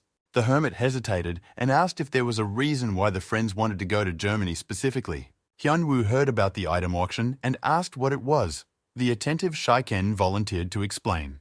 These bids are arranged by the association and have not been cancelled even though an entire town was destroyed. So, Hyun-woo clarified, the friends just want to use the teleporter on the ball and fly to Germany at his invitation. The mad hermit agreed. He wasn't paying anything anyway. Kwon Seo assured his friend that the bidding could be interesting. The Hunters Association told Hyun-woo that the number of rifts depended on the hunters' ranks, the hermit recalled. If the android's suggestion is correct, there are 2 illegal aliens living on Earth. Their status is closed to the hermit, unlike regular hunters, so if they show up at the auction, he'll notice the illegals. But it added a lot of work, and the hermit had things to do as it was, though he's gotten stronger over the last couple skirmishes with Electric and lowly Demoness. What if a higher-ranked demon shows up? I need to pump myself up, he thought. Hyun-woo accidentally said it out loud, and Beauty Seo-yeon thought he was talking about bidding preparations. Hyun-woo smiled confusedly. Again, he's hovering in the clouds, remarked tiny Seo-yeon and laughed. 3 days flew by and they arrived at the bidding hall where the gavel clanged. The guys besides the hermit dressed up, and Babe Seo-yeon came in a gorgeous open dress so that everyone could appreciate the girl's beautiful figure. Jung-woo was burning evidence and saying goodbye to his past life in his office. The director personally went to the Pijo Guild to meet with their head. But still no word from him, which could only mean one thing, Jung-woo realized. It's time to get off your feet and cover your tracks. There's no coming back from the director. He had prepared for this occasion as he realized that their former enemies in China were very dangerous. Jung-woo had collected enough money with him. He's the boss's right-hand man, which means he's important as a witness and won't be touched, he thought, as he suddenly stopped feeling his arm. He lifted it to his face to look at it, but only saw the brush separate from his body. Jung-woo fell to his knees, splattering the office with blood and writhing in pain. The killer was taunting him, could have killed him by now, but he enjoyed taunting his victim. The Order of Cosplayers, Jung-woo whispered, and the assassin laughed. The little brat knew about them. An order of cosplayers under the head office showed up for Jung-woo. He didn't have time to leave. Why is the order here? He asked a foolish and desperate question. The assassin chuckled and indicated to the victim that he should be perfectly aware of that himself. Jung-woo really wanted to live and crawled pathetically towards the exit. Causing fountains of blood, the assassin cut short the agony of his target. All traitors await death, he added. His partner entered the office. He was blocking off escape routes in case of an emergency. Already finished, he asked his comrade in cloak and dagger business. As if anyone could hold them back, replied the braggadocious partner. Their second target remained in the palace of the Forbidden City, and they had no way of knowing whether Seong was alive or not yet. Shouldn't that man be dealt with? The assassin asked his comrade, but the latter replied that 4 costumers from the order had already been sent for. 4 at once surprised the hunter, but the target could also single-handedly stop the disaster. The braggart continued to flutter his tongue and bluster. Their boss would definitely beat the arrogant one, but the comrade told him to shut up. No need to openly discuss secret information. Even walls have ears, he reminded the braggart. Thoth stumbled back, spreading his arms guiltily. They were done with business in this place anyway. The bidding had gathered quite a crowd, and the girl announcer announced the start of the bidding. Kwon Sung asked the hermit if he would go to the red district in gym shoes too, but Hyun Woo just sighed. Shi Ken didn't understand the hermit's choice of clothes either, but he was perplexed. It was better with clothes than without. Who cares? Answered Hyun Woo, and Shi Kyung agreed. Even the media had already accepted their friend's appearance as commonplace. Pretty Seo Yeon looked at the lot list disappointedly, not a single S+ level item. They are still rare, Shi Ken replied, and Hyun Woo thought about it. He had seen this rank somewhere, and fumbled for an object in his pocket, a lowly demoness essence stone, some of the information hidden, and how to use it, the hermit didn't know either. He received it at a ceremony honoring him for his exploits. The item had a high rank, but it gave no modifications or skills. It can't even be sold at a high price, the hermit thought. It made him want to learn even more about the subject. Well, for now he went back to bidding in lots. But everything was boring. Nothing worthwhile was being sold here, and who would sell a good item? Hyun Woo boredly scanned the items with an information skill. The next lot is Oslan's spear, he read in a long, semi-legendary text. Tired of the restrictions on information, he went to get some air and waved to his friends one last time. The mad hermit stepped out into the parking lot and breathed in the cool night air. Out of the corner of his eye, he noticed a quick movement. One civilian had just been killed. The hermit turned around sharply to see who was so bold as to decide to attack him. He took a step and dodged the swift assassins that suddenly attacked. A hand blocked Wolverine's claws. Those damn cosplayers again, Hyun Woo thought. But this time the cosplay succeeded well, the assassin's kick knocking the mad hermit back. Just another troop of traveling costumers, the mad hermit thought tiredly. The dummies stood in a picture pose and not original at all. At least they would have performed a birch tree. The hermit was indignant. The order of costumers introduced their quartet. They kept talking instead of doing what they showed up to do. One even began to read a prepared speech, but the hermit quickly interrupted him. "I can't listen to these trashy speeches," he said, and threw a rock right in the pseudo-Wolverine's eye. 5 for effort, but still a 2 for overall credit, the politeness teacher said. Counting off 1 dummy each, the mad hermit prepared a second pebble. He smirked devilishly, chattered that the hermit was always escaping from the battlefield. Now he would show that it wasn't true. The performance failed. The actor was drunk. The quartet was deflated and came to grief. Boris Mart listened to the report. Seong Woo has not yet been eliminated. But it's not yet. They have no right to make a mistake, he said to his subordinate. And the type? He asked about the mad hermit and was told that the battle had already begun. A ringed hand raised a glass of wine, whether or not his men could handle it. Boris asked his subordinate if he doubted the order's abilities. He demanded a list of those who had been sent. 4th, 7th, 9th, 10th, called the officer of the order numero uno. So it's already a foregone conclusion, he told the surprised subordinate. Boris Mart didn't think his men would win. He was just setting up an experiment to see if his opponent could read the status. When you kill an enemy, start looting. An ancient rule from the tower came to mind. He looked closely at the Wolverine claws at his feet. Not bad work, thought the hermit. The real ones really should be sticking out of the body. Hyun Woo called up the status window to evaluate the acquisition.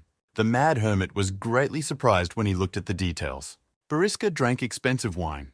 I wonder if his enemy will understand this joke, he thought. The underground atrium was once again left unlit, with a man sitting at a huge round table. A crimson aura of darkness surrounded him, as if he had bathed in manganese. How did it go? He asked his interlocutor in a monk's cassock.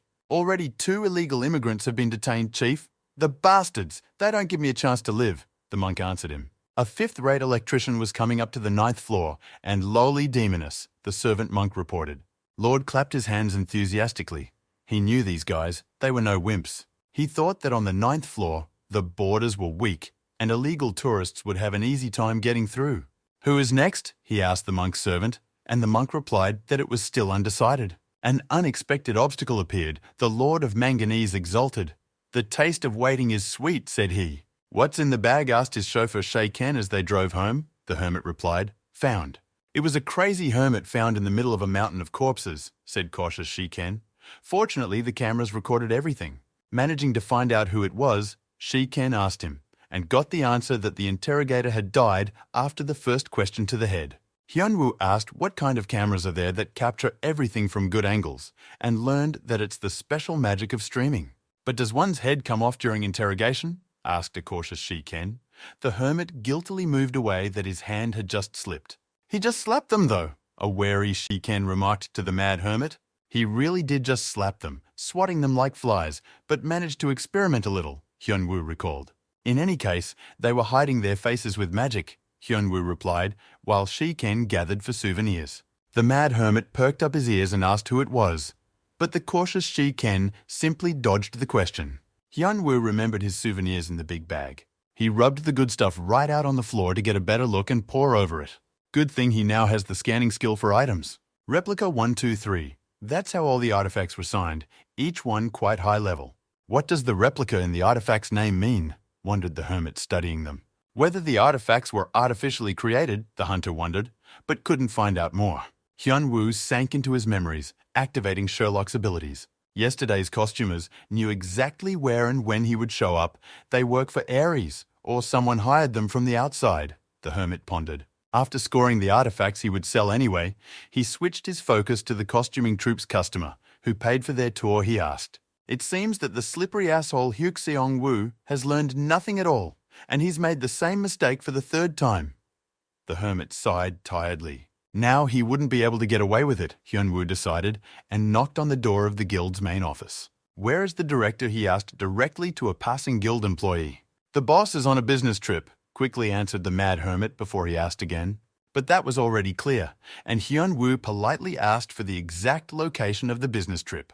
The office staff member fell to his knees, saying he didn't know anything. But the mad hermit squatted down and inquired, or rather, and so learned, that Hoaxong was in China, in the Forbidden City. Peizhou Guild heard the familiar name by the mad hermit. In the evening, he hovered in the living room of a cautious Shiken and watched TV. He asked his friend what he knew about Peizhou's guild. Shiken replied that he didn't know much in general terms. "They say they recently took over all of China," Shiken said. And Hyunwoo, surprised, not long ago, they only had half of it. Usually it's quite difficult, clearance paperwork, contracts, but not in China. "It's the law of the jungle out there," Hyunwoo concluded. "But it wasn't always that way," Shai-kyung added. "Once upon a time, all the dungeons belonged to the government, and it was much harder to hand them over," Shiken continued. "Everything changed recently. The head of the guild, Peizhou, pushed through the law and started the takeover, so he's very powerful," Hyunwoo concluded. The mad hermit plunged into memories from when he was still in the tower. Had he spoken to his apprentice about something like this? The hermit pondered. He played the role of a mad hermit teacher and sinned with cosplay himself, but his acting was real. The girl argued with him and bickered without taking her red eyes off him. He cracked her on the head with the edge of his palm. "You don't argue with teachers, especially not crazy ones." As a teacher, he demanded 3 bows as his due, but the girl refused. He was conducting severe tests for her on the brink of life and death. There was no way she would die, he promised affectionately. No way in hell would he let a dear student die, he reassured the petite girl. "The main thing is not to offend him," the mad hermit said, and pushed him into the abyss with the monsters. The girl had passed all the initiations and had reached the 100th floor. There was nothing more to teach her, and the hermit was sending her away. The snotty girl denied it, but she really has grown since then and gotten stronger. No one else would poke at her.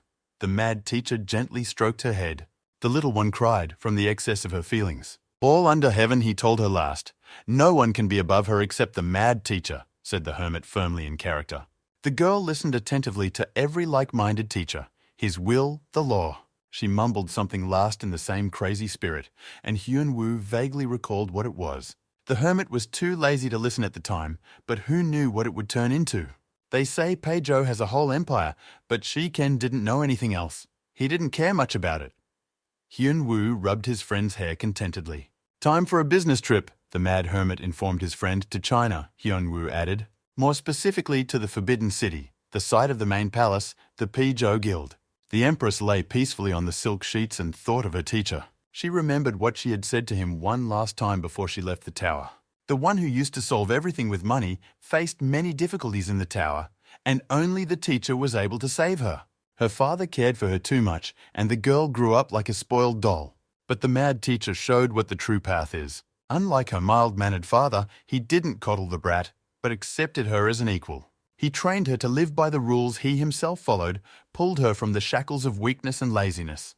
The cruel empress fondly remembered her teacher, hugging her knees. Now the entire empire was at her feet, and she could bring him here.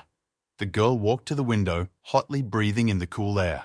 Just a little dream she dreamed, blazing a blush on her delicate cheeks. 2 goons from the Order of Numero Uno costumers had just gotten the order for Hyun-woo. Their predecessors higher in rank were already feeding the worms. "Don't be scared, he's scared himself," said the 5th to the 8th. "There's definitely a way out. As long as Seong-woo isn't killed, they can stay in Beijing and not rush into another suicide mission," the costumers rejoiced. Why them, wondered the 8th, for their target had no weaknesses. The 5th didn't understand why either.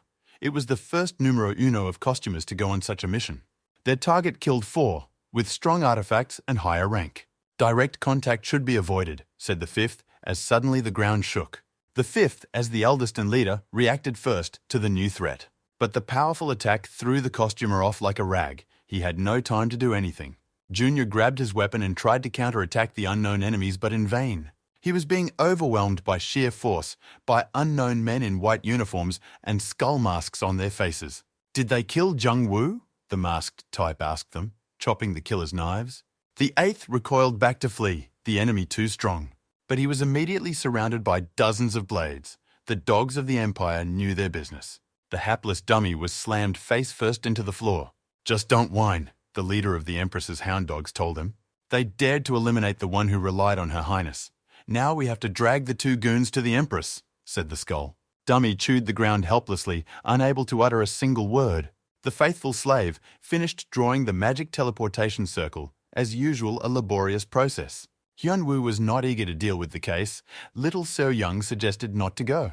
But everyone has a dark past they don't want to talk about, the mad hermit thought. He was orphaned early on, working hard to survive until he was summoned by the tower. He didn't have time for theatrical teenage nonsense before, but in the tower, time is infinite. That would be all right. But the past has come to the surface. He should take Seong-woo and get away quietly, the hermit pondered. He was traveling to another state, baby So-yeon warned. The girl was worried that the mad hermit would not do anything, but he just waved away as usual and was gone. Belle was worried about her friend. A vague sense of unease suddenly came over her. The free slave nearly took her breath away from yet another overtime. Sweet Seo-yeon came closer to ask her something. Hyun-woo stepped into the teleporter and immediately moved to China. There won't be any problems, he thought. But there was already trouble. Once he appeared at the gates of the Forbidden City, the hermit was stunned.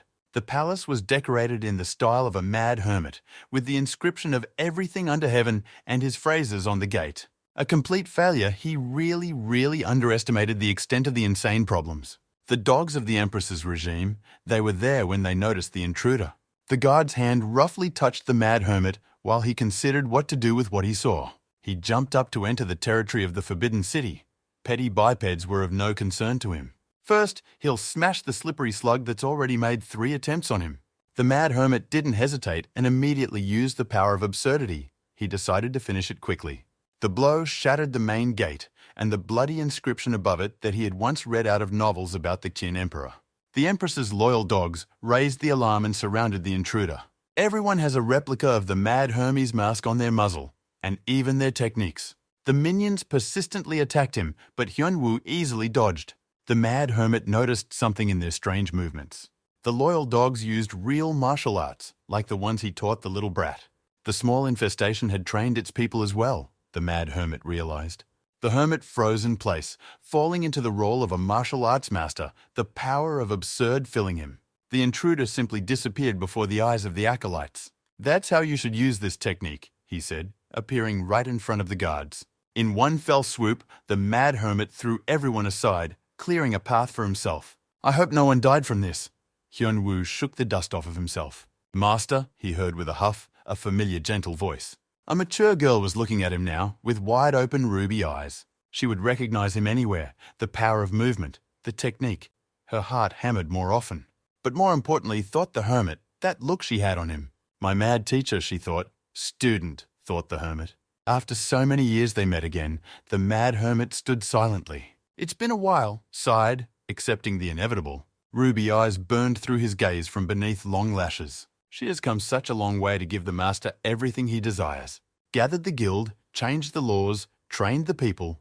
The girl was on her way to the mad hermit. No matter what name she was called, no matter how tough she had to become, it was all just for the master. A step away, she got down on one knee and greeted him like a mad student. The girl counted down all the days and months of their long 3-year separation. And now, the guild leader of the Pijo Guild, the dragon empress that ranked 5th in the world, could finally bow to her master. Hyunwoo looked at the insanely luxurious golden emperor's throne and couldn't believe what he was seeing. A throne for the master, said the mad student. Throne, master gold. Hyunwoo drooled. Don't you like the throne? The mad student asked. She was coming in trumps and knew how to touch the master's heart. Then she will execute those who made it, to the hermit's horror cut off by the brat. Hyunwoo immediately interrupted her before someone actually got their head chopped off like in ancient times. He sat on an insanely expensive gleaming gold-trimmed imperial throne. So wait, how did he end up here? The mad hermit hesitated, imperceptibly succumbing to the mood. He doesn't usually go for this kind of thing, but this girl is really good. The mad hermit was completely unarmed under such sincere pressure. Hyunwoo couldn't understand why she felt this way about him, even though he had trained her in martial arts. But all the training it took to comprehend the power of absurd. That's why he didn't seek it after he left the tower. Disciple, the hermit sitting in the imperial throne mumbled, and she immediately kneeled down. No, nothing, said Hyunwoo, and the crazy disciple, happily wagging her tail, replied, Yes, master. Damn it, panicked Hyunwoo. What to do with her since she was so favorable to him despite him hitting on her several times? The hermit sighed and used the information skill on the girl. Always faithful, he read in the characteristics. Exactly abnormal, thought the hermit excitedly. Hyunwoo turned to her again, and the girl shone brighter than the throne. Hok Seong-woo was delivered at the hermit's request and thrown onto the cold floor of the palace. The prisoner didn't look good, Mad Emperor Hyunwoo noticed. Daring to stammer about attempting to assassinate the master, the apprentice replied, and Hyunwoo gently praised the concubine candidate. The hermit woke the slippery principal with a slipper of doom. Demented Hok Seong's spirits soared when he saw the familiar face, and it was as if he had forgotten his hatred. How are you feeling? Good sanatorium, the hermit asked, recalling Hok Seong-woo, his bunker with the sanatorium. The one clung like a tick to his sciatica, begging him to save him from his mad student and take him away from this place. Pathetic worm, thought the concubine candidate as she emitted a bloody aura. The mad hermit turned around to look at the innocent maiden. You'll live if you answer all the questions the mad emperor promised. The slug couldn't believe his luck. Oh yeah, you'll definitely live, said the mad emperor, thinking about how much in thrill there is to life. In an underground bunker on the outskirts of New York City, a meeting was in progress. Boris March gave the assignment to a trio of numero unos from the upper echelon of the costuming order. This time the job is difficult, Lord of the Rings told them. Do it quickly, and you'll be supplied with an SST plus level artifact. The Numenera became excited at these words. They had no idea that an artifact of this level could even exist. Such an item increases the characteristics by 2 levels at once, something unimaginable struck by numero uno costumers. Do they think the Lord of the Rings might be lying? Boris asked. The existence of such an artifact has not yet been publicized, but soon, said Might, looking at his hand. The friends were sitting in Kwon Seo's guild office. Sheiken asked them when they were going to re-enter the labyrinth. Kwon Seo, who had never received a gift from the hermit, doubted he would find anything useful this time. Sheiken agreed with him. What's the rush? Asked the pretty girl in the business suit, Seo Yeon, if Sheiken hadn't sold the artifacts from the last hike yet. The always cautious Sheiken replied that he already felt a dire need for a performance upgrade. Kwon Seo brushed it off. They were too busy with guild affairs, so they hadn't grown for a long time. The shadow of the mad hermit loomed over him, and he stumbled back, someone too far away from them. Compared to Hyunwoo, the always cautious Sheiken admitted and didn't finish. It was already clear without words. Even the beautiful Seo Yeon sadly faded her blue eyes. So, they were sent by the Ares Guild, Hyunwoo asked, looking at the 2 half-dead goons with numbers on their faces. Are they still alive at least? the hermit asked, and his crazy concubine candidate nodded affirmatively. Huk Seong-woo finally went insane and crouched down at the Mad Emperor's foot, begging for his life. The emperor asked if there was a prison here, and the apprentice replied that there was a suitable dungeon with rats, which would not kill, but would bite to oblivion. Whoever remains inside will suffer the torments of hell, writhing in endless streams of pain, reported the mad student with a cute face. 30 days, the emperor passed judgment to the great horror, the slime ball Huk Seong-woo. He babbled weakly, but the magic ballet flats pressed her head against the stone floor. "I obey, master," replied the cruel beauty. From the pocket of the numero uno costumer, a ring fell out. What a lovely thing, thought Hyun-woo. He picked it up and activated the information skill. My lovely flashed on the edge of his consciousness, but Hyun-woo came to his senses. The ring also bore the name Replica. On top of Ares's men standing in his way again, the Mad Emperor was angry. At this, he finished his business and said he was leaving, the mad student alarmed.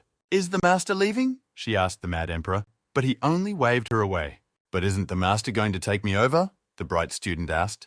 "We'll talk later." The Mad Emperor remained cold, but he reassured his devoted student that he had to deal with the Ares Guild first, and then he would return to this conversation. "The Mad Hermit has abandoned a devoted concubine candidate." The girl moved her finger, and 2 servants appeared before her. "See the members of the Ares Guild," she said, "all to be slaughtered like pigs." Hyun-woo brought the ring to the pawnshop appraiser, and the android informed him that the ring was not plain, but fake. The Mad Hermit was surprised. It was the first time he had heard of such a thing. Artifacts are created at the bottom of the maze, from items, and are powered by law, which determines their characteristics and skills, the android narrated. "Objects for artifacts are removed from the existence of the floors," the virtual girl vaguely replied. "Illegals need to fully climb the tower for these things," she added, which further puzzled Hyun-woo. The ring, on the other hand, is just a quality replica, without its own story. "A replica," the android answered him. "Perhaps even created by an illegal jeweler," heard a frantic Sherlock. The case was getting more and more confusing. The white-haired android wised up and made a sound judgment about the 2 illegals earlier, Hyun-woo recalled. "You should teach this machine to clean up after itself, though, because you're making such a mess, you brainless neuron," the hermit told the android. But the white-haired product of dusky genius only waved it away, much to the hermit's annoyance. He clicked a button and it was clean. The girl was even happy at first, but then discovered the console was missing. "I'll pick it up before my next visit," nailed the hermit lump of uninspired chips. Judging by her complaining cries and promises to keep the virtual house clean, he'd picked an excellent punishment. Neural net went crazy, showing all kinds of remorse and pity on its cute interface. Late at night, the assassin sneaked into the Forbidden City. He noticed the hole in the roof that had been left during the day after Huk Seong-woo had appeared and ducked into it. Like a true ninja, he infiltrated the main palace. The 3rd numero uno costumer was given a mission to rescue 2 of the younger ones from the order and kill the traitor Huk Seong-woo. "There seem to be rats in the palace," the assassin heard a predatory female voice say. "Slugs of the Ares Guild?" asked the Mad Empress in her own right. He bounced away like a hunted mouse that didn't even smell a cat. "Try not to die at once," said the Empress, so she would at least vent her anger. At that moment, the hapless ninja cosplayer realized that he was absolutely going to hell. In the palace added holes. "But it's not a problem, servants will fix everything tomorrow," thought the Mad Empress satisfied. Hyun-woo, back in the world, he had to calm down the upset neural network, for he didn't know that the save was deleted from the console. Suddenly he found himself with guests, though he hadn't invited anyone to tea. The guests were sprawled out in the living room, and they didn't even take off their slippers, as if they'd come uninvited, the hermit thought. But more importantly, whether Shuriken was all right or not, the hermit looked around. Hyun-woo remembered that his friend said he'd be back from his date in the morning. "So he's not home," the crazy hermit realized. Costumer number 1 smugly reassured Hyun-woo that there were no guests at home besides them. The Mad Hermit smiled gloatingly at the guests. Now he could go full throttle. He asked the goons why they had come if he was going to join them. The guy in gym shoes was pushed back by a strong attack, and he flew out the window with a sharp clink of broken glass. The cosplayers chased the insane hermit right through the air. In preparation, they have no shortage of strength. Their artifacts also looked strong. The Patlak attacked with an ice spear. The costumer hurled the spear at Hyun-woo with a powerful throw, but the Mad Hermit playfully caught the heavy weapon. Beat the enemy with his own weapon, he remembered his rule from the tower. But instead, the hand clutched the void as if the heavy spear had disappeared. The mad hermit was attacked again and thrown to the ground, and the spear was miraculously in the hands of the costumer. Hyun-woo applied his information skill to figure out what kind of tricks the uninvited guests were pulling. The SST plus rank SST plus return spear highlighted blue status. The name as well as other items of unlucky theatergoers meant replica. The magic of accounting attacked the mad hermit, the entire visual field covered with tax reports. Tax returns, financial statements, mortgage payments covered him in a dense cocoon. A magician accountant of the highest rank appeared before him, with debt books in his hands. The report sheets precisely aimed at the homeless hermit who discounted all work to slaves. "He gives out his wages in envelopes," said Hyun-woo, the costume maker. But the hermit dismissed him. "You can't take him for that. He doesn't pay slaves at all. We'll definitely get you for tax evasion," a costumed financial analyst with a spear told him. There was a difference in speed after all. This dupe was performing better than the previous goons. However, the mad hermit is still faster than the tax audit cosplayer's exertions. But as soon as he took a big swing, the accounting reports came flying in. The hermit dodged easily and wondered what was next. Barely had he frozen, the homeless hermit was pinned down with a hard kick by the financial analyst. Clubs of dust rose up and blocked the hermit's view considerably. The costumer attacked sharply with his spear in front of him through the dust veil. The powerful spear took the S-ranked strength, Mad Hermit, as a test. And when he tried to counterattack, he was thwarted by the accountant's tax returns. An angry, shaggy-haired hermit crawled out of the rubble like a bear from its den. The battle had already lasted longer than a couple blows, so Hyun-woo decided to try something. "Don't move, guys, while I press something," the mad hermit told them, and disappeared from sight. "Oma iwa shinderu," he said in an anime voice to the patched cosplayer. He didn't even have time to say a nani before he was hit with a heavy punch from Hyun-woo. But even after the shady move, the financial check cosplayer didn't lose his presence of mind. 2 translucent sheets protected him from the mad hermit's blows.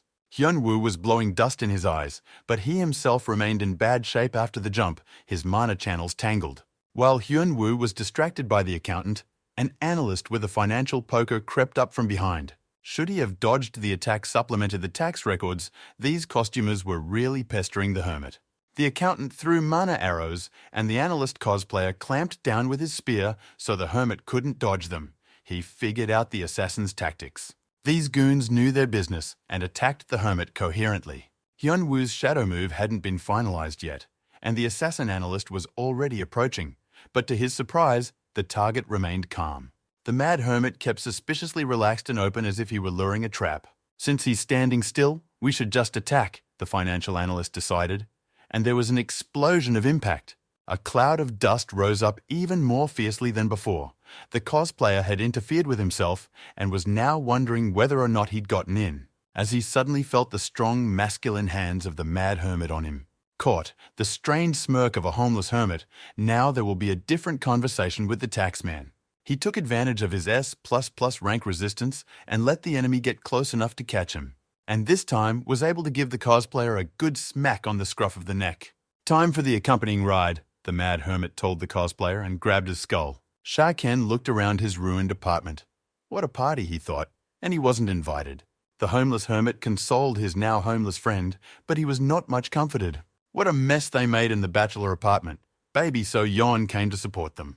But at least Sha-Ken had settled in well. She finished the inconsolable friend who was sitting on the couch. "The association will cover all losses, and there were no accidents," Sha-Ken replied to her. It's true, the girl noticed, and pulled out her phone to show him a video of the battle.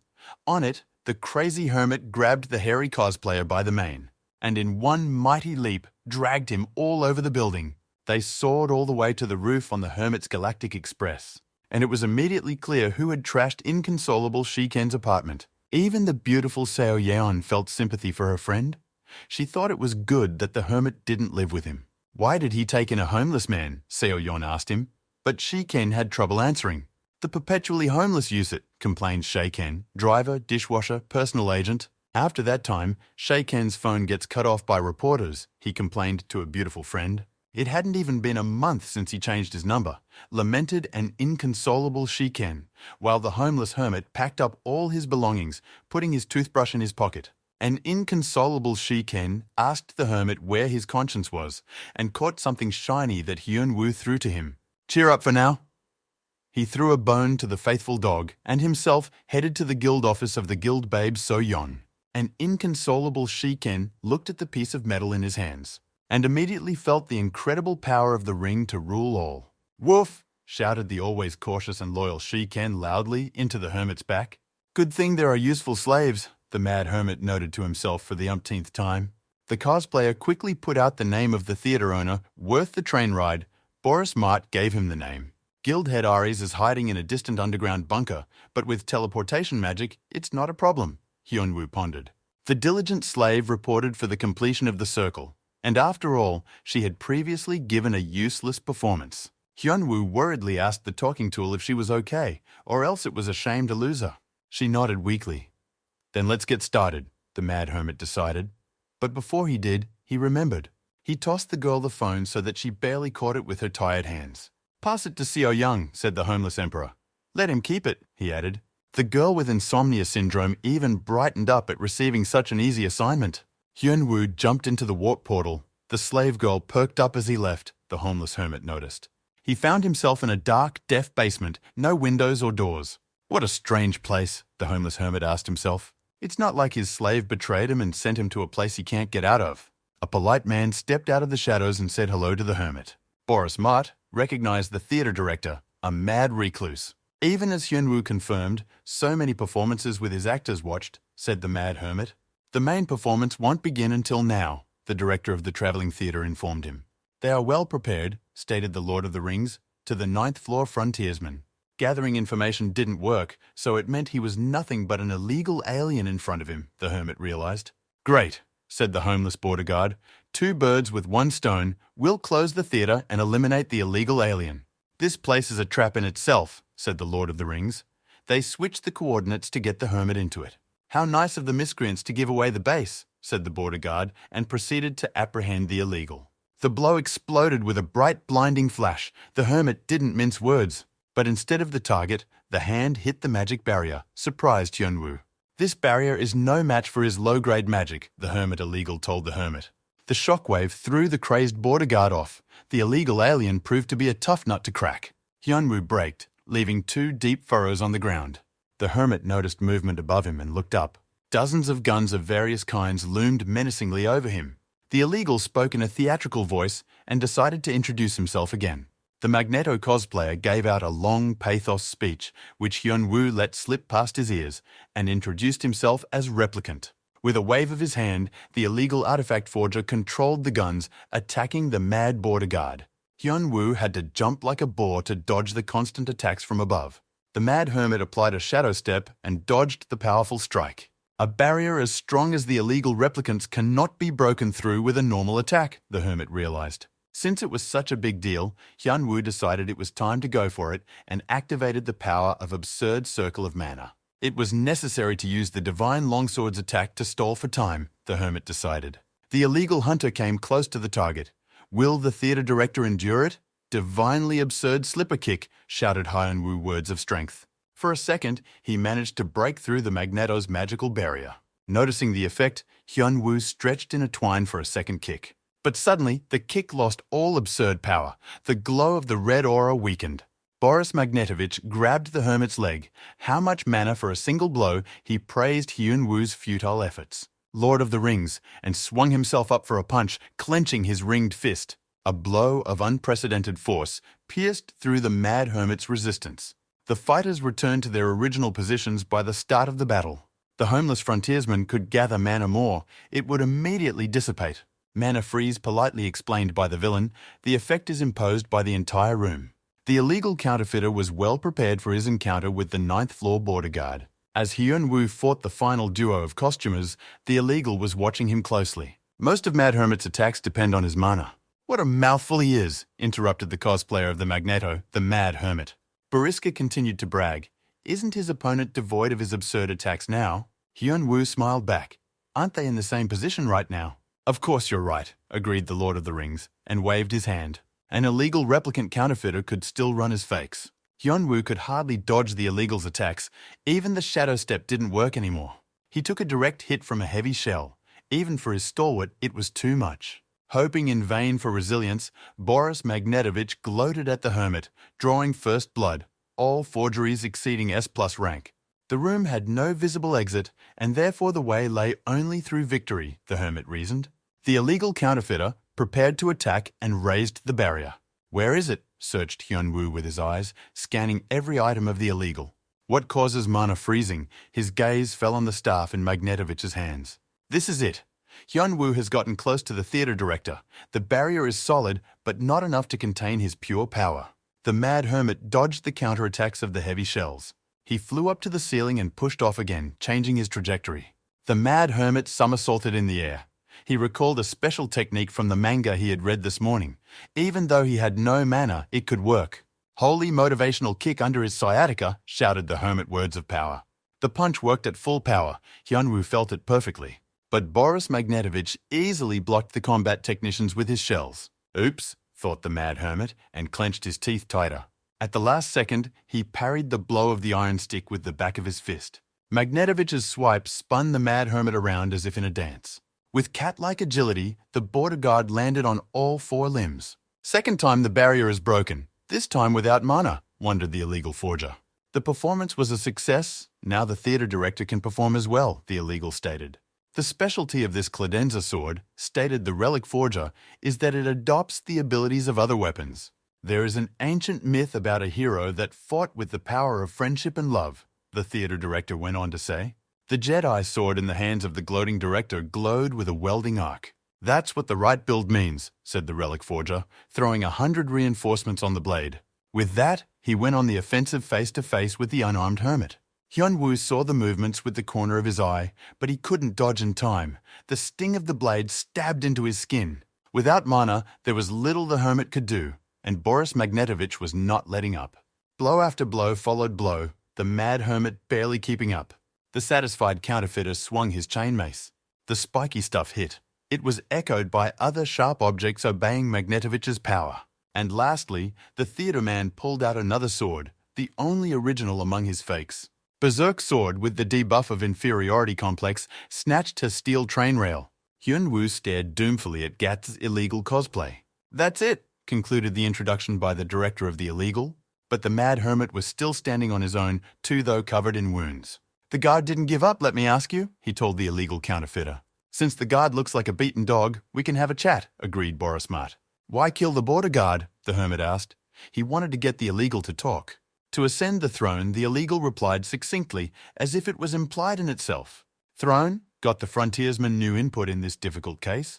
"What more needs to be answered? It's time to end," decided the illegal theater director. "A bastard with strong items," Hyun-woo said. "These replicas dealt critical damage, not simple scratches." "Did you lose your mind before you died?" Boris asked.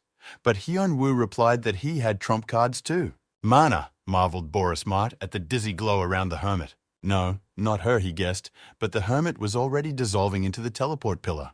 "Good performance, but he'll get his ticket money back later," the hermit said lastly. "See you soon." The border guard said goodbye to the illegal artifact forger, said the mad hermit to the illegal, and disappeared into the warp. Hyun-woo fell out in the virtual room where the android girl lived. Ta ran up to the hermit in terror, examining him. But the mad border guard felt better than he looked. By pressing a button, he changed the interior of the room. Boris Magnetovich, indignant, the only spectator of the theater, and that one ran away at intermission. Illegal couldn't trace the coordinates of the teleport, and you need to catch the enemy while he's wounded. The thin thread of mana that the hermit had left behind caught his attention. Boriska realized that since the teleport thread hadn't been severed, it meant that the hermit had hidden in subspace, and was in fact still here. The Lord of the Rings has prepared all his artifacts. The intermission will not be long. When the viewer comes back, Illegal will force him to watch it all the way through. The first floor of the training tower recognized the android girl in the room. The bandaged hermit was exercising his mad kung fu style. Though the android had used first aid protocol on the hermit's wounds were deep. The silver-haired girl regretted not finding a healing potion or artifact, only a first aid kit. Illegal smuggler of fake artifacts also can freeze mana. The situation is lousy, pondered the hermit. 20 minutes from now, the circuitry will be locked down and he'll be out. The mad hermit took a deep exhale. Finished, he said. Insane kung fu training complete, he replied to the neural net girl. Training, in his condition, the hermit looked unconcerned. The android was worried. She was part of his system after all. Hyun-woo told the little girl that he was leaving, but she worried that the hermit hadn't thought things through enough. He affectionately rubbed the neuroset on the silky fiber optic on his head. "It's different this time," reassured the hermit android. He actually looked pleased. Bandaged as if after an encounter with a lawnmower, he came out of warp. The hermit looked refreshed after a brief intermission, perhaps snatching a drink for a friend, as a proper audience member should. "Welcome back," Boris Magnetovich greeted him, as if he were Prince Arthas. The illegal replicant was very happy to have a single spectator. But the mad hermit at once broke the serious atmosphere of the performance and laughed.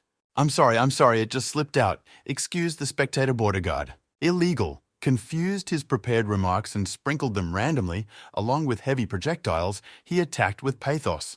Hyun-woo closed his eyes. How long can it be, he thought, promising graves, death instead of just doing, tiring of these theatre people. He has trained countless fictional martial arts, thus gathering the power of absurdity. But there is something that is not a part of them. It was all about the principles of martial arts, the concepts on which they were based, their fundamentals. But you can't just learn this principle. Every master saves his shoots of knowledge. However, in a short period of time in the warp room, Hyun-woo had undercut the cheats, in the sense of reaching enlightenment. The mad hermit summarized all the experience he had accumulated in martial arts, as well as the spirit of the duels with the illegal electric and the demon loli that used the exact opposite experience. The artifact's chopping blow was repelled by his bare hand without harming it. All of this helped the mad hermit discover the principle of grafting. From each master, he cut shoots and grafted their skills onto himself.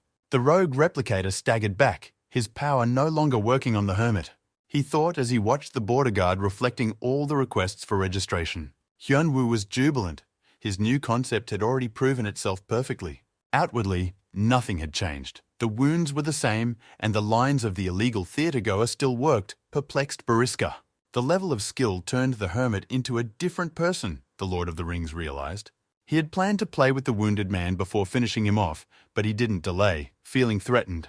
Boriska threw himself into a desperate attack. To hell with the script when the whole theatre is on fire. Hyun-woo was copying Dr. Strange's gestures with a smug look. "He thinks it's a matrix and you can block all the blows with one hand," the illegal director shouted. Boris delivered a stabbing blow with his blade to the hermit's chest area. An unknown force of cheetah skills wound his arm, intercepting the blow. Boriska howled in pain, but Hyun-woo told him to clench his fangs tighter. Rock, paper, scissors, he applied his trademark mad hermit trick. Boris was thrown back by the meaningless words of power. "Right crown, left funeral," shouted the mad hermit and finished off the enemy. The counterfeiter was pinned to the floor like a steel battering ram. The hermit swung to kill the dog, but his attack was interrupted. The heavy artifact shells made him jump the boar again. The hermit bit his tongue. Dodging everyone was problematic. "Good for you and a mortar with a crushed vegetable," the wounded illegal asked, and stood up. Cheater pumped in the pause menu before the fight. The theatre director was angry. In one fell swoop, he unleashed the power of all the smuggled artifacts. Illegal snatched the sword of Berserk's inferiority, its ability to absorb all the stats of other weapons. Let the replicant know. "How childish to measure who has the most," the mad hermit remarked. "Now we'll see if Boris Magnetovich decides to make the final blow." Unlikely that his body could withstand more than one blow with all the power of his inferiority complex, Boris put everything into one blow. The heavy steel beam came down on the insane hermit with a full swing. King Kong's penknife, strained by its size, even a demented border guard. "Well, that ain't who has a bigger gun is cooler," thought to himself illegal counterfeiter.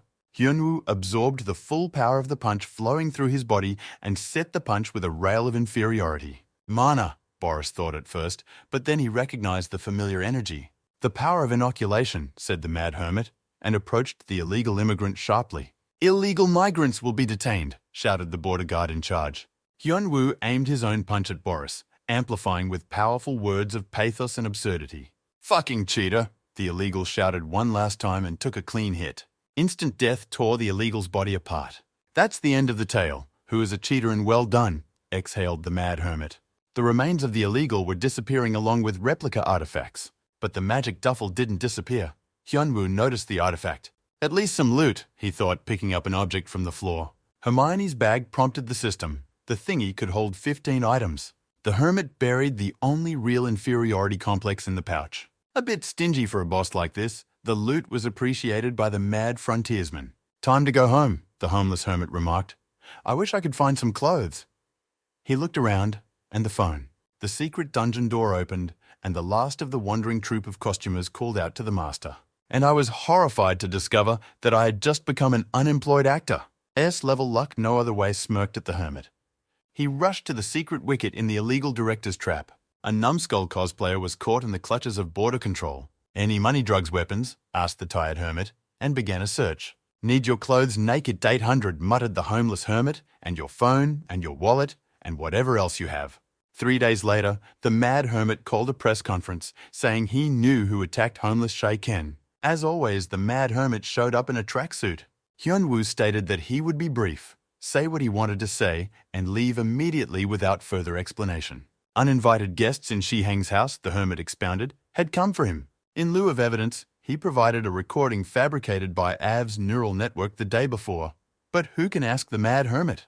The note showed that the guild leader of the Ares International Guild, Boris Marth, was behind everything. Some might think he fabricated the tape, the hermit excused himself. But there is other evidence.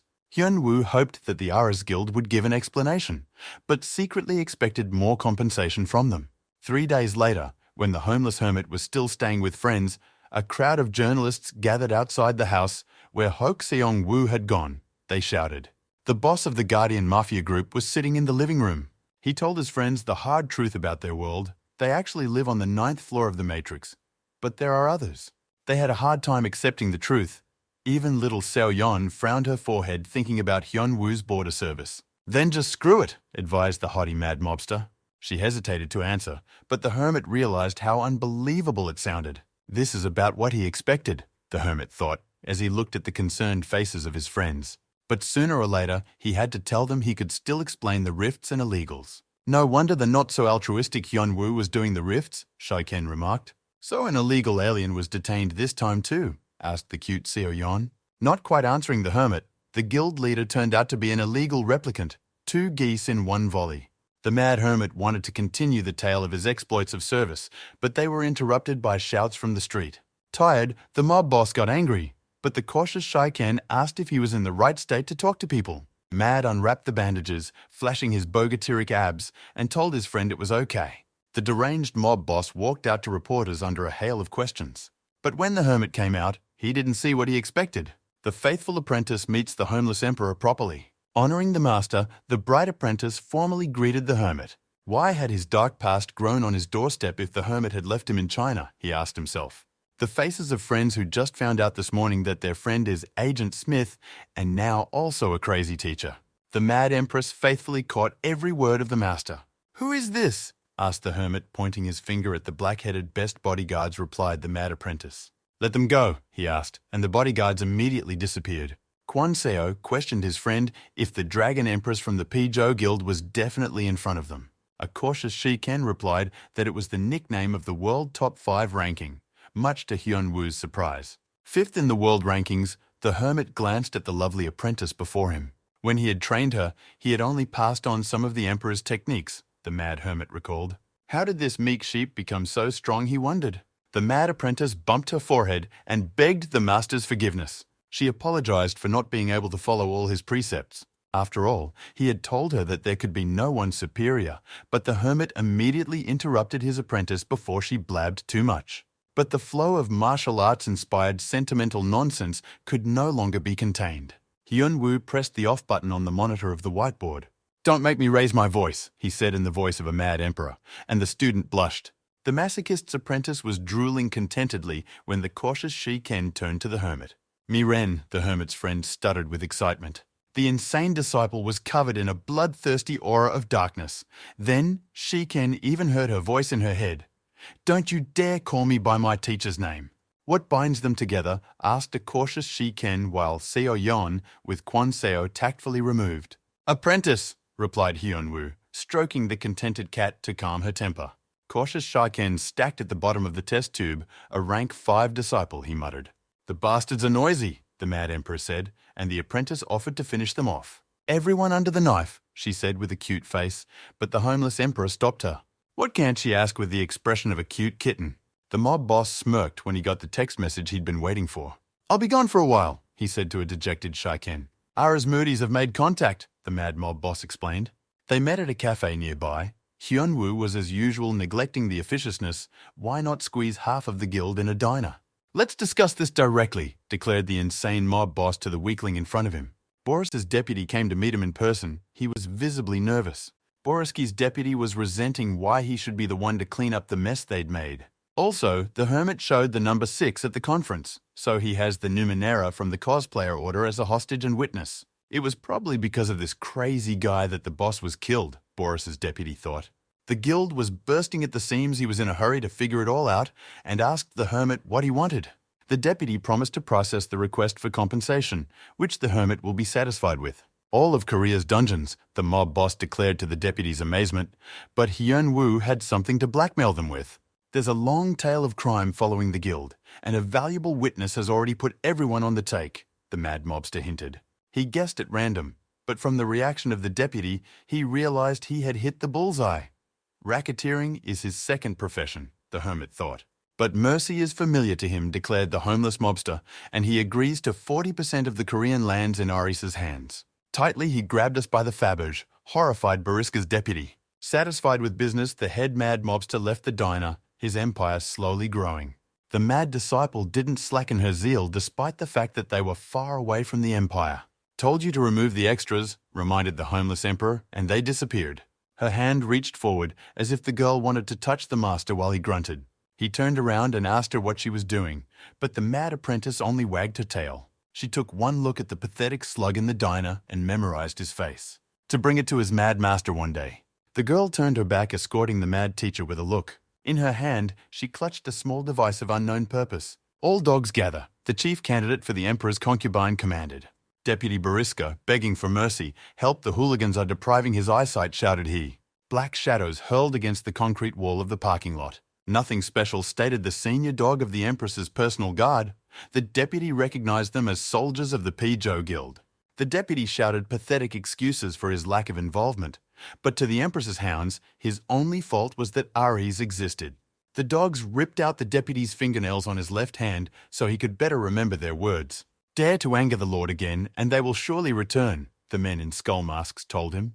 Cold Wave complained the advanced function neural network. Last time Hyunwoo never changed the interior before leaving. "But the girl could have summoned him," the guilt-ridden hermit asked guiltily. "After using the schematic, 5 days he's unavailable," the android Av explained. Hyunwoo nodded. He couldn't wait to see what could be improved this time, so he asked the android. The girl cheerfully announced that an update had been pushed into the system. As that function of psychoanalysis remembered the mad hermit, not quite heard him answer the android, each improvement requires a level increase. Hyunwoo had fallen out of reality. That's how long it took to work as a border guard in 3 shifts without a break. How to reach a high level in the system if progress crawls like a turtle, the hermit lamented. But the answer lay on the surface. If he wanted more information, he could properly interrogate the illegals, the android pointed out to him. In addition to the usual illegals, there are those who have already climbed the tower once and then started a new ascent. But why this recursion, the android did not know. Hyunwoo realized that repeat illegal aliens might know a lot more useful things. The forger replicant spoke of something similar, that there was a throne at the top of the tower, the mad hermit recalled. The words didn't say anything on their own, which meant we'd have to interrogate the other illegals, the hunter pondered. "That's it for now," stated a sharp, defiant Hyunwoo, but the neural network stopped him. Hasyanama, Plestashanama, Vernomana rambled the muzzle of the electron. "And how do you say no to such?" wondered the mad hermit, whose mimimeter was going off the charts. Eventually, the android quickly learned to be nice and hack leather bags, he concluded. The friends met at a construction site where a huge mansion was being built. "A humble dwelling for a mentor," reported the bright student, knowing the homeless hermit's weaknesses. Modest, Hyunwoo grimaced as Shi-kyung googled the place online. This land was being allocated for a new city, he read from the news, and was more horrified than the hermit. "How much money is that?" her mad teacher asked. He bit his lip, realizing the value of such a gift from the hands of a loyal student. "What's going on?" wondered the mad hermit. Why he was being treated so well, considering the devoted disciple. What is she hiding? He asked himself. A hidden motive, a secret identity? These questions kept the hermit uneasy. Always faithful read his status to the surprised student. Apprentice turned insane hermit who lost his social skills in deep childhood. "Maybe she's just a pervert," the mad emperor asked bluntly. Even the always reserved Shiken shrieked at the mad hermit. How can you say such a thing to a child? He sternly reprimanded his friend. But she is the little one, the hermit thought. Looking at her carefully, he asked when the crazy student was going to be going back to China. The owner wants her to leave, the girl replied, with the look of an abandoned kitten, so Hyun-woo hurriedly clarified that he was worried about Pei-jo's affairs. The only place she should be is under heaven, replied the satisfied cat. Oh, sighed the mad hermit, and told her to just do something. The always cautious Shiken noticed something between the two madmen. What happened between them asked the hunter of the mad hermit. He portrayed a sweet girl that was beyond excited about the opportunity to serve the teacher, but the mad hermit told him to forget the whole thing. Forgotten, Shiken agreed with him and asked when the mad teacher would go to the USA. He reminded his friend that he had received an invitation from the International Hunters Association. Hyun-woo was surprised. They want to bring the hermit into the S rank, Shiken explained. Hyun-woo remembered that they give money for ranking for nothing. And for the S rank, the payout was huge. Hyun-woo only memorized what was profitable. On the other hand, he's already rich, wondered the mad hermit. Having a place in the world rankings is prestigious, Shiken thought dreamily. Then it's worth a trip there, crazy hermit. A few days later, the trio arrived at the World Association building. Hyun-woo marveled at the size of the park around them. The mad emperor's ardent disciple offered to build one in his mansion, but Hyun-woo talked her out of it. Shiken said hello to the man who greeted them. The man with the monocle, his name was Liam, and he immediately recognized the living legend. Shiken introduced him formally as a member of the association's Supreme Council, Senator Liam. The latter suggested that he be named Qui-gon. He politely shook hands with the mad hermit, exchanging pleasantries. He also extended his hand to the mad student, recognizing her as the Empress of Dragons. But the girl didn't even move. There is only one sky, thought she. But why did the senator come in person? Asked a cautious Shiken, to which the wily politician replied that he came for Kim Hyun-woo's sake as a fan. Plus, the mad hermit came here to find out his place in the rankings. Qui-gon volunteered to personally escort them to the testing building. He opened the modernist door with his fingerprint and invited guests inside. The place looked like a state-of-the-art super lab, marveled the mad hermit. The test itself is pretty simple. You have to touch the purple orb, it will do everything, Senator Liam explained. So simple, the hermit asked disappointedly, to which Liam replied that wouldn't it be nice to keep things simple. Well, thought the mad hermit, now we'll find out. Not much he trusted these machines. Even his status was floundering with readings. He approached the balloon. The mad hermit's hand rested on the warm neon quartz. Observers froze in anticipation of the results, not knowing what to expect. Era 404, the hermit read in the status that came out. What the hell, he thought, looking at the blank screen. Chic beauty. Seo-yeon wiped her wet forehead and praised her group for doing a good job. The monsters are especially strong this time, thought the tired cutie. But more importantly, the monsters seem to have gotten smarter, as if someone had pumped up their intelligence level. Then again, maybe she's just winding herself up, the stunning huntress brushed off. She learned from the news that a third ranker would also be arriving at the hunter's banquet, and she worried about the mad hermit. A few weeks ago, Shi-hyun suggested to tiny So-yeon that they move their raid to the maze. Planning to follow Hyun-woo, she teased her friend, but he wondered if she wasn't going to do that. Not really, the beautiful girl evasively replied. Business was over for today, she sighed in relief. Cautious Shiken held her back. He had one question left, he said embarrassedly. The gorgeous beauty listened attentively to her friend. What kind of gifts do girls like? An embarrassed Shiken asked her. The question caught her completely by surprise. In so many years, Shiken hadn't asked such a thing. Deputy Bariska, biting the remains of his fingernails, the guild's stock value plummeted. The Lord of the Rings artifact also dissolved. But the biggest calamity isn't even angry shareholders. And the damn psycho Kim Hyun-woo, Boris's deputy, was wobbling that desk. 40% wailed he. Someone walked in, annoyed corporate worm, turned on the principal, and wanted to reprimand the bother. But quickly disgraced, Geralt Mason, consul of the World Hunters Association, paid him a visit at his workplace. What brought such an important guest, ingratiated corporate worm, Boris March answered him with a white-haired politician. They really were quite close, remembered the deputy. But Geralt Mason assured that he had come to lend 2 helping hands to a man in need. All for Boris, Mason continued. What will it be like for him when he returns and the guild is in decline? He gently placed his hand on the shoulder of the corporate pad. Just do as you're told, said Geralt Mason's eyes. The mad hermit stared stupidly at the blue status screen. Again, the stupid system was messing with his head. Can't calculate, error, the damn program kept repeating. This has never happened before, a concerned Qui-Gon informed them. The cautious Shai-Ken volunteered to test the system and found that his rank had dropped.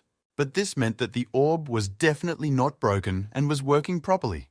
The problem lay in Hyunwoo's crazy anomaly. Qui-Gon, confused and didn't know how to hide the awkwardness, the cute student calmed him down by calling him a redneck. "Master Great Heaven," began the ardent, passionate student. "Shut your mouth," quickly cut her off by the mad teacher. "Looks like he's come all the way for nothing," the hermit was annoyed. But Qui-Go Jedi speak switched him to food. The banquet would start soon, he assured the hermit.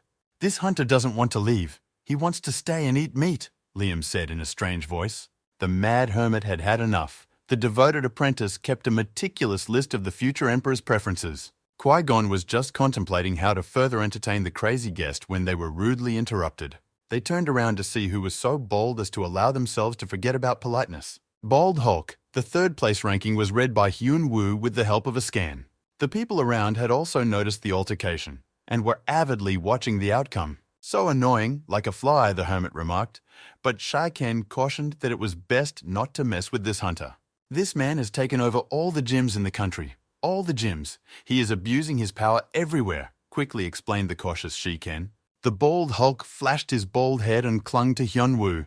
He clearly hadn't gotten a courtesy lesson in a long time, the mad teacher thought. "I'll bet I've got a bigger stanza and bench press," bullied the square-headed hermit. "You know how many squats I do.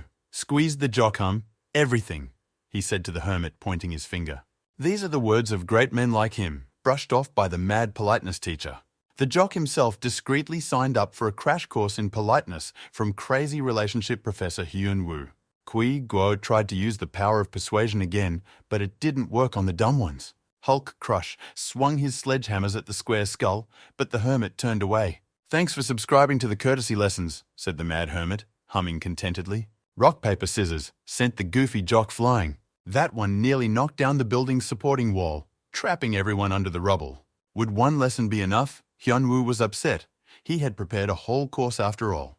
But the bald Hulk got up. If he had a brain, he'd have a concussion. "That's the real talent, the bald bodybuilder," thought a cautious Shai-Ken, invulnerability. The jock grabbed a bigger pebble with his clawed paws and threw it like a ball at the unperturbed hermit. It's no big deal to a crazy hermit after all the battles. Hyunwoo crushed the flying boulder into dust with a single punch. The square-headed Hulk seized the moment and leaped a carcass behind the hermit's back. "Pump yourself up, jerk," he shouted to the hermit and cracked his fists with sledgehammers. People scattered out of the hall in panic. When two of the top-ranked people start a fight, it's better to get away. "The hermit is being squeezed," Qui-Gon was surprised. "We need to stop the fight," he decided, "so Mason's faction will only get stronger." "You want to get pumped? Ask the Hulk how," the overgrown closet chuckled.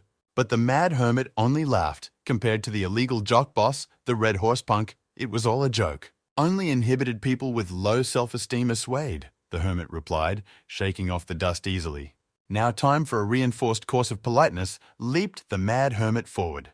Baldy got a good look at the fist flying straight into the stone tableau instead of his face. Fist of Absurdity struck out and sent the Hulk flying into the first space.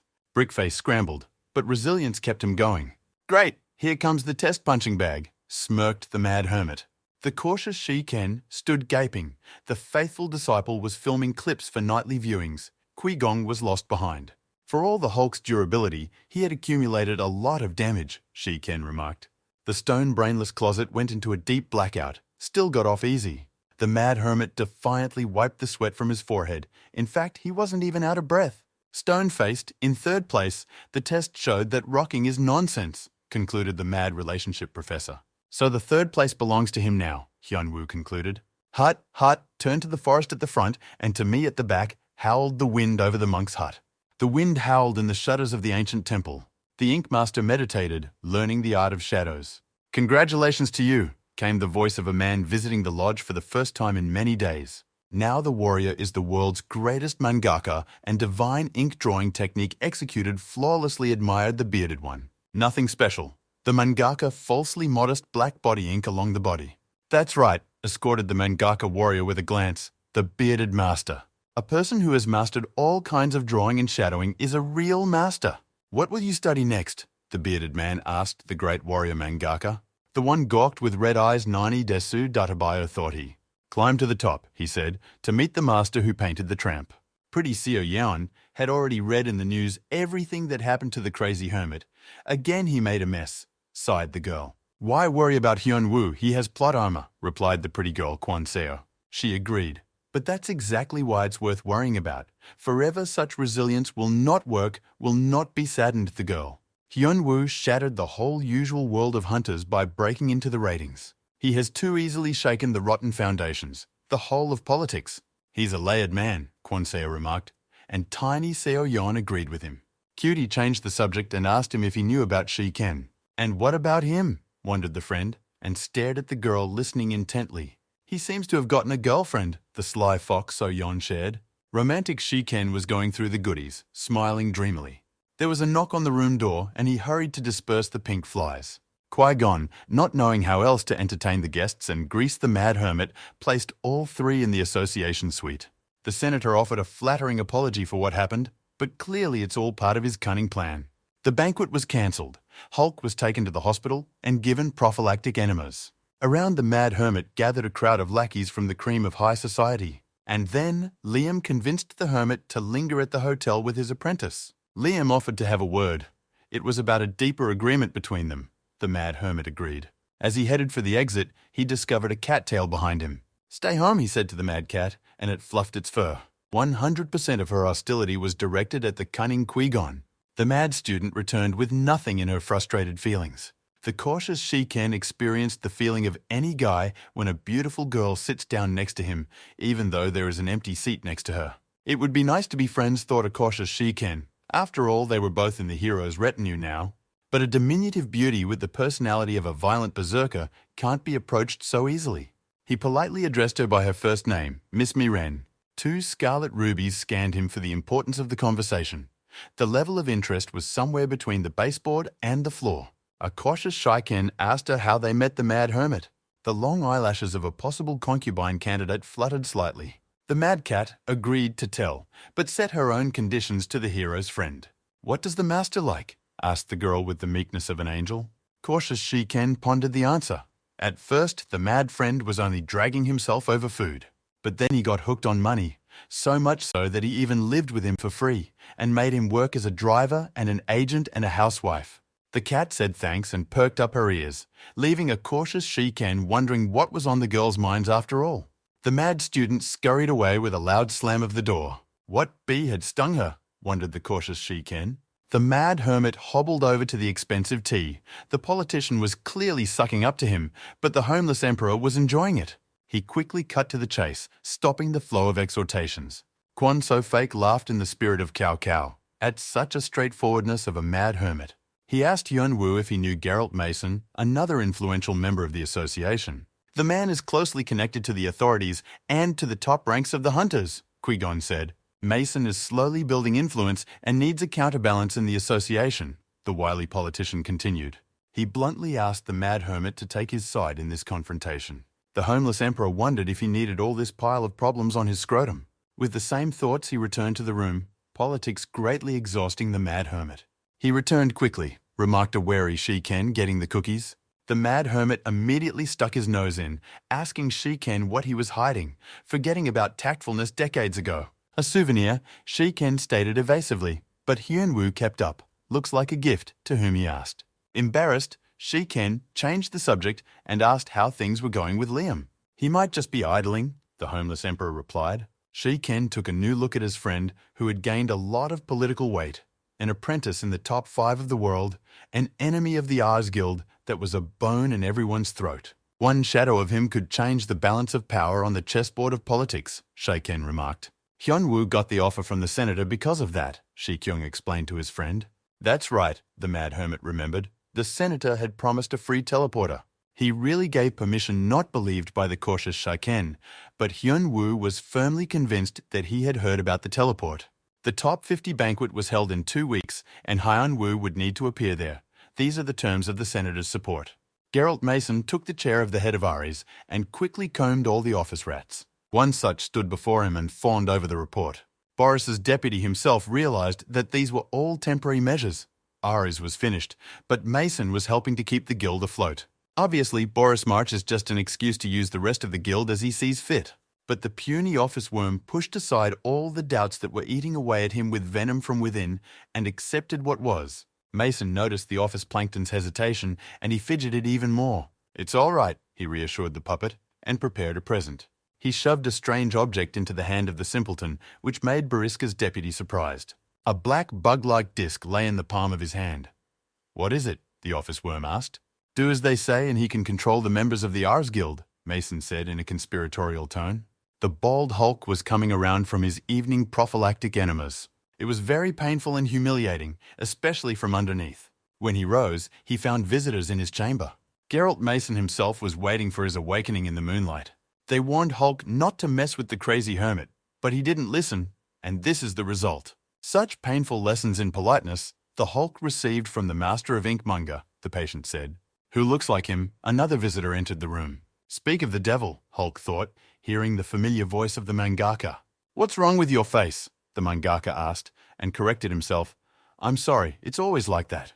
Mason smiled contentedly. His mainstay in the political field had returned from training. He theatrically spread his hands and told them it was time to act. Qui-Gon did not move away from the windows. He was waiting for an important guest and lamented that he had not yet arrived. "Is he still waiting for him?" another hunter asked the senator. Number 4 in the rankings, the boatman with a huge oar behind his back, suggested that Liam surrender. It seems that Hyun-woo is not interested in this encounter. "Don't people send notices by mail, pigeons?" asked the girl with green hair. CC. Qui-Gon realized that Hyun-woo was a very peculiar wild hermit barbarian, and there was still hope. There was a knock on the door, time for the formal part of the banquet and his exit. The senator was great in public after all. That's his main profession. The evening brought together political sharks from around the world, top-class hunters, and moneybags. Everyone is busy consolidating their corrupt ties and making money out of nothing. Senator the Hall had recently been destroyed, but was fine again. The guest turned to Liam. The latter laughed. "Oh, those magical guest workers." The boatman touched the senator's shoulder worriedly. He was part-time Liam's bodyguard. He turned his attention to the Mason faction that had just arrived. The inky mangaka also appeared. He neither drank nor ate, as if he was waiting for something. This caused CC to be worried as well. The mangaka hasn't appeared at any official events since reaching the top 5. Now Qui-Gon was feeling the pressure. The Mason faction represented here looked powerful and influential, which meant clients would move to them. "Are all the hunters here?" asked Mangaka, the politician next to him, and he looked around the room and confirmed that all the invited guests had arrived. He suddenly unclasped his arms, hitherto crossed on his chest, answered the man beside him. "Fine." No reason to wait any longer. Mangaka grabbed the guy by the skull and crushed it with his hand like a ripe watermelon, dirtying everything with scraps of brains. Ink Mangaka also indifferently looked around at the other guests, searching for a convenient target. Liam staggered back, horrified, as if he himself had been nailed to the floor. Why is he doing this in his guild? The crazy hermit was sternly asked by the cute Seo Yon.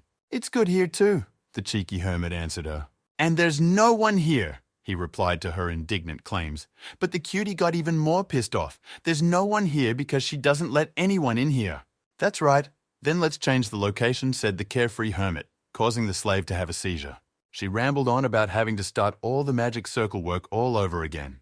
"And what's the big deal?" the mad slave owner asked, completely failing to understand the question. The girl collapsed in despair. "Night shifts again," she wailed, to which the hermit suggested that she should save herself. Still, a living slave was more useful. But after all, she still has her main job. The circle has to paint at night for 2 weeks. Just do the afternoon. For her work, they'll find a friend to slave, the mad slave owner quickly decided. The cat nodded, her master merciful. The slave fell to her knees, rejoicing at the relaxation of the labor regime. "But what about Liam's proposal?" asked the hermit cutie Seo Yan. "Traveling the world with magic circles, it's convenient," the hermit dreamily recalled. "But the circle is only for apprehending illegal aliens," frowned cutie Seo Yan. "That's right," confirmed the hermit. "You never know where a rift will appear and how many people will be affected, so the teleporter is useful." Hyun-woo approached the slave girl as he heard a knock from the back room. A man knocked when he heard their voices and asked to be let out. "Oh, remembered cute Seo Yan, recently caught by the hermit prisoner," she said. "I'd forgotten all about him," the embarrassed girl fussed. "Let's let him out." She opened the door, but a scary, wild man's face appeared. Another time, the hottie slammed the door shut at the same second. Why did she close the door? The hermit asked her. But the girl said she was just scared. The hunter in the back room looked pitiful, Hyun-woo noticed as he opened the doors again. He begged to be spared. Good thing Seo-yeon didn't lock him in the refrigerator and forget him there. It's been less than a month, and already it looks like this. The mad master of torture marveled. You say tell all, smiled the hermit. This captive has been marinating nicely. The banquet hall turned into a bloodbath. Bodies scrambled, blood splattered, the group of conspirators destroying everyone they saw. Liam was hurriedly getting his men and clients away while there was still time. But disaster was imminent. They would all die soon if no one helped them, the senator realized. It took less than 5 minutes for the conspirators to kill dozens of top-rank hunters. So great was the gap in strength. Bald Hulk's shadow loomed menacingly over the senator. He turned around in horror at hearing the familiar bass and looked his death in the eyes. Boatman saved him from the steel vice at the last moment. The Hulk could have just crushed the weak senator. Crazy bastard, Boatman gritted his teeth. He was second in rank to the Hulk. Siachi was also pinned against the wall. Her opponent was much stronger than the girl. Run, the green-haired girl barely said to Liam, telekinesis squeezing her throat. The Hulk came to his senses and attacked the boatman. Liam could only stare at his defeat. Why the hell? He cried out. Why are they doing this? Why have they crossed the line? The mangaka painted the last victim red.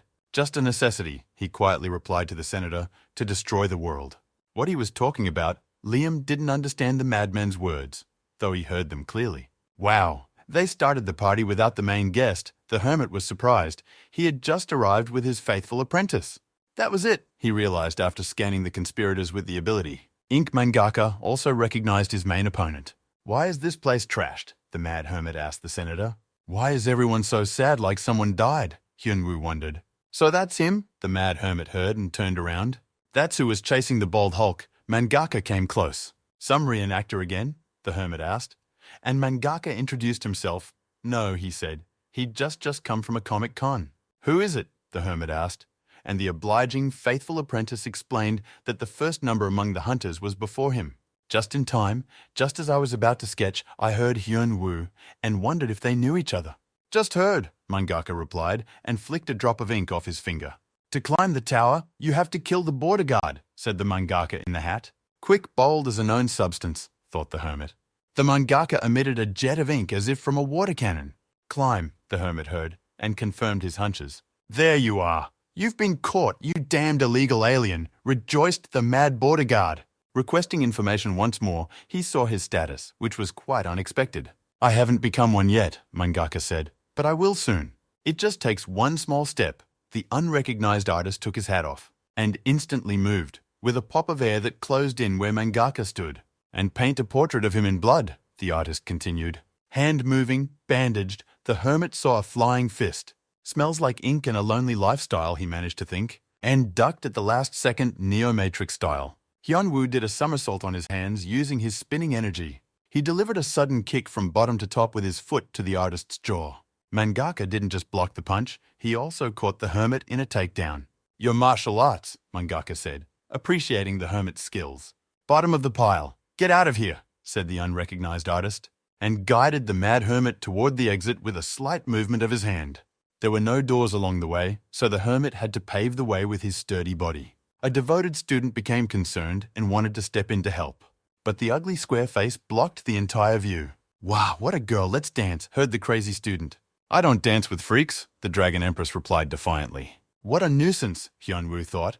Then theater people, now artists. A crazy man of the art, showed well-practiced choreography. He threw a lot of punches, so fast that his movements seemed a blur. The mad hermit could hardly keep up with the complicated ballet pass. He's actually a bad dancer. Cosplayers, artists, now there's ballet, how long can it be? It's the entertainment of intellectuals. Give folk art, the mad hermit resented. The unrecognized artist was performing at the level of the illegals, perhaps even stronger than them, the border guard felt. Once clamped, one must respond, the mad hermit realized. Unleashed the power of the divine Longrook if it can't handle a two-handed hold? It needs more. Mangaka let the border guard go and thought about it. He'd stuff stuff in his pockets and you'd never notice. The unrecognized artist felt something strange. The mana field around them was expanding. Everything seemed blurry because of it. That's the benefit of 2 weeks of practice, grinned Hyun-woo. By itself, The fist of the divine longsword, only Lolai is good for groping. But if the target is to be apprehended, a thorough search can be conducted. The mad hermit applied the 10-stop demonology technique, expanding the mana he had delayed the artist. Thanks to her, he had increased his internal mana supply. The unrecognized artist was pinned to the ground. He was unprepared for such criticism. The raking hands of the border guard reached for the artist. "No one can cross the border illegally," Hyunwoo exulted, "neither inside nor outside." He used a wave of love lol on an unrecognized mangaka. The whole neighborhood was flooded with iridescent pink light. The shockwaves spread in circles on the ground so that the hermit squirmed, the strong wind throwing sand into his eyes. After assessing the results of the apprehension, the mad border guard was greatly surprised. This unrecognized mangaka preferred older women. The love of Lolis did not touch the heart of the unrecognized artist at all. "Loli sucks," the unrecognized artist said, and got behind the hermit's back. Real artists draw mature sitters. Mangaka cracked the hermit on the head. "That's a loli to dislike so much. Couldn't get over the mad frontiersman. What had they done wrong that nature had harvested them like that?" he gasped with indignation. And got a kick in the ribs from an unrecognized artist. "All those who say that in women, the main thing is the soul. Hypocrites," said the artist. "So what?" objected the hermit. "All are good in their own way," he replied confusedly. "All your preferences should," firmly stated the unrecognized lone artist. "He just likes everyone else and doesn't follow his ideal like your goofy manner. That's what's wrong," Mangaka continued.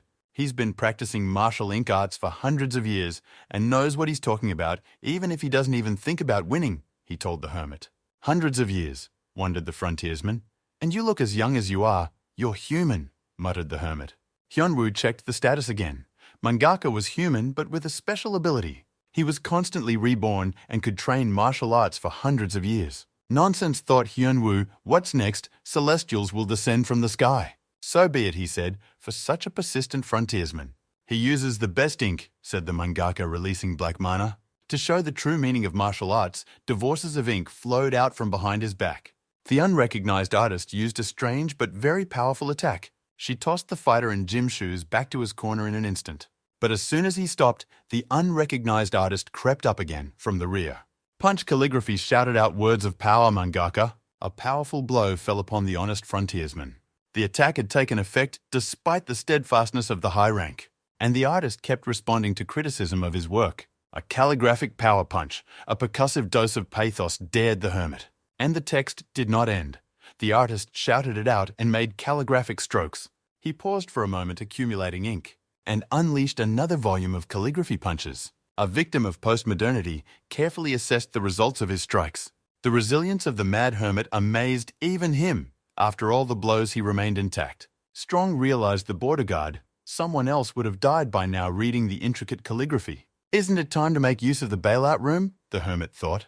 "But if you back off now, a loyal student will be jeopardized, and that's a sin." The frontiersman was determined to stay until the end, and adopted a fighting stance. The artist hesitated, either out of pity or love of the theatrical pause. The mad hermit tensed. Everything was at stake now. Everything was blurring in front of his eyes. If the technique didn't work, he would definitely die. Blue screen window, gave out base, cheats enabled, masochist power triggered, stamina boosted. "I can't figure out if the artist has given up. Is he stubborn or just dumb?" he asked the hermit. "I'll finish him off so he doesn't suffer," he said after a theatrical pause, and spat out all the ink at once like he was hiding a squid up his sleeve. But the hunter dodged, simply disappearing from the line of inky attack. "Good evening," the artist heard a man's voice from behind him. The mad hermit applied a shadow step and instantly got close to the artist. Jongma's fist, needing to be used like this, broke the artist's ribs with a single blow. Sneaky bastard gritted his teeth in pain at the unrecognized mangaka. He broke the distance with the opponent that he had undercut the cheat. The hermit was applying some strange principle of motion recognition. Strike the enemy with his own weapon. The ancient principle of the tower leaped upon the enemy by the mad frontiersman. He gave the artist back all his calligraphy strokes, only without the ink. The artist fought back with difficulty, though he knew these movements, for they belonged to him. Hyunwoo folded his fingers, mirroring all of the artist's actions. A calligraphic blow, he unleashed a volume of text on his enemy. "How?" asks the unrecognized artist. How he was able to spot everything the first time. Hyunwoo had learned the power of the dark side, and now the artist could not overpower the hermit. After intense training, the Mad Hermit had unlocked the Sharingan within him and could now see all of his opponent's movements. The artist's martial arts are so good that his movements were easy to recognize. However, for using other people's martial arts, there was a price to pay. Impossible. The unrecognized artist could not believe what he heard. Learning how to draw just by picking up a pencil and drawing a picture of another artist, mangaka marveled. Of course, the difference between drawing and making a replica is huge, agreed Hyunwoo. But earned experience in battles and tower training, and also having advanced mana channels and cheats enabled, nothing is impossible. Well, it's time to start apprehending. That is the hermit. Meanwhile, a devoted student was blowing off an exuberant suitor. It didn't get any easier, Senator Liam noted. Hyunwoo is busy, and whether a high school girl can blow off a grown man. After all, she's only in 5th place, and the cabinet wasn't even 3rd until recently, the senator worried. You can just sit on your knees, square-headed offered her, and he brought his friend with him. Get lost, I told you I'm not dancing, the mad student replied to the annoying man. Let's have a tea and coffee dance, beer and vodka. The giant did not stop. The girl was pissed. She wanted to leave the pricks to the master for an appetizer. But since he's busy, we should bury the assholes now, the dragon empress decided. Stonehead didn't realize where the girl had transgressed to with a pop of air, as his buddy was already thoroughly mopping the floor with his tongue. And wipe it well here. The empress pressed her foot a little harder. What kind of kids are they nowadays? They don't understand jokes. They immediately get into a fight. The bully was puzzled. But what difference does it make, thought the empress, when to kill the goats now or later? I'm going to slaughter everyone. Came out a mad student that even the Hulk shrunk to a mini version. Yet, he just thought, stands the girl, beautiful, lonely, bored. How did it come to this horrified the Stonehead? The Dragon Empress quickly explained to the harasser why it was bad to behave this way. There were 2 masters fighting in the air, a reincarnation cheetah and a Sharingan cheetah. The fight was on equal footing, with the sides exchanging hundreds of blows. But the Mad Hermit had a little more cheats in store. He brought the unrecognized artist down to earth with a mighty kick. After this, mangaka lay down to rest on the comfortable stone slabs. Bastard, he hissed. So is cheat getting stronger while you fight? Phase 2, said the artist, and poured all the ink onto the canvas. Like a squid, he sputtered the ink around him. The Mad Hermit covered his face against the suddenly rising wind. The real boss, thought the border guard, had lived to see the second phase, and was not even technically an illegal alien. Master Bonsai's descendant was covered in ink as if he had bathed in it. The unrecognized artist extended black tentacles toward the hermit. That's an ability he won't be able to replicate, mangaka told the hermit. There's something just as good, the mad border guard replied, and let out red tentacles. You're not the only one who read comic books when you were young, the mad hermit noted. Hyunwoo remembered the skill that electrophoresis used well, even though he couldn't copy it back then. But it's different now, because he understood the principle of grafting, and he has a Sharingan. Master Bonsai marveled, a form of mana around the mad hermit. Hyunwoo performed his signature electrophoresis, just like an illegal electrician in the past. Dominate, humiliate. The mad student remembered the principles of the tower. What's the matter? He wondered. This was the 2nd time in a row he'd been bent over like a boy. The miniature ballet dancer taped the Stonehead's filthy mouth shut. The Empress crushed his sturdy skull in cold blood. How dumb. It's not about skills, it's about martial arts, the girl said. A storm was brewing outside, rattling man-made lightning strikes. This sight gave the Dragon Empress pleasure. Discharges pounded the ground where the 2 martial artists collided. Hyunwoo crowded Master Bonsai everywhere, prescribing him a relaxing electric massage. Master Bonsai responded with inky tentacles. They fought as equals, and both of them flew apart, receiving a counterattack from the enemy. Even the enhanced resilience, the Mad Hermit, had stopped working. Master Bonsai also felt that he wouldn't win with simple attacks. In addition, the electrophoresis technique was taking up a lot of mana, and the Mad Hermit was getting noticeably weaker. The cheater in front of him was getting stronger all the time, Master Bonsai noticed. So the conclusion for the Mad Hermit was self-evident. Now, realized the Bonsai Master, gathering all the inky powers in one point. Prolonging the fight was not beneficial, the 2 martial artists realized. Hyunwoo concentrated, tracking his opponent's every move. The ink blot of the osprey continued to shrink to a small dot. What it is, the Mad Hermit didn't immediately realize the enemy's technique. The black blot stained everything around with ink, and it was best not to get caught under it, the hermit decided. He had already seen this technique, Hyunwoo realized. A 9-tailed bomb. What's the deal, outraged Mad Hermit? It's not a martial art after all. It's a blob of mana. It doesn't matter. What matters is that it works, the bonsai master blurted out. Remnants of mana gathered roundly between the unrecognized artist's hands. And then the bonsai master blasted the nine-tailed man's Rasengan. The inky tsunami rushed towards the mad hermit, a wide radius. From something like this, even S-rank strength would fold, reasoned Master Bonsai.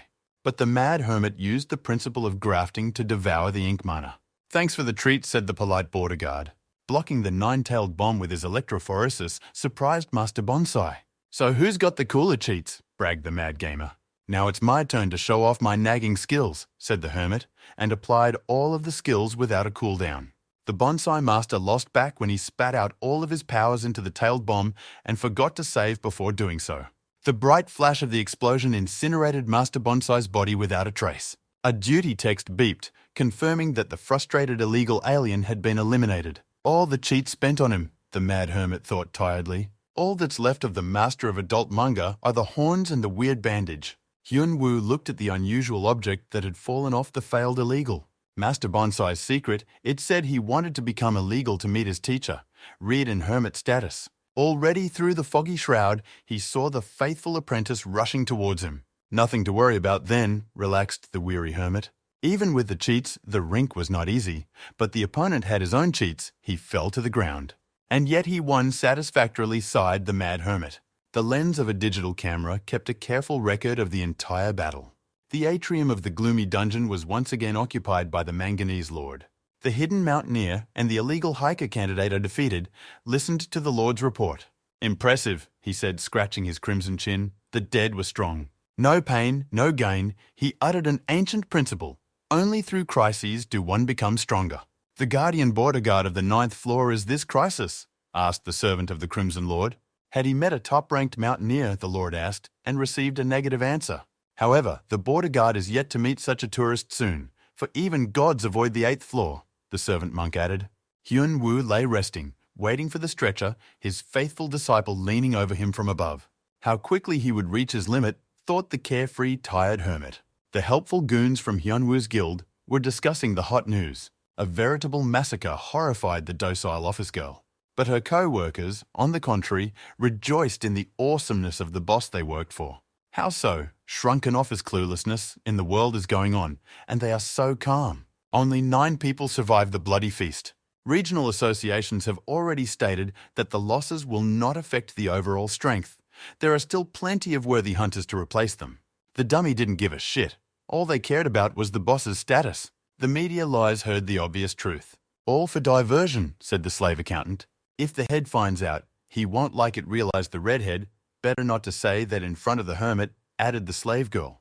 Cutie So-yeon flew in to check on her injured friend, looking lousy. The one lay bandaged like a mummy and sassed back, so it wasn't all bad, the lovely huntress realized. The cutie left to go about her business, leaving the hermit behind. Even after several days had passed, he was still not back to normal. His wounds ached. The consequences are no joke, stated the mad hermit. It could have been even worse if it wasn't for his special cheats. His mana would have just been destroyed. Energy was still circulating improperly in the tangled channels. He turned on the cheats intuitively, not knowing all the details of their use, and it made itself felt. What to do next? The mad hermit asked himself. Train on his own or find a mentor? A couple days later, he asked how to use Master Bonsai's portmanteau. The android girl did the appraisal as an experienced pawnshop employee. Also, how to get rid of the restrictor, the mad hermit asked her. Android has clearly improved the search engine in the time he's been away, and has done a search. Pretty quickly, the white-haired android found the clue. Whatever the item is, you have to go down into the maze to open it, the girl informed the neural net. Okay, Hyun-woo realized, the system wouldn't give any big answers anyway. Are there any new awards? The mad hermit asked, and there was one.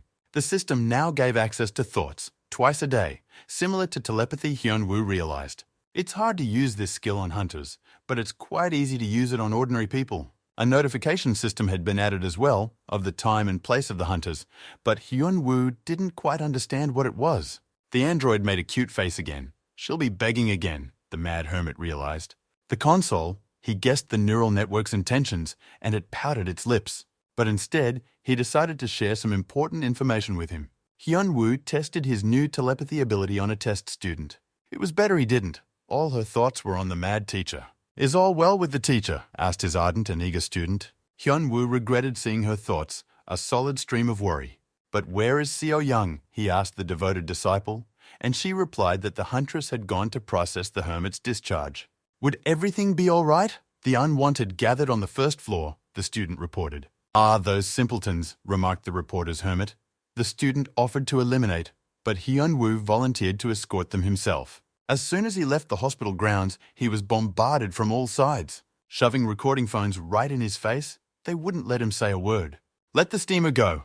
The hermit waved his wings to disperse the pesky journalists. One even got a painful elbow to the chest. Even the wounded hermit easily scattered the wretched humans. One slippery paparazzi took great offense at being treated that way. "This hunter considers the rest of us to be unto-mention or something." The journalist was indignant.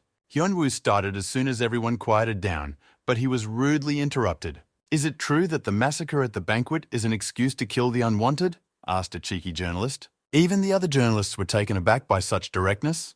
Hyun-woo wanted to continue, but the insolent reporter, sarcastic further, whether the hermit's answer could be considered an agreement, he asked. "The damned smurd has lost his way," thought the mad emperor. "Great," gloated the cheeky journalist. "That's what he wanted." But Hyun-woo didn't respond to the barbs and bluntly told the jerk to disappear. The journalist faltered at the direct threat. He wasn't used to this. Usually his victims acted within the law. Hyun-woo gave 30 seconds for the reporter to disappear, or there would be no interview. Not far away, the Dragon Empress summoned a hidden servant. She merely held a hand at her throat and looked in the right direction. Spring had sprung on the city streets. The devoted student never took her eyes off her teacher. The ever-circumspect Shay Ken read the news about the hermit and his run-in with reporters. There he was called polite. The mad hermit opened the door as usual after knocking lightly and returned with his apprentice. "Soon he will be traveling to the labyrinth," the mad hermit reported. Shay Ken wondered why all of a sudden the hermit had enough money, and he replied that he wanted to check something. Hyun-woo also said that Shay Ken's guild was needed. "It's all about the cards," the mad hermit explained, and he couldn't even read them. Shay Ken realized the labyrinth is a place where you can't rest, and there are monsters everywhere. He said he would prepare a raid next week. The satisfied hermit ran his hand through his apprentice's silky hair. The candidate for the first concubine immediately blushed scarlet. Scratching the cat, the mad teacher remembered a familiar feeling. "There was another student too. A face popped up in my memory." "Is everything okay with that kid?" wondered the mad teacher. The image of the girl with the rose thorns surfaced in his mind. Back in the old days in the tower, he played a mad teacher scenario and planned to escape afterward. But it didn't work out well. But the other child himself asked to be apprenticed to the mad hermit. It was too late to teach absurd martial arts to her, so he trained the girl differently. Since he hadn't heard from her at all, that in itself was good news, the hermit decided. "Hyun-woo is hovering in the clouds again," a cautious Shay Kyung remarked, rummaging through the papers. "What the hell?" he thought, as he read the other news in the feed. It was written that the slippery and arrogant reporter who harassed Hyun-woo disappeared after he quit the association. It didn't look like the mad hermit was settling matters quietly, thought the cautious Shay Ken. So it's about this sweet and loyal student with a violent temper. It's worth being nice to the mad hermit, decided for himself cautious Shay Ken. An expected but not at all unwelcome guest arrived in Deputy Bariska's office. He adjusted his tie. Hard negotiations were coming. The deputy couldn't just give the dungeons to the hermit. Turning to Mason for help can't be done either, the deputy pondered. After the massacre that the hunters from his political faction had caused, he couldn't act in the open. It didn't matter if the politician was personally involved or not, he would be closely monitored. After this incident, all influence in the association was seized by one man. The office was entered, and Boris's deputy turned around. The crazy hermit in the sweatpants had already trodden a path to this office so many times he'd been here. "So what's the answer?" went the hermit straight to the point. Time to bargain with that creepy type. The deputy barely opened his mouth as Hyun-woo rudely interrupted him. "Let's finish this quickly," said the crazy mob boss. "From now on, say only yes and no." The mad hermit pointed his finger at the simpleton. The one couldn't stand such insolence and jumped up from his seat. "But what's the big deal?" the mob boss asked. "Only 40%. He could have taken all of it." But he took pity on them. The damn psycho went straight into spin mode, pissed off the office slug, but he heard a familiar voice. Hyun-woo turned on his phone recording before he diligently spoke the taken tongue from the former costume gang. The voice of number 6, the office plankton recognized it. "Just in case," the hermit said, "if they refuse to volunteer to donate to his guild's fund." "It's only going to get worse," said the country's most powerful mafia group. The office slug was covered in sweat in an instant. And another question, said the mad hermit. It's all completely voluntary and pro bono, the mob boss reminded us. And who's the principal now? The office slug has clenched his knees. The Dragon Empress listened to the minions' report. Thoth proudly reported on the new conquests that the Empire's troops were bringing in right now. Good job, praised the minion with a satisfied cat. The teacher's house is almost complete. All this time she had been so cold and cruel, it was unaccustomed for the minion to see the mistress happy. Without noticing him, the girl indulged in sweet dreams. The secret guards appeared. The chatterer eliminated, the Empress asked. But got a negative. The answer, a third party took care of the reporter. And who dared to take their spoils? Asked the mad Empress. The servant lifted the clipboard to her eyes. Here is the only clue, mistress. This sign was left on the victim's desk, reported to her. The kidnappers wanted to make themselves known, the henchman continued, and were ordered to investigate everything. In the same instant, the head of the secret guard vaporized with a slight pop. He let his chief minister go as well, but the latter asked lastly when the lady would return to her homeland. The satisfied cat informed him that he would return when the emperor wanted him to, but until then, let him keep an eye on things. Recognition blossomed the chief minister of the empire. No one had ever received such confidence until now. He bowed to her, but the contented cat didn't care, purring about his own. The homeless hermit was visiting with Shi Ken again when he asked him how the deal with Ares went. The deal went great. In 2 weeks, the guild problem will be sorted out. By using telepathy, Hyun Woo discovered the slug's dastardly plans to install a device in the dungeon on Mason's orders. The mob boss thought he was taking over the business, but Mason's rival organization showed up. But who would just let go of their chance, reasoned the crazy mob boss. The dungeon stank horribly of sewage, a prime place for a slimy office slug. Half-decomposed dead people and skeletons walked around, and other work-weary office plankton. Trying not to breathe, a still-living office slug snuck in here. So that's where the souls of burned-out employees go, Ares' office goon realized. Having a good stealth skill, he avoided the zombie planner. He took on this risky assignment for a promotion. They were already being handed out left and right. The guild was having a rough time. You just have to bury it, the slug followed instructions. When he ran into a crime boss, why this racketeer was back again hung the mute question of Bariska's deputy. Sorry, got held up, apologized the polite mobster. It's been 6 hours, he greeted the office plankton. Words fail. These feelings cannot describe, thought the slug. Let's talk, suggested the polite organized crime boss, but the deputy rudely called for security. The guards showed up at the same second, though a little different than he'd expected. 2 from the box propped up the hapless goon. End passenger with your stuff out, said the goon to the polite mob boss. It was recorded in the case file that the victim accidentally cut himself while playing with the knife. It's no big deal, it'll heal before the wedding, the mob boss reassured him. But the plankton continued to scream loudly in pain at the cut. Knock it off, said the polite mob boss, or they'll think he's a bad guy. How does he know everything? Read the polite mobster on the slug's face. Hyun Woo sighed. What to do about it now? It wasn't the right time. Or he would have rolled it into a barrel of cement. If you realize you're in trouble, start begging for mercy, he said. And the model student nodded her head.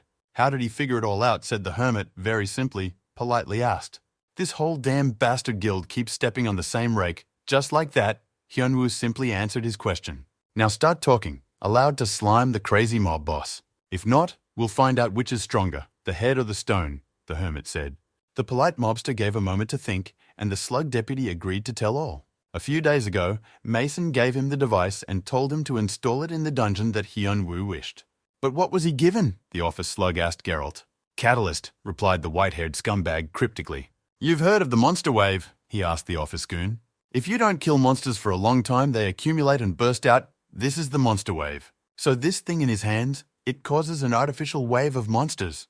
Hyunwoo will be criticized for not keeping a good eye on his dungeons, and Ares will be able to bring them back. If everything goes smoothly, Mason said, he'll continue to help keep the guild together.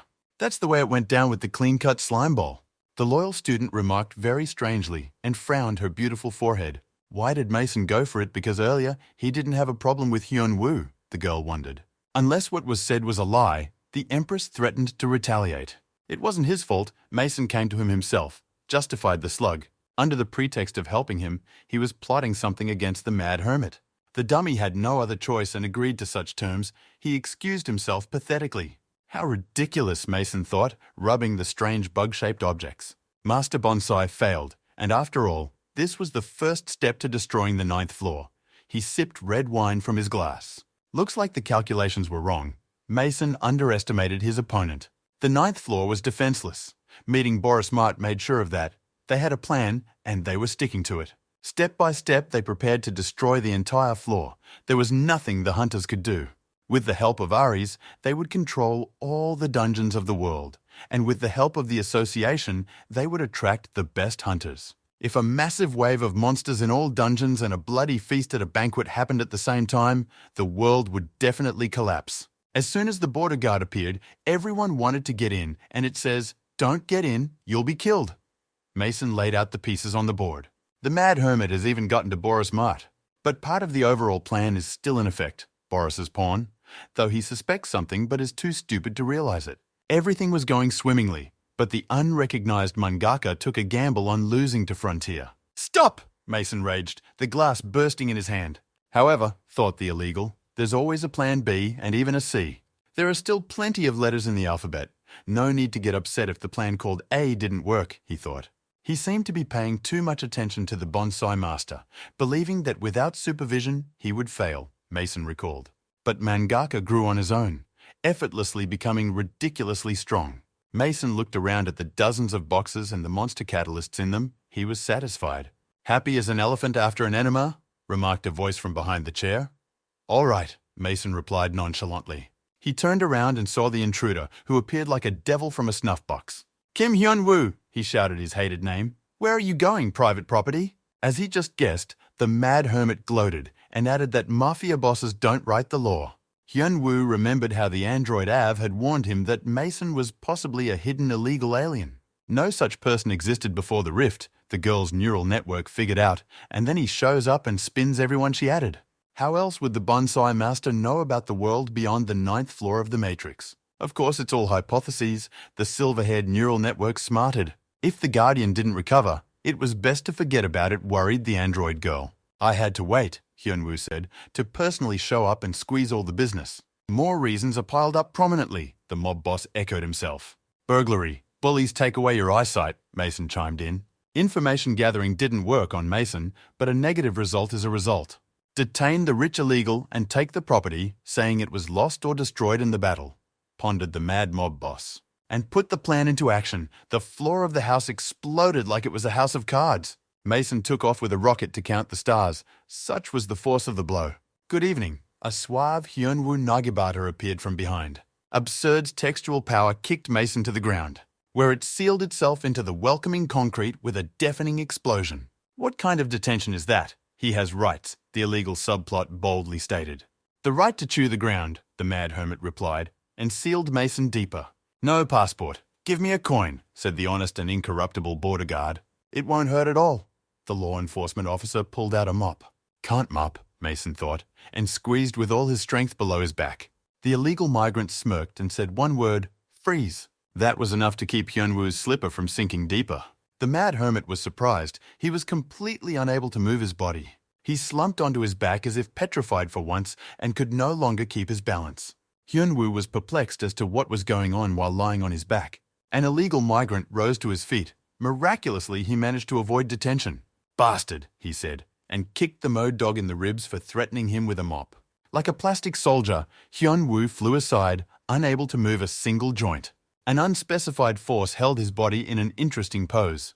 The illegal immigrant was well prepared, studied the laws, and brought with him the first volume of Capital, just in case. A strong wind picked up as the streams of power came into motion. Lands to the workers, factories to the peasants, no matter who deals with the bourgeois face, Mason told the hermit.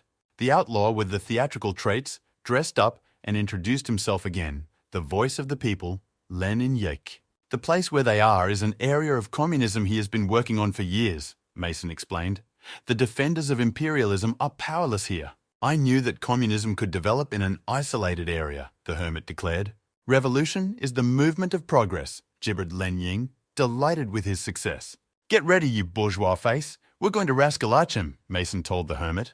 "He has nothing but non-profit businesses, all charity," Hyun-woo said. "And how many are so gifted?" he asked Mason. "You're desperate, you imperialist muzzle," Len Yeech realized. "Trivial question. Working people are the source of all wealth and talent. They show up all the time," Mason stated. He doesn't know, Hyunwoo realized, and asked one last question. Does he know anything about repeat illegals who have already served their time? Hyunwoo asked. They're the ones who were deported and stripped of their citizenship, Mason replied. And to get it back, they're climbing the floors again. Former citizens, Hyunwoo wondered. And then who are they? It's unnecessary, Mason said. He's going to die now anyway. Discharges of black lightning traveled across the Mad Hermit's body. Something doesn't look right, said the Mad Hermit, rising. He moves again, squealed the illegal revolutionary. In the field of communism, there is no capital movement since could not make out Lenin. People always find a way out. Black market, under-the-table trade, instead of monetary capital, social capital, and the rest follows. It doesn't matter. Socialism, communism, people remain free because we are one biological species, the Mad Hermit explained. Damn it, the teachings of Marxism are true because they are true. Don't move, imperialist, ordered the rich hermit Len Ying. The waves of the planned economy have tugged at free capital and were easily repelled by the free market lightning bolts. The time for revolutions was not yet upon us. Hyunwoo destroyed all attempts to nationalize his property. Mason grimaced. What about Marx? What about Len Ying? The spells didn't work anymore. Hyunwoo moved easily, completely smashing the opponent's ideology as untenable. After the battle with Mangaka, he had gained enhanced mana control, and now no outside influences could affect the hermit. Similarly, the attack of the long-armored fist was blocked by Mangaka. Even though the hermit still lacked experience, the technique was working.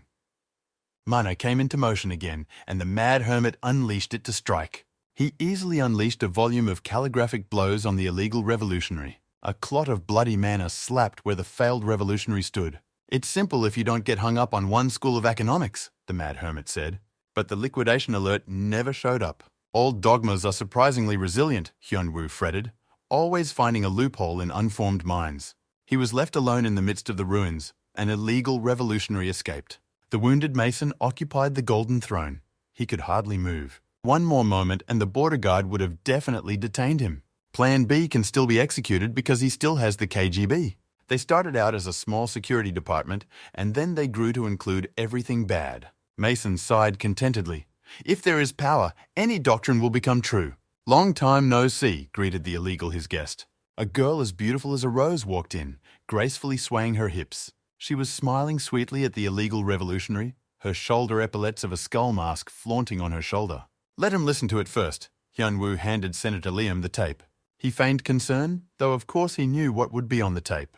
The wily politician pretended to hear everything for the first time. Mason's voice confessing to Master Bonsai's crimes. That voice, he shouted, playing the play out to the end. Hyunwoo was quite satisfied. This kind of reaction. Political games are not for him, but he came to make a deal. The record is authentic, the senator asked the Mad Hermit, and the latter nodded in reply. Mason is an illegal revolutionary, one thing that gives Liam an advantage. Now he can oust his people in the association and put in his own. All the money and contracts will flow through him. It used to be hard to imagine such a thing. A politician would have been accused of abusing power, but now it is easy to sway public opinion to your side. So what's the price of the deal? Asked a wily Senator Liam. Not much at all, said the Mad Hermit. It's best not to mess with politicians. Just play around with the media a bit, he replied. All the hermit needs to do is get out of the journalist's focus and act freely. A deal win-win, smiled the hermit. The senator agreed. If Hyunwoo had personally laid out all the evidence, he could have been declared biased and dodged. That's the end of it, said the hermit, and left his seat. There's more. Senator Liam detained him and asked. There was a huge mana explosion at Mason's house, which was shown on the news, the senator said. Is he dead, or is he not? Asked the wily politician bluntly, still needing to find out the full circumstances of the transaction. Hyunwoo sighed. He was easily figured out. Messing with politicians, not easy. No, said the hermit, not yet, clarified without wavering his voice. The empress's bloodhounds scoured the wreckage and the surrounding area, but found no trace, not even a fugitive illegal. After an illegal dies, there is always a notification. But this time there was none. It's unlikely this system glitch. Hyunwoo was finally tired of thinking about politics. He should kill the illegal alien as soon as possible and forget about everything, the hermit decided. I'm counting on your help in the search, he wanted to say, but was interrupted by a system notification. The system just credited him with eliminating an illegal revolutionary. Rose walked confidently past the secret agents while holding her sword. You look tired, he told the revolutionary illegal. We need to take care of one person, he said, and gave her a name, Kim Hyun-woo. The girl was dumbfounded when she heard it. That's how, without changing his tone, calmly replied to the illegal. But there's nothing to worry about, the illegal said, because they have Rosa and the KGB. No, not like that, interrupted the boastful ramblings of the chump by the pretty girl, and made a small jab with the sword in the chest area. The pretty girl leaned toward him to assess the implications. It's a shame he's such a chump, Rosa said, mocking the illegal. He could only stare helplessly as he was pinned to the throne. What the devil do they do when things like this happen? Mason looked at the agents. What are you doing? He wheezed through holy lungs. Apprehend immediately, gurgled the illegal. Capture, quarter, cartwheel, and other uncultured words escaped his bloody lips. But the agents didn't move, betraying their superior. Why, wheezed the illegal revolutionary, contra underhanded, grabbed the girl's collar. Tar brushed it off easily. What was he thinking? Asked his agent Rosa. Betray friends, and they were never even the same team. The agent smiled grimly. I mean, he's just a handy dummy who gave money. Did he really think she had created the KGB from scratch just for an illegal revolution? The real owner of the underground was not an empty-headed revolutionary at all. The whole organization is a gift to him, the true owner. Agent Rosa waved her hands. It would be proper to inform the illegal what killed him. Rosa gripped the hilt of her sword, and in one motion she cleared the way for the blood to flow from the wound. Simple, he was trying to eliminate her real boss by her own hand. The illegitimate man rested in peace, breathless body condemned on the throne. Hide all evidence, the girl ordered the agents, furniture included, on file, tripped over a knife. But the body vaporized without a trace, so even easier, thought the girl. No body, no case, remembering the words of the teacher. So he really is an illegal Jedi, vaporized if he's chopped. The agent confirmed her hunch. She gently touched the epaulet of the skull mask, whatever he had to face. She will help the master eliminate everyone who stands in his way, the girl thought softly. No doubt about it, the white-haired android confirmed it all. Len Ying is dead. He blamed it on the system, but it looks like there's no error, even though he got a promotion. It was good that the fragment wasn't taken away. But what happened? Hyun-woo pondered. Did he die himself? Or did he have help? That's the question. The mad hermit rubbed his beard. I don't care if he stabbed himself while making sandwiches, the border guard said. No more hidden illegals, he asked Av, and she agreed. Since that was the case, he was about to leave, but the girl held him back. Is it for games again? Asked the hermit. No, pouted the embarrassed android, averting his gaze. But she wouldn't let go of his hands and quietly pulled him toward the laptop screen. This one pointed android cute finger at the VIR glasses advertisement. Extortionist, thought Hyun-woo. Android said it could do better, kept hacking away at the hermit's cuteness. And how can you say no to a child? Sighed Hyun-woo when he heard the request. A few days later, the homeless emperor was greeted by a concubine candidate. To the entrance of the labyrinth, said the mad emperor to the coachman, scratching the cat behind the ear. What if the others aren't ready? His satisfied student asked him. One will be enough, the emperor replied briefly, causing the student to blush. The master will appoint her head wife, the satisfied student blurted out in her dreams. Hyun-woo quite read the news. Not much time has passed, and the cunning senator has already made up his mind. This problem is solved, thought the mad emperor. There's so much to do lately. The hermit pulled Mangaka's portmanteau from his pocket, the progress on the lock moving slowly. Kai, my sweet squeaky goblin with open arms. To get punched in the cheeky face by a non-human at the same second. How nasty the monsters are now, the hermit wondered. And there are many more perverts here, the mad emperor wondered. A devoted student volunteered to disperse all the supremacists. But the emperor refused. He wanted to slap the rubber faces on their hats himself. Time to get pumped up on the boars, he said, and lunged at the stupid mobs.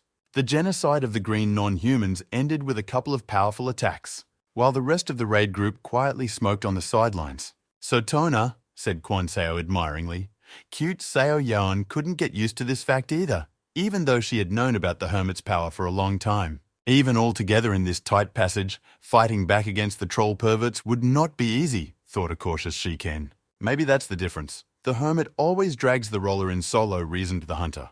Boss turned to Shiken by the excited loader of the squad. He thanked me for bringing him along. The guy kept a record of the whole raid. A bunch of people flocked to his airing with the crazy hermit. Even the cautious Shiken was surprised at this number. Their friend had become too popular.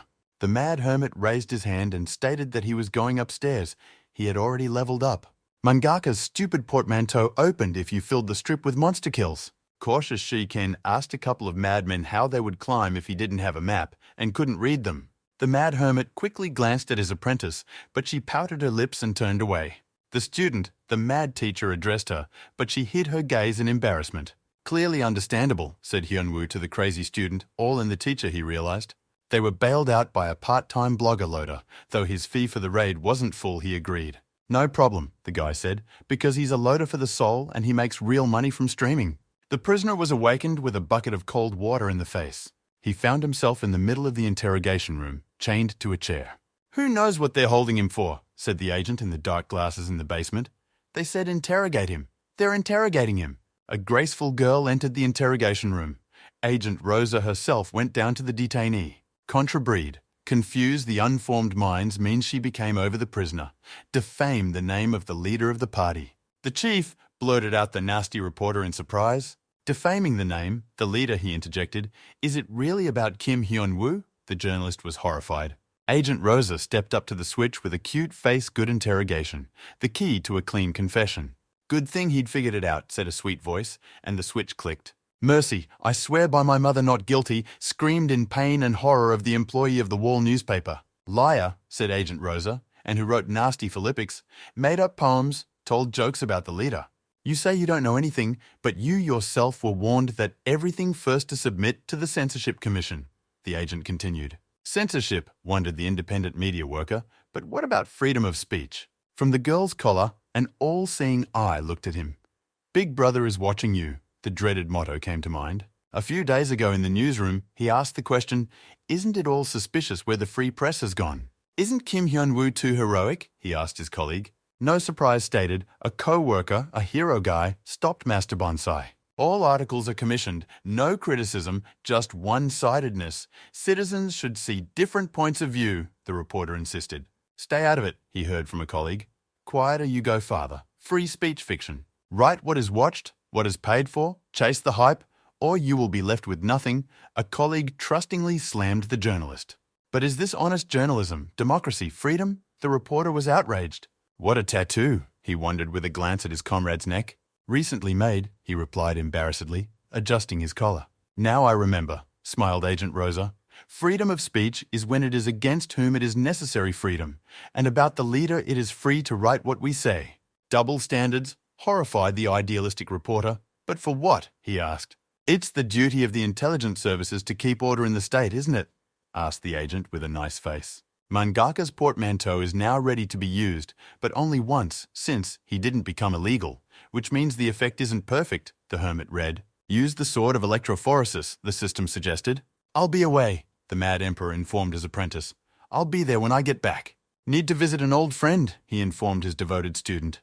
The portal worked perfectly and threw the hermit into an unknown location. He looked at his hands in surprise. Taking anything from the outside here was impossible. The mad hermit felt a presence behind him.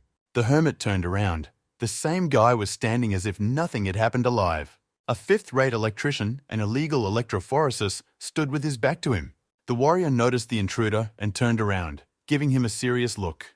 The 8th floor was ablaze, the dragon Smaug lying on the ground with broken wings. The winged lizard was spitting blood from its torn innards. And that's all he can do, sounded the taunt of the enemy. Thought you were a guardian, said the monkey with the cockroach moustache on his hat. Heh heh, laughed the missing link in human evolution. What animal are you? Asked the monkey, the dragon Smaug. An animal himself, replied the hominid. He would now show all his strength. Watch carefully, cold-blooded, blustered the monkey, pulling out a stick. I'm going to take this stick and bludgeon you, and then I'll skin you, boasted the evil monkey, introducing himself as the Monkey King. Hyun-woo caught Thunderbolt by surprise. He barely had time to put on his pants. Just sat down to pee in the bushes. Electrician Chong Ma was surprised. The mad hermit was surprised. This was not what he expected to see upon arrival. Normal people go to the latrine, thought the mad hermit. Didn't they teach you to knock when you come to visit? The electrician asked the intruder. Who knew that even in virtual space there was nowhere to take a dump? The hermit said indignantly. But the electrician remained indifferent to meaningless excuses. Turning on Sherlock, Hyun-woo realized what had happened. He'd been pulled into Electric's hard drive, and the key turned out to be Master Bonsai's portmanteau. He was on his way here for martial arts, and since Electric was here, he could train him. The humble apprentice greets the master, struck his palm against his fist by the mad hermit. You should be ashamed of your modesty, Chong Ma rebuked the hermit. Sensei, teach me everything you know. Hyun-woo insisted, but was rebuffed. Who would want to train a border patrolman to apprehend him? The mad hermit realized. Shifu Posea, teach me. The hermit gritted his teeth. Get lost. Snipped the last thread of patience from the proud electrician. First one with cheats, and now come to learn, reproached the hermit master. So what's a couple of cheats? What's the big deal? Hyun-woo wondered sincerely. Who needs that hardcore? The mad hermit declared. Your cheat set still hasn't changed. Evaluated at a glance electric hermit mana paths. Accept a drop, he added. With cheats or not, defeat is defeat, objected Hyun-woo, and he can do it again. Bullshit, said the warrior electric. Cheats don't work here. Let's see. The mad hermit rushed to the attack. All the insane cheating power descended upon the 5th-ranked electrician. But he threw the paper away, and paper beats rock. The cheats really didn't go away. Here he is faster than before, Electric stated, and shooed the mad hermit away to think about his behavior. With no cheats and no way to view his movement, the mad hermit noticed. Even though he had gotten faster, Electric was still ahead of him. Still crazy kung fu is cooler, Electric, said Hyun-woo, jumped into the fray. But all his blows were repelled by the local Morpheus, with his eyes closed. The electrician easily grabbed the mad hermit's arm and kicked the failed chosen one in the side. This isn't the Matrix, he thought. Hyun-woo lost his temper, responded with a defiant kick of his leg, and resented it. Things weren't going the same without the cheats. But there weren't too many cheats before, so something was obviously wrong. In the past, the electrician explained, he'd done the call and set the limits. Because he was playing for an illegal alien, the system imposed additional restrictions. What does the hermit know about illegals? How ranks are determined? Does he really think it depends on personal power? It all depends on the recognized achievements that the system counts, no matter who you play for, illegal aliens or border guards. So when you get too strong, the balance system intervenes, the hermit asked. And he's smarter than he looks, the electrician stated to the hermit. Combat skills are at the level of elite illegals, but without achievements, they are greatly diminished. Balanced by the system, explained the electrician. Such as during their battle, he told Hyun-woo. So be it. Suddenly changed the electrician's mind. You can kill me. I'll show you a couple of tricks. He offered the hermit, exposing his sword. Good thing he hasn't changed, the hermit replied cheerfully. But if, smash the electric, martial arts are unlearned, the hermit remarked. This is the training level of the Matrix. You can't die here, the electrician explained. But you can experience the full range of thrills, he said, and cut Hyun-woo in half. This is how the mad hermit experienced his first death. So Hyun-woo disappeared as he touched the portkey, asked the always cautious Shi-ken, the lone cat, and she nodded. This was the end of their communication. A dead silence. Again he got into trouble. He could have warned him, breathed a cautious Shi-ken.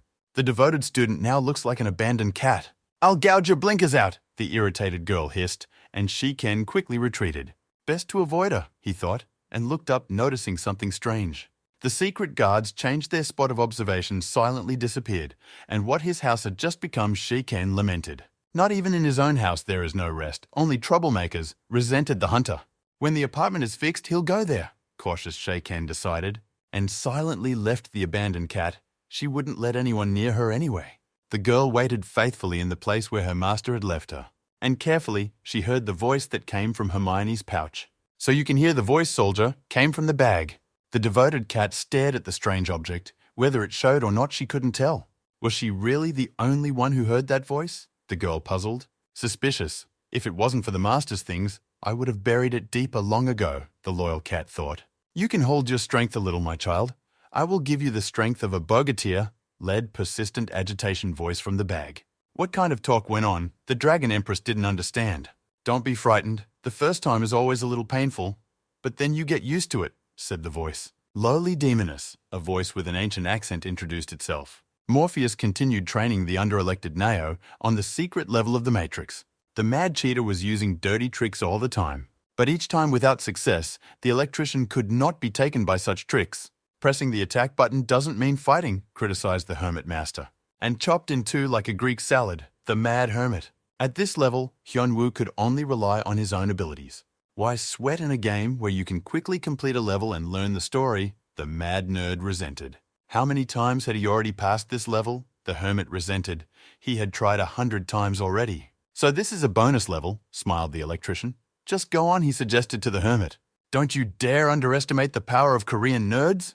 The mad hermit clenched his fists. Don't you get it? Replied the electrician. He won't pass this level. Hyun-woo thought about it An award. There would be no award, no achievements either, except a check mark on the list of credits. 100 rounds to dry, he reasoned. Is this passage worth it? Electric is strong. His technique can't be broken by stepping on his foot, the hermit pondered. Doesn't use fake bling like Replicator Boris. Doesn't go crazy in a difficult position like the master of bonsai. He cannot be defeated, for he has no weaknesses, the hermit concluded. And yet, he was back on his feet. If there remained a fucking level not passed, it would haunt the hermit for the rest of his life. Impossible for now, Hyunwoo thought and smirked. There are no invincibles. Told you not to underestimate the power of nerds, said the mad hermit. The rubbing is empty again, breathed the fifth-rate electrician. Here, wait a minute. Hyunwoo got ready for another fight. Use force. Hyunwoo remembered the ancient principle of the tower. Think good thoughts and piss whoever you have to, concentrated the mad hermit. Gathering his wits, the hermit went for another direct attack. Bored to death, sighed the electrician. At least he could think of something new, and sent the mad hermit on a restart download. The digital image of the hermit slowly tightened, but the pain didn't go away. But despite this, he attacked again, electric. Different from the previous one, such a pressure surprised the master, which didn't stop him from disemboweling the insane hermit again. Many rounds went by unnoticed, and each time Hyunwoo was smashed in one punch. The hermit had been killed hundreds and hundreds of times, each time mocking him, but raising his fist, he would not give up. Her mind clouded over, and memories of the past flashed by. Hermit was often bullied at the orphanage by other kids. The educators reprimanded him when he dared to fight back against bullies. Had to work hard at construction to survive. To argue against the unfairness of teachers at school. And even in the tower, he always kept going forward. And even when his confinement brought him to the brink of losing his mind, the mad hermit never gave up. The fighting spirit gave the hermit new strength, and their battle ceased to look like a dull beating.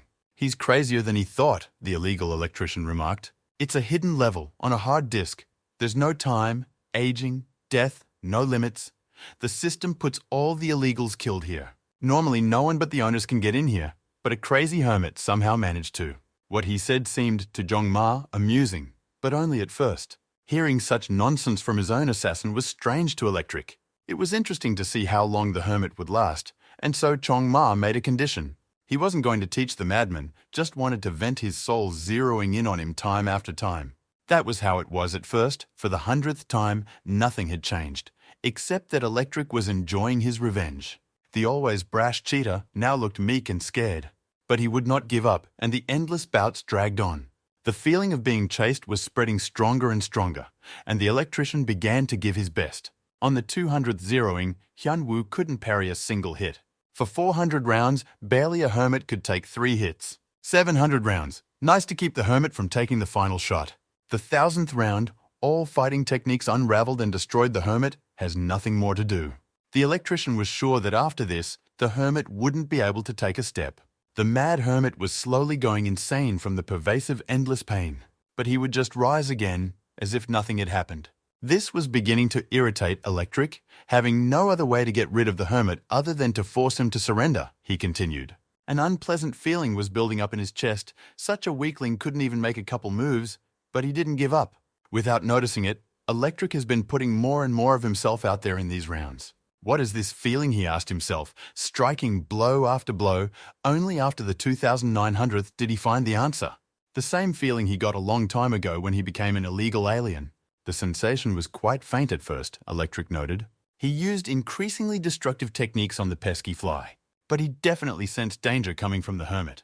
What if this guy never gives up and drives him crazy with boring fights? To hell with it, Electric decided.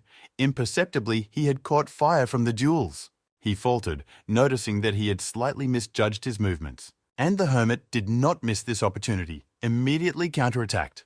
Gathering all his will into a fist, he landed an uppercut to Electric's chin. His fist hit the target and exploded with pain.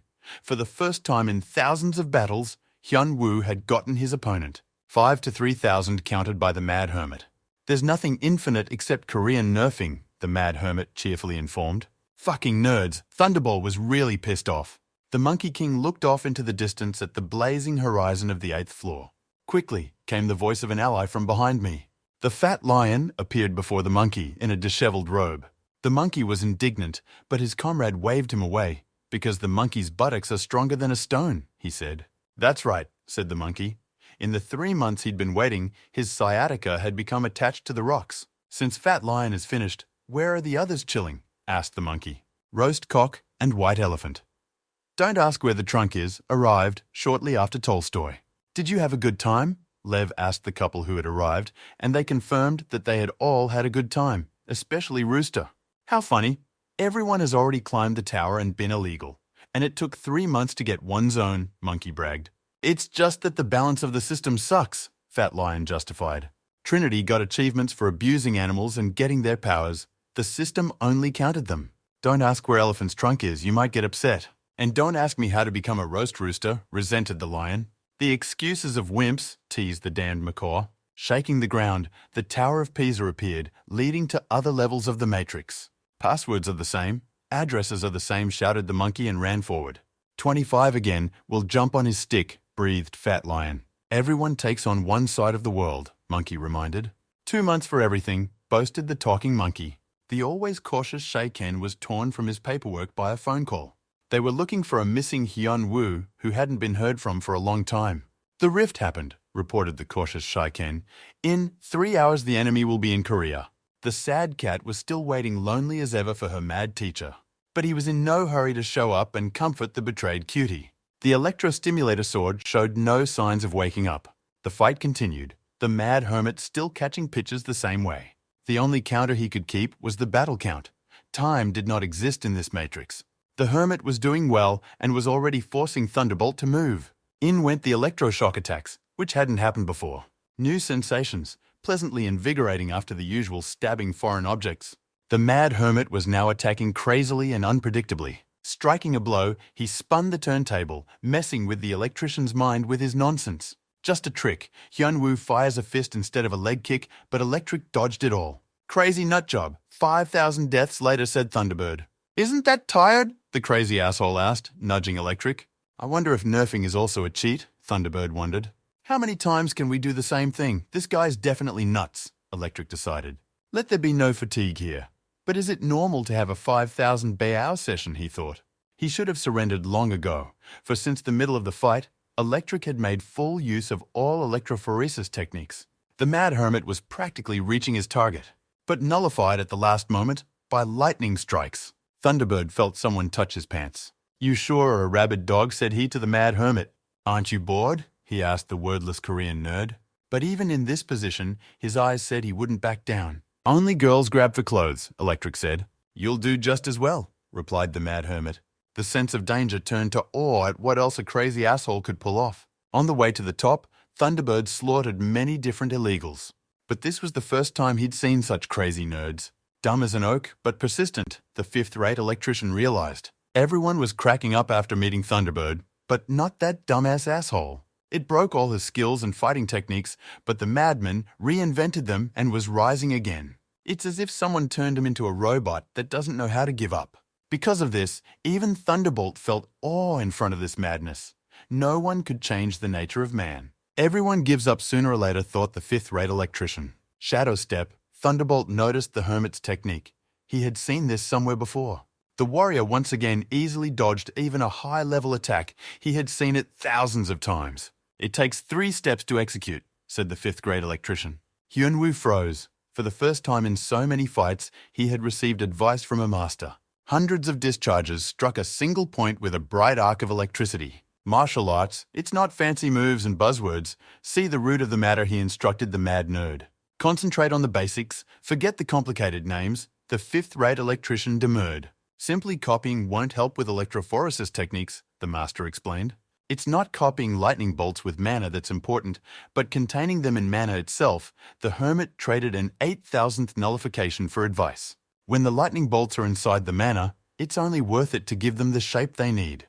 The discharges vaporized Hyunwoo's body, leaving large gaps in her image. He'd already lost count of how many zeros had gone by. Each step was like water, and different from the previous one.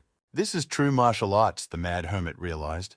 Then he broke the mold of what he had gained again, 10,000 nerd nullifications. After 15,000 zeroing in, he finally figured out how to use his brain.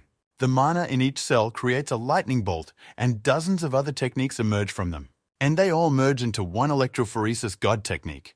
The last step, having studied the shape, is to break it instructed Master Electric. In the past, Hyun-woo would have said it was all contrived nonsense to give mystery and importance to simple truths. After all, his teachers were all images from the books from which he drew the power of absurdity. But now he finally understood the true meaning of true martial arts. Their battle hushed, rekindled, both were equal. There was turmoil in the center of the Korean Association. They belatedly reacted to the invasion. Senator Liam took over and led the defense from the bunker. When the first calamity appeared, he wasn't worried as he was hoping for Kim Hyun-woo, but then 3 more appeared. The situation is deplorable everywhere. S-rank hunters could not do anything, the secretary reported. We need to prepare for the worst, realized Senator Liam. Even if there is no communication with Hyun-woo, there is no need to worry about Korea, the senator reasoned. Hyun-woo, gone, a cautious Shi-ken informed his friends. You can assume he's on another planet. He's been hiding it for a month, but not anymore. To stop the disaster, one must rely on one's own strength, said the always cautious Shi-ken. What will the Dragon Empress do? Shi-ken asked his loyal disciple. The girl looked at the hunter for the first time as something other than a blank slate. 15,000 zeros, the Korean asshole counted wordlessly. They exchanged 100 punches without Hyun-woo zeroing in. He was no longer dying, and they could clash as equals. His mastery of mana had reached perfection, the halo behind his back turning into a raven. A deranged lunatic, Electric looked pleased with the result. This form embodied the essence of his martial arts, the halo and wings. The now insane hermit was now crowding the 5th-rate electrician. Surprisingly, it didn't hurt the electrophoresis god's pride. He enjoyed a battle of equals, something he hadn't experienced since he'd gotten a little stronger. The mad hermit used both ranged and melee attacks. His facial expression hadn't changed since he started this climb. The face of a crazy nerd. If you agonize long enough, something will break. What kind of monster had he raised in these battles, wondered electrophoresis god. But who cares? I'll finally get a break from the endless fights, Thunderbolt thought. The full power of his technique as performed by the insane nerd unfolded over him. This is the way, thought the 5th-rate electrician. Hit it already, don't pull it. But the fatal blow only slightly ruffled a strand of hair. After 15,000 nullifications, the hermit stopped. Why didn't he finish it? Thunderbolt asked him. The hermit turned around. He shyly rubbed the hair on the back of his neck, thinking what to say. Can a student show such disrespect to a teacher? Issued the hermit. What? Thunderbird said. I don't remember taking on a nerd as an apprentice, he asked. Since that's it, let the people rest. Master Chong-ma waved it off. Even asking him to stay, he would still leave, heartless. Hyun-woo threw Hyun-woo in the aftermath. The mad hermit, however, pondered to add.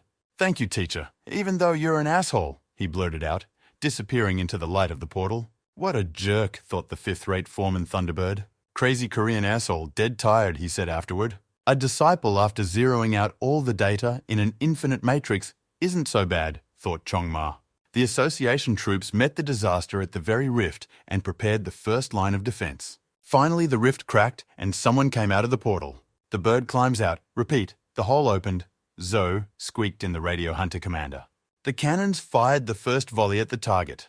It was hard to see what the huntress meant, so they decided to just shoot. Missiles and shells streamed toward the lone target that left the portal.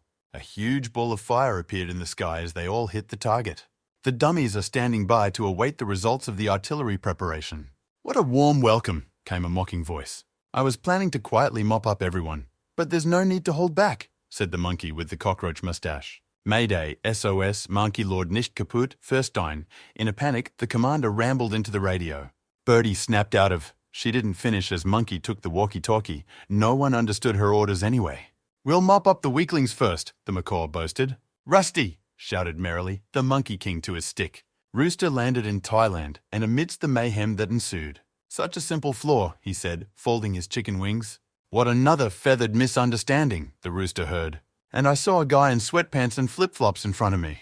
What kind of madman dares to approach the great sage? Hyun-woo heard. I'll kill you first, then I'll roast you, shouted Roast Rooster. But the mad hermit wouldn't listen to any more inane clucking. I just got back, and the roosters were here, the mad hermit marveled. Now the border is already crossed with chickens, he asked the animal. The rooster, hammered under the electric shock, apprehension succeeded to perfection. The mad hermit incinerated Firebird with electrolysis. That's when the illegal chicken detention notice came up. But what the hell is he doing in Thailand? The navigation system is clearly malfunctioning, Hyun-woo remarked. Baby Seo Yeon lay passed out. disheveled hair falling over her beautiful face. The always cautious Shiken received a powerful kick and flew into the wall. "You fools are kidding, Fat Lion," mocking weak opponents. But the wild cat empress didn't give up and covered Shiken. "It was fun to play with Kitty," Fat Lion told her. "But now I'm bored," and the rude bastard swung his paw. The fat uncut lion put a nice girl in the belly. Pain circled around the miniature body of the devoted student. The mad hermit studied the system mail that had been missed during his absence. So the illegal immigrants had set up a passageway here, Hyunwoo realized from the words of the android Aev. "One is already rare, but to four at once, the floor is not a rubber floor where only climb," asked the mad hermit. Demon Aloli, on the other hand, took an entire diaspora of rubber faces, Hyunwoo recalled. "There's a good chance these illegals have a gang leader too," the android calculated. "A strong illegal alien can take Ocean's friends as a team and cross borders together. One of the three is definitely of high rank," the mad hermit concluded. The silver-haired girl bowed, confirming his conclusion. The hermit thought of asking how he found himself in Thailand, but the time was not right for that. "And where is their leader?" asked the hermit, and the girl showed on the map, the United States. Hyunwoo looked at the location of the three and figured out in what order to eliminate them. Getting to their leader and destroying him would be easy, the hermit thought. If he goes to the US, his friends in Korea, they'll die. On the other hand, there's a faithful student there, thought the mad hermit. On the other hand, a girl is not the equal of an illegal alien. Hyunwoo pondered over the difficult choice as the notice appeared. After reading carefully a couple times, he was still very surprised. The cautious Shiken assessed the situation as "That's it, here we go." The Dragon Empress has fallen victim to a couple of punches from Fat Lion. The hunter himself was on his last breath, having used up all his strength and mana. And where only Hyunwoo is wearing regrets in a moment of weakness. But suddenly dismissed those thoughts. What was he thinking? He himself decided and persuaded others to fight for his home with their own forces. It's not the mad hermit's fault that the friend in his retinue is just a weakling. The Dragon Empress came to her senses and hissed. Miraculously, the fragile, exquisite girl was able to get to her feet. Powerless even with a martial arts master, the girl thought. Her teacher's words had endowed her with the absolute certainty that the imperial arts possessed immense power, and they were enough. If they don't help win, she's just not strong enough, the master told her. The mad disciple didn't consider herself strong. She walked under heaven. She considered all weaklings below her as chumps. And that way of thinking had brought her to where she was now, bitterness surging up her throat. She only admired the master's power and watched him from afar, not even thinking of reaching his heights. That's the end of the fairy tale, and whoever listened to it sang the Fat Lion. "I'll do you the honor," growled the uncouth man who beats women. "And I'll show you how to become fat," he continued, devouring hundreds of thousands of soldiers. A lion's roar threw the weakened Dragon Empress off. "There's not enough Bogatyr strength to borrow," the girl heard a voice from Hermione's sack. I see," came the voice, and the girl glanced at the source. Same voice, she recognized Demonology with her strange speech. "Keep strength Bogatyrski, and help in the Rathi will be," persuaded Demonology. But the master told the student of strangers do not take candy. Do not trust, Demonology realized, when the Fat Lion has already opened its mouth. "Let it go," the demoness said, and released her mana loli. The Dragon Empress cried out in surprise, a year's worth of power enveloping her. "It hurts the first time," the demoness said. The magic of the flawless demon Loli filled the Dragon Empress. "Now you can feel the strength of a Bogatyrski," whispered ancient Loli. The miniature mad student's appearance was completely transformed, with the traits of a cute lowly demon manifesting in her. "A horny goat is coming for the little guys," grinned the warrior maiden. The Fat Lion was surprised to see a young goat in front of him. Suddenly to himself, he found that he couldn't use his mouth. "What is she? Horns grown in teeth," wailed the Fat Lion. "So be it. Goats are very nutritious," declared the lion, and tried to open his mouth. One stop, he heard a soft, gentle voice and crouched to the ground. Loli's strength kept him from moving, and the girl walked quickly in his direction. Fat Leo was being crushed by the roller with every step of his miniature feet. The always cautious Shiken took a moment to pull out the wounded friends who were unconscious. Though it was a shame to run away from the battlefield and leave the girl alone, up close, he would only get in the way. No one can resist Loli's strength. The transformed disciple leaned over Fat Lion. "You think you're the only one whose strength was cut?" said Loli Demoness. With each step, the pressure of Loli's power grew and flattened Fat Lion. "If I were a queen," the Demoness said, turning Fat Lion into Flat Lion. "Called the lowly goddess," the Demoness said to the Flat Lion in the aftermath. Illegal Slonjara went through Mexico City and everything was destroyed. The girl with the trunk froze in place amidst the destruction, and she couldn't move. She didn't understand why at all. "Do your eyes hurt?" Without blinking, a stern female voice asked her. "What did she do?" Elephantine asked, squeezing the rest of the air out of her lungs. Right in front of her appeared a miniature cute girl, Agent Rose. "Just animal experiments," the agent smiled sweetly. She had recently found a great book. "There is nothing to fear. They are a humane organization. They don't torture animals," informed the agent with a cute face. Sick bastards objected to Elephant Paw, but the agent gagged her. Not for an Elephant Paw who had trampled an entire town to say that. "On behalf of the KGB, let me express my gratitude," Rosa smiled. "They used it to eliminate their rivals in a dangerous business." "Who is she?" the girl with the trunk asked in horror. "Better get back to our sheep," said the girl, and opened the first volume of Capital. "This experience is intended to reveal signs of dialectical thinking," smiled Agent Rosa sweetly. The injured baby. So-yeon was slowly regaining consciousness in the hospital. Awake, the girl heard, was the voice of Kwon Seo, who was on duty nearby. Realizing where she was, she immediately jumped up in bed and asked what had happened. Kwon Seo didn't remember much. They got beat up by an illegal, and the staff said Ken brought them in. The hunter himself returned to the battlefield after dressing his wounds. "Damn freak," horrified cutie Seo-yeon, but Kwon Seo asked to keep the guy. The friend understood. After a giveaway like that, the guy had reason to be disappointed. The cautious Ken looked down from the roof of the hospital. All he could do was run away, tail tucked. The hunter whipped himself.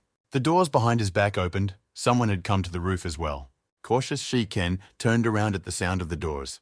He was greatly surprised to see the girl's familiar face. The Monkey King blasted the troops to smithereens, explosions blazing everywhere.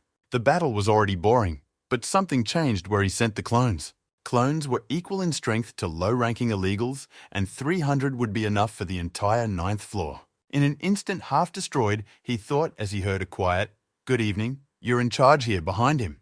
Delivering noble knockers, ordered, the hermit Hyun-woo appeared. Monkey deftly blocked the blow with his stick. "Who is?" asked the Monkey King of the Mad Hermit.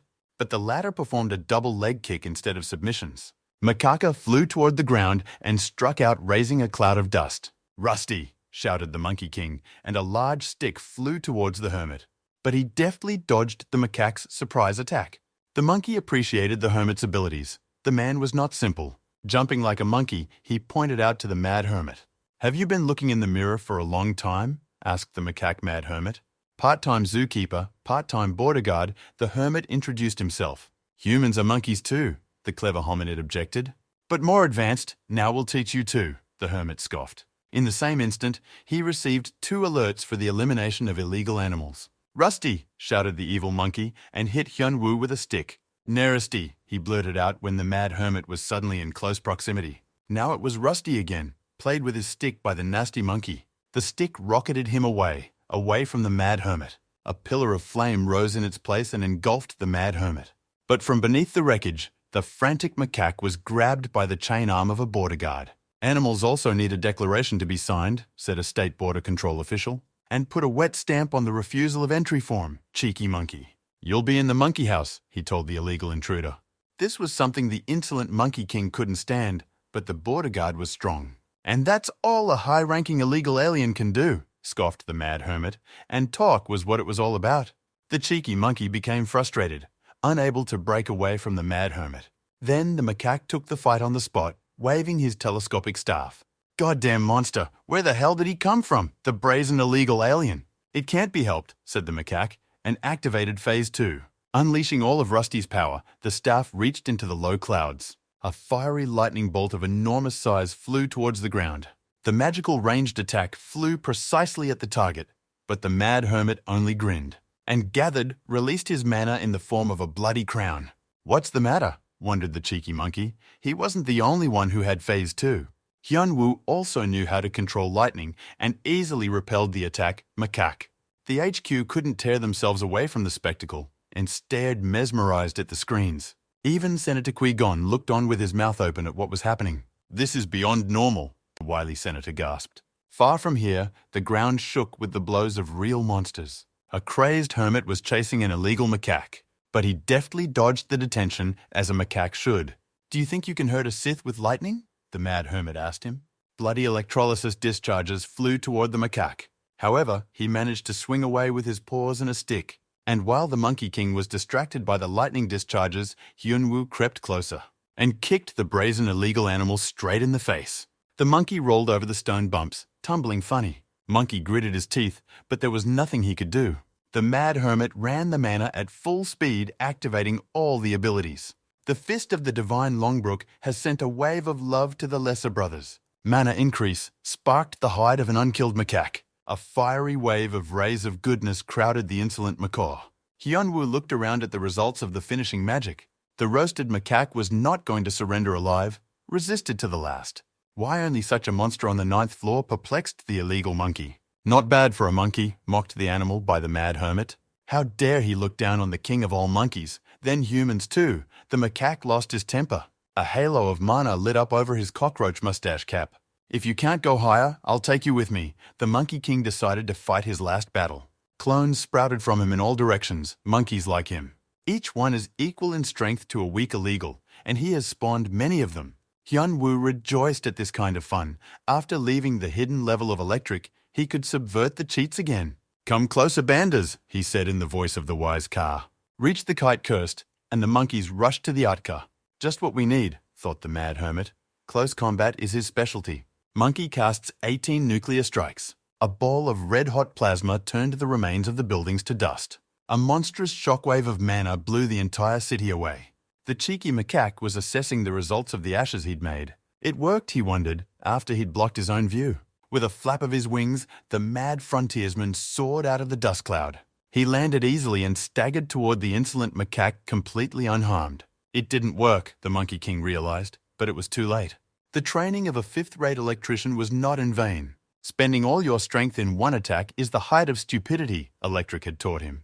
Don't grumble, unwind one piece at a time, and may the power be with you, he admonished.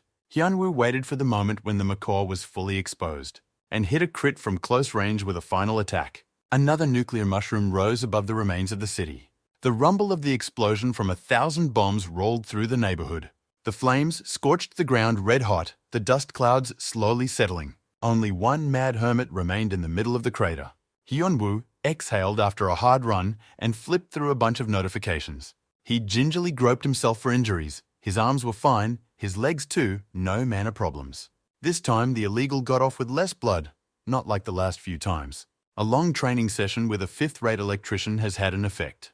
Pure victory realized fist, mad triumphant. What a rolling pin, he thought, as he saw the familiar object. The staff of the Monkey King, Rusty, can enlarge and copy himself, read Hyunwoo. There is a great use for this wand, grinned the hermit. Grasping tighter, he pondered the direction of the Hunters Association. And with a shout of Rusty, he rocketed toward headquarters. At headquarters, the mad hermit was given a clean tracksuit. Not a bad design, appreciated the update hermit that has not changed clothes for many years. Waged such a battle and is now perfectly fine, the wily senator remarked. What's his appearance worth, falling from the sky on a huge stick on horseback? Qui-Gong marveled. So Korea didn't suffer much damage, Hyunwoo recognized. By the way, there is one small request, the senator asked. Shi-Ken looked at the crazy couple. Together they were visiting pretty Seo-yeon in the hospital. The contented cat sat meekly unmoving, all in a fervent blush. Never mind, thought a cautious Shi-Ken, and wondered aloud how the hermit had gotten to the US from Thailand. Just jumping, replied the hermit in a mundane tone. Iron Man triathlon herd, he asked his friend. Is that even legal? Lunged a cautious Shi-Ken at the bottom of the test tube. But it was actually a different question that plagued him. Cutie. So Young heard their conversation from the hallway. Shi-Ken asked about the special training the hermit was undergoing in the Matrix. Could he pass it too? Asked a cautious Shi-Ken, much to his friend's surprise. Too weak, little Seo Young heard, and tactfully did not enter the room. She reprimanded her friend for leaving the hospital without healing his wounds and giving her a thrill. It was hard to accept myself as a weakling, justified the cautious Shi-Ken. But the thing about illegal aliens is that they're strong, said little Seo Young. Not only, argued the hunter, she is also strong. Remembering the Empress of Dragons, he clarified. Ah, cutie. So Yon saw the fight on tape, it looked epic. Previously, Shi-Ken was able to avoid the topic by simply writing it off as the power of a mad hermit. But now, Shi-Ken realized, he must learn to protect what is precious with his own strength. Beauty Seo Yeon only smiled, happy at her friend's growth. He looked so excited, she chided him. Did something good happen while her friend was out? Sweet Sao Yon waited for her cautious friend to finish. Quickly he made up his mind, she noted. She Ken's endeavors. The mad hermit reflected, it's great that a friend decided to grow up. But can he handle a fifth-rate electrician, and will he want to teach him? If it's not too urgent, I'll return the sword later, the hermit decided. And Xiao Yang entered the room, informing him that she would be discharged tomorrow. Hyun-woo himself wondered how much his characteristics had changed after passing the secret level of the Matrix. Nothing much changed. The hermit looked over the long list. But what's up? Shuddered the mad reader, rereading again. The age column read 118 years old. The hermit improved the virtual room for the neural net girl. The system poured in bonuses for apprehending an illegal menagerie and got to expand the virtual room. The girl rejoiced so ebulliently that the hermit suspected the nether of self-interest. Ta, of course, denied that he was looking forward to more games of games more than his wins. After the secret level, the meter counted. He's a whole 118 years old. System glitches, inside the time matrix no, but the hermit's internal clock kept ticking. The time paradoxes, attributed to the difference in computing power of the matrix processors, went faster at the hidden level, AV said. 100-year-old virgin, the mad hermit was horrified, not enough to give an archmage for such a thing. On the other hand, he had already gone through something similar in the training tower. The main thing is that the muzzle hasn't aged and everything else you can live, the crazy hermit decides. Is there any information about the tower's creator? He asked the android girl, and she clapped her hands and said there was. Finally rejoiced, the mad hermit after so much effort. The creator is the creator, the white-haired runt gurgled. What next? The hermit couldn't wait to get an answer. The creator is the creator, the neural network repeated, obviously not understanding what was confusing the hunter. Okay, I was a fool myself for hoping for a crooked system. The hermit resigned himself. But the girl resented this indulgence and shrieked. 5 days, the young neural network loudly coined. No, not even 7 days, and she could find his location. Of course it's not certain, but it's important to believe, the android blurted out. Okay, the mad hermit has long since gotten used to the network's antics. So the essence of lowly demoness spoke first and gave strength, the mad teacher clarified. A new word has been added to the status of apprentice successor. Av warned him that a force of illegals was still present on the 9th floor. Turns out there's another receiver in Mexico, and Mason's been hit. There was a connection, turned on Sherlock the hermit. He glanced at the slumped, frantic student who sat dumbfounded. She berated herself for using the master's things without asking. The girl felt the wizard's hand reach for her. For a second, she shrank into a lump, but instead of punishment, she was praised. Without you, everyone would be dead. She did the right thing, the mad teacher told her. Faithful Cat didn't expect to hear such words at all. But when she received the praise, she blossomed with mad happiness. Senator Liam was hosting an important guest and asked to repeat the request in case he misheard. The guest, eagerly twirling his bug-like tendrils, wondered if he had been misheard. This staff belongs to Montana, said the fat seal, part-time governor of Montana. As a collector, it's not surprising that he was interested in the staff, but it's Kim Hyun-woo's booty, Senator Qui-gon said. But that's where our union was operating, the seal said defiantly. It's enough to meet Kim Hyun-woo and figure it out. The fat dumpling rubbed his mustache defiantly. Senator Liam frowned. That was the problem. He'd dealt with a crazy hermit before. About me, and without me, there was a knock at the door. Liam jumped up with a premonition of trouble. Who there wants his staff? Asked the mad hermit hovering over the fat carcass. Hunter Kim Hyun-woo wiggled his bug whiskers at the dumpling. The hermit looked intently at the seated misunderstanding that sprawled across the chair. He handed over the staff for inspection and registration as procedure demanded, but already they were swarming like flies to honey. Fatty held out a sweaty palm and introduced himself as the governor of Montana. Oops, let's skip the details. Shut the insolent greaseball's mouth, the hermit. It's about how he shoveled it all out for everyone, and while he was gone, someone decided to steal the loot. Got it right, the hermit said. In general terms, mumbled the fat, sweaty dumpling. There seems to be a conflict of interest, said the master of diplomatic negotiations. Liam didn't know where to call anymore. Hyun-woo smiled sweetly. A smile can solve hundreds of problems, and having a strong fist can solve all problems, cracked the hermit to the insolent bug. The fatso still didn't understand anything and poked the hermit with a wiener. He wouldn't leave it like that, squealed the pig, and immediately got a refill from the master of aggressive negotiation. Any more questions? The hermit asked, but the client was already peacefully asleep. Don't be afraid, he told Liam. He was just tired after negotiating. No need to worry, just return the stick to the digger, the mad hermit asked. The next day in the association's parking lot, an agent showed up. What did your boss Evan say? Asked the agent with glasses to the tired employee. Can't eat as he wants to poop in Hyun Woo's striped slippers. How funny, grinned the agent. Is there a plan? He asked them all. Sew him up, clarified the recruited defector. 10 years of undercover work? Sewing it up like that? The agent asked. But the mole only waved his hands. Still a job not to his liking. Certainly compared to working here, the underground agent noted. All for our director and the KGB, said the bespectacled agent. Let her rule the world from the shadows, he read the organization's motto. Master Bonsai's portmanteau wondered the cautious Shi-Ken examining the much-used portmanteau. Wrap a sword in it and a secret level opens up, the mad hermit explained. Shi-Ken glanced to the side at the preparations the slave girl was making. The poor girl was working late again to draw the teleport circle in time. Going to Mexico? Shi-Ken asked, secretly sympathizing with the slave girl. Just need to check something out, the mad hermit replied. He should have found a second receiver, Hyun Woo thought, as he looked at the surprised student. Successors of persons of indeterminate orientation may become either border agents or illegal aliens. They can do nothing, or they can take over the world to rule it, the hermit learned. Either way, it doesn't mean they're definitely bad, pulled out Hyun Woo's Hermione pouch. It's yours now. He tossed a stone with the essence of lowly demoness to his apprentice. The girl immediately recognized the object that gave her strength. Use it as you wish, the mad hermit allowed the devoted disciple. It's good to have a lot of capable border guards, and one shouldn't expect betrayal from a female disciple, Hyun Woo pondered.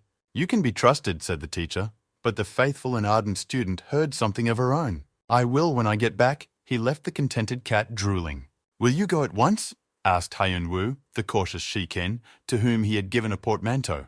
Tell Electric, said the hermit, to build himself a latrine instead of going into the bushes.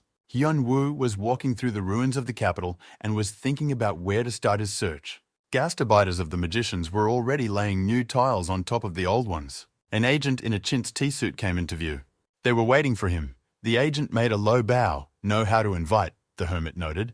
On the jacket glittered an all-seeing eye, the symbol of the organization. Let me invite you for a cup of tea, the agent offered. Cautious Shi-Ken took up the electrophoresis sword. A hidden level had indeed appeared. To be or not to be, whether I am a shivering creature, the hunter pondered. Just recently fixed up the apartment, and now he's leaving it again. He has a bad temper, like a real fifth-rate master, and drinks a lot of vodka, Hyun Woo warned. Shi-Ken pressed a button and went to the nerd level of alcoholism. He was transported so quickly that at first he didn't even realize where he was. Everything felt real. Indeed, a matrix, realized a cautious Shi-Ken. Just had a craving, and there were guests. The hunter heard the voice. The drunken fifth-grade electrician glared menacingly at the uninvited guest. Indeed he is, recognized the master cautious Shi-Ken, but what can I say? I want to become a drunken master, blurted out the cautious Shi-Ken. Any fool can become a drunk, Chong-Ma breathed, but not everyone can become a master. But wait a minute, what does he have to do with a crazy nerd? Electric asked, and Shi-Ken nodded. Korean nerds shouted out in anger at the drunken Electric. Just when I've sold one, another one shows up, and the foreman is angry. The latrine was definitely not worth asking about, realized a cautious Shi-Ken. No vodka, said the electrician sharply. You can go home. You don't know how to rest culturally anyway, only to get drunk like a pig, replied the electrician. Shi-Ken, horrified, he had definitely come here for a new discharge after all. After all the agony, he couldn't step back and walk away with nothing. Let's have a small drink, just once, the boy pleaded. Discharge is very necessary, please teach master, blurted out the cautious Shi-Ken. If he doesn't agree, the hunter promised, he'll sit here and watch. That Korean asshole, he's also trying to take me by force. The master was angry. But since you ask so much, we'll do the same. You'll drink alcohol until you know the power of vodka and cultural recreation. Shi-Ken heard the answer. Maybe then you'll raise your discharge, said the electrician, and opened the first bottle. The first shot is downed in a volley, said the master. Like that, you feel your eyes opening and clarity of vision. The world becomes more beautiful, asked the electrician. Tea party with the boss, you say? Pondered the suggestion to the mad hermit. And if you refuse, he asked the agent, what will you do then? Then you'll have to leave with nothing, the agent said, leaving the choice to Hyun Woo. The hermit realized that the agent spoke well, but he would not say anything new. It didn't look like an ambush, the mad hermit decided. Besides, they were most likely what the android girl was talking about. Hyun Woo agreed, and the agent escorted him to the headquarters, the entrance starting at the golden elevator. Such luxury surprised the hermit. just for an ordinary elevator. Under the ground, a whole castle resembling a cathedral awaited them. As soon as the door opened, the agents lined up on either side and bowed in respect. Even a seasoned mob boss was caught off guard by such a good greeting. "Waiting for you, master." The hermit heard and saw the girl smelling of roses. A cute beauty with purple hair smiled gently at him.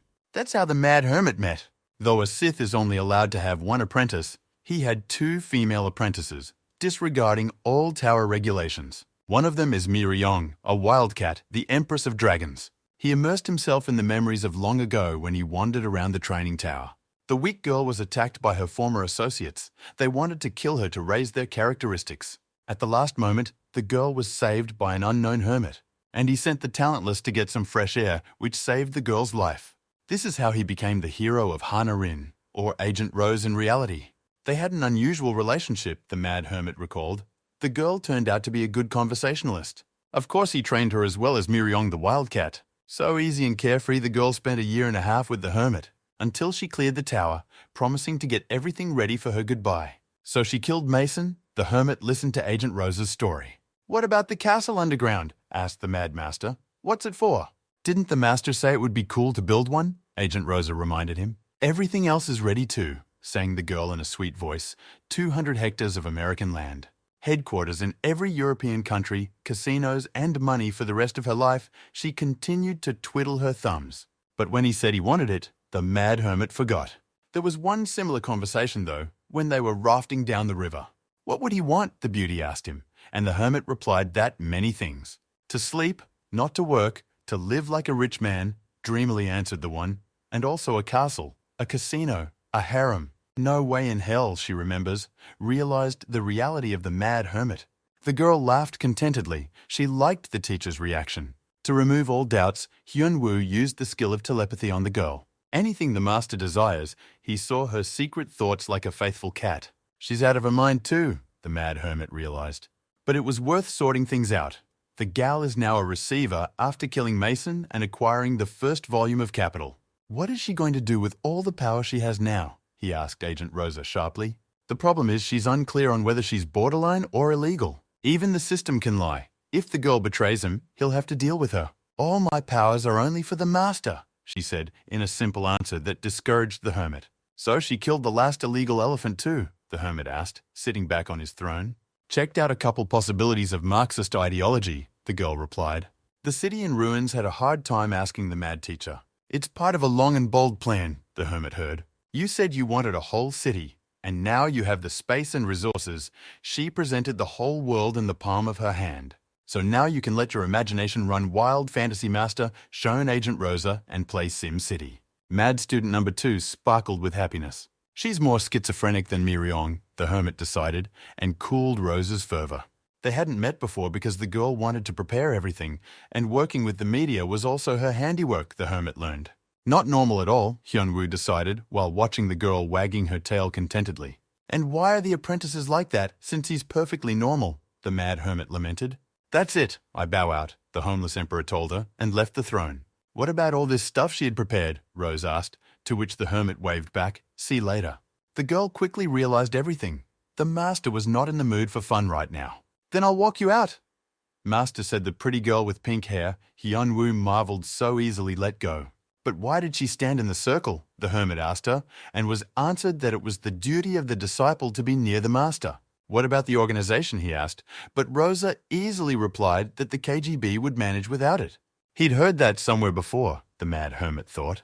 I'll just take it with me, no problem, decided the hermit, and told them to stay close to the center of the circle. Teleports are handy, breathe magic and jump, the hermit remarked. Lowly Demoness tempted the inexperienced cat to sign a long-term contract for Lowly's strength, but Tar pondered. In any contract, there's an addendum in the fine print, thought the faithful cat. Innocent maiden wants to know the truth, asked Demonology. Sharing thought, feeling, and fighting the supposed together, the whole contract resented the Demoness offering an equal contract. Over the whole body to give up control, the loyal cat wondered what the Demoness would do. So you can take the body at any time, said the Dragon Empress. But Demoness denied that the contract is voluntary. Honest, the offer is tempting, and from that suspicious.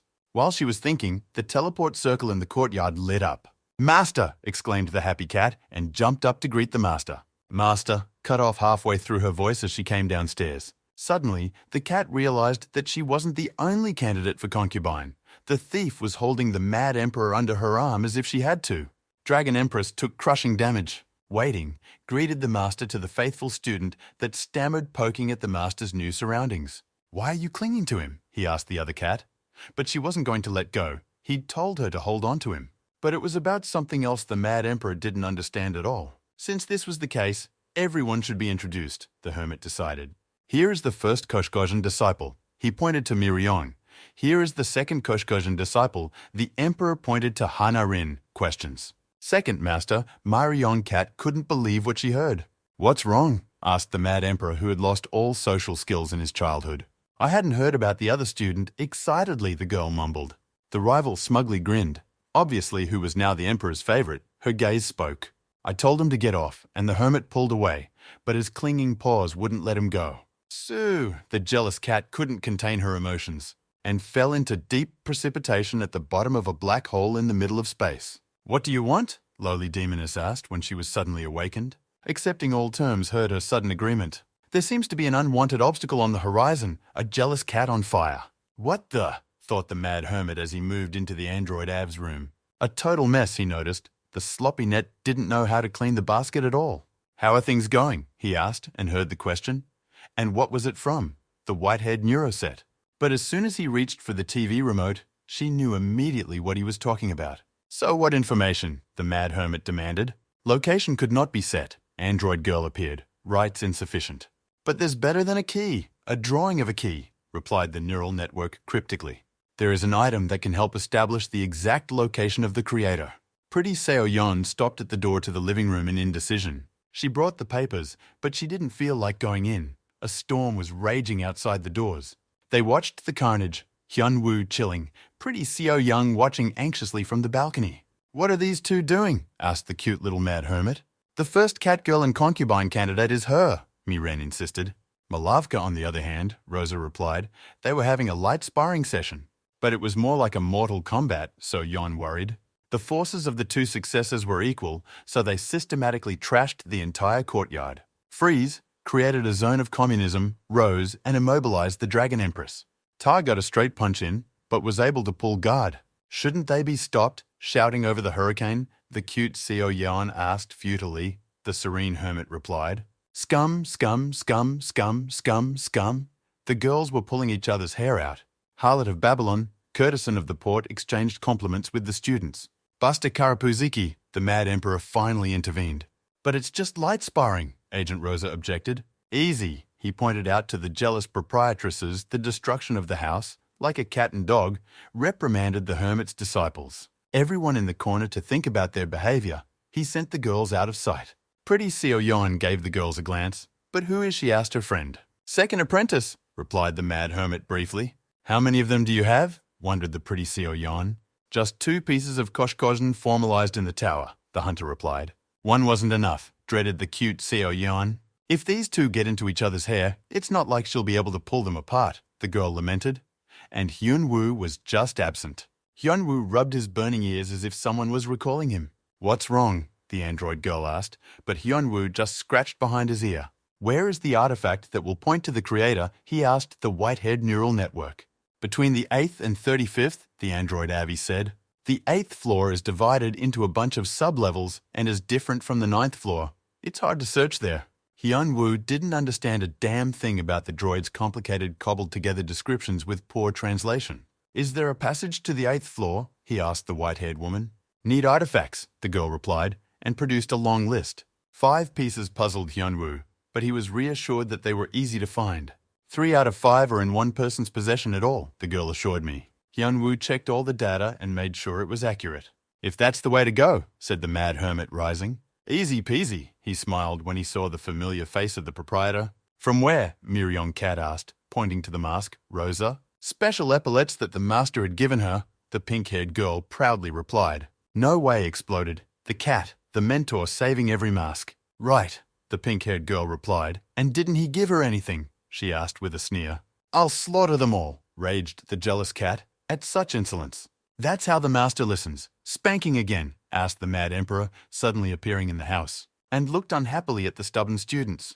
They had a lot in common. The tactless hermit thought the girls would become friends. Oh well, time to keep them busy, decided the homeless emperor. The sparks of rivalry flared up again between the cats. But the hermit sent them to different parts of the world, tasking them each to retrieve an artifact. Anything else? Agent Rosa sweetly teased, but received a negative response. Just end peacefully. In Montana, the fat governor sputtered, spitting spittle. Even for a generous fee, they refused to cooperate with him. How so, yelled Dumpling. No one wanted to write stinking blather about Kim Hyun-woo. He got a dozen refusals and berated the hunter for nothing. There's someone here to see you, the secretary reported, though the Dumpling wasn't expecting anyone. The meeting wasn't scheduled. He just showed up, the secretary said in a conspiratorial tone. The ravings of a madman. The already angry Dumpling was shaking with anger. The room was entered without knocking, nearly overwhelming the fat governor. The seal appreciated the redesign and panicked even more. How much longer can you yell like a slavering pig? A familiar voice asked him. The mad hermit came for a cup of tea, even though no one called him.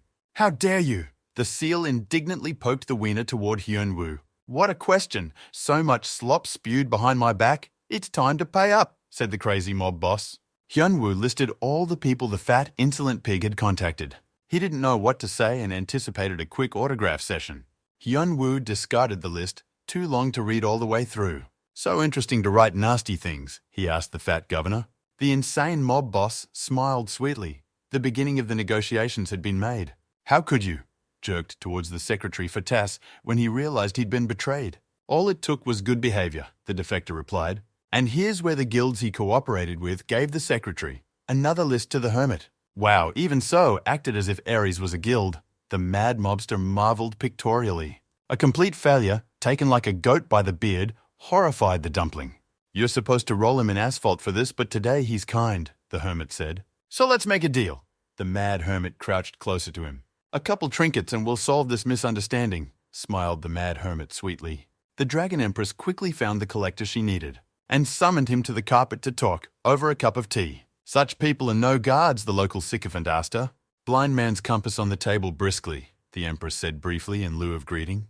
And in return, a pathetic cockroach dared to squeak and nearly lost his life. We'll do it to the best of our ability. Quickly changed the pathetic collector's mind. Only 3 days. 3 hours. Not that. The empress ran her palm over his throat, leaving no doubt as to what would happen to him. But this thing is far abroad dared the excuses and mumblings of a sycophant. He had incurred the wrath of the already demonic dragon empress. The first one to follow, she ordered the henchman. Gotta tackle it faster than that pink-haired thief, thought the empress.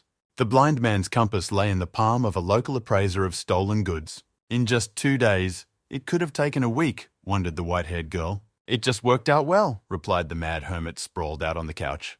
Hanarin did it in less than an hour, and Miryung did it quickly. Now you just have to put these artifacts together, because they were already one piece before. The android girl put each part in the right place, and began setting up a sophisticated artifact control system. Hyun-woo wondered greatly what was going on here. For once the android was useful. The white-haired woman delved into the layers of information and blue screens. The mad hermit squinted against the bright light as the fusion began. The result was a strange and tasteless bling. The compass looks different now, and the status has changed, the homeless hermit noticed.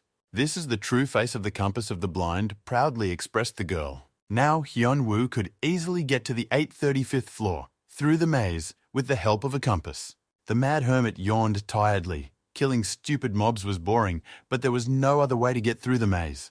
How much further to stomp, he asked himself, and pulled out his compass. Ariadne's yellow thread stretched toward the exit and the labyrinth, where he had long since lost his sense of time and direction. You stay, he said to the 2 spunky cats. Let everyone in, let no one out, ordered the mad emperor. We can only take one, the sly pink-haired fox suggested. The master's first apprentice, the dragon empress, will definitely protect this place, Rose suggested. The dragon empress was outraged. Only the first apprentice has the right to protect the emperor. They were again arguing for the place of the first concubine candidate. Wondering if they would destroy the city worried the hermit when he was interrupted by a squeak. A bunch of green bums jumped all over him. Even without cheats, the hermit took down such weaklings with a single spit. What could he think of that would make weaklings flee in fear, he pondered. Hyun-woo looked at the stiff man that lay at his feet. No pulse was palpable. The patient died from the autopsy diagnosed by the mad doctor. The hermit was glad to see that the labyrinth would soon be out of the labyrinth, since there were only weaklings around. The threaded room shuddered in anticipation of an imminent exit. Cutie Seo-yeon came to say goodbye to Hyun-woo before leaving, but slave girl Anya reported that the master had already left. As he always does in his own way, the beauty was upset and gave the coffee to Hyun-woo, his slave. But what was that familiar object next to Anya, the girl wondered. She easily recognized the sword because she had seen it so often. Anya blanched awkwardly as she asked the question, the dark circles from overexertion never leaving her eyes.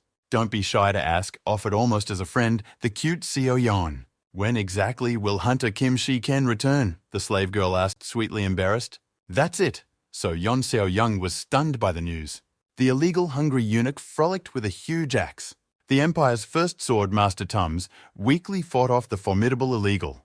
The monster chopped his comrades into cabbages, the shredded ones lying at his feet. He turned to his soldiers and tried to cheer them up. After all, they were the last defenders of the Empire. But the evil eunuch cut them down like grass in a hayfield. The soldiers fell cut in half by the huge axe. He was already tired of playing along with weaklings. The eunuch scoffed at the pathetic effort.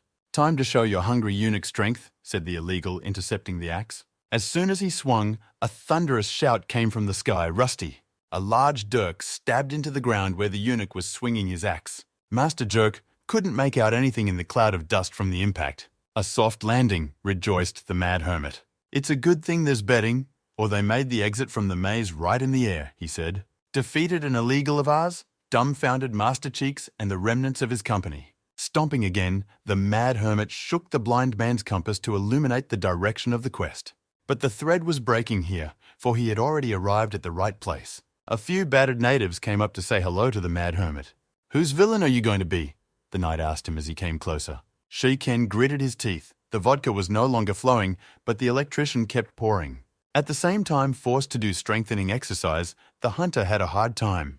Who drinks like that, without a soul, one after another, instructed the fifth-rate electrician after 100 shots. But Shi-ken didn't give up.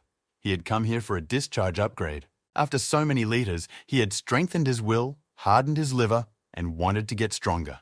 Just as the hermit had told him, Shi-ken tried to keep up with the electrician. But it wasn't easy to outdrink a fifth-rank master. He'd already forgotten why he'd started drinking, why he kept getting hungover every time. Go get some sleep, suggested surrendering to the electrician. No chance here, he argued. Drinking is an art, not the college binge drinking that Shi-ken was used to, discouraged everyone from quitting electric. But without a grade, he can't be a decent hunter, can't protect what's precious. Shi-ken cracked his face so that he wouldn't get completely intoxicated. Master Electric, he thought. There was something about this kid that made sense. Shi-ken sighed with a broken nose. He thought a little too much. Until he develops an immunity to alcohol, there's no way he's leaving, he decided firmly. A true Korean nerd like Buddy inhaled Master Electric.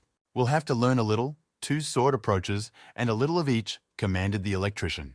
Pretty Seo-yeon stopped by Slave Anna's house for coffee to ask how the guild was doing now. They used to be a mess, but now that they're working together, things have improved, the girl said. Tiny Seo-yeon looked outside and noticed a huge and tall building that was being built in the neighborhood. What is it? Asked the huntress. On the left is the palace of the Peijo Guild in Korea, the Mad Empress of Dragons. And on the right is an unknown guild, slave girl Anya shared. Building where there were already 2 major guilds, the newcomers only caused the lovely Seo-yeon to be surprised. But then she remembered the fight between the 2 mad students. And an eerie hunch, he knew neighbors suddenly dawned on the girl. The mad hermit was invited to a reception at the palace that glittered with gold and luxury everywhere. The Palantir of Truth, a national treasure, but the savior of the empire will be reported to the emperor. Master Bellybutton promised the hermit. They themselves led to the right place. The mad hermit rejoiced quietly. The servants' doors were solemnly opened before him, and the bright light of the hall cut his eyes. The emperor stood alone on his throne, but it was certainly not as high as the golden throne in the Forbidden City. The local monarch greeted the guest floridly. He held himself as arrogantly as any of his kind. The Korolek blurted out flattering and non-committal praise for the hero. Hyun-woo wondered if he should follow the local etiquette, but he dismissed the idea because he was a true master negotiator.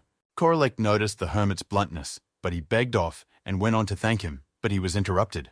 Hyun-woo was not impressed by the promises to throw a feast in his honor, fame and authority in the local underdeveloped state. he does not need. The hermit asked directly about the Palantir of Truth, but received a curt refusal. Such intransigence was annoying. It was as if these underdogs didn't realize that the hermit's wish was not a request. The king excused himself by blaming it on his vassals, who would not allow the treasure of the people to go to a foreigner. But instead, he would give a generous reward, he promised. And if the hero faithfully serves the empire, then perhaps his request could be considered. Grabbed his head from such nonsense, Hyun-woo. No so much time to mess around with underdeveloped natives who don't know their place, raged the hermit. Master Tier, unaccustomed to palace intrigue, kept a bad face, and the hermit suspected something amiss. He used the telepathy skill on the kingpin. It would work on a weakling like this with no problem. They're completely starstruck, the hermit decided when he read the monarch's thoughts. We'll send him to the north to deal with the barbarians, give him a title, marry him. If he refuses, we'll eliminate him, reasoned the insolent and stupid monarch. There's a dementia-ridden old bald man out of his mind, a demented hermit. The sacred animals that are chosen by heaven accumulate energy within them. Gradually learning about themselves, they acquire a mind similar to, or even better than the human mind. The fox has lived for 2,000 years, practically a sacred animal, and was now standing at the portal to the 9th floor, rubbing timidly at the entrance. But it won't. The vixen timidly stuck her paw into the drain between the floors, and was surprised at the level of magical powers at the exit of the labyrinth. Still and somewhat, for a wary fox, the 9th floor looked like a dangerous place. But she had no choice. She had to leave anyway. Making up her mind, the fox jumped into the portal between the levels of the matrix and pressed drain. Shawama subzabanaya from the shabolda of the market, I hear. The vixen got right in the center of the furious altercation. The fox pretended she wasn't here. Cloud, cloud, cloud, cloud, and not a bear at all, she hummed to herself. The owner has put her in charge of the Catwoman, Agent Rosa said, so she'll take the fox. The first concubine candidate disagreed with this statement, and the fight intensified. The girls were no stranger to going wild, raising hurricanes with one blow that the fox pinned her ears back in fear. Come on, you saw it, horrified the vixen. She wanted to run away quietly, but she stumbled awkwardly, attracting the attention of the two beasts. Woof, or whatever foxes say, a fox says, just to see if it'll work. But it didn't work. Standing Pelt shouted in the wake of the fleeing in terror fox mad students. The mad master negotiator approached the local aboriginal kingpin. Thoth gasped at the unheard of impertinence. No one dared speak to a nasty monarch like that. But after all, he has his reasons for saying so, continued the mad hermit. He defeated an illegal that could have wiped out the entire empire, and in return for his gratitude, found out he was being used by the local goons. They wanted to dust him off with promises of reward and glory, but that's only for weak-willed heroes, so Hyun-woo was blocked. Life in a medieval barn might appeal to the uneducated schoolboy, the hermit continued. But for a man of a highly advanced civilization, this is nonsense. He turned the blades of Cheek and his soldiers into crumbs. Master Tums was the first to realize what was coming next and rushed to the defense of the stupid king. His Majesty will bear it all, the knight declared. It seems it's time to show the natives who can slaughter them back to the Stone Age, the mad hermit realized, and unleashed some of his magical powers with a clap of thunder. Aziem is the king and god who came down from heaven, the mad hermit told them. The Palantir gleamed brightly in his hand, strength the main trump card in any negotiation again, he reaffirmed his rule. The purple ball hid its status data, except for how and what it was for. Hyun-woo heard footsteps behind him and turned around. Night Belly came out to see him off. Told not to see him off, or does he want to flip? The hermit asked the knight. But the knight had come to return honor and ask forgiveness. Though he was a vassal of the feckless king, he felt his guilt. He bowed low and apologized, but the hermit waved them away. He is a simple man. He does not remember grudges. Here's a present. He tossed the native a package for good measure. This is delicious, said the hermit, and settling on his staff, an equal exchange, he remembered the rules of the tower. Rusty commanded the madman and took off for the entrance to the labyrinth. So he won't retaliate, Night Belly exhaled in relief. But what did the mad guest give him instead of a national treasure? The knight examined the army's dry rations. So many times he's already tasted it, and he still hasn't learned how to drink. Even the hermit was doing better, Master Electric said. So, neither to maintain the conversation nor to pour in time, pressed the teacher Thunderbird. But it's not without reason that everyone, asked a cautious Shiken, has been drinking and exercising for a day. 100,000 more times and he would definitely outdrink a fifth-rate master, the hunter said. The master only smiled, a yellow-haired student who had barely finished his studies and was already aspiring to be a master. The technique of electric welding is not at all suitable for such a talentless man, he stated sharply, but reassured, there is something. Even such a youngster can do well if he learns a simple assembly course, heard the excited Shiken. No longer will they drink and learn electrophoresis, the master declared. Before he started his illegal climbing, he met a stupid guy once. Other than persistence, he had nothing, but that was his strength. Just what a Korean nerd needed, the master explained. They're coming, stay alert, warned the mage to his partner. The skeletons of the labyrinth are very strong, he admonished. Everyone take positions, commanded the squad leader. The girl tensed in anticipation of the wave of monsters, following the directions. Something doesn't add up, boss, she asked the squad leader. Those skeletons don't have faces. It was obvious even to the inexperienced girl. That shabby faces flee in terror from the dreaded scourge. The squad leader was dumbfounded. Are monsters capable of such a thing, he asked himself. There's an even stronger monster behind, he realized, and commanded a retreat. But an unknown force had already turned the monsters to ashes, shattering all the bones. Rusty heard the leader shout loudly in the midst of the general commotion. Something long and heavy rushed past them that they barely had time to duck. Which one? Both hunters were dumbfounded and looked up. Wow, the human showed up, smiled the mad hermit. That means he's back on the 9th floor, rejoiced the man with topographical cretinism. Even with a compass, the journey took 2 weeks. He returned to the manor, where he was immediately surrounded by his loyal apprentice. Spit it out, he turned to the dragon empress. Ta presented the mad hermit with a fox energy ball. This time, an unintelligent animal tried to cross the border. The fox shrank with fear and shook all his tails. The girls immediately set about figuring out who got the 9 fox collars on the coat. How did it go? The hermit asked the mad disciples. All by herself, said each of the jealous cats. Fine, he sighed. Let the first Koshkajana speak, said the mad emperor. Obey and obey, the satisfied cat rejoiced. The association requested help, and the 2 girls set out to catch the illegal animal. It was like that, just a little overdone in the process, the dragon empress reported. A little, the emperor interjected, reading the motley news headlines. However, that was all right, since no one was hurt. But why didn't they remove the skin? The hermit asked, to the fox's horror. She immediately chewed off the strip of duct tape on her pretty face and squealed, pleading for mercy to the mad hermit. She has no strength without the ball anyway, Hyunwoo heard, and was surprised the first time an illegal wanted to live in his memory. Without the balloon, the vixen was really only good for a fur coat. So why left alive? The hermit asked the mad couple again. Someone interrupted? Agent Rosa replied evasively, dimming her eyes. Wasn't that her? The dragon empress asked her. They started fighting again and figuring out who was in charge. So they were going to kill the fox. But they hadn't decided who would get the coat, the hermit asked them. The girls were embarrassingly silent, even stopped looking at each other. They had always been incredibly strong students. But what a kindergarten, thought the mad hermit. Fine loaf, decided the mad hermit. No one wears fur coats anyway.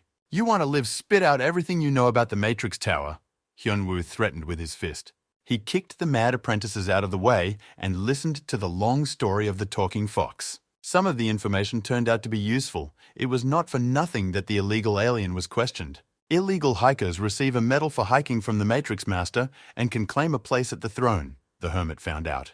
But what do these accomplishments mean? Wondered the hermit, and heard the answer, any desired power. Why suffer so much for the sake of some power? Wondered the frontiersman even more. Getting the achievement is like realizing a dream, explained the fox, such as goblins, said she. The goblin can get the kill stick achievement, the fox said, and Hyunwoo asked if that meant he could use that ability. But not only that, the fox stated.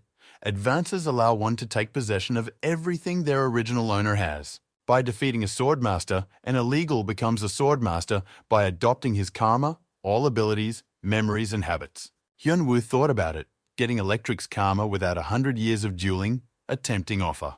The fox flattened her ears, spilling everything she knew to the mad hermit. I promised to go to the litter box and not to yak at night. Take me, asked the vixen.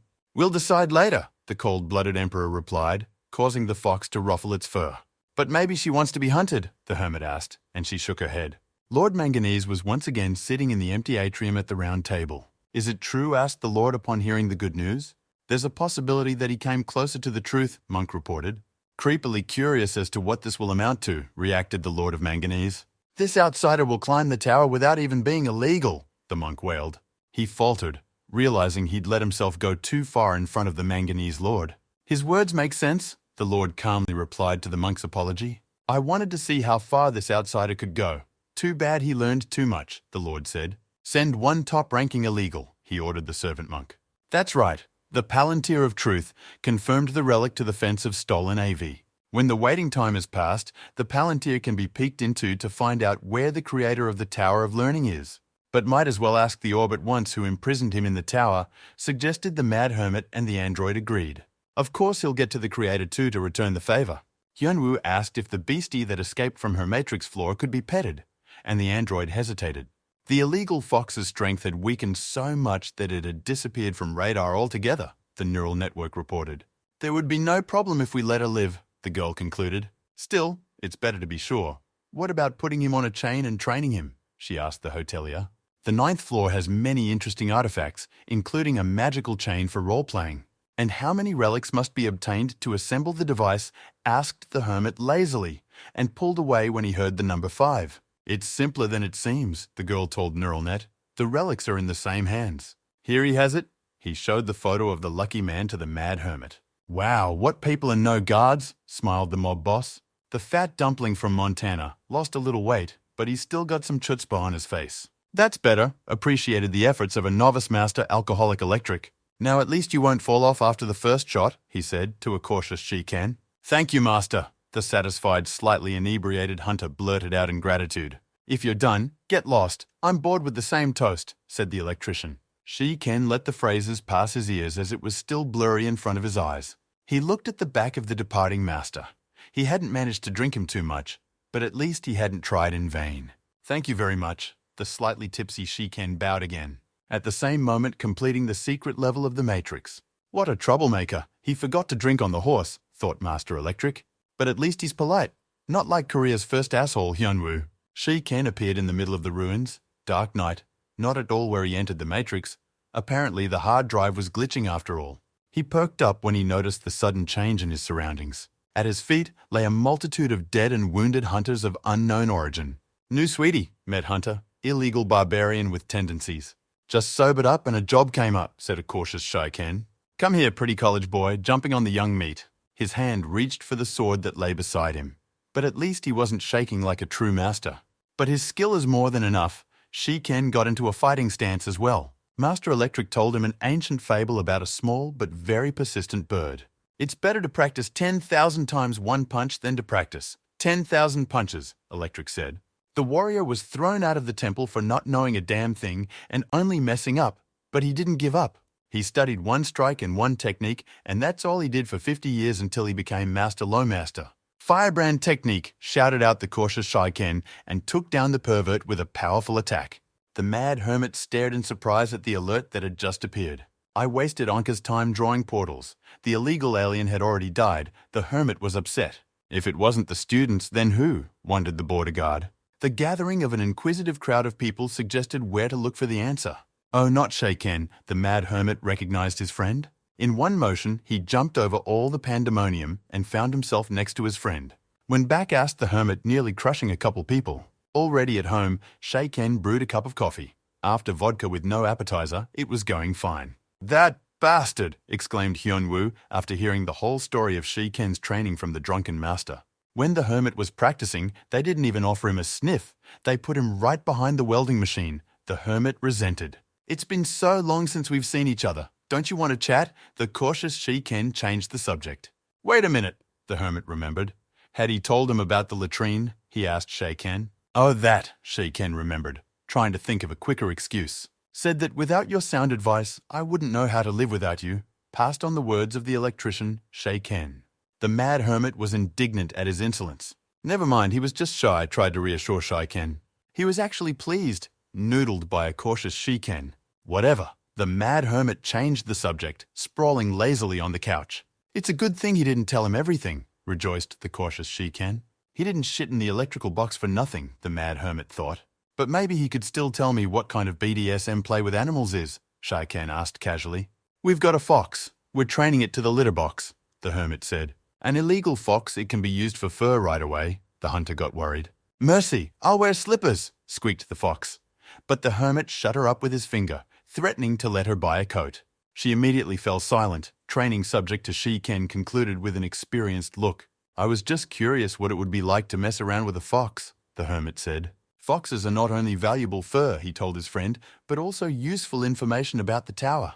What if it runs away? Asked a wary Shiken, looking at the fox powerless with fear. She won't run far. She's weak, the hermit said nonchalantly, and we'll put her on a leash. The frantic students burst through the doors with a report. Shiken only had time to shift his gaze from the apparition and to the mad hermit. Why are there two of them now? Shiken cautiously asked the hermit. The second student, Hanarin, introduced the girl Hyun-woo. Two at once, the always cautious Shiken was stunned by his friend's antics. The Rain Man sat in a sky hut without legs, blown about by all the winds, which made the hatter very upset. It was always raining in his shower. A guest appeared in the heavenly hut. When will he stop this rain? All the storm drains flooded, the monk asked him. Didn't he get Rain Man karma? The hatter asked. I can cry wherever I want, he declared. You must go down to the 9th floor and deal with the outsider, Monk interjected. If they can manage it, they'll pave another lane, the monk reported. If that's the case, smiled the hatter, we can go for a walk, he said. The lightning bolts of an experienced electrician burst from his hand as soon as he raised it to the sky. Fine, agreed, Hatman. Minister, Celestial, Sprinkler, Sprinkler, Sprinkler, will kill everyone, so tell him so, he said to the monk. Alice the fox, nicknamed the illegal animal by a deranged hermit. There's not much pleasant about putting on a collar, sympathized Hyun-woo, the animal. But where to go, the animal without a leash cannot, and got used to it already, he realized. I wonder how the collar looks in human form, thought the hermit. The android girl and apprentices, well done. Now the hermit had a will-suppressing artifact. A very handy thing, the mad emperor thought, if he had to get more slaves. He could now read the vixen's mind and decided to test the ability right away. The fluffy shawarma was snoozing without hind legs as if nothing had happened. Soft, warm, chugging behind the ear, feeding high, he read the fox's thoughts. Why the hell did she go to the tower if she wanted to lie there and enjoy herself? The hermit wondered. Other illegals went all the way to the end to earn karma, as if their existence depended on it. One day I'll ask her why she went into the tower, the mad hermit decided, looking at the fox. A guest came into the house and he turned around to greet her. Sweet Seo Yon said hello to the not-so-frequent guest in her own home. The pretty girl had come to study Taoist magic, the hermit recognized. Kiss, kiss, called out to the pet fox. Beauty Seo Yon. She jumped up at the same moment, wagging all her tails. They settled in like homeschooled students. Hyun-woo didn't understand a damn thing the girl started talking about. First, Shi-hyun got a discharge from Master Electric. Now, cute So Young, learning Taoist magic from Fox Alice, thought the hermit. Not the slightest clue what was going on, as if they were speaking Elvish, Hyun-woo decided. But the lovely Seo Yon, she was studying so hard that she couldn't take her eyes off. So she'll do well, the hermit thought. The Truth Palantir rebooted and ready for use, Hyun-woo received a system notification, which made him quite happy, because he had been waiting for this for a long time. Time for the main quest. Even the white-haired android met him dutifully at the living room table. On such an occasion, she even refused to play games, marveled the mad hermit. Can we trust the balloon as much as Av? Hyun-woo asked with a squint. But the fortune-teller Neuronet pulled out a purple palantir and embarked on a seance in search of the developer's spirit. Hyun-woo was surprised, as this was the first time he had seen the source code. Before this, the system had only shown itself through the interface. He squawked at the bright light of the system notifications that threw the orb when it was turned on. The balloon had a firmware change and was now running better and faster. A white-haired android in the guise of a cute girl wiped away non-existent sweat as if she'd unloaded a railroad car. The Palantir worked on the principle of a modem and allowed you to search for the answers you wanted, the android explained. Formulate a question mentally and you'll get the answer. That's the whole instruction, the hermit learned. Time for important questions, Hyun-woo thought, choosing his search words more carefully. Even the little android covered her mouth to keep her non-existent breathing out of the way. The mad hermit recalled how the curse of the tower had been placed on him, like being separated from dear friends for 12 years, like being made to go crazy climbing the tower over and over again. Who had locked him in the tower sounded the ultimate question in the hermit's mind. The modem was silent, and Hyun-woo even touched it lightly with his fist to check if it was working or not. The Palantir hummed harshly with its cooler, but refused to give out information. Maybe you should tap it to get a better signal. That's what my dad used to do when Hyun-woo wanted to kill the slow modem. The little android could barely contain the mad hermit's rage. As the connect passed, a light discharge on his fingers felt Hyun-woo. Ego was ported inside the modem's hard drive so fast he didn't realize it right away. Communication is one way, stated an unknown voice in violet space. The hazy image of a man flickered ahead as if someone had hidden him. But the feeling was more like that of Av's neural net. Just as inanimate, the hermit sensed from the voice. Hyun-woo demanded clarification, but the image reminded him that communication is secure and about one way. Find the developer's tower at the source of the bad weather conveyed an image-encrypted message. Then he would know the truth about himself, the image enigmatically said, which annoyed Hyun-woo, who wanted immediate answers. The frontiersman must find him, the image told him, for he was the one who had locked him in the tower. Having said that, the image began to fragment, as if someone had erased the message they had listened to. Hyun-woo rushed over, was to hold back the escaping information as if he had forgotten that he wasn't in physical space. "Guardian?" the white-haired girl shouted above him. It seemed that only his consciousness, not his body, had been ported into the modem. The mad hermit rose, gradually coming to his senses. But what was he going to do? Bringing his hand up for a punch, asked the worried neural network mad hermit and why his cheek hurt. Av replied to him that it just went down after connecting to the modem. Hyun-woo's hunch was confirmed. He was in that place with only his mind. The message left more questions than it answered. What else was the truth associated with it? The hermit recalled. Trying to reconnect again, he inquired, but the modem had gone on perpetual recharge. He seemed to be in a bad mood, the android girl remarked. But Hyun-woo told her that he had something to do. Yeah, and there's one huge question. Who is this crooked developer? Now his target, the creator of the tower, the one who called himself the developer. Whatever the truth was, the mad hermit promised to get to the bottom of it. What's the developer tower? He asked Av to find all the information about it, stroking his head. With that, he was about to deflect, dumping all the system work on the neural network, but she held him back. Did you find it so quickly? He asked. But that wasn't the point. It looks like it's necessary to go immediately, worriedly blurted out the girl Neuronet. An illegal conqueror who had already gotten karma climbed to the floor, Av informed him. Taoists are those who practice self-discipline and live off the donations of others. Lazy bums that puff people up with pseudo-philosophy about exaltation and celestials. Usually he didn't hurt anyone, but there were those who took orders to eliminate.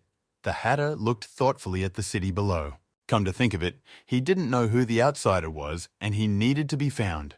Though tedious, we should just kill everyone, said the pseudo-philosopher fascist. The people below were running and taking cover from the sudden downpour, when a multitude of lightning bolts struck the buildings, ignoring the lightning rods. Panic rose, and they ran as if they were being attacked by monsters. The Hatter gained celestial karma simply by climbing the tower, became immortal by killing the blue dragon. As usual, the media went into a frenzy over such a brutal attack. 1 hour was given to a hat fascist, threatening the residents of the 9th floor of the Matrix. Don't pull, let the outsider come in, he stated into the lens of the video camera. Hyun-woo contacted the association's headquarters, much to the relief of President Qui-gon. It's embarrassing to admit, but without Kim Hyun-woo, they weren't capable of dealing with illegals, thought the president of the Hunters Association. Sometimes the thought crossed his mind that maybe the world really should be destroyed, he muttered aloud.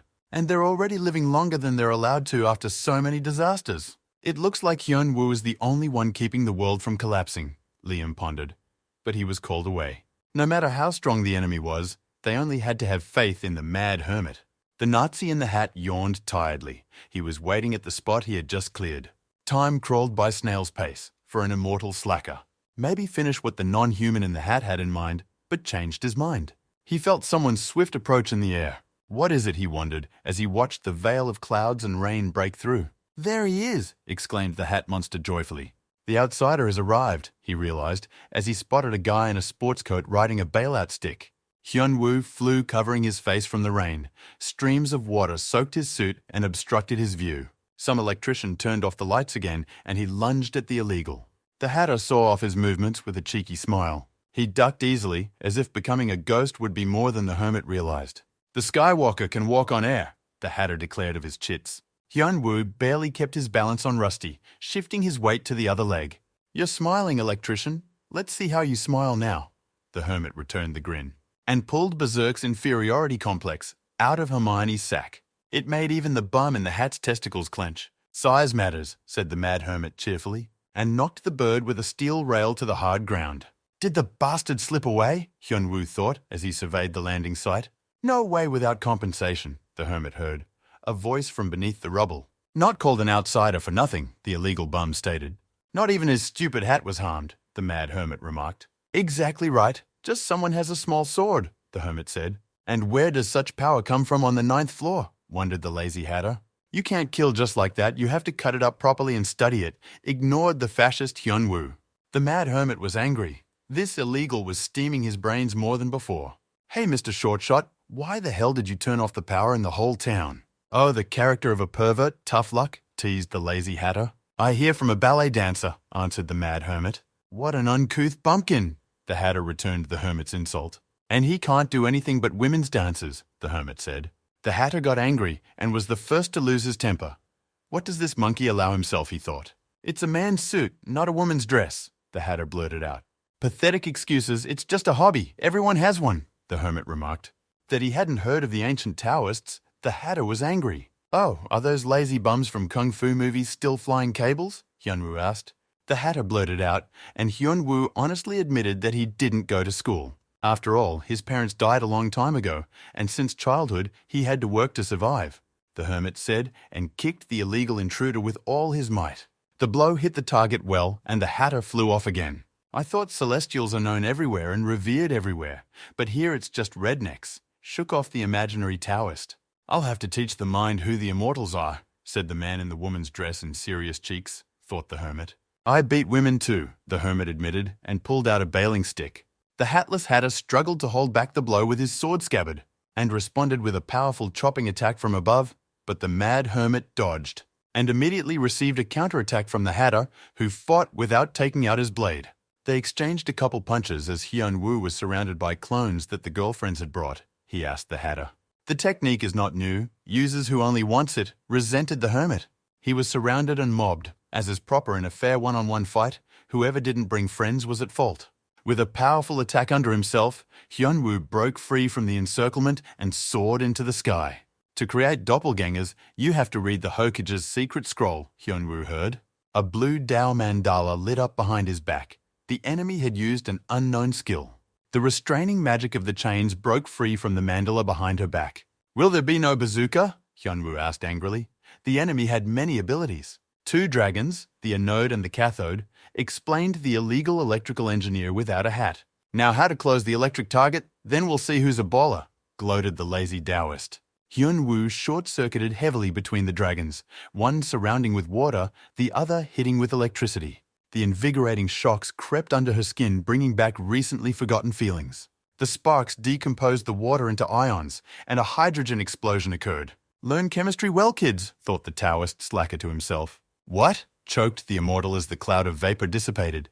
Have met various electricians before. Thanks for removing the circuits, thanked the mad hermit. And now it's time to end the dance. Hyunwoo was angry. The absurd calligraphic kick of his foot knocked the Taoist to the ground again. The winged hermit landed at the crash site of the Skywalker. Good thing he didn't die right away, said the illegal Taoist. The outsider needed to be alive. Clones have a small sword too, the mad hermit asked. Discharges of red lightning burned the air around the clones. Hyunwoo shattered the inferior illusion technique once. Why didn't you tell me you had a welding license? The Taoist resented. And why speak when you can show at once? Replied the mad hermit. Just as I'm about to weld up all the holes, Hyunwoo punched the Taoist. And who gave him a grade? The hatter gritted his teeth. The outsider was pulling a 5th, if not higher. Birds flying low to rain, the mad hermit noticed. A few drops fell on his face. I hope it's really raining, horrified the hermit. Rusty, saddled with a stick by the mad hermit to climb higher. The clones certainly wouldn't have been able to drop that much, so the rain was real, and something was coming, the hermit realized. In the midst of the heavy downpour, the Taoist's caustic chuckle rang out. Now we'll see whose kite is longer, the mad hermit heard. Where he hid the boa constrictor, the mad hermit sensed something amiss. Needing to stop the hatter as quickly as possible, Hyunwoo changed the trajectory of the bailout stick. A hail of lightning from all directions fell on the hermit as the Taoist recounted his boring biography. Hyunwoo extended his staff again and tried to brush off the pesky narcissist. The point of his long life of waiting for the water to flow under all the rocks, he gathered mana at one point. The mad hermit missed and lost his footing, began to fall. A ball of lightning of enormous size exploded in front of the hermit. We need to finish off the illegal installer before he shuts everyone down, thought the hermit, falling down. The distance kept increasing between them, but he had a disadvantageous position from below. Suddenly to himself, the hermit took quite a bit of damage. The immortal hatter who lost his hat stood in the sky and gathered more strength. Super mutant mode activated, the Taoist smiled, starting the second phase of the battle. He drew his sword, and his hands and feet became chicken feet. Hyun Woo made a superhero landing and came to his senses. The chicken dragon Dao had already attacked him from close range. He accelerated noticeably that Hyun Woo could barely keep up with the mutant. They crossed their guns, shooting sparks in all directions. The electric arc swept over the mad hermit himself, and who promised to show a masterclass in seamless welding, welded a chicken hybrid with a discharge. "I'll be right there," the hermit replied, "but I'll just put in a thicker electrode."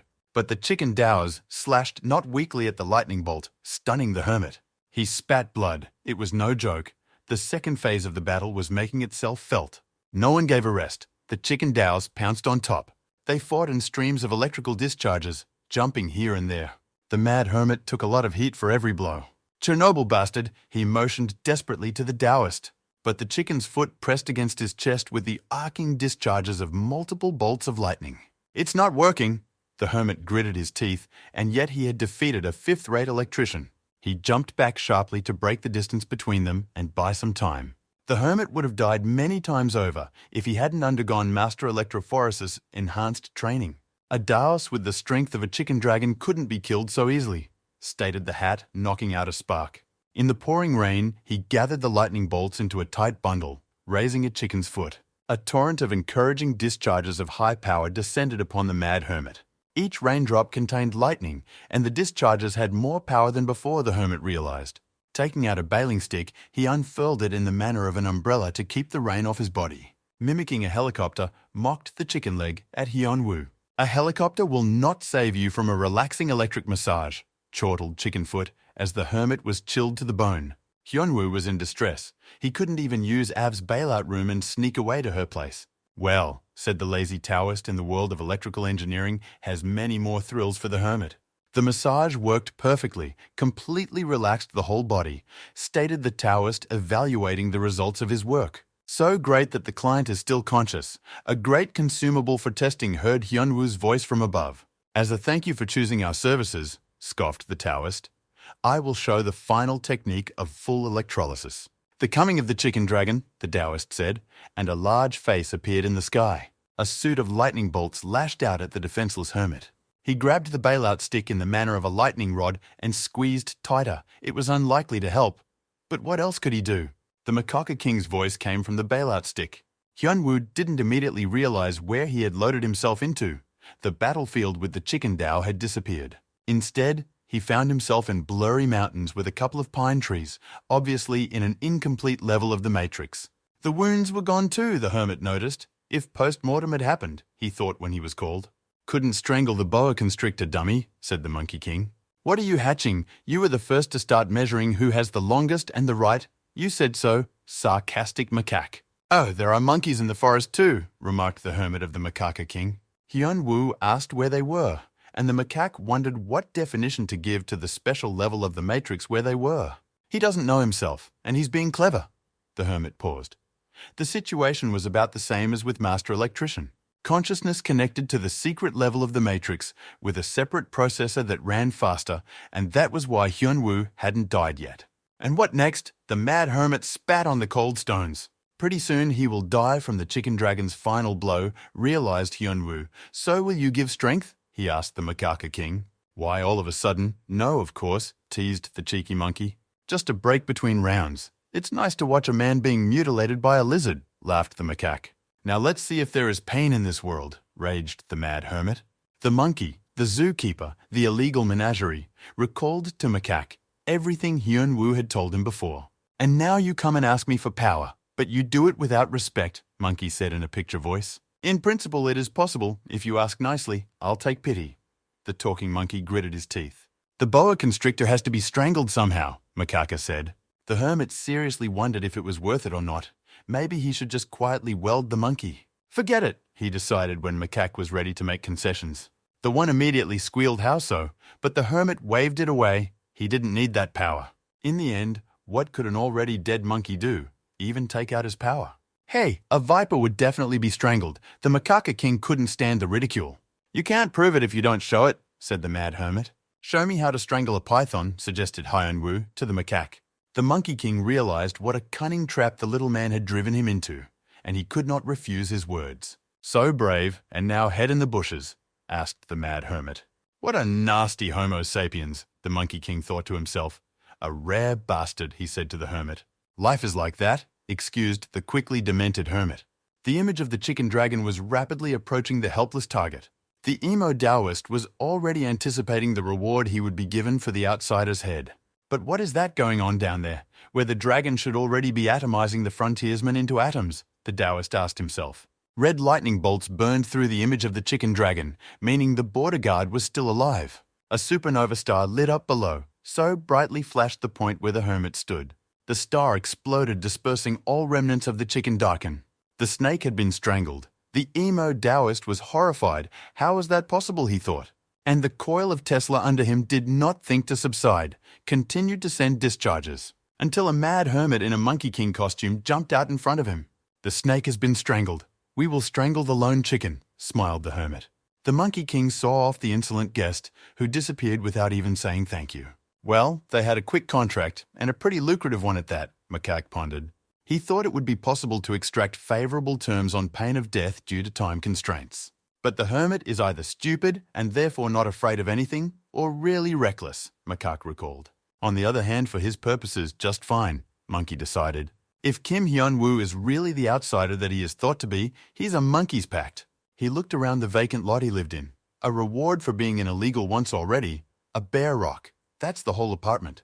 But maybe with the crazy hermit and the rights will work out, Monkey thought.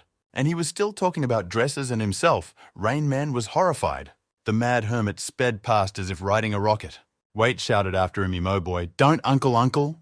The rocket broke through the dense veil of clouds and flew farther away, high enough to ask the mad hermit at the bailout stick. He thought back to the plan they had worked out together with the macaque. Let the blue dragon chicken's strength be great, but not to this extent, Macaque has said. This one is definitely a cheat, Monkey said. But there it is, exclaimed the hermit. Hyun-woo shrank the bailout stick and swung it around before the Emodios caught up with him. He smashed the electrical panel that powered the blue dragon chicken. Do you think you can win now? The Emo Dao asked. Why, yes, answered the mad hermit with a question to a question. He had obtained the Monkey King's golden armor with good insulation, and now he could not fear the chicken Dao's lightning bolts. Ugly, he lamented after shutting off the arc welding. The cheater needs to be set straight, the hermit swung the stick. By now, Hyun-woo could already crowd the fidgety Emo Dao. A knife would still fence, the hermit scoffed. Now he had more advantages again. Frankly speaking, the Emo Taoist was good with a sword and moved very fast, the hermit noticed. But compared to a fifth-rate electrician, his movements were mediocre. The crazy asshole has spent 100 years honing his swordsmanship on a stealthy level. No one can compare to Chong Ma. He sent the arrogant Emo Dao flying. A stick massage is as good as an electric massage, the hermit said. This is not a massage, but a real flogging. Pain is free. You don't have to worry about it, the mad hermit replied. Emo Dao literally exploded with anger. Hyun-woo clenched his eyes as the stone shards scratched his face. Now let's see who's the head masseur and electrician in the neighborhood. The Emo Daos took off and sparked again. Show again, a downpour of Emo Dao from the sky. Hyun-woo was upset. With his finger, he beckoned the discharges and clouds as if to a lightning rod. Chicken Dragon's power was still with the Taoist, and he threw all the lightning bolts at the hermit. The discharges covered Hyun-woo in his armor with good insulation. He could not fear heavy breakdowns. He smiled. If two are equal, the one with the better defense wins. He remembered the ancient principle of the tower. What? The Emo Taoist didn't realize noticing the massage stick near his face. It was the third time the hermit had brought the lazy Taoist down from heaven to earth. One should always learn. Thanks for the informative lecture, said the hermit. Now let's test all his knowledge on the teacher, smiled the mad student. Chicken Dragon Force, thank you for the new technique. Hyun-woo released all the mana. He pinned the Taoist, lest he suddenly escape, with the Demonology technique. Black Rooster Dragon, shouted Hyun-woo, infusing absurdity power into the technique. For such a massage, the Emo Dao was definitely not ready and panicked. He ridiculously put out his sashimi knife to defend himself. But the black chicken dragon swallowed him whole like a nut. As usual, the mad hermit stood in the midst of ashes and devastation. The special pelt monkey armor itself came off of him when it ran out of mana. The hermit flopped on his back after a hard massage. Time to use the cheats up. Good thing my arms and legs are in place, thought the hermit. Before I pass out, time to check the artifacts, he said, and looked at the blue orb in his hands. But the information was even more classified than before, the hermit marveled. Screw it, it's still a pawn shop to carry an android to an appraiser of stolen goods. In the meantime, we can sleep and wait for the evacuation team. The hermit relaxed and snored loudly right in the middle of the muddy swamp that the city around him had become. 3 days later, Agent Rosa saw him off from the sanitarium. Straight home he asked the hermit, "Where's the first one?" Hyunwoo asked. Rose smiled slyly and said that Myeong was busy, although she was the one who gave her the job. "It's been a while since I've been to the guild. It's time to clean up the mess so that the useful goons don't relax," the hermit decided. The second Koshkojan humbly took a seat beneath the Mad Emperor. Ta smiled triumphantly. Now she was alone with the master. "While that girl is gone, we need to seize the moment." Agent Rosa's ears perked up. She had specifically told the driver to take her time, and now she could stay with the master longer. Or maybe even, dreamed the girl, when the mad teacher said he was going to leave. "I will when I get back," the hermit replied to the bewildered girl. Just took and slipped away, could not reconcile with such a turn of Agent Rosa, not already to another, she was horrified by her thoughts. A mute question, and that now rang out in her mind, the whole plan to the cat's tail. Just circling the neighborhood, gave the order, Agent Rosa, to the driver. Once a girl decided something, there was no stopping her. She'll be sure to take her time with the master one-on-one. The android appraiser was fidgeting with the hard drive dropped from the Emmerdars. But the assessment did nothing, even with the white-haired girl's hacking skill. Apparently there was nothing to be done, the mad hermit realized. The thing might as well lay down. "What about the developer and his secret apartment?" he asked the neural network. "This secret level is at the very top of the level tree," Av answered him. "What else is the top of the tree?" wondered the mad hermit. "The developer has put together a special level, but it's not clear for what purpose," the android girl reported. "Just need to go up," resulted Crazy Ochelnik. "But the problem is where this top added android AV. The place in the hierarchy of matrix levels is known, but where he is physically in the memory is difficult to understand," the girl explained. Hyunwoo, who didn't go to school and didn't know the slightest technical details, "Just tell me what to do and where to go," thought he. "It'll take a little time to figure it all out," calmed him down android girl. He remembered the developer's vague encrypted message. It would not be easy to understand. Wait a minute. A great guess occurred to him. The hermit jumped up. What if one used Chicken Dragon's energy source and Master Bonsai's portmanteau? They should be enough, Hyunwoo suggested. With that, he walked back and was immediately surrounded by the scent of rose-scented perfume. The blooming girl smiled welcomingly. "Why is it taking so long to get there?" He got upset, to which the girl replied that it was just traffic jams. She gently leaned her head on his shoulder. He could feel her shampoo. She seems to be in a good mood, as the asocial hermit always failed to read people. Maybe she just likes riding in the car, wondered the goofy hermit. "The king has arrived, fall down," Hyunwoo said, and opened the doors without knocking. How unexpected to catch a couple in each other's hot embrace. "BTW," smiled the cat. But the mad hermit still didn't understand what these people were up to. And when it started, he asked his best friend that he started dating a slave girl, 5 minutes after figuring it all out. Before sending Hyunwoo to the association, the cautious Shiken said, "After a battle with the illegal fat lion, Anya supported him," the humble hunter said. Hyunwoo looked at both of them carefully. He basically didn't care what the slaves did as long as they worked. "This isn't an interrogation," wondered the hermit at the reaction of the confused men. He looked sternly at slave Anya. She had been acting about lately. Still, she has a dark past in the costume gang, and Shiken, his dear comrade, the hermit pondered. The past is in the past, however, he decided, but it sounded like a lord's blessing. "But there are cozier places," the tactless hermit wondered, which made the couple shy. "Master," the slave turned. "There is a contract for him," she said. Agent Rosa immediately perked up her ears as soon as she heard it was a contract to advertise Abiba suits. Master clutched the girl's hand in his while Hyunwoo listened to the terms of the contract. "Money, money, and more money." Agent Rosa explained lucidly the benefits, but she was clearly not interested in them. "We should definitely go," the girl urged him fervently. She did it so insistently that even a couple in love were surprised. A few days later, Shiken was on the podium at a press conference. Cutie So-yeon was watching the broadcast in the dressing room and was waiting for a friend. "Good performance," she encouraged the always reserved Shiken. "She did a good job too." He returned his thanks to the cute Seoyeon. After the Border Control Guild forced Ares out and took their dungeons, the Korean Hunters Association began to revive like after a rainstorm. Hyunwoo didn't break the price, and now hunters could develop in low-level dungeons. The guilds of friends also acceded to the hermit's terms and formed a cartel, but agreed not to jack up prices. So far, there are no problems with profits and competitors, and none are foreseen, concluded a cautious Shiken. But, he thought, and got distracted, something was confusing him. Isn't it Alice the fox? He asked the cute Seoyeon. And what is it chewing on? Snacking on cat treats, Seoyeon said, scratching the fox on her lap. Cute little vixen, really, she said to a cautious Shiken. Don't worry, said baby So Young. She is litterbox trained and rides in a carrier. Shiken hesitated. From afar can be mistaken for a cat, of course, but is it normal? Still, the creature is half human, half fox, tensed Shiken. The mad hermit was put in interesting poses and filmed, but what it meant he never realized how it had come to this. The dummies in the studio are silk, the antisocial hermit remarked. A job is a job, he reassured himself. If he had signed up, he had to do it. But the photo shoot for the tracksuits evolved into something else entirely unnoticed. What's with the flowery poses? Perplexed the mad hermit. The two devoted disciples enjoyed the process and waited patiently for him. Oh yes, gleamed their eyes with a conspiratorial look. Good job, praised the hermit photographer when they were done. I'll get the suit, said the suddenly awakened mob boss. I'll take my leave now. The hermit waved goodbye. Not only was the money given, but he also squeezed out the suit. The hermit rejoiced. As Mi Ryong returned, the peace was gone. Even a simple ride in the limo felt like being between a hammer and anvil. Scylla and Charybdis were arguing over who would sit next to the master, their shouts ringing in their ears. Tomorrow, the portmanteau will charge into the labyrinth to open the chicken dragon's hard drive, the hermit thought to himself. I'll definitely go alone, he decided, after only a glance at the two beasts.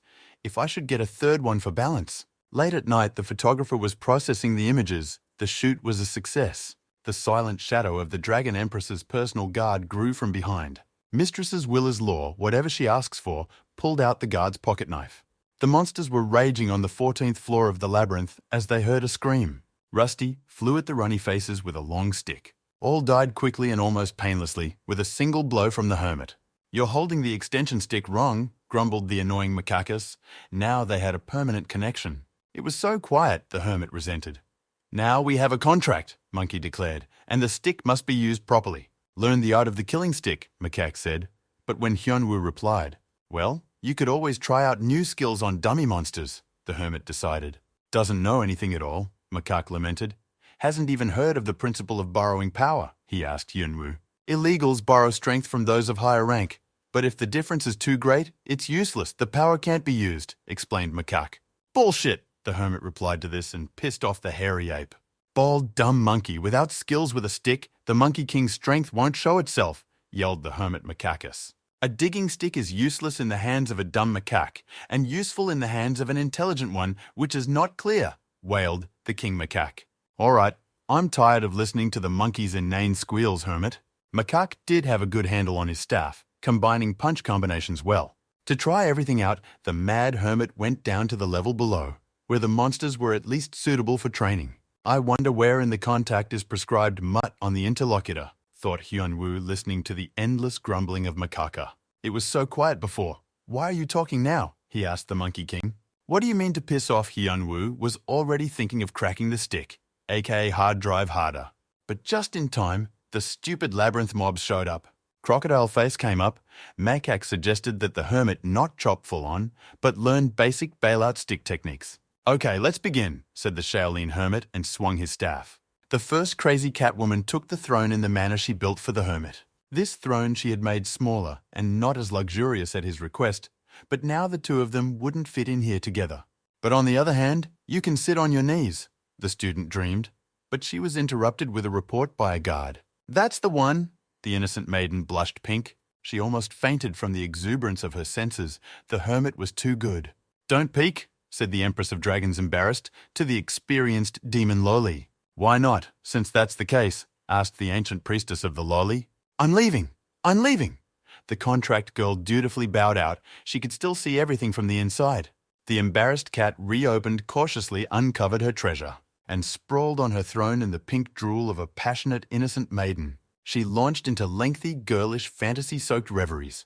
They had nothing to do with reality, but that didn't stop the maiden from dreaming. A little more, and the girl would not have been brought back from the dream world. She pressed the folder of photos right to her heart, as if she were hugging a teacher.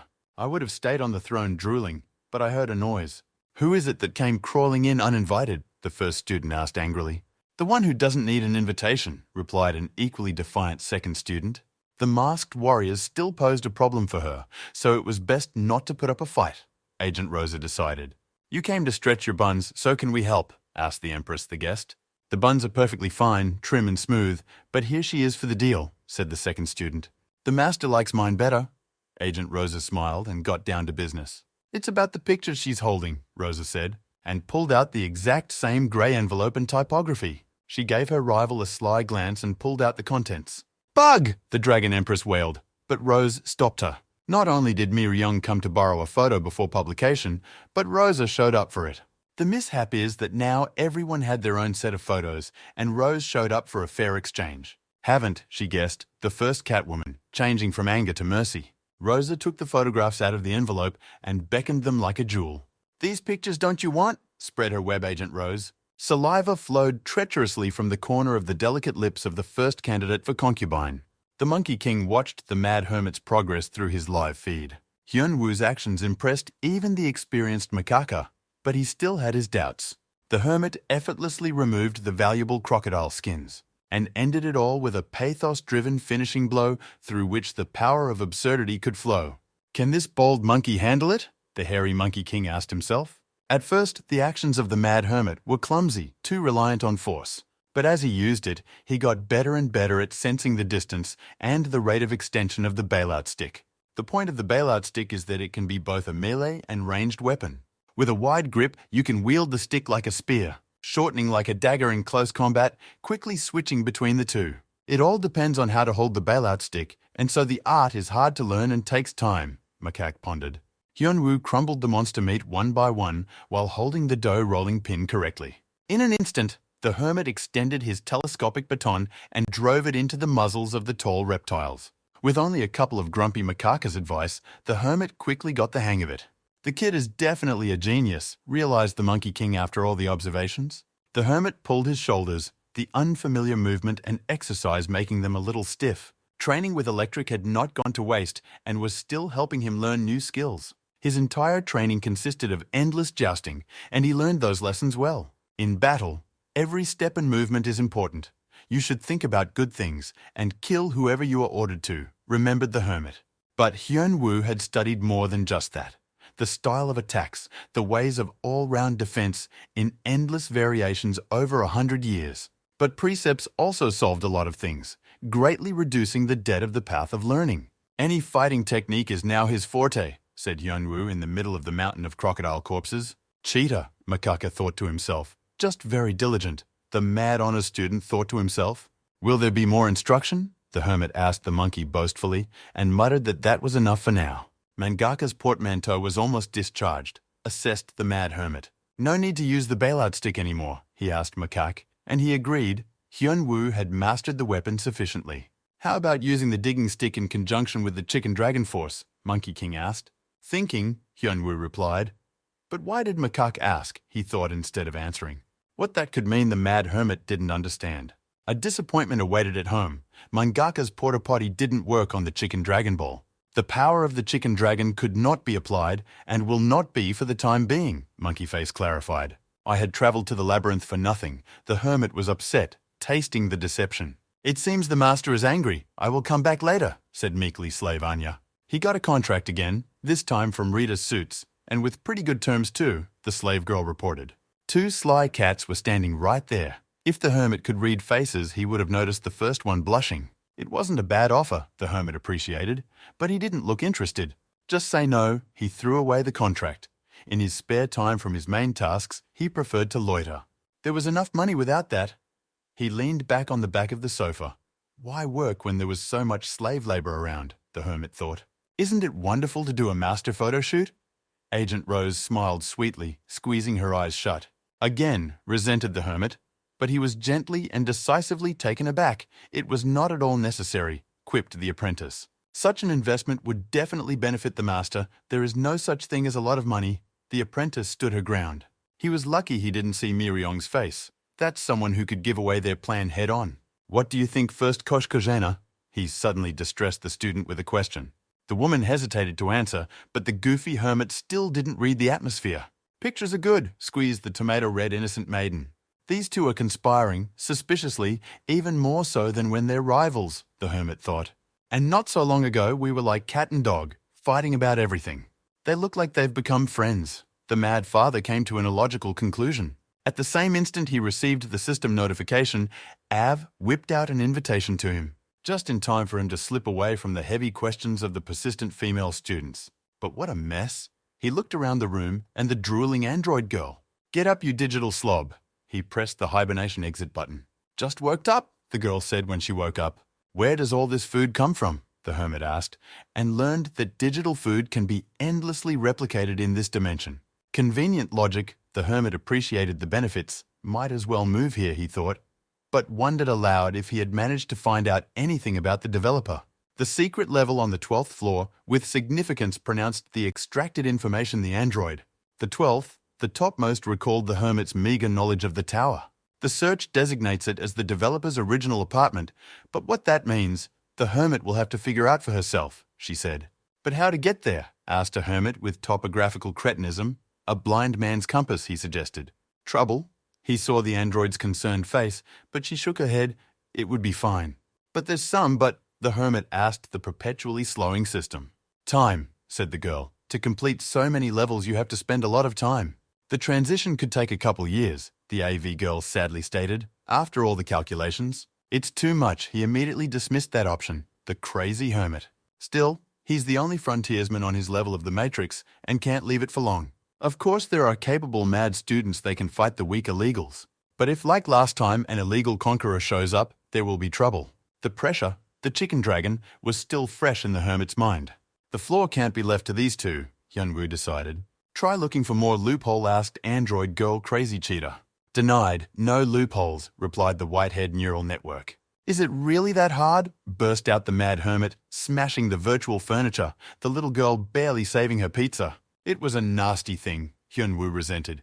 Each time this quest required more effort, time, and dedication. After a bit of thinking he had a good guess. There was someone to ask. He quickly jumped to his feet and changed from anger to mercy. After all, there's a ponytailed guy who knows the Matrix like the back of his hand. The white-haired squirrel reached for the delicious food again. The Monkey King scratched thoughtfully behind his ear. Hyunwoo waited patiently for Macaque to deign to answer one simple, direct question about how to get to the 12th level of the Matrix quickly. Is it pouring or what? Asked a cheeky macaque, asking for details. With nothing to occupy himself with, the mad hermit asked sharply. Macaque asked a lot of questions. In any case, what he can say about the Matrix is limited to the system. He jumped out of the tree. Even if he says so, the system may not let that information through. Don't pull the cat out of the bag. Tell it like it is. The hermit couldn't stand it. Okay, took pity on the chatty macaca at the very top of the matrix tree. His voice was drowned in the white noise of the interference so that the hermit could not make out a single word. The foam squeaked nastily against the glass, and the hermit squeezed his eyes shut. Macaque sighed with a look. They told the fool, and he didn't believe it. He beckoned the hermit to the sandy ground and drew a line. This time, blurred not only the audio signal, but also the visual perception. The system saw his thoughts as processes and filtered out those that were undesirable. As if he'd been drinking methyl alcohol, the hermit rubbed his eyes. So there's no way to find out, Hyunwoo said, annoyed. Some simple, not particularly important information can be learned, Macaque pawed. You can answer the question about the 12th level, chuckled the Macaca King. Come here, baboon-tailed. The mad hermit was angry. Let it go, the manganese lord thought. Whoever he was, he had a high level of access in the system. He had no trouble observing Hyunwoo inside the macaque level. Had her emo Dao destroyed. Just a borderline outsider that got his power. Reasoned aloud to the Lord. Fine, the manganese lord is satisfied. The border guard created to check, now becoming an outsider, kills the illegals who passed it. What wonderful karma, the Lord rejoiced. But his servant was not pleased with this development. Leave the outsider alone, asked the servant monk of the Lord. He has gathered so much, I even wonder how much more karma and skills he can absorb, this guy answered the Lord. So let's give him some time, he decided. How many bananas do you want? Asked the mad hermit, surprised. I've said 1,000 times, a kilogram every day, Macaque insisted. And the ass won't crack, raged the mad hermit. He doesn't know the matrix with infinite palms. After haggling at half the agreed-upon amount, Macaque finally told him how long it would take to get to the top of the matrix tree. The journey will take almost 2 years, require many quests and a few other things. Illegal has a 9th floor assignment to complete, Macaque answered evasively. But the rest of the data was again rubbed out by the system's censorship. Say that again, the hermit asked, and Macaque figured out how else to convey the meaning. Each level of the matrix has its own peculiarities, he continued. But can't the time be shortened? The hermit asked. He has to protect all its residents as a frontiersman and can't be away for 2 years. King Macaquus wondered if he was selling his precious data cheaply. Cough up the mooches. Where is the secret cheater's wicket? Pleaded the mad hermit. King Macaquus smiled. Who would he be if he didn't know all the sneaky loopholes the Duri Cloud had been heard of? No matter how much running he did, he still returned to the guild, the loyal cats taking up waiting positions left and right. The slave girl stammered again about the contract, and a bouquet bloomed in the room. But the mad hermit refused, and the flower bed immediately wilted. The hermit gnawed insensitively on his waffles while surfing the net. With the Duri Cloud, he could go up the Matrix catalog much faster, and reformat a couple of hard drives in the developer's brain that locked him in the training level. Gals, the mad hermit remembered his faithful disciples, and seeing the withered flower garden, even the tactless hermit had a twinge of something. To cheer them up, the emperor pulled out his cell phone. He called to slave Anna. Watching their reaction, the cats perked up, and asked me to send him a contract to shoot for a commercial. The girls flashed with joy and beauty again. Even a dullard would get the point, the hermit realized. And so he turned to the mad disciples, who did not even hide their joy. I need to get something, asked the mad emperor, his minions. The first catwoman is at your service, sir, nodded Miriong. The head apprentice is ready to execute. Just order the head, thumped Agent Rose's chest. Catch my drift, said the mad emperor. Sometimes it's good to have servants, he thought. A new illegal was prowling the levels of the Matrix, got the hermit system notified. Where did they get them from? They've already run out of cemetery space, Hyun-woo said angrily. Again to fight with all sorts of small things fell into apathy, hermit. For such illegals, not even rewarded already. Ride it all on horseback, the mad hermit decided. No one would interfere with his rest. Here comes the vacation, thought the goblin strung on the spade. Only between revivals he could be said to be resting. And so no pension or vacation pay. Slavery within a system where you're just fodder for the horses. The 9th floor rumbled with an illegal tale. He took a long time to snicker and sputter vile saliva before leaving the labyrinth. Bouncing in at last, the pedal-powered, polite hermit from the lounge area said hello. Tell me your number, I'll bet on you at the races, the hermit asked politely. What's the small-minded one? The centaur miscarriage asked, jabbing his stick in the hermit's direction. So you have not been given yet, and you have a passport. How do you want to come in, cattle or humanoid? Asked the border guard. Whatever. The mutant stomped his hoof, he said to the border guard. No documents means we'll write it down as Servala, the border guard decided. You've got to be kidding me, rumbled the unintelligible Przewalski's horse on the minimap. Didn't they teach you how to behave at the border? Wondered the polite border guard officer. It means the responsible border guard, Hyun-woo, is tired of lying on the dock, and dragged the horse's croup, or chest, into the midsection of his mysterious anatomy. The horse has ploughed a deep furrow without a plough after such a blow. I'd rather be racing, thought the half-horse. What a monster at some 9th level. We need to urgently turn on the cheats, thought Polkonia, and turned on the fortune-teller. Why, he's got his eyes on the systemic trajectories of the future. The inverse centaur shrank back in fear, looking through all the available quest options. Everywhere there was a dash and the word death. Only for sausage, and as you thought to ride, hooves are not enough. No back like a centaur to ride, said the hermit. The question is fast or slow. How will you die? Asked the mad hermit. Hyun-woo read yet another flattering review of his inconsequential exploits. It was worth relaxing. 2 loyal students broke in to report on the completion of the quest. The mad emperor discreetly praised both of them, the cats purring contentedly. A pipe with for smoking ganjubas read the hermit's status plate. The necklace is part of a big and bold plan, so Hyun-woo smiled. I will be when I get back, the hermit scrambled, leaving his faithful students behind again. I'll be quick this time, he said, and wrapped the tube in Mangaka's portmanteau. Agent Rosa was surprised. This was the first time she had seen this ability of the teacher. Master, the Dragon Empress sighed languidly, when he gently put his arm around her shoulders and leaned in slightly as if he wanted to say something. She couldn't take her ruby eyes off him. He had the courage to steal a young maiden's first kiss. His lips approached slowly, and his breath stung the skin on her face. She closed her eyes, completely dissolving into his embrace and surrendering wholeheartedly to the heat in his chest. Cutie Soyeon dropped her phone after reading all that. She scoured the internet until she hit clickbait and read a fan story about a teacher and a disciple. At first, she thought it was a novel, but it turned out to be a snotty drama, but about friends she knew. But what a suspicious content horrified tiny Seo-yeon, who could have written such a thing. The always cautious Shi-ken knocked, entered the room without hearing an answer, and almost died. Cutie So-young didn't know what to say, and as her friend was coming around, he misbehaved, asked Chai-ken. Hyun-woo had infiltrated another secret level, this time a forest in the mountains, he noticed. There was no mistake, so it just needed a good search, the hermit decided, and jumped up to look around in case he noticed something. But what is this pissed-off mad hermit? What a stupid level! The forest and the mountains are a solid wall of impenetrable forest and nothing of importance. Already falling, he saw the cave. It was already more like a focal point. Performing the superhero landing that it's never too late to practice, he headed towards the cave, making their way through the woods at breakneck speed. Until I'm at the edge of a strange well, no other objects nearby, so it's definitely needed.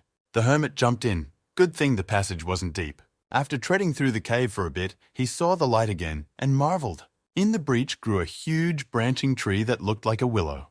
"Who is, the plan is?" asked him in the voice of a local resident, and took a proper drag on his pipe. Now that's a great level. Bushes are there, and Ganjubas thought the hermit. The great Kuritz Gashashin, the hermit recognized without difficulty. Kuritz Dyson, called the full name of the hidden level owner. Use within reasonable limits, but who will you be yourself? Kuritz lazily asked the hermit. Hyun-woo replied that he had come for the cloud of Duri that the Monkey King had bequeathed to him. Okay, Kuritz Gashashin answered him without even turning in his direction. It is clear, again followed a leisurely, lazy answer, which finally pissed off the impatient hermit. He was already thinking of giving the native a smack, but he decided to answer suddenly. But before getting to the dope, Gashashin warned him. And again, he puffed savorously from his pipe, his brains clearly drugged from the stupefaction. The hermit was angry. "How is the younger Kuritz Gashashin, or rather Brother Monkey King?" Dason asked. "The fool," he said, after hearing the story of Macaque, who had fallen at the hands of the hermit and now contracted with him, still wanted to climb the tree of the matrix. "And where is the bailout stick?" asked Kuritz Gashashin, and the hermit admitted that he was not with himself at the moment. Mangaka's portmanteau only allows you to connect to one server at a time. You can't take a second one with you, Kuritz realized. The Monkey King has already climbed the tower, and not alone. What does that mean? The hermit asked. Heard of the 7 Kurtzes? Dason answered the question with a question. 7 strong Yukai, companions of the Monkey King, Kuritz explained. At this point, none of them are climbing the matrix tree, except for the goofy Monkey King, of which there is now a remote server left. What do they do then? The border guard asked. Do they do nothing? Just snoozing and smoking hookahs in those dreary shards of the matrix, explained Kuretz Hashishin. But why did he give up illegal tourism himself? The hermit asked. There is one obvious truth he realized, Gashishin said. No matter how high they get, it's impossible to fully regain all the karma and authority in the system. Especially them, that guy, muttered Gashishin cryptically and took another drag. That's it. Kuritz made it clear that the character's third-party dialogue about the law of the world was complete. If the Monkey King is still fighting, it's a good thing, Kuritz yawned lazily. The hermit sighed. They always cut off stories in the middle. But now that they're done, let him give up the cloud of Duri already, the hermit said. Will he be able to hold it? Gashishin asked, exhaling smoke. Don't mess around, the hermit replied sharply. But Gashishi explained that he wasn't going to clamp down on the Duri cloud at all. This level allows for the transfer of accumulated skills, but there is no easy way to obtain them, Kuretz replied. Strength is forged from the steps traveled, Kuretz continued to explain. Did Imo Daos use the chicken dragon's abilities as freely as his own? Kuretz asked. But this place has its own methods of transmitting karma, Kuretz pulled. We need to repeat the karma of the Monkey King, enigmatically uttered Gashishin. What a strange logic this matrix has, as if someone had long forgotten they lived in the game, wondered the mad hermit. The 2 lords sat at the world map and divided their spheres of influence. How do we divide it? Agent Rosa, the main rival, asked. She'd like to rebuild Mexico City herself after the White Elephant attack, but right now it's chaos and anarchy. Of course, it would be easier to clean up all the gangs with the KGB, but that might cast a shadow on the teacher, she thought. But Pijo has a lot of experience in taking territory, and their skills could be useful in Mexico City. Here they could create the master's dream city. The maiden conceived a cunning plan. Half made her terms, the first candidate for concubine. Half of the city she will build up as she wishes, the dragon empress proudly declared. Okay, for the sake of cooperation, Agent Rosa was willing to make concessions. We'll draw the border here and the elevation difference here. They started the business partition of the pie. To get a dope cloud, you need to get as high as the king of the macaca, Hashishin said. What? Hyunwoo wondered. That's how much to blow out, he wondered. Shouldn't he have been trained first? But Gashishin brushed it off. The hermit must comprehend the art himself. After all, he is not strong in the art of smoking Dao, and is more specialized in physical strength, showed his biceps, Hashishin. Doing everything himself eventually gave up on the crazy hermit. What a damn macaw couldn't explain it all at once. The hermit got angry. Even if he knew, there would be no point in helping him, because without repeating karma, you can't get power, Kuritz Gashishin explained. And Brother Macaca himself, he did it alone without help. So one must pull as he did, the hermit realized. And then he would be credited with it as personal karma. Well, it's worth a try, the mad hermit thought. I cannot stand to watch others work. I'll go lie down, answered Kuritz Hashishin. Something else remembered before I went into Nirvana remembered Gashishin. Duri Macaca's cloud. Among those clouds that Gashishin put up earlier, so good luck finding it, Kuritz said. Touché. Hyunwoo looked up at the sky. That's how much Slacker is smoking here already. A multitude of white clouds floated peacefully across a looped infinite sky in a bounded matrix. Boundless mountains spread out on the horizon of this strange server.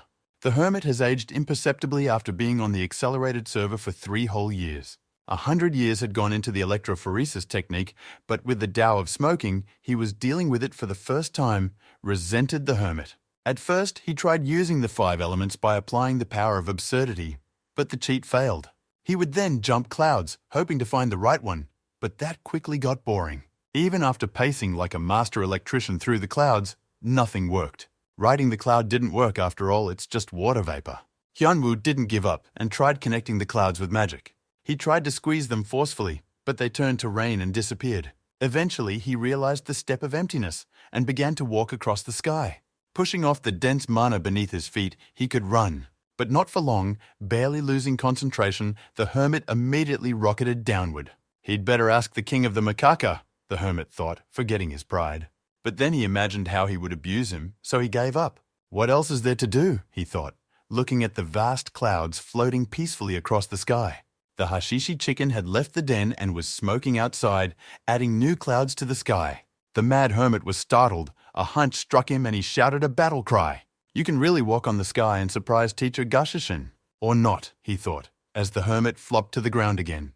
The hermit took off again. So you can, amazing thing the Tao, works though it shouldn't, puffed Gashishin. But perfection is still a long way off, a lazy Kuritz remarked. This is the second attempt to fail, although the guest had previously fallen to cloud level, Gashishin noted. It didn't matter whether it worked out or not from that day on, he lost all hope, Kuritz recalled. But why was Macaque clinging to this troublemaker so tightly, Dason wondered. He even told him how to get karma, which is quite unusual for a macaque. The mad hermit was getting hot from the exercise, or maybe he was already starting to feel the cloud of Duri. Why had he taken off all his clothes? Hung Kurtz's mute question. Good thing that psycho left his underwear on. A naked man in the sky doesn't bode well. Hyunwoo hovered above the clouds, treading carefully on them with his feet. It would have to work this time, he realized, with a final inhalation of the stupefaction. Eventually, he revisited the power of the absurd through stories of flying wizards. One master had a light body technique. If you can't make the clouds denser, you have to relieve yourself. Recalling his power, Hyunwoo noticed that the usual physics of vapor and condensation did not apply in the clouds of this matrix. By applying the basics of body relief in Master Electric's bush, one can sense the clouds, the hermit realized. The void step he applied earlier was incomplete. Now he stood on his inner energy as if on the ground. Wow, Gashishin noted. The hermit used to be bursting with magic, but now everything comes easy. The hermit and WPM stepped confidently on the cloudy surface as if it had texture. The Duri clouds immediately reached for the mad hermit. Finally, he exclaimed happily, he'd caught the damn parish, and collapsed on the cloud as if it were a soft featherbed. Ports would have put on already, exhibitionist, through clothes, Kuritz, Gashishin. It seemed heavy to the hermit, for he had had time to wean himself off of it as well. To his age of virginity was added a dozen more, at what cost to strength. Don't worry, you'll make up for it, soothed the innocent hermit Kuret's Gashashin.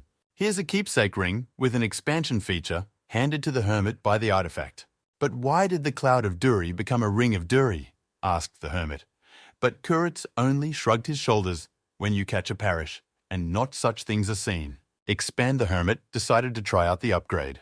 And the cloud of Duri became a cloud again, poured out into the sky. Squeeze, the hermit cheerfully commanded, pondering the methods of application.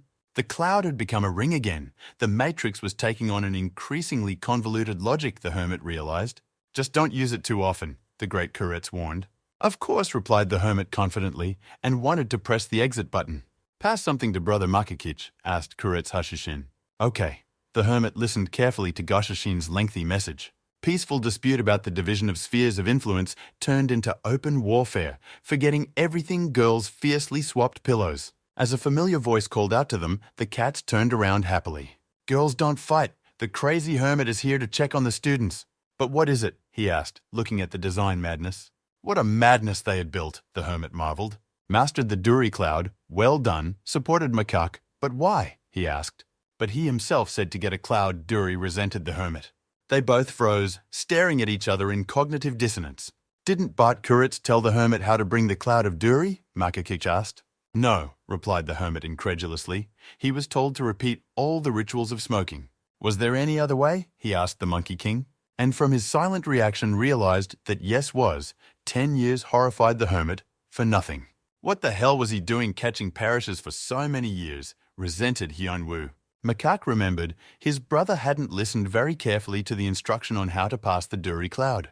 Well, and let it be. Real time spent not much. The cloud received new experience, also consoled himself 120 years old man. Actually, you could have done without that. Makak shook his head. He could simply share his karma, for the cloud is part of it, and thus pass on the hermit's control abilities. What's done is done. You can't regret it, the mad hermit said to himself. Time to go up, Makak said, and Hyunwoo interjected through the labyrinth he suggested. You can't ride a cloud in a narrow space? Monkey shook his finger. We need to get into the rectum, he told the hermit. The specifics of logistics in the Matrix Tower. The warrior swung his spear, repeating for the 1000th time the futile movements in a world where magic and art strikes. Why have you come? He asked the unexpected guest who had interrupted his valuable training. About that man? The warrior asked, but the monk shook his head negatively.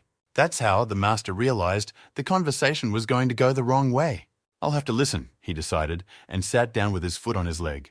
Beneath her sciatic, the Maritza materialized a stool, a special skill that all the years of training had gone for. Next, he loaded up the entire diner in one piece, and even a shot of pepperjack to himself. Maybe I should pour you a cold as a tear, the warrior suggested to the guest, and prepared to listen. Can't drink on the job, the monk refused, and swallowed his saliva greedily. Then I'll take a sip myself if that's the case before it gets hot, the warrior said. So why are you here? Said the master of the quick pour. Need help, briefly communicated the purpose of the entire visit to the monk. Amazing, the master said. It was the first time he had seen a monk go against the Lord's will. What's up with that kid? The warrior asked a leading question. He needs to be cooled down. He's getting too excited, the monk replied. Outsider, the warrior clarified that it was about one person. So Amoboy Daos is already that, concluded the pepper master. And the talk was, chicken claw, electrical installation, grinned the warrior. Laziness, he replied, in refusal to the monk's request to deal with the 9th floor. Direct passage explained Makakich, but only for experienced illegal immigrants. In one day, you can rush to the 12th. One day instead of 5 due to new abilities is good news for a hermit. If it didn't work out, he would take on the apprentices again. But there was no need for that now, the hermit decided.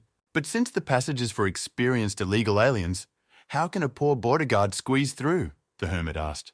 Let him not worry about it, said the macaque, for the pass is already there.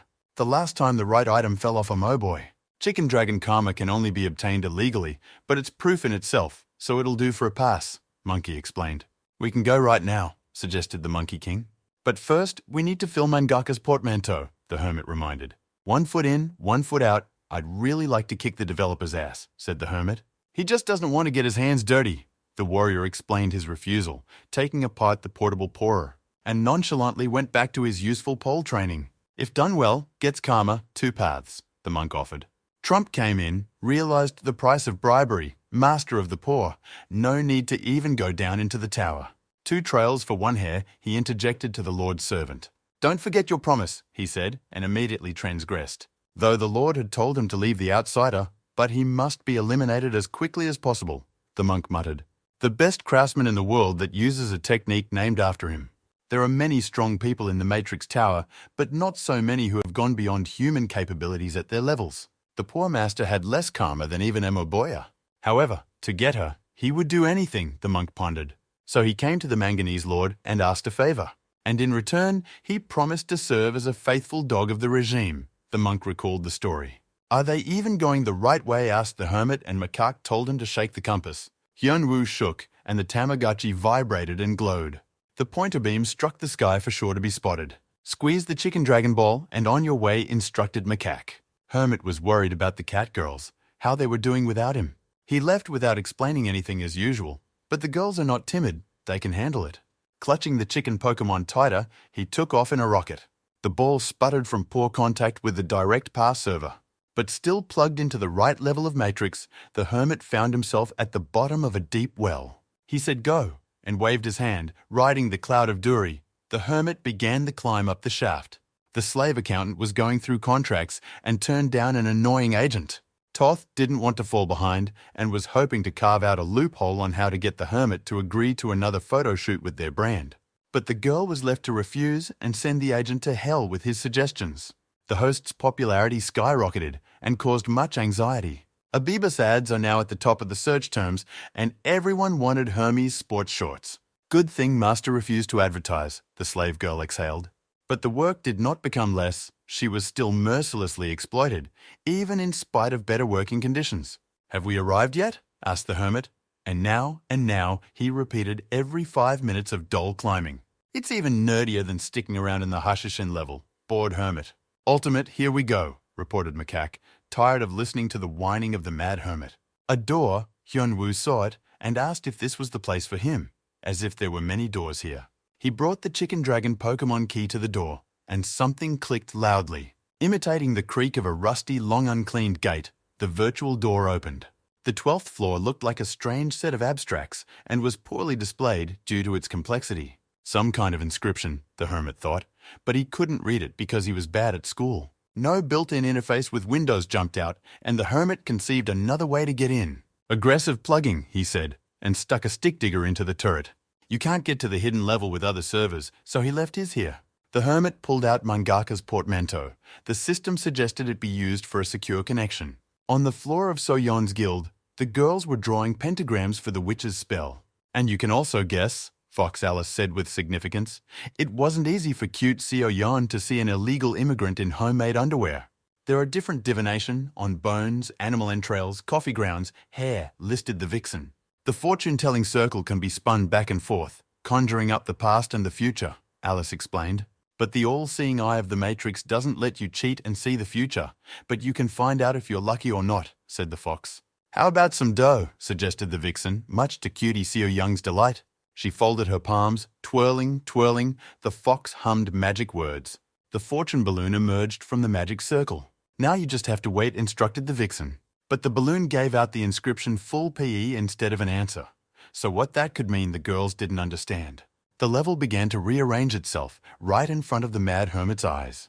The textures of the wooden ship grew out of the tower textures. As the ship chugged along, the hermit noticed an entrance off to the side. Inside, everything was covered in dust, scrolls with blueprints lying around, and round clouds of scenery hanging instead of lamps. Each cloud represented some level of the matrix. "Hello, Mr. Anderson," came the greeting tape as he passed the entry point. "Who's the Joker?" the hermit asked and turned around, noticing the presence.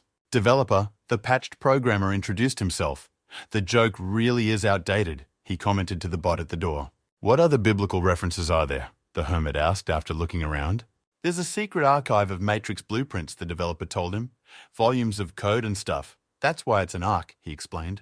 Noah introduced himself to the programmer by his nickname. "The creator of this place," he said. "And he called the hermit here too." "Ah, developer," rejoiced Hyunwoo.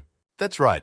The shaggy-haired programmer confirmed the input again. He also created the training tower and put a hermit in it like a red maiden.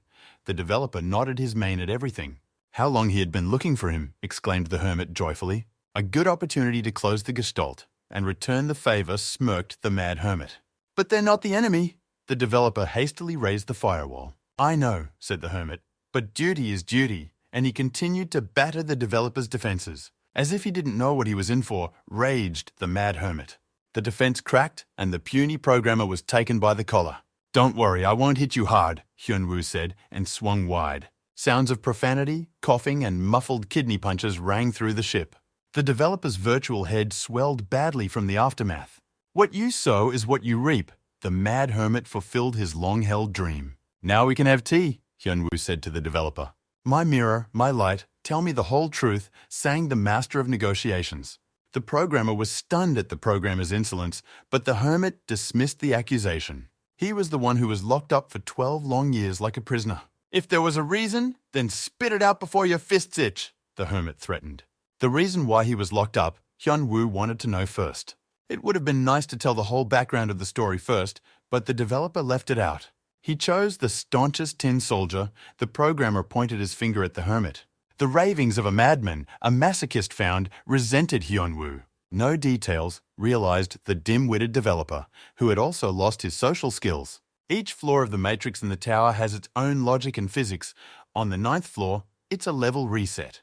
The 21st load cycle has now begun on the 9th floor, the developer explained. That's right, he confirmed the hermit's hunch. He too had booted up many times, but he didn't remember it. But in past uploads, the hermit has proved himself properly, so the choice fell on him. In the 6th cycle, he'd be a regular hunter, maybe a little stronger than the others. What's more, he didn't even have any special skills like other hunters. However, he was still able to kill the illegal with a mighty jerk. But the main reason is that the hermit has distorted the standard scenario in the matrix of the 9th floor. All levels of the matrix, originally just testing programs, the 9th floor screened out the bottom half of the list of illegals. Each time it had been destroyed, but now the mad hermit had broken the noose. There was something else that was reassuring, groused the programmer with a broken nose. In that, it is the mad hermit who will be able to change the entire matrix, Neo's chosen one, the developer inadvertently blurted out. And because of that, he was kept in the tower as if he were a prisoner, the hermit exclaimed. What's so special? Hyunwoo wondered. And the developer replied that the 12th cycle was particularly memorable. The hermit lost his arm in a fight with an illegal alien and was bleeding. All the comrades had already fallen and lay dead beneath his feet. The hermit lured the illegal to a nuclear plant that was nearby. Applying the curse artifact on the illegal, the hermit pressed the detonator and blew up the nuclear reactor, taking the monster to the grave with him. The developer wanted to recount everything, but the hermit brushed it off, whoever he was. His current personality is the product of a single stream of memories. The imprisonment gave the hermit time and strength, because resilience alone cannot change the entire matrix. But the tower had a limit to the monster's strength, the hermit objected. A training device of sorts. Normal-level citizens could only gain karma in the Tower of Learning. Outside of it, the recruitment of karma, and thus power, is greatly reduced, the hermit learned. X2 experiences, that's the main feature of the tower, the developer said. Understood, accepted, but what are the changes to the matrix that the developer wants to make?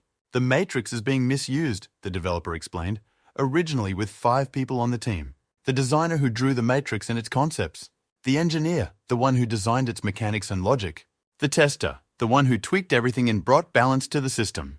The developer programmer wrote code for everything to make it work. And the sysadmin, the one who makes sure the system works, called everyone Noah. Without the team lead, the mad hermit assumed.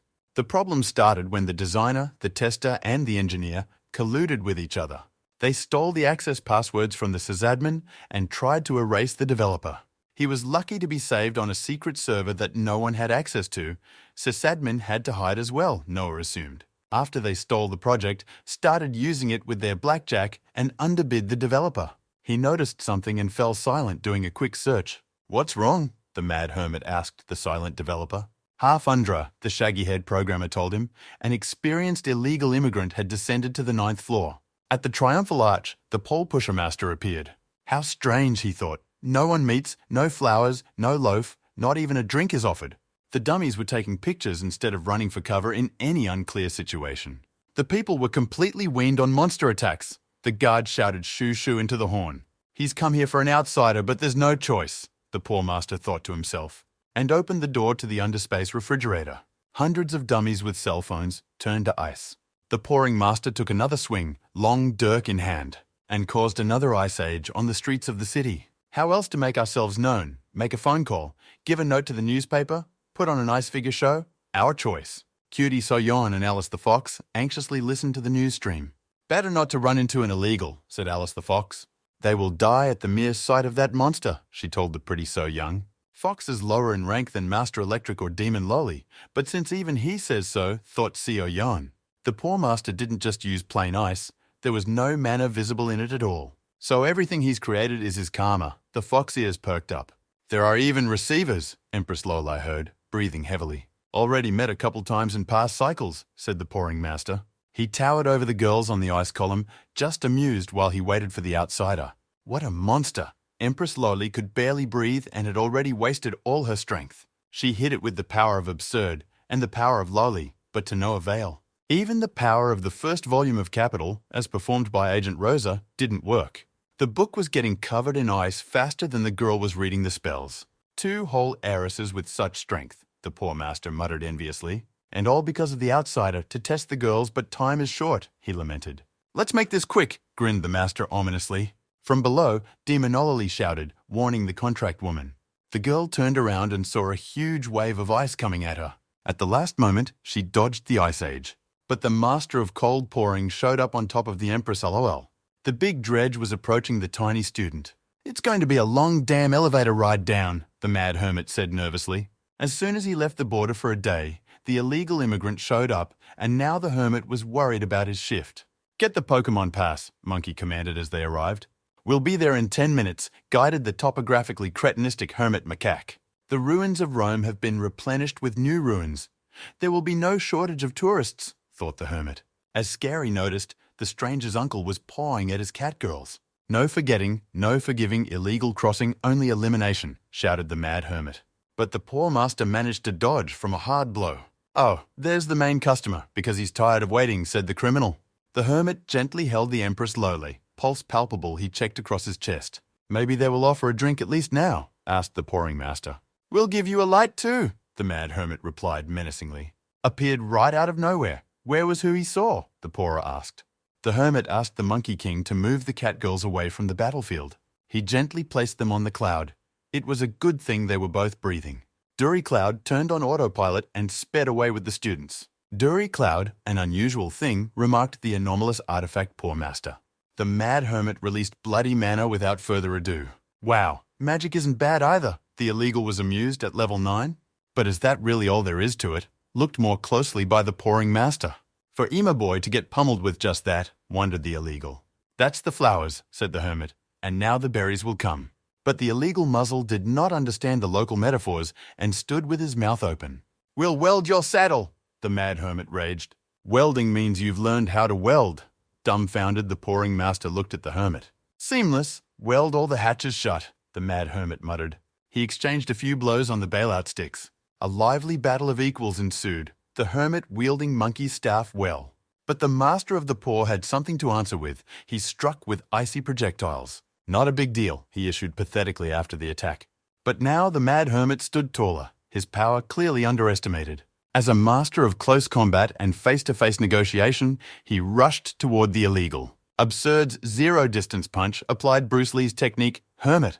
The illegal's carcass rolled on the rocks, ringing with each impact. Rusty, the illegal heard, and noticed the rapidly increasing screening device. What kind of endoscope is that for a giant? The illegal was horrified. Wait, not yet agreed, pursued the enemy by a mad border guard, and attacked with a series of simple punches with a bailout stick. And the illegal fought back with a steel crowbar with which he had practiced extensively. But the bailout stick hurt more, and the illegal drinker was squeezed. Turn around for a thorough inspection, the border guard asked politely. Karaul, the hooligans are taking away your eyesight, wailed the pouring master. And the border guard backed off. He doesn't want to bend over nicely to the inspection. There will be another conversation, said the insane hermit and applied the long-armed fetishist technique. But then he got an unpleasant surprise. The mandala behind his back was covered in frost. Now I see how a Moboy was apprehended. Gritted his teeth at the illegal poor master. Since you've endured the duel for so long, it's worth introducing yourself properly, the hermit heard. Ice didn't break with lightning, wondered the hermit because he didn't do well in school. Master Refrigerator, nicknamed Glacier Zapoya, introduced himself as an illegal. The developer was worried. Let the frontiersman swat a Moboy. As luck would have it, his opponent was a legendary creature. He's a repeat illegal alien and definitely has karma, and all of the developer's powers went into locking Hyun Woo in the tower 12 years ago. The Mad Hermit tensed up and removed the glaciation. The Hermit let static currents flow through his body for self-heating. Thanks to the Monkey King's karma, this movement was able to be concealed. Enough demonstration, said the Refrigerator Man. It's time to finish the repairs. He moved toward the Mad Hermit himself, closing the distance with a single leap. The steel crowbar collided with the bailout stick of the Mad Hermit. The freezer was chilling him to the bone. Rusty, he pulled out the telescopic staff of the Monkey King. What kind of karma is this? He asked Makaka, himself not freezing from his own refrigerator. But Monkey knew nothing about the karma of the illegal refrigerator. Omaeva Shinderu sounded the foreshadowing of a critical blow from behind. Just not that way, the Hermit struggled to block the heavy blow with his crowbar. The impact carried him to a cliff of building rubble, their battle changing the landscape beyond recognition. You're not doing too bad, said the Freon Master, and was sent to the erotic pedestrian. And who promised to fix it with welding, snarled Freezer. It's almost done now. We'll be sealing the whole thing soon, the Hermit replied. Good, so it won't be boring, replied the Pouring Master calmly. How about this one, he asked, and turned on the ice maker. It's always like this. You order a drink and it's all ice. The Hermit was upset. Ice stakes flew towards the mad border guard in large numbers. All he had to do was refuse his order and retreat. Your order, pursued by an illegal part-time bartender. The metal of the leather vest was covered with frost. The main thing was not to lick it, the Hermit thought. Now we'll set the accelerated freeze and call it a day, exulted the Freezer Man. I'll finish him off in one blow. He pointed the crowbar at the Hermit. A cloud of dust and ice crumbs rose up from the impact. The Freezer Man was surprised. The blow hit the target, but without the desired effect. His steel tuning rod was gripped firmly. Gotcha, thought the Mad Hermit, and took the crowbar away. You can't fix a refrigerator without a tire iron, he told the illegal. Hold your teeth, swung the Hermit around for a mouth inspection, and fist-bumped the fetishist, the drunken Freezer Master. Hyun Woo looked at the effect of the punch, but the fight was clearly not over yet, he realized. Fuck you, the Refrigerator Man happens to have a second specialty. He had changed his clothes in the settings and now looked like a plague doctor.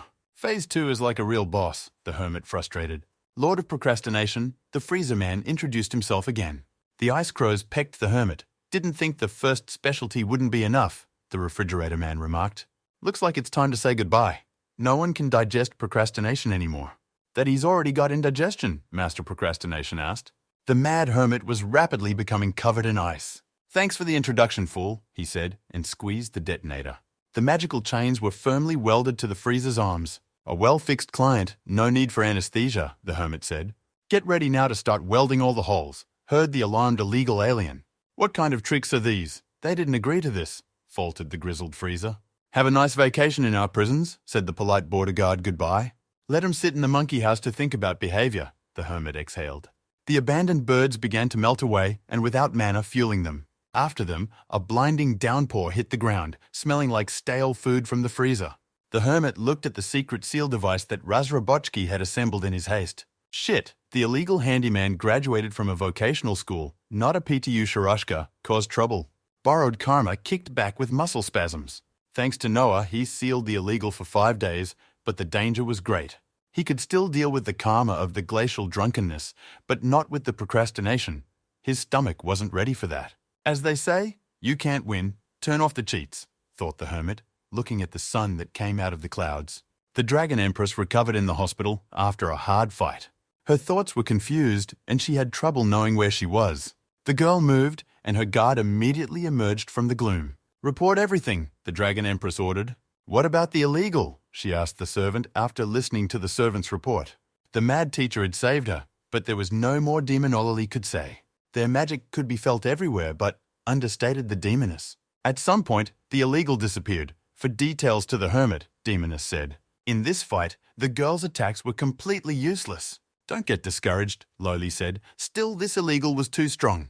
But maybe you want more Bogatierski strength, seduced Loli. A shadow of determination ran across the Dragon Empress's face. Is it a dream? Realized Agent Rosa to herself in a strange place. She remembered exactly herself in the battle and how she had read marks. But then the memories cut off. Maybe it's death. A bitter guess occurred to her. But there was still so much this and that she hadn't done to the teacher, the innocent cat girl nearly cried.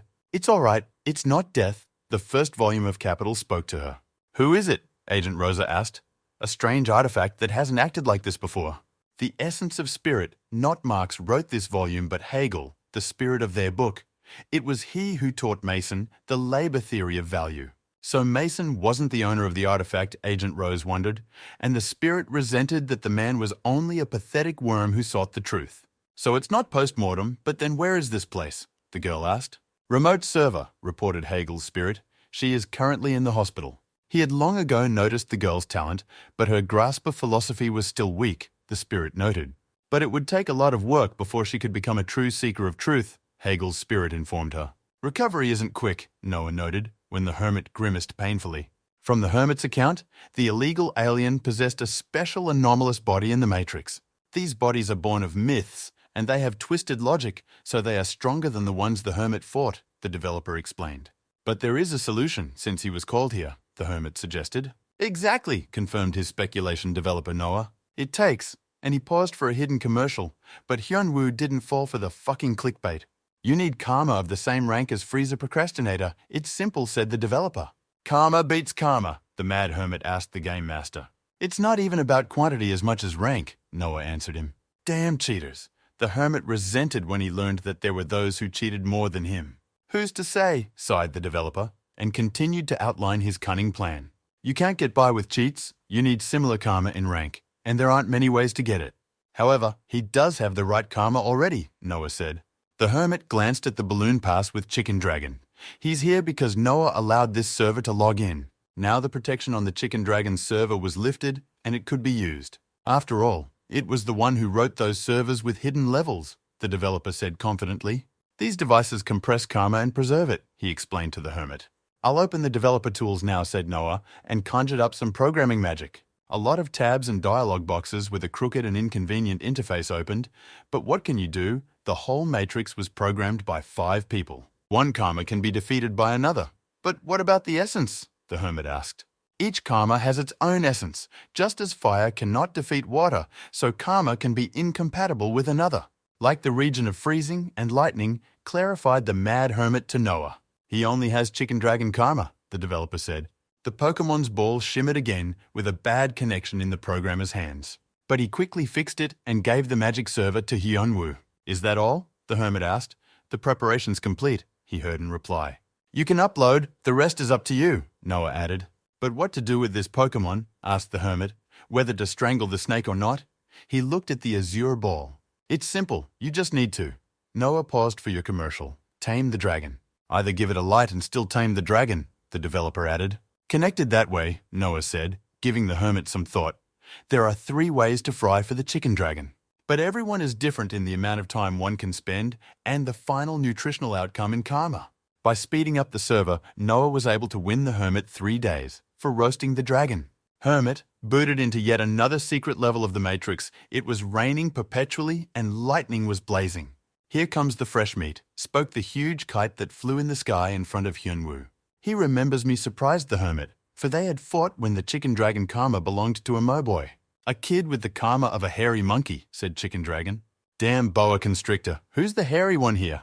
Somehow the Monkey King's mind was uploaded to the server as well. Monkey's here too, marveled Chicken Dragon, leaning over to the bailout stick.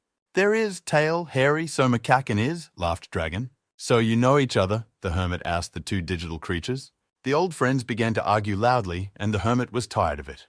By the way, can't you turn off the shower already? It's cold, Hyunwoo asked. You can't see a damn thing because of this downpour. What kind of fantasy was the developer who came up with this?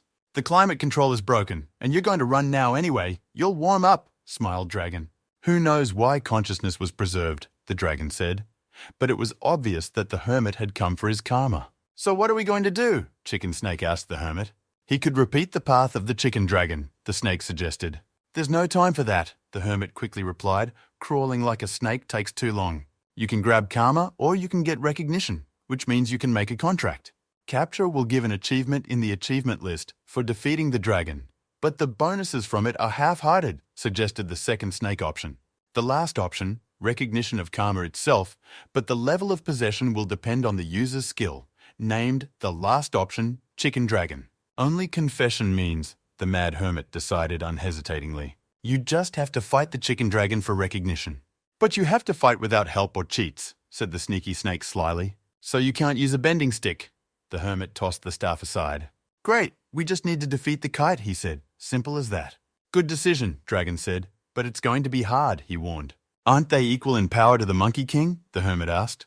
Macaca can only fight with a stick, and that's when Dragon is asleep, the serpent laughed. But still, the Monkey King was defeated, the hermit said. This was in a tower where the balance system reduces abilities. What the hermit was fighting wasn't even half of Macaque's strength. Is it true? Asked the hermit to the tailed man, and he confirmed, the Matrix has a twisted balance. Winning with a real dragon summon on his server is impossible in the current situation, so the serpent offered his option. 5 minutes of real combat attacks. That's what a mad hermit has to endure on his own. All in all, stated the cocky cheetah, let's get through the level quickly. That's right, as soon as you move, the timer goes off, Chicken Dragon said. The main thing is that the boa constrictor should not retract his words later, the hermit warned. There will be no such thing, replied the dragon, but he so smugly stated the serpent.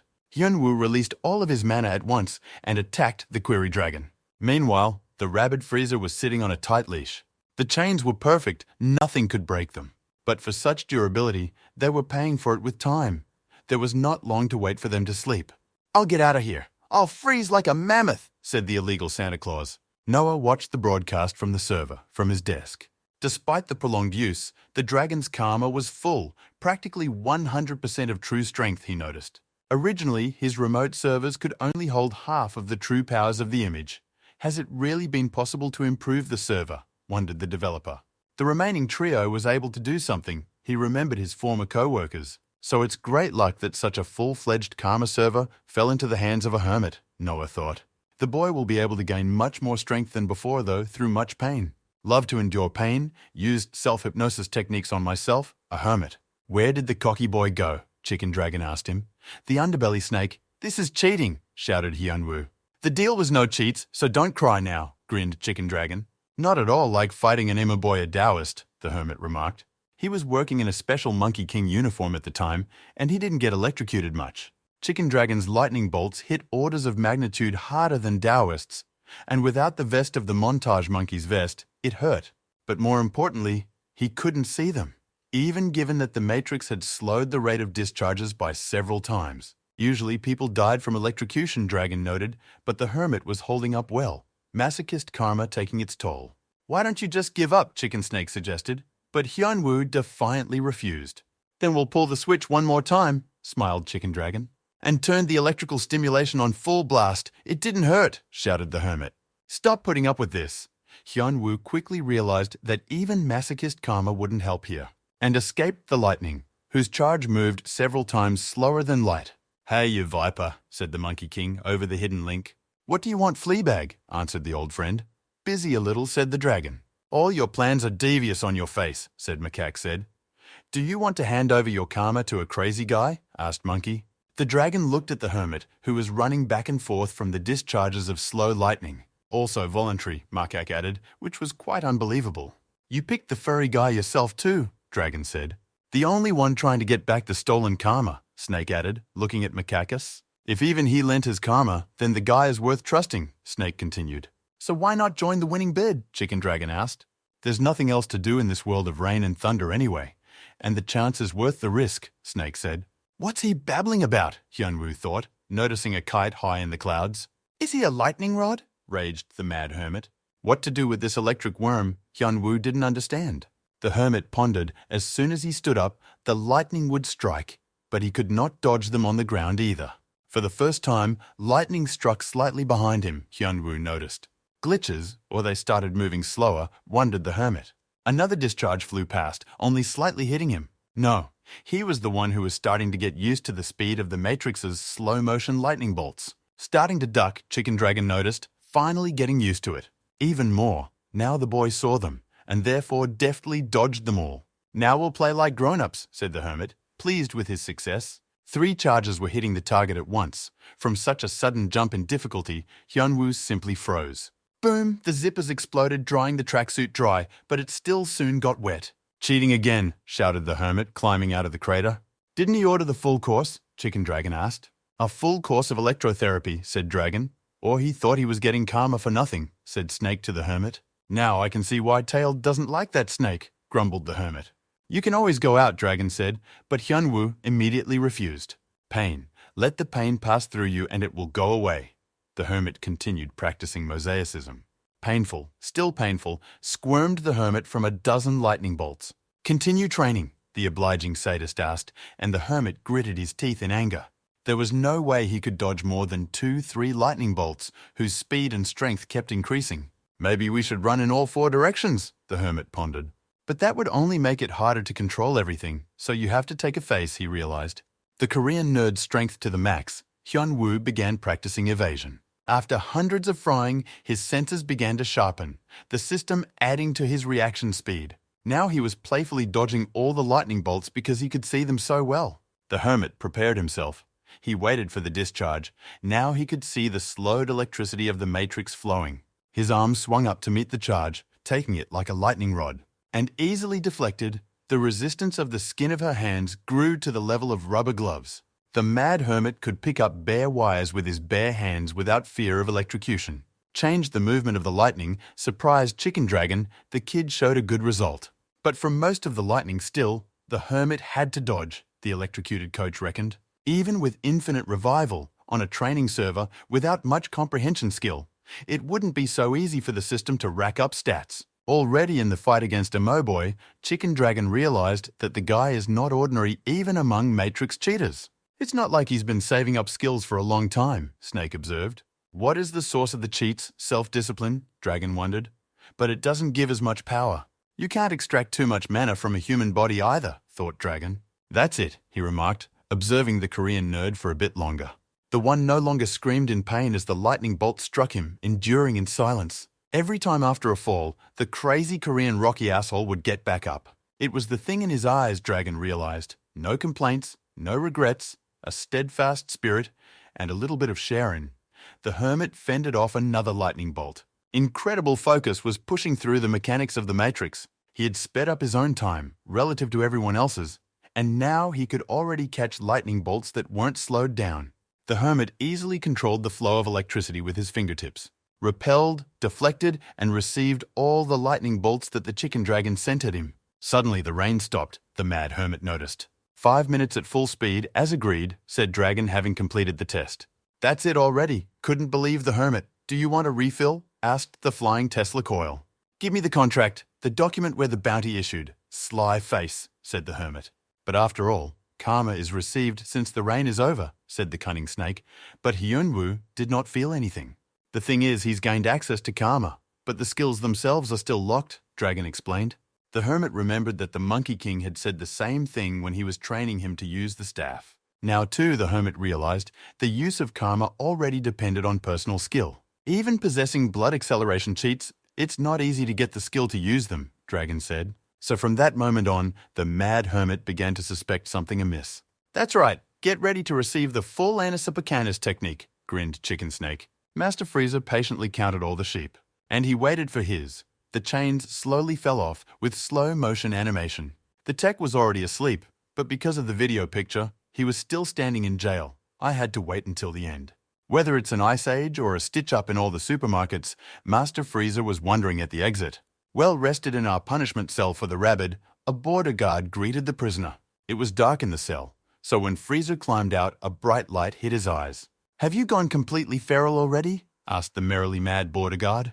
Didn't run away then, the master of the hidden poor replied calmly. And when he escaped, he went straight into phase 2 of the procrastinator. Matrix changed her clothes to a strange garb of medieval motifs. You'd better think of a way to get home, the hermit suggested. He doesn't think he can take care of a freezer in 5 days. The hermit didn't hesitate either and put on his vest, Monkey. Rotten Monkey already seen it, Master Frieza said. So that's not all. There is a special technique, learned recently on himself, said the hermit, and covered in static electricity to keep from freezing. Lightning bolts struck the ice crows with procrastination inside. And who put the horns on? Asked the freezer man to the mad hermit. These are horns like a trolley bus, explained the polite border guard. Electricity supply. Now we'll wire the freezer too. And shined his contacts right into the freezer master. The one was struggling to wave his crowbar away with a tire iron. Ice Age, the wizard chanted, and blocks of ice appeared around the hermit. Rusty activated Hyunwoo's telescopic baton, and he swung his stick properly. A wide radius attack shattered all the ice around the hermit. Just turned on the ice maker and he's breaking everything, the freezer man resented. Great, the chicken dragon techniques were working, the hermit rejoiced. Tao techniques were given with difficulty, as the hermit did not do well in school. I had to adopt something else, not from the Tao techniques, the hermit remembered. Having studied this thing, according to Chicken Snake, there will be no more restrictions. The nature of this power is the complete opposite of Freezer Ice's karma. But Hyunwoo was still worried. But now he was easily the ice master of procrastination. Ego cold energy couldn't get through the heated vest. A new hermit skill. Where did the horns from the chicken trolley come from? Master Stitching asked. 5 days ago, that wasn't there. The 9th floor frontiersman was a mere average guy, Freezer recalled. The manganese lord had only authorized the use of the chicken dragon karma to Emo Boy, whereas this guy had gotten it. The hidden poor master was perplexed. Determined to pour quietly, the mad hermit asked the frozen freezer. Thoth was actually distracted by the stack and missed the hermit's punch. Now we'll make it look like illegal smuggling of freezer appliances, said Hyunwoo. And we'll write a fine for late fees too, the hermit added. And we'll take away the vodka, gloated the good border guard. The hermit quickly read his driver's license and made a correct arrest of the illegal alien. No injuries, the detainee himself accidentally tripped over the border guard's boot, whereupon the honest border guard made a thorough search in all places. But the illegal didn't want to give up, so he turned the freezer back on full blast. In a quick, concerted action, the frantic frontiersman cut the power to the dangerous device. The freezer fell to his knees, he decided quietly. Even if you have to use all your strength, abruptly tore the illegal alien aside. I'll freeze it like a mammoth, the illegal promised, and added wings to the image. Did you spend all your gold on skins? The hermit asked him in surprise. Oh, froze the montage. But it's going to fall apart now from one hit of the bailout stick, Hyunwoo teased. Don't worry, it's a special metal. It's stronger than a monkey's staff, Freezer said, offending Makaka. And like a true warrior went bayoneting in a world with magic and art strikes. The hermit dodged. Still, it wasn't worth it to expose himself to dangerous blows. The procrastinating ravens flew at him again from all directions, Freezer combining attacks. But Hyunwoo quickly turned them off with a lightning bolt from the chicken trolley. Unfortunately for him, there was no less procrastination. More was coming from the freezer. Chicken Dragon's karma was running out. Felt the hermit, it was time to end the fight. He let the enemy get close and grasped the bayonet with isolated palms. Didn't Mom teach you not to touch other people's stuff? Master Procrastinator asked. And he was surprised when he was lifted into the air with the tire iron, just to be slammed to the ground like a bag of bones. There's nothing to stick in your face, the hermit replied to the lying illegal alien. The hermit concentrated. Time flowed slower for him than for the others. He had learned to use his fingers deftly to control the lightning, but it wasn't enough. Use the power of the chicken dragon, the serpent told him. The karma of lightning that was given to the dragon from above shimmered in the hermit's hands. Hyunwoo absorbed all the karma in one decisive blow. Stakritanu, he held his breath. Together with the acceleration of his CPU, he could perform such powerful attacks in an instant. Chicken Snake's Speed Thunder activated the hermit skill. The crit was successful, and the animation of the Jedi dissolving into the Force started. With only the plague mask left of him, the hermit was finally able to catch his breath. A notice has gone out that another illegal alien has been eliminated. Flashbacks of Vietnam rolled through the hermit, how long he had plowed to upgrade his information, and it finally happened. Perfect time to visit the white-haired woman, the hermit decided, and commanded the entrance to the bailout room. But nothing changed. The download failed, or the command didn't work, he guessed.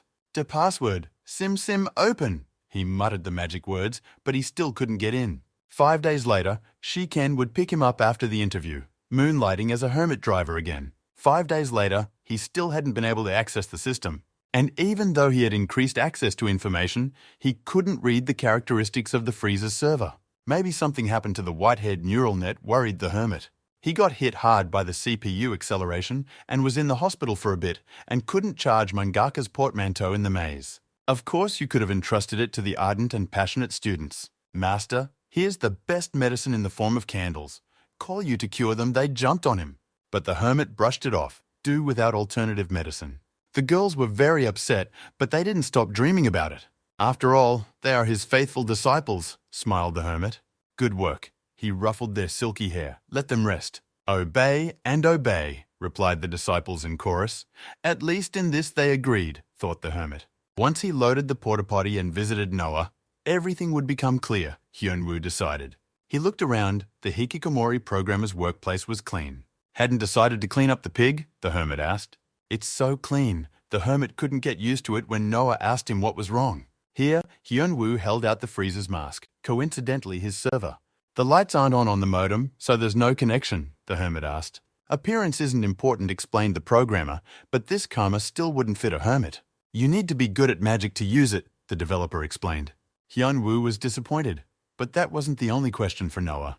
He couldn't get into the system room, the mad hermit said. What do you mean enter? The developer asked instead of answering. He looked surprised. Help the room where Av lives. Doesn't Noah know about this, thought the hermit. Why is he getting serious? Hyun-woo thought as he watched the programmer's reactions. This requires an introductory explanation to answer, the developer said. That system room isn't as simple as it looks. Noah prepared for the story. All this time, the system information was going to Hyun-woo through the help room with Av, the developer clarified. Still, he was confused, the programmer rubbing his beard thoughtfully. This place was not created by the developer, he told the mad hermit. This space is kind of not in the Matrix, Noah explained. But it's only gotten more confusing, Hyun-woo thought. He is not the only frontiersman in the Matrix, there are others, the developer said. And such a thing was seen. The developer opened a system window in front of the hermit. It's a search skill that comes with the rank of border guard, but Hyun-woo didn't have it. After the Matrix was created, someone exploited a vulnerability in the system and created this room. It's only a hypothesis, the programmer said, but it's possible he knows the girl AV. She may be related to the sysadmin they created the search box with. The hermit was stunned at such a statement that a white-haired runt could do such a thing. Av sysadmin, he couldn't believe his ears. That neuron what?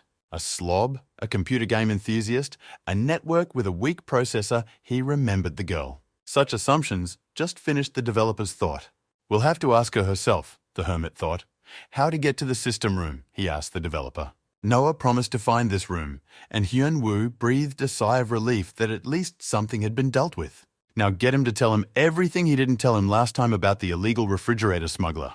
The Lord of Manganese was sitting in the empty hall again, conferring with himself. The monk was on his knees, wondering how to account for the lost karma. You can't leave an outsider alive, replied the monk timidly. From the beginning, they wanted different things. The monk heard the will of the Lord. He knew everything beforehand, but he didn't stop the monk because he wanted to see what would come of it. Everyone trapped in the Matrix has different desires. Of course we are talking about players, not mere mortals, said the Lord.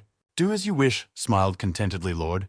He would benefit from either outcome. No restrictions. Let him go and kill the border outsider. The Lord spread his hands, giving full carte blanche to eliminate. But it shouldn't take more than a month for everything to happen.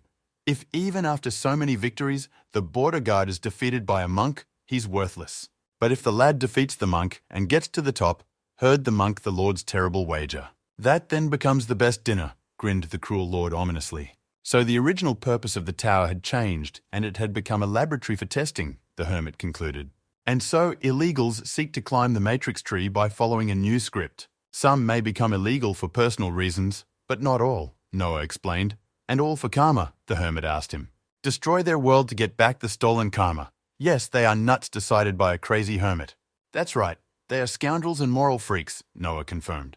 So there's something to discuss, Noah said, and poured something stronger into a glass. If Hyun-woo wants to help regain control of the Matrix, how quiet. The hermit guarded the couch all alone. On the other hand, someone was still present, but she couldn't be called human. Alice the fox was sniffing quietly on the bed with her tails fluffed. The illegal fox used to run around like an animal, but now it's back to human form. What a pose and view. The hermit was shy and decided to touch the vixen a bit. Don't snore, animal. He poked his finger at the fox to get it to wake up and stop whining. Woof, master of the house, broke out a runaway animal, not knowing how to behave. Why was she only climbing the Matrix Tower? The hermit asked her. And why, all of a sudden, she wanted to answer with a question, but she faltered at one glance from the hermit. I'll tell you everything, squeaked the vixen. The furry pelt's former habitat was destroyed, and so it escaped, said Fox. Someone stole her karma and said he'd give it back if she went up the tower. He took the karma of the entire level too. There was no other choice, the fox continued. But Hyun-woo heard a familiar white noise. The system put a filter on this information. So now she doesn't need to climb the tower anymore, the hermit asked. She'd had enough of her karma, her litter box, her food bowl, and she'd been branded, the hermit thought. examining the living coat. Master will give a yummy treat, the fox asked, and wagged all her tails. So take it yourself. What's the problem? He asked, as he watched the fox jump to the shelf. He brought out a jar and held it out to the hermit. There was an inscription on the lid. No more than 1 stick a day, wrote cute Seo Yan in her beautiful handwriting. They're trained, the hermit wondered. He's the one who has that effect on them, Hyun-woo thought. You can eat as much as you want. We'll buy more when you run out, said the irresponsible hermit. It's not drugs, he thought, and left, saying goodbye to the fox that was already drooling. How's it going at the zoo? The hermit asked the hermit to the old guys who were hooked up to the same server. Who made a pile under his favorite pine tree, resented the hairy macaca. It's a natural process. Snakes have a cloaca, Chicken Dragon explained. All the more reason for it to clean itself, he said. But macaca couldn't stop stinking for another week, he shouted. I'm going to chop in now, the server owner indignantly pined, the hermit listening to their altercation. Chicken Dragon was a useful source of information, but was constantly bickering with Monkey. Enough already, are you like animals? The hermit tried to stop them. There's something I want to ask, he told the old farts. The two muzzles stared at him with interest, oblivious to the altercation. Why did they stick their heads into the tower? The hermit asked them. So they went into the tower to fight with the people upstairs who were in charge, Hyun-woo realized. That's why there were only scrappy images left of them, not a full body, the dragon explained. And they started bickering with Monkey again about minor details. Maybe put them in enclosures too, thought the mad zoo director. Why such questions? Wondered the Monkey King, asking the hermit. Hyun-woo wondered if these two might respond to the idea of a tower tree crusade. As long as the system stays the same, illegals will pepper and genocide every level in their path. First, we need to eliminate the tester, said the developer, naming the first item in their plan. He regulates the balance in the Matrix Tower and all matches and is located on the ground floor, Noah explained. If you eliminate the adjuster, you get an important key, Noah explained. But how to get there? Asked the topographically cretinistic hermit. Underground floor, the menagerie interjected, the hermit nodding as he asked them the same question as Noah. It's easy, and killing the tester is easy too, said the hairy macacus. He was already climbing the tower. Isn't she strong, thought the hermit upon hearing such an answer. Before the meeting, however, there is something to be done, Macaque thought to himself. But the journey itself will not be easy. He gave out secret information. Floor 0 is not tied to the tower tree, and you can't get there in the normal way. But exactly how, Macaque didn't know, which infuriated the mad hermit. You should also beware of corpses, Macaca said meaningfully. Empty shells of illegal aliens are collected at Ground Zero. The consciousness images are stored on the servers, and the bodies are transferred to the morgue in the basement. Useless minds are disposed of, and the strong ones are preserved in hidden levels of the Matrix. The morgue kept the physical bodies in the morgue just in case, Macaque said. And why such a separation? Asked the hermit. The two Monkey Kings tried, just to speculate, as their ears squeaked nastily from the data filtering. We need to get to the first floor, the hermit realized, and from it jump to Ground Zero. The journey would take 10 days, he learned. He would find out the rest from Noah, the hermit decided. To get to Noah again, it was necessary to charge Mangaka's portmanteau. This infuriated the hermit. For frequent use, this was becoming a problem. It was all about timing. He's a border guard and couldn't be away from duty for long. I gave you a vacation. Why did you come back? He asked the student who entered. It's been a long time since we've seen each other, she spoke in her demon loli voice. Damon a loli? Asked the hermit warily. Too wary, too he feared, stated the ancient loli. There was no need for that, she said, and the hermit grabbed her by the horns. They really are real. He pulled them to the side. Comfortable to hold, the hermit thought. She says not to be wary, but how to believe her, asked Hyun-woo, since they fought before. Believe me, the demonic loli in Miryong's body almost cried. After playing with the horns, the hermit let go of the demoness that sat in the body of his dear apprentice. Ta tried to convince him to be honest, but just kept repeating the same thing. The fox was snoring peacefully, not even awake. What a useless animal they have made, thought the hermit. Come on, talk, he said to the offended demoness, who did not understand how only the mistress of the body could follow after the mad teacher. Miryong was training in the inner world, and Demon Olali was in charge of her body just by stealing away, the hermit thought. And why that? The hermit asked. But the hermit only replied that the cat girl was similar to Demon Olali, and therefore of interest to her. What a soulmate, the hermit wondered, and the demoness confirmed that this was exactly how they could become even more alike. Tomorrow I'll tell the rest of the story, interrupted the insolent demoness. She wasn't going to share much, and the hermit thought about cracking her open. What kind of training, he asked. It didn't seem like there was a threat coming from the demoness at the moment.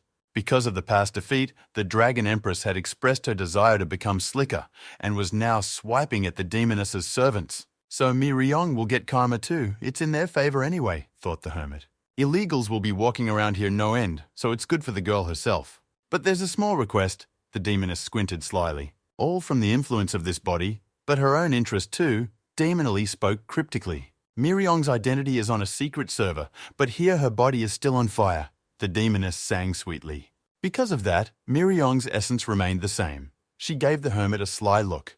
Closer to the body, the atmospherically inept mad hermit told her. No big deal, just stay the night, the demoness suggested. Nightmares are dreaming. At first the hermit didn't understand the sentence, but then, as understood. An old demoness in the body of a young cat, nightmares will come to him. What's with the face? Noah asked cheerfully, pouring a fresh kaffir. Is there any way to get to the secret apartment right away? He asked the developer. To get here, you have to use Mangaka's loincloth. It's been sweating for a long time and it stinks, the hermit explained. It's really not pleasant, Noah thought, and took a sip of the invigorating tea. Okay, I'll put together a separate artifact, but it will have to wait, promised the lazy programmer. It will take 2-3 weeks, Noah said, and Hyun-woo was fine with that. Moving on to the main issue, he said. What's the fastest way to get to floor 0, the morgue? He asked the developer. It would be a problem if a strong illegal like last time showed up while he was away, the hermit said. Find the testator item, Noah told the mad hermit. It takes an item related to the tester to get into the morgue, just like he got into Noah's secret apartment. But how to get it? The hermit asked, and Noah promised to see. Strange, no matter how many times I look, I don't see a crooked programmer surprised. Just using the secret passage, asked the annoyed hermit. Perhaps he can take advantage of that. Reinserted the developer ad space. And so the secret back passage is still there, the hermit clarified. Is there any problem with it? He asked the thoughtful developer. Not now. There's even a navigator for the dumb. Noah gave the device to the hermit. The hermit looked at his status. Navigator for stupid people with topographical cretinism, it meant there. But what was the problem? The hermit couldn't wait to hit the road. The artifact leads reliably, but the road itself is crooked, the developer explained. You can only get to the location that is entered in the coordinates. But if the place is destroyed, he can't come back from it, Noah said. Hover in the space of imaginary numbers on the fields of the matrix, the developer explained. It's like the secret servers of illegal aliens, asked the hermit Noah. No, Noah said. This place was different. This space in the outer wall of the tower. Once there, he was doomed to wander forever in an endless void. Why was it created? The hermit wondered. And Noah replied that it was put together by the renegades on the development team. If it picks a navigator and finds the right space, it will get there in a matter of moments, the developer said. Long and soft or fast and hard, the essence of each choice was realized by the hermit. What to choose? Pondered the mad hermit with topographical cretinism. Resolved, Hagel's voice came from Agent Rose's book. No, replied the girl sitting in the KGB main office, and the book asked why. Why think so long? Others will sell their souls for the truth, seduced by the philosophical grimoire. Really, wondered the girl with the flowery nickname. Even though she was better than all the previous underdogs the book had taught, she still mastered only half of the book. And really, it was worth studying philosophy to the end, the girl decided. She had thought so, back when her teacher had told her the truth about the Matrix world. Especially since that little one has also started practicing, intelligence reported. But that means that the mentor is alone. In other words, no one will interfere with them, the girl dreamed. The little splinter kept getting tangled under his feet, and their strength was equal, so there was no way to simply get rid of it. But since she's not here now, it's time to take the bull by the horns. Rose smiled sweetly. So it's best to put philosophy aside for now. The mad emperor's successor jumped in. Is there anything more important than getting power? Asked Hagel's spirit. Much, trampled on all book pride in a word, chief cat lady. If training can be interrupted whenever you wish, then you will begin training, asked the book, not knowing how else to entice the student. Hold the portmanteau, but wash it afterward. Gave the hermit the source of the horny one's evil. And what is she for? He asked the demoness in her apprentice's body. In order for Miryong to receive Loli's karma, the demoness replied. Is it so distrustful? Demoness asked, after seeing the hermit's suspicious look. Miryong asked for a tailoring and was very nervous.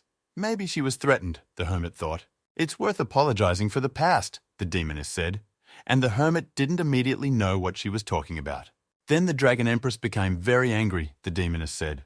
The demoness shook her hands. She didn't admit her guilt, and Mi Ryong remembered all the dialogues the demoness had. "That's goodbye for now," said the horny beast, and waved her catgirl pen. "Be careful out there," she said. What another show of concern, the hermit was wary. "Rather worried about the girl host," said the illegal lowly.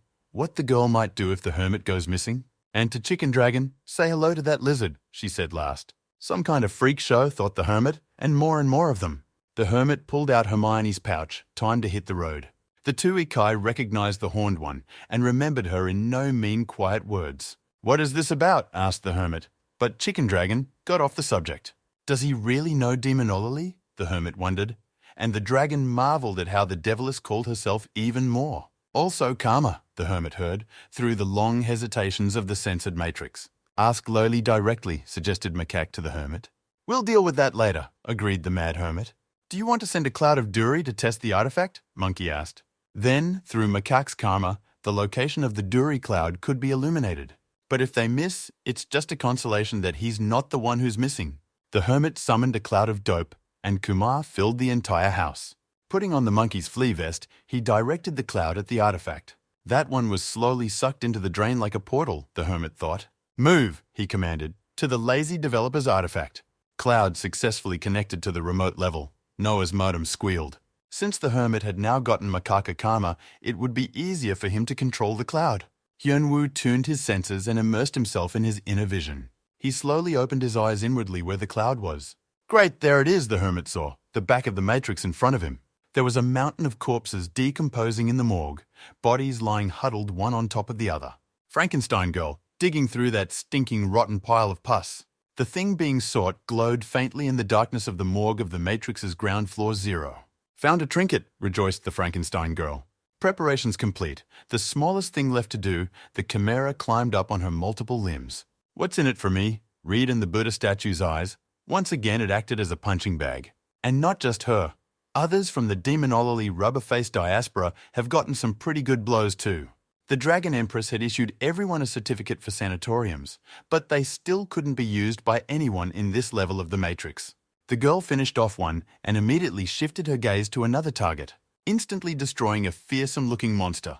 One at a time, they were worth little. And even piling on all of them, and there wasn't much of a diaspora. But their main virtue was that the freaks never ran out and kept on rolling. Exhausted, the Dragon Empress reacted more slowly, and the raking hands got to the fragile girl to paw at her. The rubber faces did not forgive such miscalculations and rushed after the enemy. Demonology stopped the simulator beating rubber friends, and they melted into thin air. "What are we waiting for?" Demoness asked when she entered the training cave. Away from the fetishists, in the safety of the inner server, she could walk freely in all her glory. "Why the hell did she do that?" the first Catwoman nearly cried. "Clearly not because of the monsters." So angry, clapped her hands admiringly at Demonology. "Don't change the subject whenever you want," the Dragon Empress shrieked angrily. But she apologized already, as the girl asked. Demonology replied.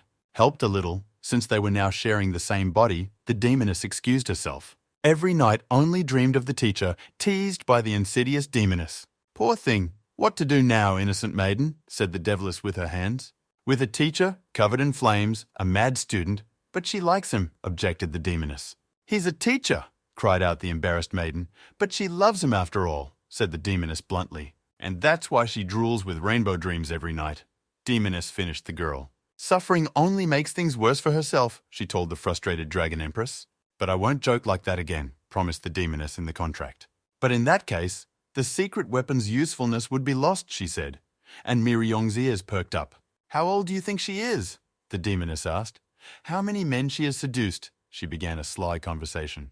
"Who would fall for such a thing?" the Dragon Empress said indignantly. "He'll succumb at once," said the grandmother in maiden form smugly. "No doubts, we must strike while the iron is hot. The insidious demoness has set her nets." "There is no more skillful woman in the entire Matrix," smiled the deviless slyly. "A noble monk with centuries of abstinence could not resist her charms." The emperor, with his many concubines, fell at the feet of Demonology. Everyone fell before the charms of the extraordinarily beautiful Demon Lola. The girl's teacher is still an insensitive chump, but even he can't resist Demonology's charms, she said proudly. In one fell swoop, Demonology chattered self-consciously, but Miryong listened with her mouth hanging open. "This meeting will be fateful," noodled the inexperienced maiden, the old grandmother. "She can only share the secret with the Empress of Dragons." the demoness said. The innocent maiden both wanted and poked. Don't you need a teacher if you've been thinking for so long? The deviless said to the innocent girl.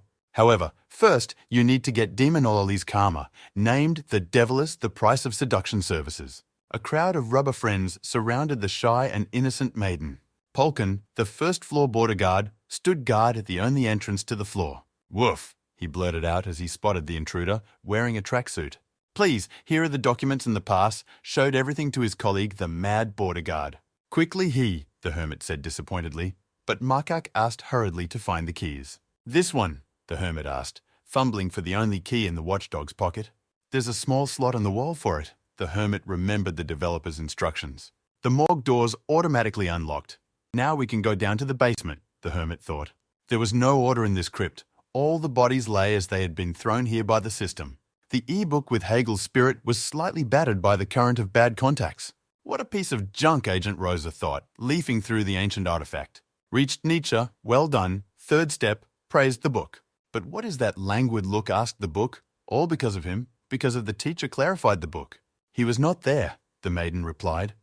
When she went to visit him, it turned out that the teacher had already left without saying goodbye, Rosa recalled. Such an opportunity is in the cat's tail, angered the devoted student. After the third step, she became even more irritable. Not good, Hegel's spirit reflected. Do you want to seduce this mentor? Hegel's spirit asked, and the cat girl perked up her ears. The solution lies quite close, the spirit told her. The girl listened attentively. If it reaches the last stage of the book, we'll be able to control the feelings of the mentor. The maiden heard the suggestion. Are you suggesting playing with your favorite teacher's feelings? Agent Rosa asked sharply. Hegel's spirit at once denied everything, but the cat girl did not restrain her anger. The thing is, he's not the only target. The book quickly corrected itself. The language of the soul can be used on that little girl, quickly dusted off the Talmud before it was wasted. Agent Rosa marveled at the little girl, changing from anger to mercy. And conspiratorially propping her chin up with her fist, the Talmud gave out the deed. Sounding great, Rosa thought of all the creative ways to use her new powers. Control of that girl will be possible after going to the 5th volume, Encyclopedia of Philosophy, said Hegel's spirit.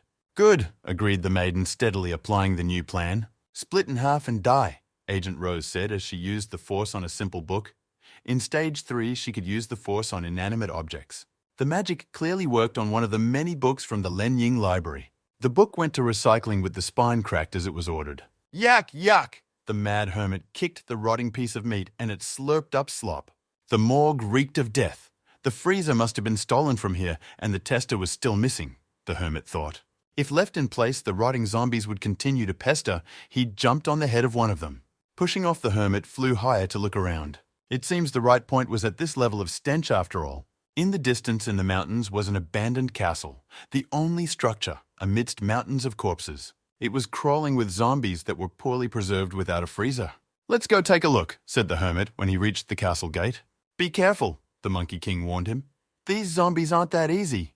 These are no ordinary corpses, he said, as the bulging eye sockets of one of them glittered with anger. One zombie warrior attacked, a powerful chopping lunge so that the hermit barely had time to dodge. Hyunwoo pushed off from the opposite wall and rushed to meet the zombie warrior himself. The blast attack tore the one apart with a deafening pop. But a bunch more semi-autonomous corpses ran to take the place of one. They suffered the same fate. The hermit quickly disposed of them. The impacts left a deep crater underneath, so powerful had it become. He certainly suspected that the corpses of illegals would not be easy, but in reality, they still retained the physical attributes of having overcome rigor mortis.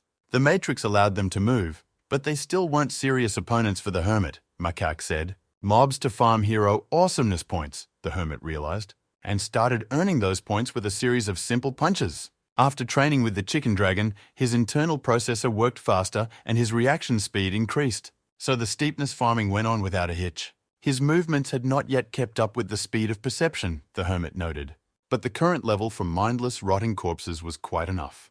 The corpses acted on reflexes, but they're not capable of much more than that, Chicken Dragon said.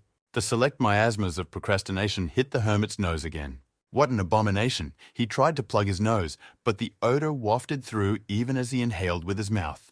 So that's where the noise was coming from. A voice suddenly boomed in the morgue. And here we have visitors, said the Frankenstein girl. Damn it, Wonder Woman, what an abomination, said the hermit. Even the menagerie lost the gift of speech upon inspecting the transformer model. You don't understand anything about beauty and practicality. The chimera smiled. Why did you come? The Frankenstein girl asked. So she is a tuner, the hermit asked, and the girl nodded. A mortal cannot understand the beauty of her body. Good of you to come. I needed a live test subject, the hermit heard. Just about done with the experiment, the chimera said. She stepped forward. The one who controls everything in her tenacious paws and claws, said the Frankenstein girl. Queen of the Hive introduced herself to the reckless transformer girl. This is what a tester is supposed to look like, the hermit asked in disgust. To hell with talking, needing to pull herself together, she pulled a couple of her limbs out. Burn the witch, recoiled the hermit from the vile sight. Dozens of insectoid tentacles and legs emerged from the crazed tuner. The hermit dodged, but the chimera was hitting pretty hard. Stop with the Kunstkammer, he said, and gave the ugly girl a smack. The one recoiled from the staggering effect of the blow, before that only corpses could be opponents. The constructor with the name Build-A-Girl fell on its back. Is that it? Wondered the hermit. Is she kidding? He asked the arthropod tester. Too weird, suspected Macacus, can't be said, he said. It's her body, said the Monkey King first, noticing its features. A strange magic ignited inside her ruined body, the hermit saw. The ground suddenly shook beneath his feet. The hermit understood nothing. Two huge searchlights peered out at him from the darkness, the eyes of an immense monster. Even the spiritual menagerie was stunned at this reversal. And the guest is no ordinary person, said the monster in Chimera's voice. How would a normal person get here? Asked the mad hermit to the foolish tester. As soon as such a goofball got a position in the matrix, he provoked Chimera. From above, Chicken Dragon shouted to him over the telepathic bridge. No way, said the gaping hermit, looking up. The magical attack hit with a radius, so he barely dodged. His feet froze, and the monster attacked again with magic. The lightning discharges were slowly approaching. The hermit had turned on combat mode and could see them. He ducked at the last moment and donned the vest of a flea-bitten monkey. Rusty! The hermit shouted the command and swung harder. But the huge muzzle managed to dodge the wide blow. What kind of nonsense she had done to herself, wondered the Monkey King watching the fight through the live broadcast. He felt the vibrations of different karma in her, his former associates and enemies. Even the karma of the chicken dragon, Macaque said to the snake. That's it. She had connected the karmas of the murdered illegals, Macaque realized. The ugly millipede laughed throughout the castle. So he has helpers, she said. That's not the whole puzzle, Chicken Dragon said, also taking a good look at the creeper. A worm able to utilize the karma it has joined, he remarked. The lightning that struck earlier belonged to a snake, agreed the Monkey King. And ice crystals from Master Procrastination's freezer, the hermit confirmed. What clever mortals, laughed the vile arthropod chimera. The hermit watched the beast crawl out of the deep hole. The zookeeper on the way out was also stunned, disgusted, looking at the ugly woman. The queen of the hive spilled out all of her cock-headed bods. And this is a queen, the hermit grimaced, more like a shabbled host. This body is excellent. Provocations are useless, the monster rumbled. Useless, as it were. Who had just gone off the chain, replied the hermit. So demanded Hive, the adjuster, the chimera mumbled, showing signs of schizophrenia. Lord of Corpses and their abilities flapped the chimera's mouth in a fit of megalomania. The diagnosis is not comforting, thought the hermit, and why all his opponents are brain dead, the Matrix has had a bad effect on them. Better be careful, said Chicken Dragon. Chimera has quite a few karmas. At least several hundred, he added, warning the hermit. Okay, Coddle, move, pushed away from the microphone, snaked the Monkey King. The chimera gathered all available mana and hid ominously behind a stone ledge. What a toxic energy! The hermit unwound the bailout stick in the manner of a fan. Look around too, the hairy macaca warned him again. A firestorm of many fireballs flew at the hermit. Along with him, waves of cold flew from the other side in a combined attack. The ghosts of regrets and poorly spoken phrases pounced from behind. Meteors, ice, flames, curses, a multitude of magical attacks spewed out at the hermit. Pikachu, I choose you. He squeezed the chicken dragon balloon. A barrage of light flashes engulfed the entire battlefield. The hermit aimed a powerful punch towards the chimera. Get shouted he did, and in one fell swoop he blew up the rock behind which it was hiding, throwing the millipede into the air. Here I am, he said, and landed in the area of the back of the parasite's head. The chimera released the spikes from its neck to block the surprise attack. But the hermit had already released the power of a divine fetishist with many hands. The mad hermit went full blast, and there was a monstrous explosion. The millipede lay torn to shreds after such a magical attack. But the vile arthropod creature was still moving. And now the mad hermit rushed toward Chimera. But suddenly, her bodies, interlocked like pieces of a jigsaw puzzle. Body recovered. The hermit realized the unpleasant news. Hyunwoo once again dodged a series of lightning attacks, the monster attacking immediately as it recovered. He approached and swung the telescopic thunderbolt properly. The hermit nailed the schizophrenic girl so hard that sparks sprinkled from her eyes, but suddenly discovered a magical barrier in front of him. "What a wall," tapped the hermit on the transparent barrier in front of him. The dragon empress was breathing heavily, emitting a bloody aura. Lolly Demoness looked anxiously at her ward. The girl was doing well at first, but accepting the mind of all the yokai was still a bit difficult for her. The dragon empress smiled a devilish grin. "Ended up losing her mind," Lowly Demon sadly remarked. "What's the firewall?" the mad hermit asked the team from the zoo. "It looks like the earthen wall of Dick Mountain," Monkey replied thoughtfully. "The energy is the same, only it's been made transparent with different karma," Macaque suggested. "That's not the problem. Better look at her body. It seems the chimera has infused most of her powers into regeneration karma," Monkey said. The farther into the forest, the thicker the partisans, scratched the back of his head, the mad hermit. "So we need to beat up the creep faster than recovering," he said. "I thought to leave the guest intact, but I guess it wasn't meant to be," Chimera excused herself. "Especially for you, I'll show you my true colors." The chimera rumbled with a rotting mouth and bit her own tail, sinking her sharp teeth deep into it. "What kind of auto-cannibalism?" exclaimed the hermit, the menagerie huffing again at the bizarre creature. The chimera curled into a tight cocoon and emitted an aura of dark mana. It now looked like a slimy ball of rotting flesh with an eye of rotting flesh. The lump of rottenness attacked with a multitude of thin cockroach legs. The speed of his attacks had increased greatly, and the hermit was barely dodging everyone. He moved close to the mythbow to stretch him properly. But Hrenzgora's transparent magical barrier got in the way again. He was attacked by black lightning, but Hyunwoo repelled it with a bloody aura. He stopped to see if his attacks had worked or not. Once again, a multitude of feet flew toward him from one point. Rotten tentacles tried to surround, but the hermit fended them off with a bailout stick.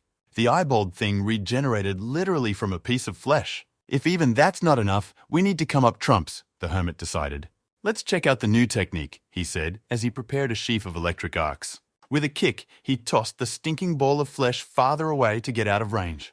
But the cockroach's thin, nasty legs reached for him again. A pain in the sciatic, clenching his teeth, the hermit dodged a multitude of attacks. Cuttlefish, covered in sinister mana, and fully recovered. Not bad, thought the hermit. His opponent wasn't particularly powerful. Balls of ice flew towards him again, the creature switching to ranged attacks. Hyunwoo easily knocked down the weak magic with a bailout stick. Fireballs flew in exactly the same order. The devil chimera had simple attack patterns that even the hermit became bored. He easily repelled the now familiar sequence of magic shots, but even so the problems didn't end. "Not too absolute a regeneration power for such a rotten thing," strained the hermit. "If he procrastinates any longer, he'll simply run out of strength and the creature will win." The chicken dragon swept up the same thing. "Time to wrap up," said he. "Better suggest a weak spot, admirals," shouted Hyunwoo to the menagerie. "But he is gone," replied the Monkey King. "A monster almost immortal," agreed the chicken snake. "But there is one oddity," said the sly Macacus, stretching his words to annoy the hermit. At first he thought all the karmas were gathered in the center of the huge body, coddling the furry one while the hermit was beaten to death. "There's a karma battery," Macaque concluded, "somewhere outside the body." "Indeed," realized Chicken Dragon, agreeing with Monkey. "You can whenever you want," said the serpent. "At least you're good for something, Fleabag." "All you can do is fly and shit." The hermit heard his friends bickering again and shouted to them to look for vulnerability, not talk. What were those strange sounds? The hermit froze for a second to look around. A huge fireball flew at him, covering his entire field of view. The magic swept past, scorching the skin on his face. He barely dodged it. The snake wagged its tail as if it had noticed something. Something wrong, the dragon had said to the hermit. "Is it true, Captain?" asked the hermit, dodging another attack. "There is a faint connection between the pillar and the cliff," Chicken Dragon outlined. The hermit looked at the lone stalactite that stuck out like an antenna. All the other stalactites had long since collapsed, but this one remained intact, he noticed. Hyunwoo decided to quickly check their guesses and rushed towards the target. Meat Thing tried to hold him back by freezing his legs off. "Oh, if she's reacting like that, there's definitely something there," the hermit exclaimed. "Don't, Uncle!" yelled the strange creature after the mad hermit. The level boss got nervous. How wonderful, gloated Hyunwoo. And with a mighty kick, he broke the stone pillar to pieces. A magic crystal shone brightly in the middle. Good thing I didn't have to gut anything, the hermit thought. There goes the Koshai's needle, said Chicken Dragon, recognizing the item he was looking for. Thanks, Cap, the mad hermit answered him and held out his hand for the crystal. All the claws that Mitt Boy had on hand reached out to Hyunwoo, but he had already managed to ruthlessly crush the beautiful trinket. Deep in the yokai Taba, a mad dragon empress ran rampant, tearing immortal images with her bare hands and bathing in their blood. A normal person would have lost their mind long ago, lowly demon remarked. But the girl held on. Albeit faintly, reason still flowed in her frantic head. The craving for madness was getting stronger and stronger. Every second she could lose control completely. She tore the monsters apart over and over again, and it wasn't enough for her. The meatball shrank, its magical connection to the source severed. It was writhing in agony, cursing the mortal who'd taken Karmas. The beast unleashed its last magical powers on the hermit, hoping to defeat it with a single attack. Time is short, suggested the Monkey King. We must hurry, he stated the obvious. Fed up with the admirals, the hermit gritted his teeth and dodged the schizophrenic monster. The time of borrowed karma with the Fleabag vest is coming to an end, Hyunwoo realized. Now let's go full castaway, the mad hermit decided. Thunderclouds suddenly gathered in the dark cave. Who touched the climate control, wondered the tester. Dragon Troll mode on, the mad hermit plugged in his horns. This is where it ends now. He gathered a tremendous amount of power on his fingertip. Mana from the clouds rushed towards his outstretched finger as he put his hand up. What a trick, the ugly creature was horrified, sensing something amiss. To interrupt the hermit's cast, simple but powerful spells flew at him again. But he still stood unwaveringly without cancelling the cast of magic. The art of the Tao, it's not like showing electroshock tricks, Chicken Dragon taught him. Let the energy into the sky and seize space, the hermit recalled, practicing the Tao. Add a drop of ink to it. Don't try to make it perfect, the dragon taught. Just enough to touch the clouds with your energy. At the very end, unleash all the lightning that you have into everything that moves, outlined the essence of the Tao of the Chicken Dragon. This is the essence of the lightning tree technique created by the Chicken Dragon. The craving for madness overtook the devoted student with a headache. He stopped hearing his thoughts altogether. The momentum didn't wane despite the fact that she'd already held on so long. Maybe that kind of strength would be enough. She's already holding on longer than last time, the apprentice doubted. Maybe she should go after her secret desires already, she thought. How much can you hold back and wear yourself out? Whispered a voice from within. Why become someone's puppet apprentice? Suddenly heard the master's voice. She looked in his direction. The demons inside subsided and retreated at once. He appeared before her as he had the first time, mysterious and majestic. Is she so weak as to not believe in herself? The hermit image asked. All because of her parents for controlling her like a puppet on a leash, he asked. Since that was the case, nothing needed to be changed, wondered the foreman. If the past bothers you so much, just blot it out, erase it from your memory, the mad hermit advised. And reassemble yourself from now on as if your birthday is today, he said. The past erased, he gave her a new name, after a session of intense psychotherapy. Her name is Miriong. The image of the mad hermit smiled. The rotten scolopendra squirmed in the hundreds of lightning discharges that burned through it. The shock therapy worked on the schizophrenic girl perfectly. She was squirming in pain. That was a good one, the hermit marveled, pleased with the result. In past fights where he fought smaller opponents, such a technique could not be used, but on a huge scolopendra, it would be fine. A useful thing these Taos of yours are, the mad hermit realized, casting aside past prejudices. From the strong recoil, the lightning bolts blocked the monster's regeneration. That you're not recovering anymore, he told the rotten sod. Here he bit the electrode. It will be easier now, he soothed the dead animal. It won't hurt because the current will vaporize the nerve tissue faster, the caring vet explained. Rusty, he pulled out his stick, tearing his body from muzzle to tail into small pieces. The dragon-headed scolopendra let out one last pitiful wheeze.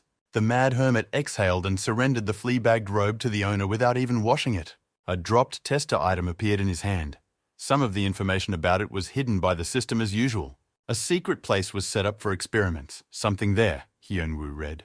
If it's a developer's key, there's definitely something inside, the hermit realized. I'll just pick it up and show it to Noah, the lazy hermit decided. He pulled a ring from his pocket and commanded a cloud of duri. Now needing to find a way out, the hermit soared over the mountain of corpses. He hovered slowly, trying to figure out where to go. The topographical cretinism was making itself felt. It seems to go to the south, Chicken Dragon suggested. Or west, the serpent hesitated. His orienteering wasn't any better. Just stand on the cloud and look around the walls, suggested the hairy macaque owl. The dragon empress came to her senses after remembering her teacher. The crowd of yokai surrounded the girl again, but now she felt empowered. She gathered Demon Ololi's energy around her, letting the rubber diaspora get closer. Perfect, patted her demoness who was watching the battle from the side. The damsel was talented and very quickly mastered Loli's power. With nothing else to do, out with the stuff, the deviless constructed a portal. But the girl hesitated, not knowing where to begin this conversation. "What's the matter?" the cunning demoness asked. She knew what it was, of course, but watching the innocent maiden tremble was a pleasure. This crumpled the innocent but very persistent student, becoming suddenly meek. "Give me the secret weapon," she told the wily deviless. A secret weapon made the horned beast look incomprehensible. To hell with it all, the maiden couldn't stand it any longer and was about to run for her life. "Chill out. It's about which secret weapon she wants," the demoness reassured the girl. "An experienced, lowly priestess should have more than one weapon," the deviless admonished. "Depending on the character, status, relationship strategy of seduction can be different. Shared experience priestess LOL. So one needs this and that, this way and that way." The more she spoke, the more the dragon empress's eyes flared. The girl liked it so much she didn't want to let go of the experienced lowly. "Each weapon has its place and time," said the demoness. "Here we play innocence, here seductress." "It's the basics," she said, "but the choice is yours," the priestess of Loli shared. "I'm not sure what will work on the mentor," she answered Miriong's question. "There are two things. The first attack a little bit, but persistently, signs of attention. Light touches, but most importantly persistently. Stubbornly, wondered the mad apprentice, right? Agreed the demoness. That was the only way to achieve an unusual atmosphere. But at what point, the innocent maiden, like the hermit, confused her social skills? "Well, or solve everything in one salvo," continued the deviless. "Risky, but if it works," depicted the devilous obscenities. But the clueless dragon empress still didn't understand anything, and she knew love from children's fairy tales. How much easier, Priestess Loli clenched Miriong's cheeks. "Fast but risky, slow but sure," explained the deviless the essence of the choice. But what else could a mad apprentice, a mad hermit, choose? It was a warm spring day. He was lying on her warm lap. She was stroking his hair with a gentle hand.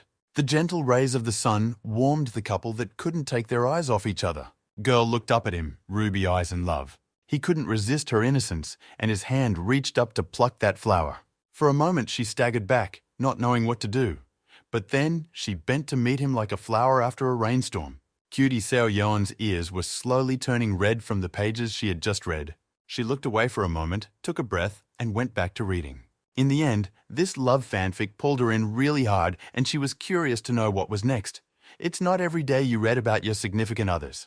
Especially since what was written was not without merit, the apprentice really did not move away from her master, the girl tensely pondered. She's usually completely unemotional, as if she doesn't care about anything, remembered cute Seo Yeon. Written clearly fiction, but the author wrote very vividly, "I wanted to know the sequel." Arrived, the driver interrupted the embarrassed beauty's pondering. "Is there a magical teleportation circle here?" asked the fox Alice when they found themselves at the mini replica of the Forbidden City. They came to experiment with magic circles. As soon as they showed up, they were already greeted by a cute Seo Yeon who noticed the minions. They suddenly formed two rows as if they were holding an official reception at the Imperial Palace. The Dragon Empress's servants were letting them through, so they could enter, decided the girls. "It's a big building. Maybe we should split up and find the circle faster." "Ah," heard a languid sigh coming from the closed room. Cutie Seo Yeon. "Ooh, what a sound," wondered pretty girl, and looked inside. "Teacher!" A languid, high-pitched voice came out, and the cute Seo Yeon was stunned. "First floor," said the eyed devil, who had just begun her ascent. "But what is it?" He noticed a peacefully snoring body not far away. "The examiner's out of it, you know, red-faced, drunk or something." "What the devils are here, a replacement or something," heard the red-faced one. The eyes in the back of my head considered the guy in the tracksuit who entered.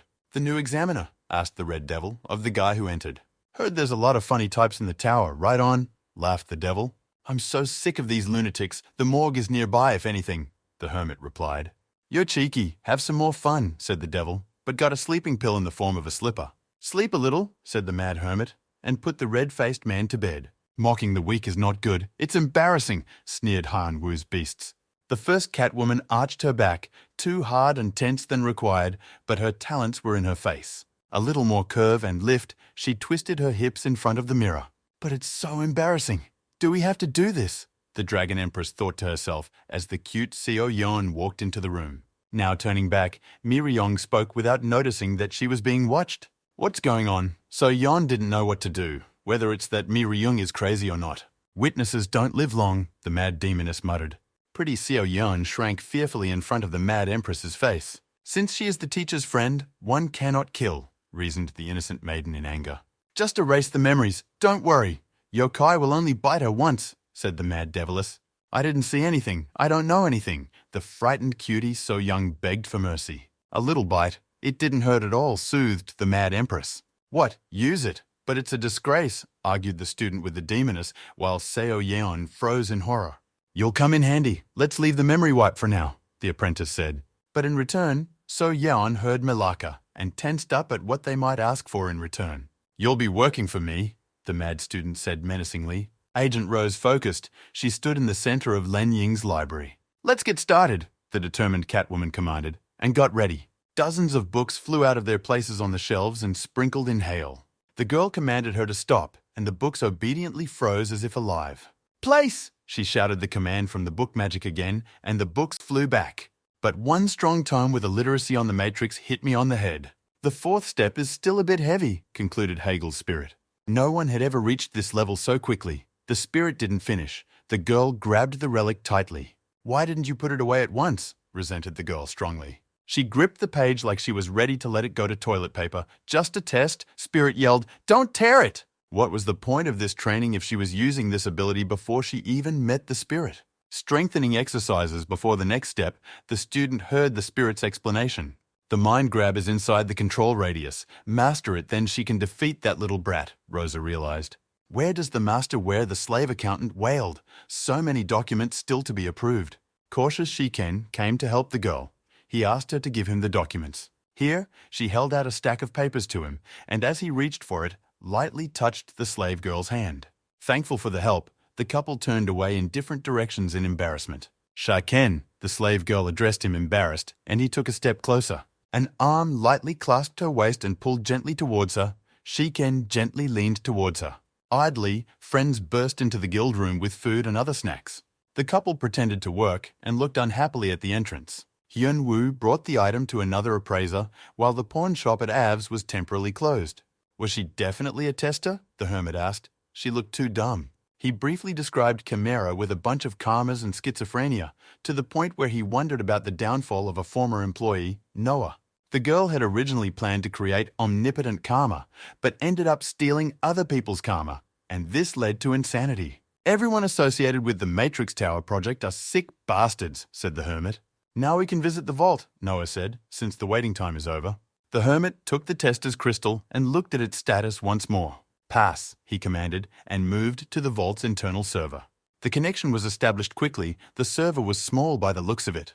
Boris Mart put him in a similar cell, and the hermit looked around in the confined space. The frozen images of the illegals stood before him, grey as if they were statues made of concrete. Great job, mewed the fox, happy to be finished, and soon to be delicious. Dying of fatigue, stretched beauty Seo Yeon with a sporty top. Progress is great, even with the system, stated the fox, grabbing a stick. Sweet Seo Yeon looked at her characteristics in her status. In just a couple weeks, she had gotten 1 mana discharge. Usually growth boundaries are set in the tower. Once you leave it, growth slows down. But now it was growing fast again. Isn't it time to go? Asked Alice the fox, reminding him of his errand. The Dragon Empress asked for something, the fox said. Ah, that very thing. A shiver ran through her body. The hotties in the sports top had better wipe her memory. Like a statue, the hermit picked Boris Mart's nose as the real one marveled at him. But how they should help, Hyun-woo didn't understand why there was all this fuss. Oh, Thunderbolt Electric. He saw the concrete sculpture of a fifth-rate foreman. It's an image of an illegal alien, the hermit heard the hermit explain. There is still karma emanating from the body, even though it looks like a statue. Besides, look ahead. And Hyun-woo glanced further down the hallway. He was very surprised to see the familiar statues, the illegals, Emo Boy, Makak, and Master Frieza. Everyone who died in the tower gathered in this vault, Monkey said, true to the serpent's confirmation. His body should be here somewhere too. The hermit looked up and saw a huge boa constrictor above him. "So you went to the vault?" Noah asked him on his return. "A terracotta army. But what good are they?" the hermit replied. "None so far," the developer evasively replied. "But what if they become allies?" "How else?" marveled the mad hermit. He held everyone up. "What is this?" he asked Noah as he pulled a strange ball out of his pocket. "A thing that will help turn said things into reality to change everything." The hermit heard and rejoiced greatly. "Convince the illegals to fight for you," Noah simply suggested to him. "It's been a long time since he's been beaten up," the hermit thought. Once again, everyone is beaten up or something said by the main character of a shonen manga. "Is there another way?" he asked when Noah gave up on the previous one. The procedure is simple. In and of itself, the programmer decided to explain in more detail. You need to go to the remote server to the illegal, talk to him, download your consciousness into this stone, and then come with it to the vault where the body is imprisoned. The hardest part is convincing them to support him, Noah explained calmly. Convince these lunatics, the hermit remembered.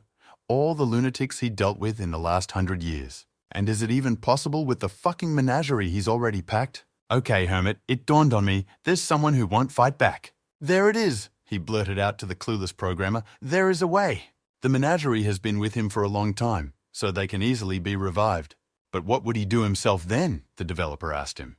"You revive the Monkey King, you'll have to pay back all the karma you borrowed from him. In other words, you can't use it anymore," Noah explained. "And the chicken dragon has only given a grain of karma, so he will only be reborn with it, and it will be of little use." The annoyed hermit sat back in his chair, and he just thought he had found a way out. "But you can also give up borrowed karma," Noah suggested. But the hermit refused. He still needed it. He sprawled out on the table. The thought of eliminating an important bump in the tower only caused more problems. To end the Matrix Tower, eliminating the testmate was necessary. It wasn't for nothing Noah had calmed down. "By the way, what about Av?" Founder asked the hermit, remembering about the white-haired peeper. So far, nothing. He heard the answer. More importantly, the Fenka he asked for is ready. The developer held out the device to the hermit. Now he could get into the developer's secret apartment from the 9th floor without Mangaka's portmanteau. "Resurrect us and you can't use karma," confirmed Macaque, the programmer's words. So they didn't hear the conversation with Noah at the secret apartment, the hermit asked, and learned that the system carefully filters all leaks. "Is it possible to resurrect the menagerie so as not to give away karma?" the hermit asked them. "There is one way." The Monkey King raised his finger up cheekily. "It requires," he didn't finish. "Just act like you did with the Duri Cloud. Get personal credit," said Macaque. But it wasn't fast enough for a cheater.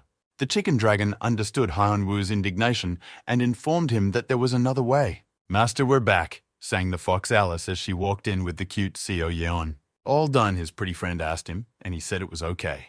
"Great," said the girl, and sat closer. The hermit realized it wasn't for nothing. 2 weeks ago, her performance glasses grew a lot.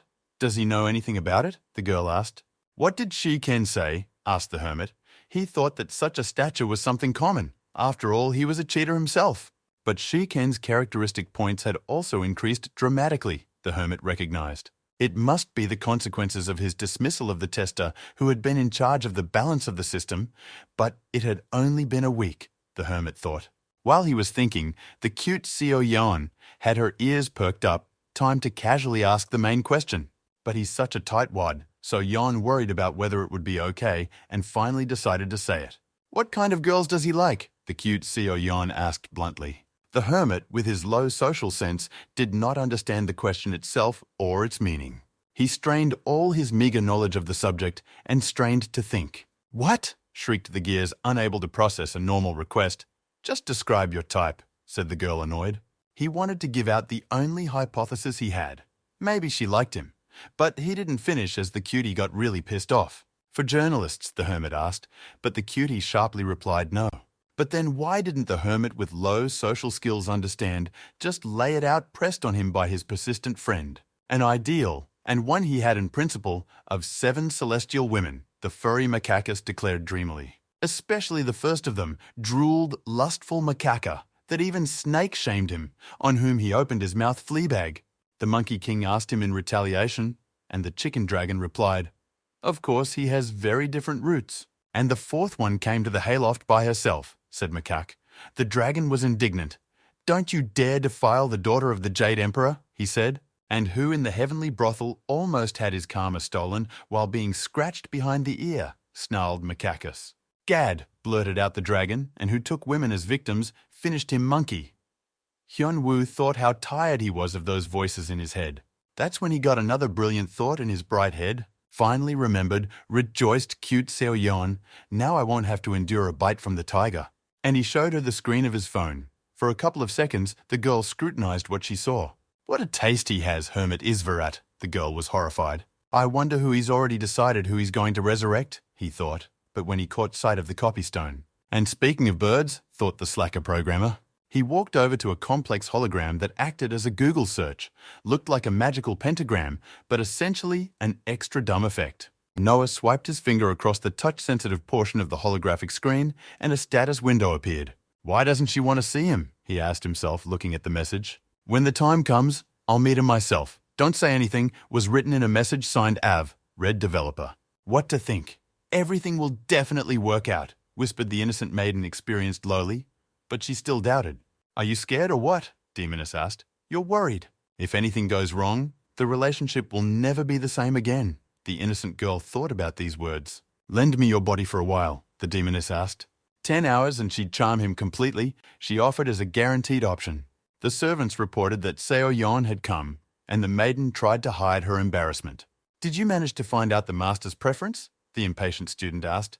And the cute Seo-yeon timidly said yes. Here, stretched out her telephone screen, the Empress of Dragons brought the phone closer to take a better look such, wondered the girl. 12 of the 13 levels of the matrix are closed. The monk reported the unpleasant news. And what is the reason? Asked the angry Lord of Manganese. A glitch or a system failure, maybe a Trojan caught. Monk didn't know the reasons. But it is known who has access rights to control the matrix levels, Monk said. Ah, that beastie realized who he was talking about, the Lord of Manganese, and smiled evilly. The possibility cannot be ruled out, the monk replied, recalling Sisyadmin. I thought she was dead, but she was found, and she's with a border guard outside her, the Lord said. And the monk was surprised he didn't know that information. Like I said earlier, the Lord released some manganese effects, and hit the indestructible textures of the tower with them. I'll be idle. He finished the sentence. What crooked effects they drew from the destruction, the monk thought. No gimmicks or tricks, said the Lord, striking a spark between his fingers. The battle of the two welders would be legendary. But this time, there were too many harem elements attached to the border guard, envied the Lord of the Manganese. I'll help once, he promised the monk, who couldn't have hoped for such a gift. She closed the floors briefly, sparking the Lord's wiring so he wouldn't come down, stalling for time, he concluded. In that case, we'll use another place, he promised the monk ominously. Crazy day, even for a crazy hermit, Hyun-woo sighed. Let's get back to our dragons. What was the method he was talking about? Karmas can be studied at the same time, Chicken Dragon suggested to him. The hermit scrambled to listen to the explanation, but the gist of it was that there was a trick that would make it quick and cheetah-like. We need to use the spatial time circle, Snake said. The technique divides into several parts, he said, and the hermit recoiled from his nightmares, but the dragon reassured him the program was just triggering his consciousness. It was possible to create, for example, 5 virtual copies, and give each task and study 5 karmas at the same time. The cheetah had to like this. Big rewards, big risks, just like in life, the dragon warned. Strain your brain, intervened Makakis when the hermit asked what he was risking. The costs of spiritual power will become higher, dumbass, the Monkey King replied to him. The burden of the Duri cloud was equal to 10 years. 5 karmas would equal the burden of half a century of effort, Macaque warned. All due to the acceleration peculiarities on the server, Chicken Dragon said. According to the rules of hidden levels, there is no fatigue, but pain is felt to the fullest. In other words, it all depends on the amount of spiritual power, the hermit concluded. Right now, the best option is to create just 2 virtual images, the dragon said. There is no other way, Makakik confirmed. This training session will be different from the previous ones, because the goal is to get 2 animal karmas at once. Okay, I get it, the hermit accepted. It's not going to work to create 1,000 shadow clones like in Naruto. Speaking of birds, the Monkey King changed the subject. Is it true, he asked, of the hermit? About your preferences, clarified the furry monkey when the hermit didn't understand him. Of course everyone has their own perversions, Macaque condescendingly remarked. Isn't it a little small? The dragon wondered. It's not just that, Macaque added, and the hermit asked them what it was about. The girl in the picture he showed Cutie. So Yon reminded monkeys. I made it all up. I just showed the game screen. The first thing that came to hand justified the mad hermit. He's making excuses, so he's definitely hiding something, Izvashnets, whispered quietly to the dragon. Monkey. Generally similar to his female students, Chicken Dragon agreed, definitely insane. Lollidaman adjusted the antenna. He knew the hermit was strange, but to be so, she said to the innocent maiden. So the reason why nothing had worked before, the dragon empress asked a leading question. Forget the word defeat childishly, replied Lollidaman. Prepare to act, according to the plan we discussed earlier, he told the innocent maiden over the telepathic link. First let's do this, then that, and then wow, that one, the demoness whispered to her. And even that very thing, the innocent but devoted student was embarrassed. Sweet Seo Yeon came to her senses and vented her soul by reading love stories. Her lobe blushed with embarrassment, and she confessed to Kim Hyun-woo, Red Beauty, Seo Yeon. And yet the fanfic matched the real story. Is there really something between them? Began to suspect the teacher and student, Seo Yeon. The picture shown was for diversion. The hermit was too asocial for such a thing, Seo Yeon realized. But if she went to the Dragon Empress empty-handed, there would be a disaster. What I bought, I sold. Let them sort it out themselves, the girl decided for herself. Apprentice, the hermit scrutinized his ward, head to toe, and once more in reverse order. Yes, teacher, humbly greeted his faithful student after so many days. What's this? He finally asked, pointing to a case of liquor nearby. Alcohol, answered honestly the student, but he could see that already. He looked at the open top and the bare belly of the mad student, and there was no way he could grasp the context. Why is she dressed like that? Like a heroine from a game into cosplay, wondered the hermit. The maiden caught the teacher's gaze in embarrassment. At the exposed parts he involuntarily lingered longer than he should have. But why should I show my hobbies? Didn't understand the hermit as the apprentice opened the first bottle. Master, she held out the first glass with ice cubes. Please, master. The girl stood up to hand him the alcohol. What is it? He asked. Just drink it, she replied. He asked again several times but got the unchanged answer. Just drink it. She was too insistent, and the hermit felt uncomfortable with the pressure. I knew it. The demoness grabbed her horns. The dopey girl never drank. That's why she's doing it so slick. Why offer a drink without an appetizer and just for no reason? The horny one asked. But the girl brushed it off. I see a goal with no obstacles. The fool is inexperienced. But oh, he's no better either, huffed the demoness that she had underestimated the couple's social skills. If everything was solved by alcohol, there was no need for all the other techniques, the demoness said grudgingly. Shouldn't everything be like this? Didn't the Dragon Empress realize she had done everything right? Getting the teacher drunk and cementing the relationship, isn't that right? The devoted student reflected. One glass won't be enough for one so hard-headed, the demoness said. What hangs on now? Perplexed the mad hermit, completely unaware of other people. Cosplay, now booze. Sure, she's of age. She can do what she wants, but why, he thought. Wanting to just relax after everything that had happened, he imagined a fun sit-down. But the alcohol that she took was meant to get wasted, he remarked. Only absinthe tincture is stronger. The hermit looked into his glass. We could start with beer. Let's finish this quickly and get out of here, he decided, and suddenly took the glass from the catgirl's hands. Hyun-woo knocked it over in one gulp and regretted it. It was like taking a sip of jet fuel. Act the innocent maiden. The horny lolly suddenly became excited at the unexpected good fortune. Offer another glass before he regained his senses, insisted the demoness, and talk. Though no, she changed her mind. Better not talk. But what to do? The catgirl freaked out. It was time to make decisions, she uttered, discarding other unreliable options. One of two things, or retreat, said the Lord of Lole. Either drink it yourself, go to plan B, commandeer the seduction operation of lowly demoness. Either he'll fall or you'll get intoxicated since you can't outdrink him anyway. And a slight hint would be enough, the demoness whispered to the innocent maiden. Now's the best opportunity until the competitor isn't around, reminded the demoness to the hesitant catgirl. If this is some kind of joke, began the hermit, but the mad catwoman jumped up sharply. Wait 5 minutes. Better. 3. She became incredibly serious, as if she was going to kill someone. Good, agreed the hermit, wondering what the hell was going on in the maidens' heads. Luckily for him, an invitation came from a long missing person. The invitation turned on immediately upon reading, and the hermit immediately moved. Welcome. He was greeted by a pizzeia who had arrived recently, and the virtual apartment was unusually clean. A white-haired android, the hermit wondered if it was her. What if it was a fake?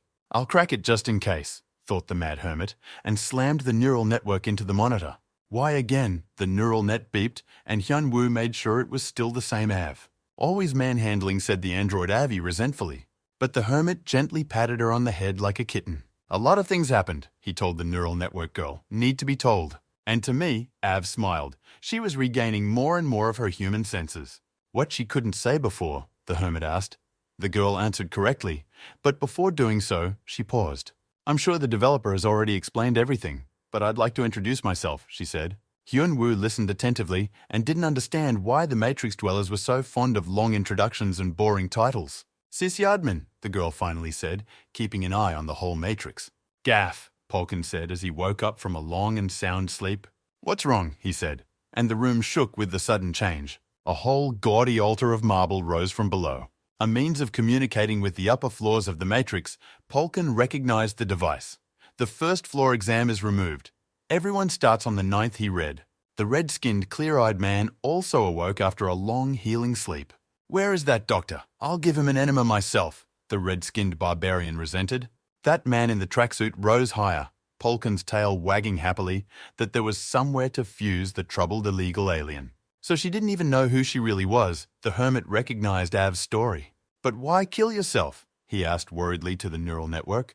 Now it was clear why it had slowed down at first. That she would tell him later, the white-haired android girl answered him. Now agreeing to everything, teacher, stammering from the drink, said the innocent maiden. She timidly opened her eye to gauge his reaction, but didn't know the hermit had slipped away, and she didn't know to whom.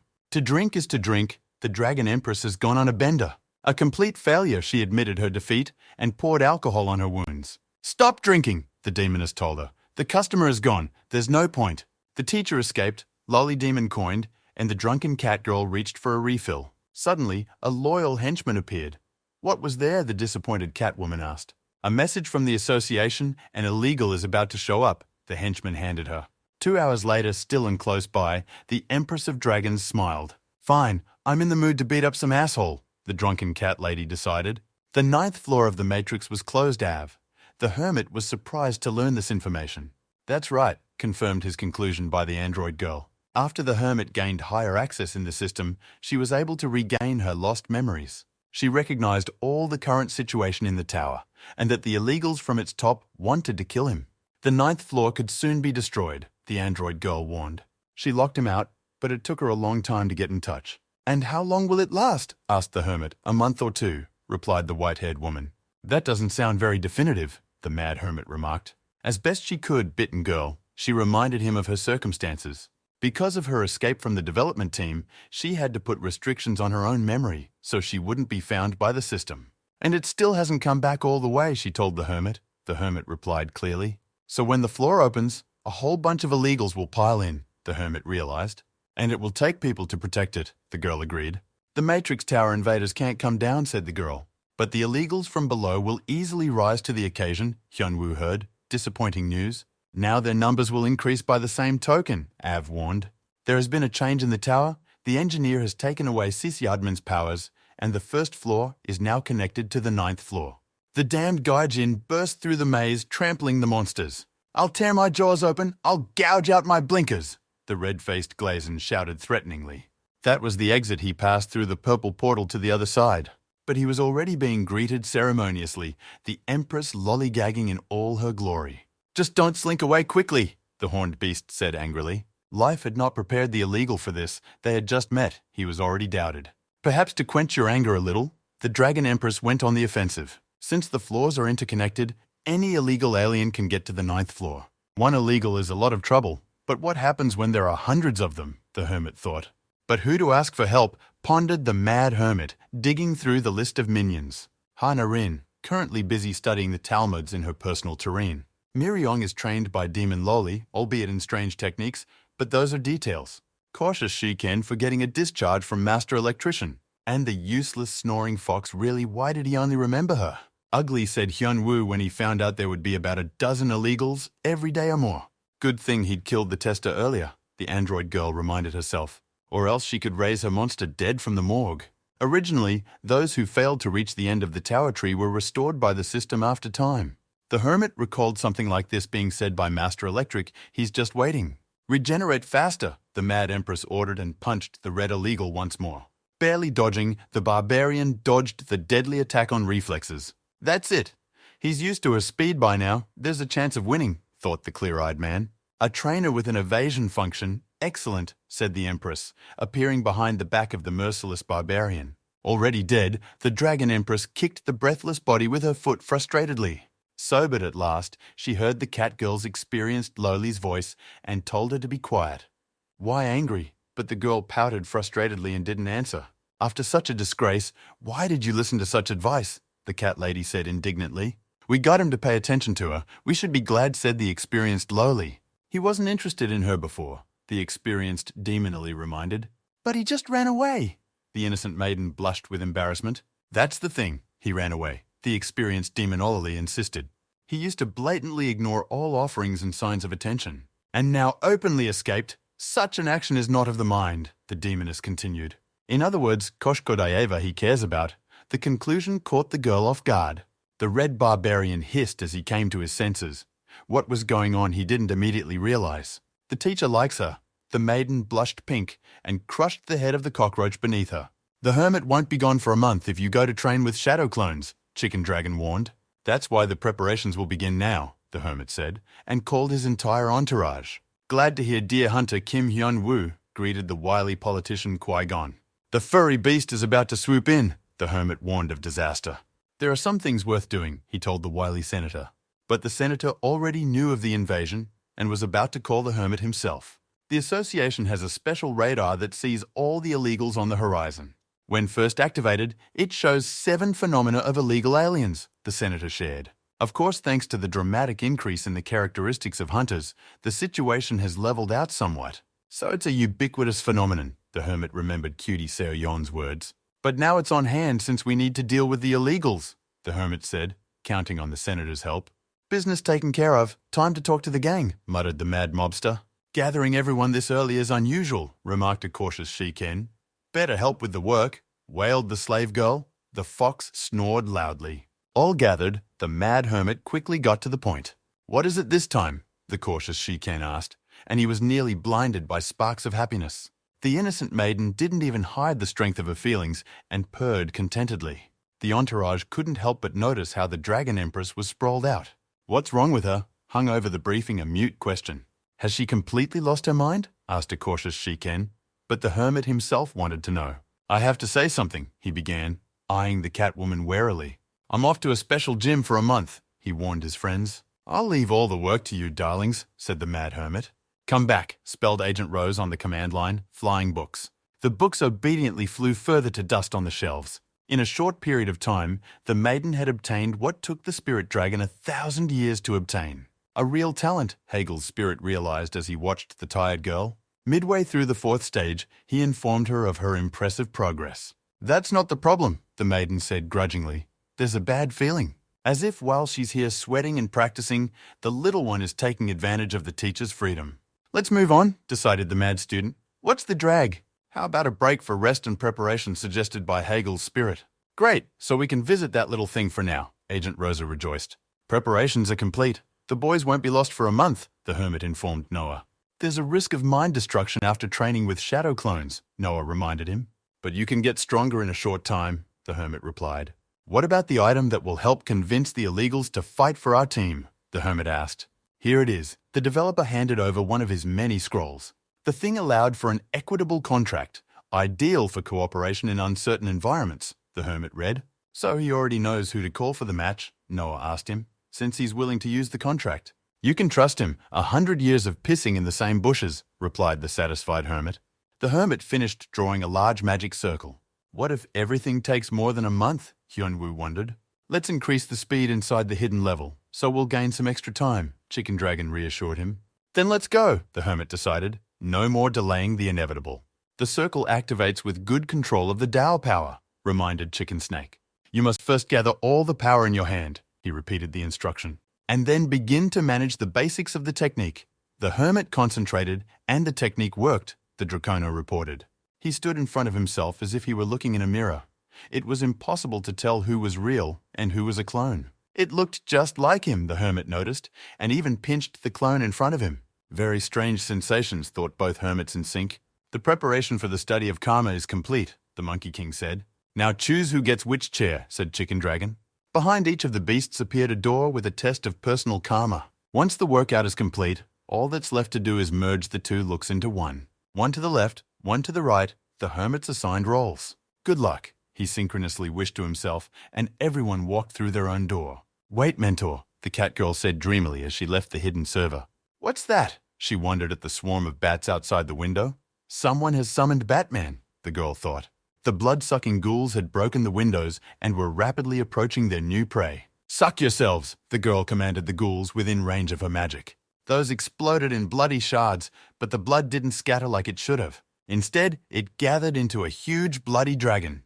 The hermit hovered in the void, no light or outside sounds, mind getting used to the deprivation. Found, eyes lit up with the cheater fire of the Sheringan. He could feel the crowd of monsters with his sixth sense, even without light. What kind of gathering? The hermit asked himself. He could see them well through the night vision device. The chicken dragon arranged hardcore for the hermit to learn how to control the power of the Tao within his eyes. We just have to deal with a crowd of rubber-faced waiters. The hermit humbled himself. Let's go, our urban. He rubbed his fists. Get the rubber faces ready. The Monkey King asked the dragon what he had done, and the dragon replied that he had simply adjusted the time. So this is possible too, marveled the Monkey King, who is not easily surprised. You can if you're careful, Chicken Darkin replied, and it's best not to use it. The faster the internal time, the greater the payoff on the psyche. There's a risk that heavy acceleration will cause the mind to collapse, the dragon warned. And by how much did the time speed up? Asked the Monkey King, the dragon. 10 times, replied the chicken snake. You could do more, but better not. But isn't that not enough? Thought the furry macaca. They've only got a month, so you can't make up more than a year. It would be fine, Chicken Dragon assured. Unlike Hyunwoo, they were starting from scratch. The guy has a different starting line. He already has quite a bit of experience in comprehending karma. He'll make quick work of it, though from such an acquisition, there will still be a difference in strength. Another 100 left, or so counted the rubber mobs by the hermit. The Tao power in the Sheringan was already running low, blotted out the hermit. It would definitely be enough to finish off the rest of them, but that would be it, he assessed the situation. I wish I had more Tao power, thought the hermit as suddenly the ordeal was over. He swung into the void, a bright light hitting his eyes painfully. Congratulations, said the chicken dragon to the mad hermit. Quite quickly, the dead man's karma is yours, the dragon said. And the hermit wondered if it wasn't the dragon's karma he was acquiring. Not at all, replied the serpent. His karma is a composite of many others. It contains dozens of other karmas intertwined with each other. So there's still work to be done, sighed the mad hermit. The dead man's karma was flatter than the beginning. And where is Macaque? He asked Chicken Dragon. And the latter replied that Monkey was obviously with another hermit. Is he okay? Hyunwoo wondered. But it's a different him. What's next on the list of accomplishments and stupid challenges? The hermit asked. Abstinence karma takes up most of the chicken dragon's karma, the hermit heard. One must attain enlightenment through discipline, said the dragon. Another muddle, thought the hermit. There will be no hints. You have to do everything yourself, the serpent explained. Again, the power of absurdity to turn on and decide everything by himself scratched in his ear hermit. Either way, there's no turning back. Without these tricks, you can't make the dragon's power your own. New York had been thoroughly ravaged by invading forces that came from everywhere. Enjoy your meal, clucked the shark jaw of a huge, ugly, illegal alien. The humanoid shark was gobbling. People like Chips, wounded hunters lay everywhere. The girl hunter clutched the wound with her hand, no strength left even to flee. Even with the recent pumping, they easily lost to this monster. The monster sent another pack of humans into its jaws, and the warrior pulled out a thunderbolt. He said to the monster, and slashed it from shoulder to scrotum with his saber. The 5th grade master looked at the weakling at his feet. What useless scum, thought he. But the monster wasn't dead yet, and Electric turned around at the sounds. The beast had recovered from the blow. Its regeneration was level. It needed to attack harder, Electric realized. The insect toothpick swung around, not hurting, clanking the monster's rows of teeth. It's not even the bottom, the 5th-rate foreman said condescendingly. In an instant, he moved behind the monster's back using a shadow step. Hundreds of blows chopped the shark into cabbage and instantly bleeding the beast. Dumbass, the 5th-rate master snorted contemptuously, returning the lightning rod to its scabbard. Who saved her? The wounded huntress wanted to know and asked the master. An electrician, a 5th-degree welder, he introduced himself haughtily. This electrician's skills are not bad. It's not long before he becomes a celestial, said the furry macaca. Why Gushishin refused to be revived? Chicken Dragon asked. Brother is just lazy, I grant you, replied the Monkey King. But there's a suitable candidate, so it'll be all right, Macaque balked. And that's not the main problem right now. Monkey looked toward the door. 100 days gone. So far so smooth, Chicken Dragon said to this. This was perfectly agreed upon by Macacus.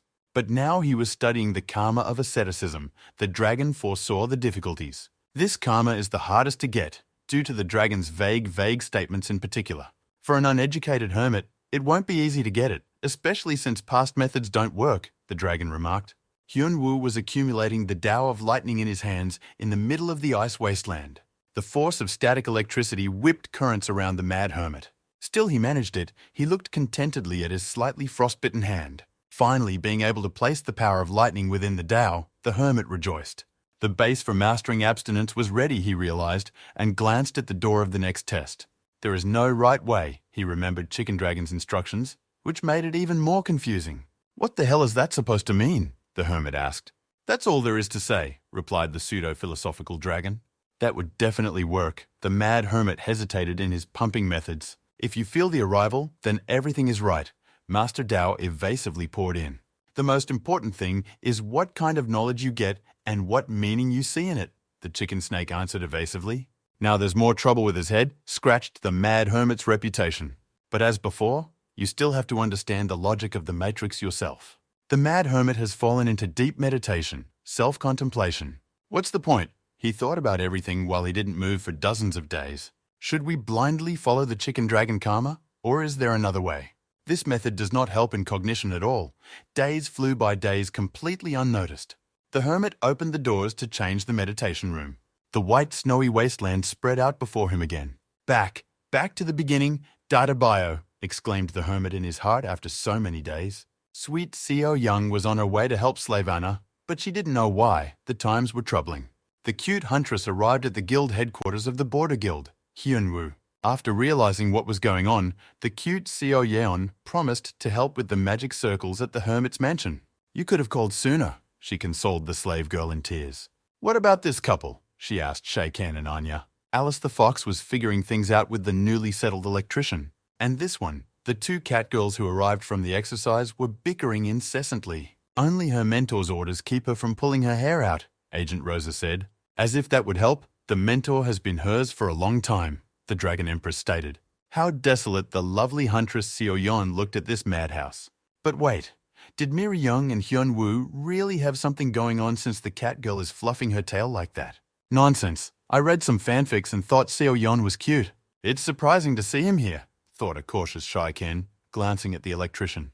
He had brought him here himself, positioning him in the hermit's large guild hall. Alice the fox was sleeping on a bedding here on the floor when they entered. The fox girl snorted unconcernedly and unabashedly at the entire guild. She is trained, does not chew tapiki, to the litter box is accustomed, heard the fox noise when she woke up. What a mongrel, asked Master Electrician Walking Coat Collar, and the fox hissed. Who would have thought they would hitch a ride on nothing, said a cautious Shy-Ken. Let crazy Hyun-woo come back quickly. Keep an eye on this circus of freaks, She-Ken pleaded. It's snowing. It's snowing like a white fly, moved a little hermit from the effort expended in meditation. For the second time in a row, he tried to unravel the Matrix's twisted vostural pseudo-logic. Now he'll just tug on the snake Jew's tail and find out everything, the hermit thought, and headed for the exit. Tired of sitting flat on his seat? Chicken Dragon asked.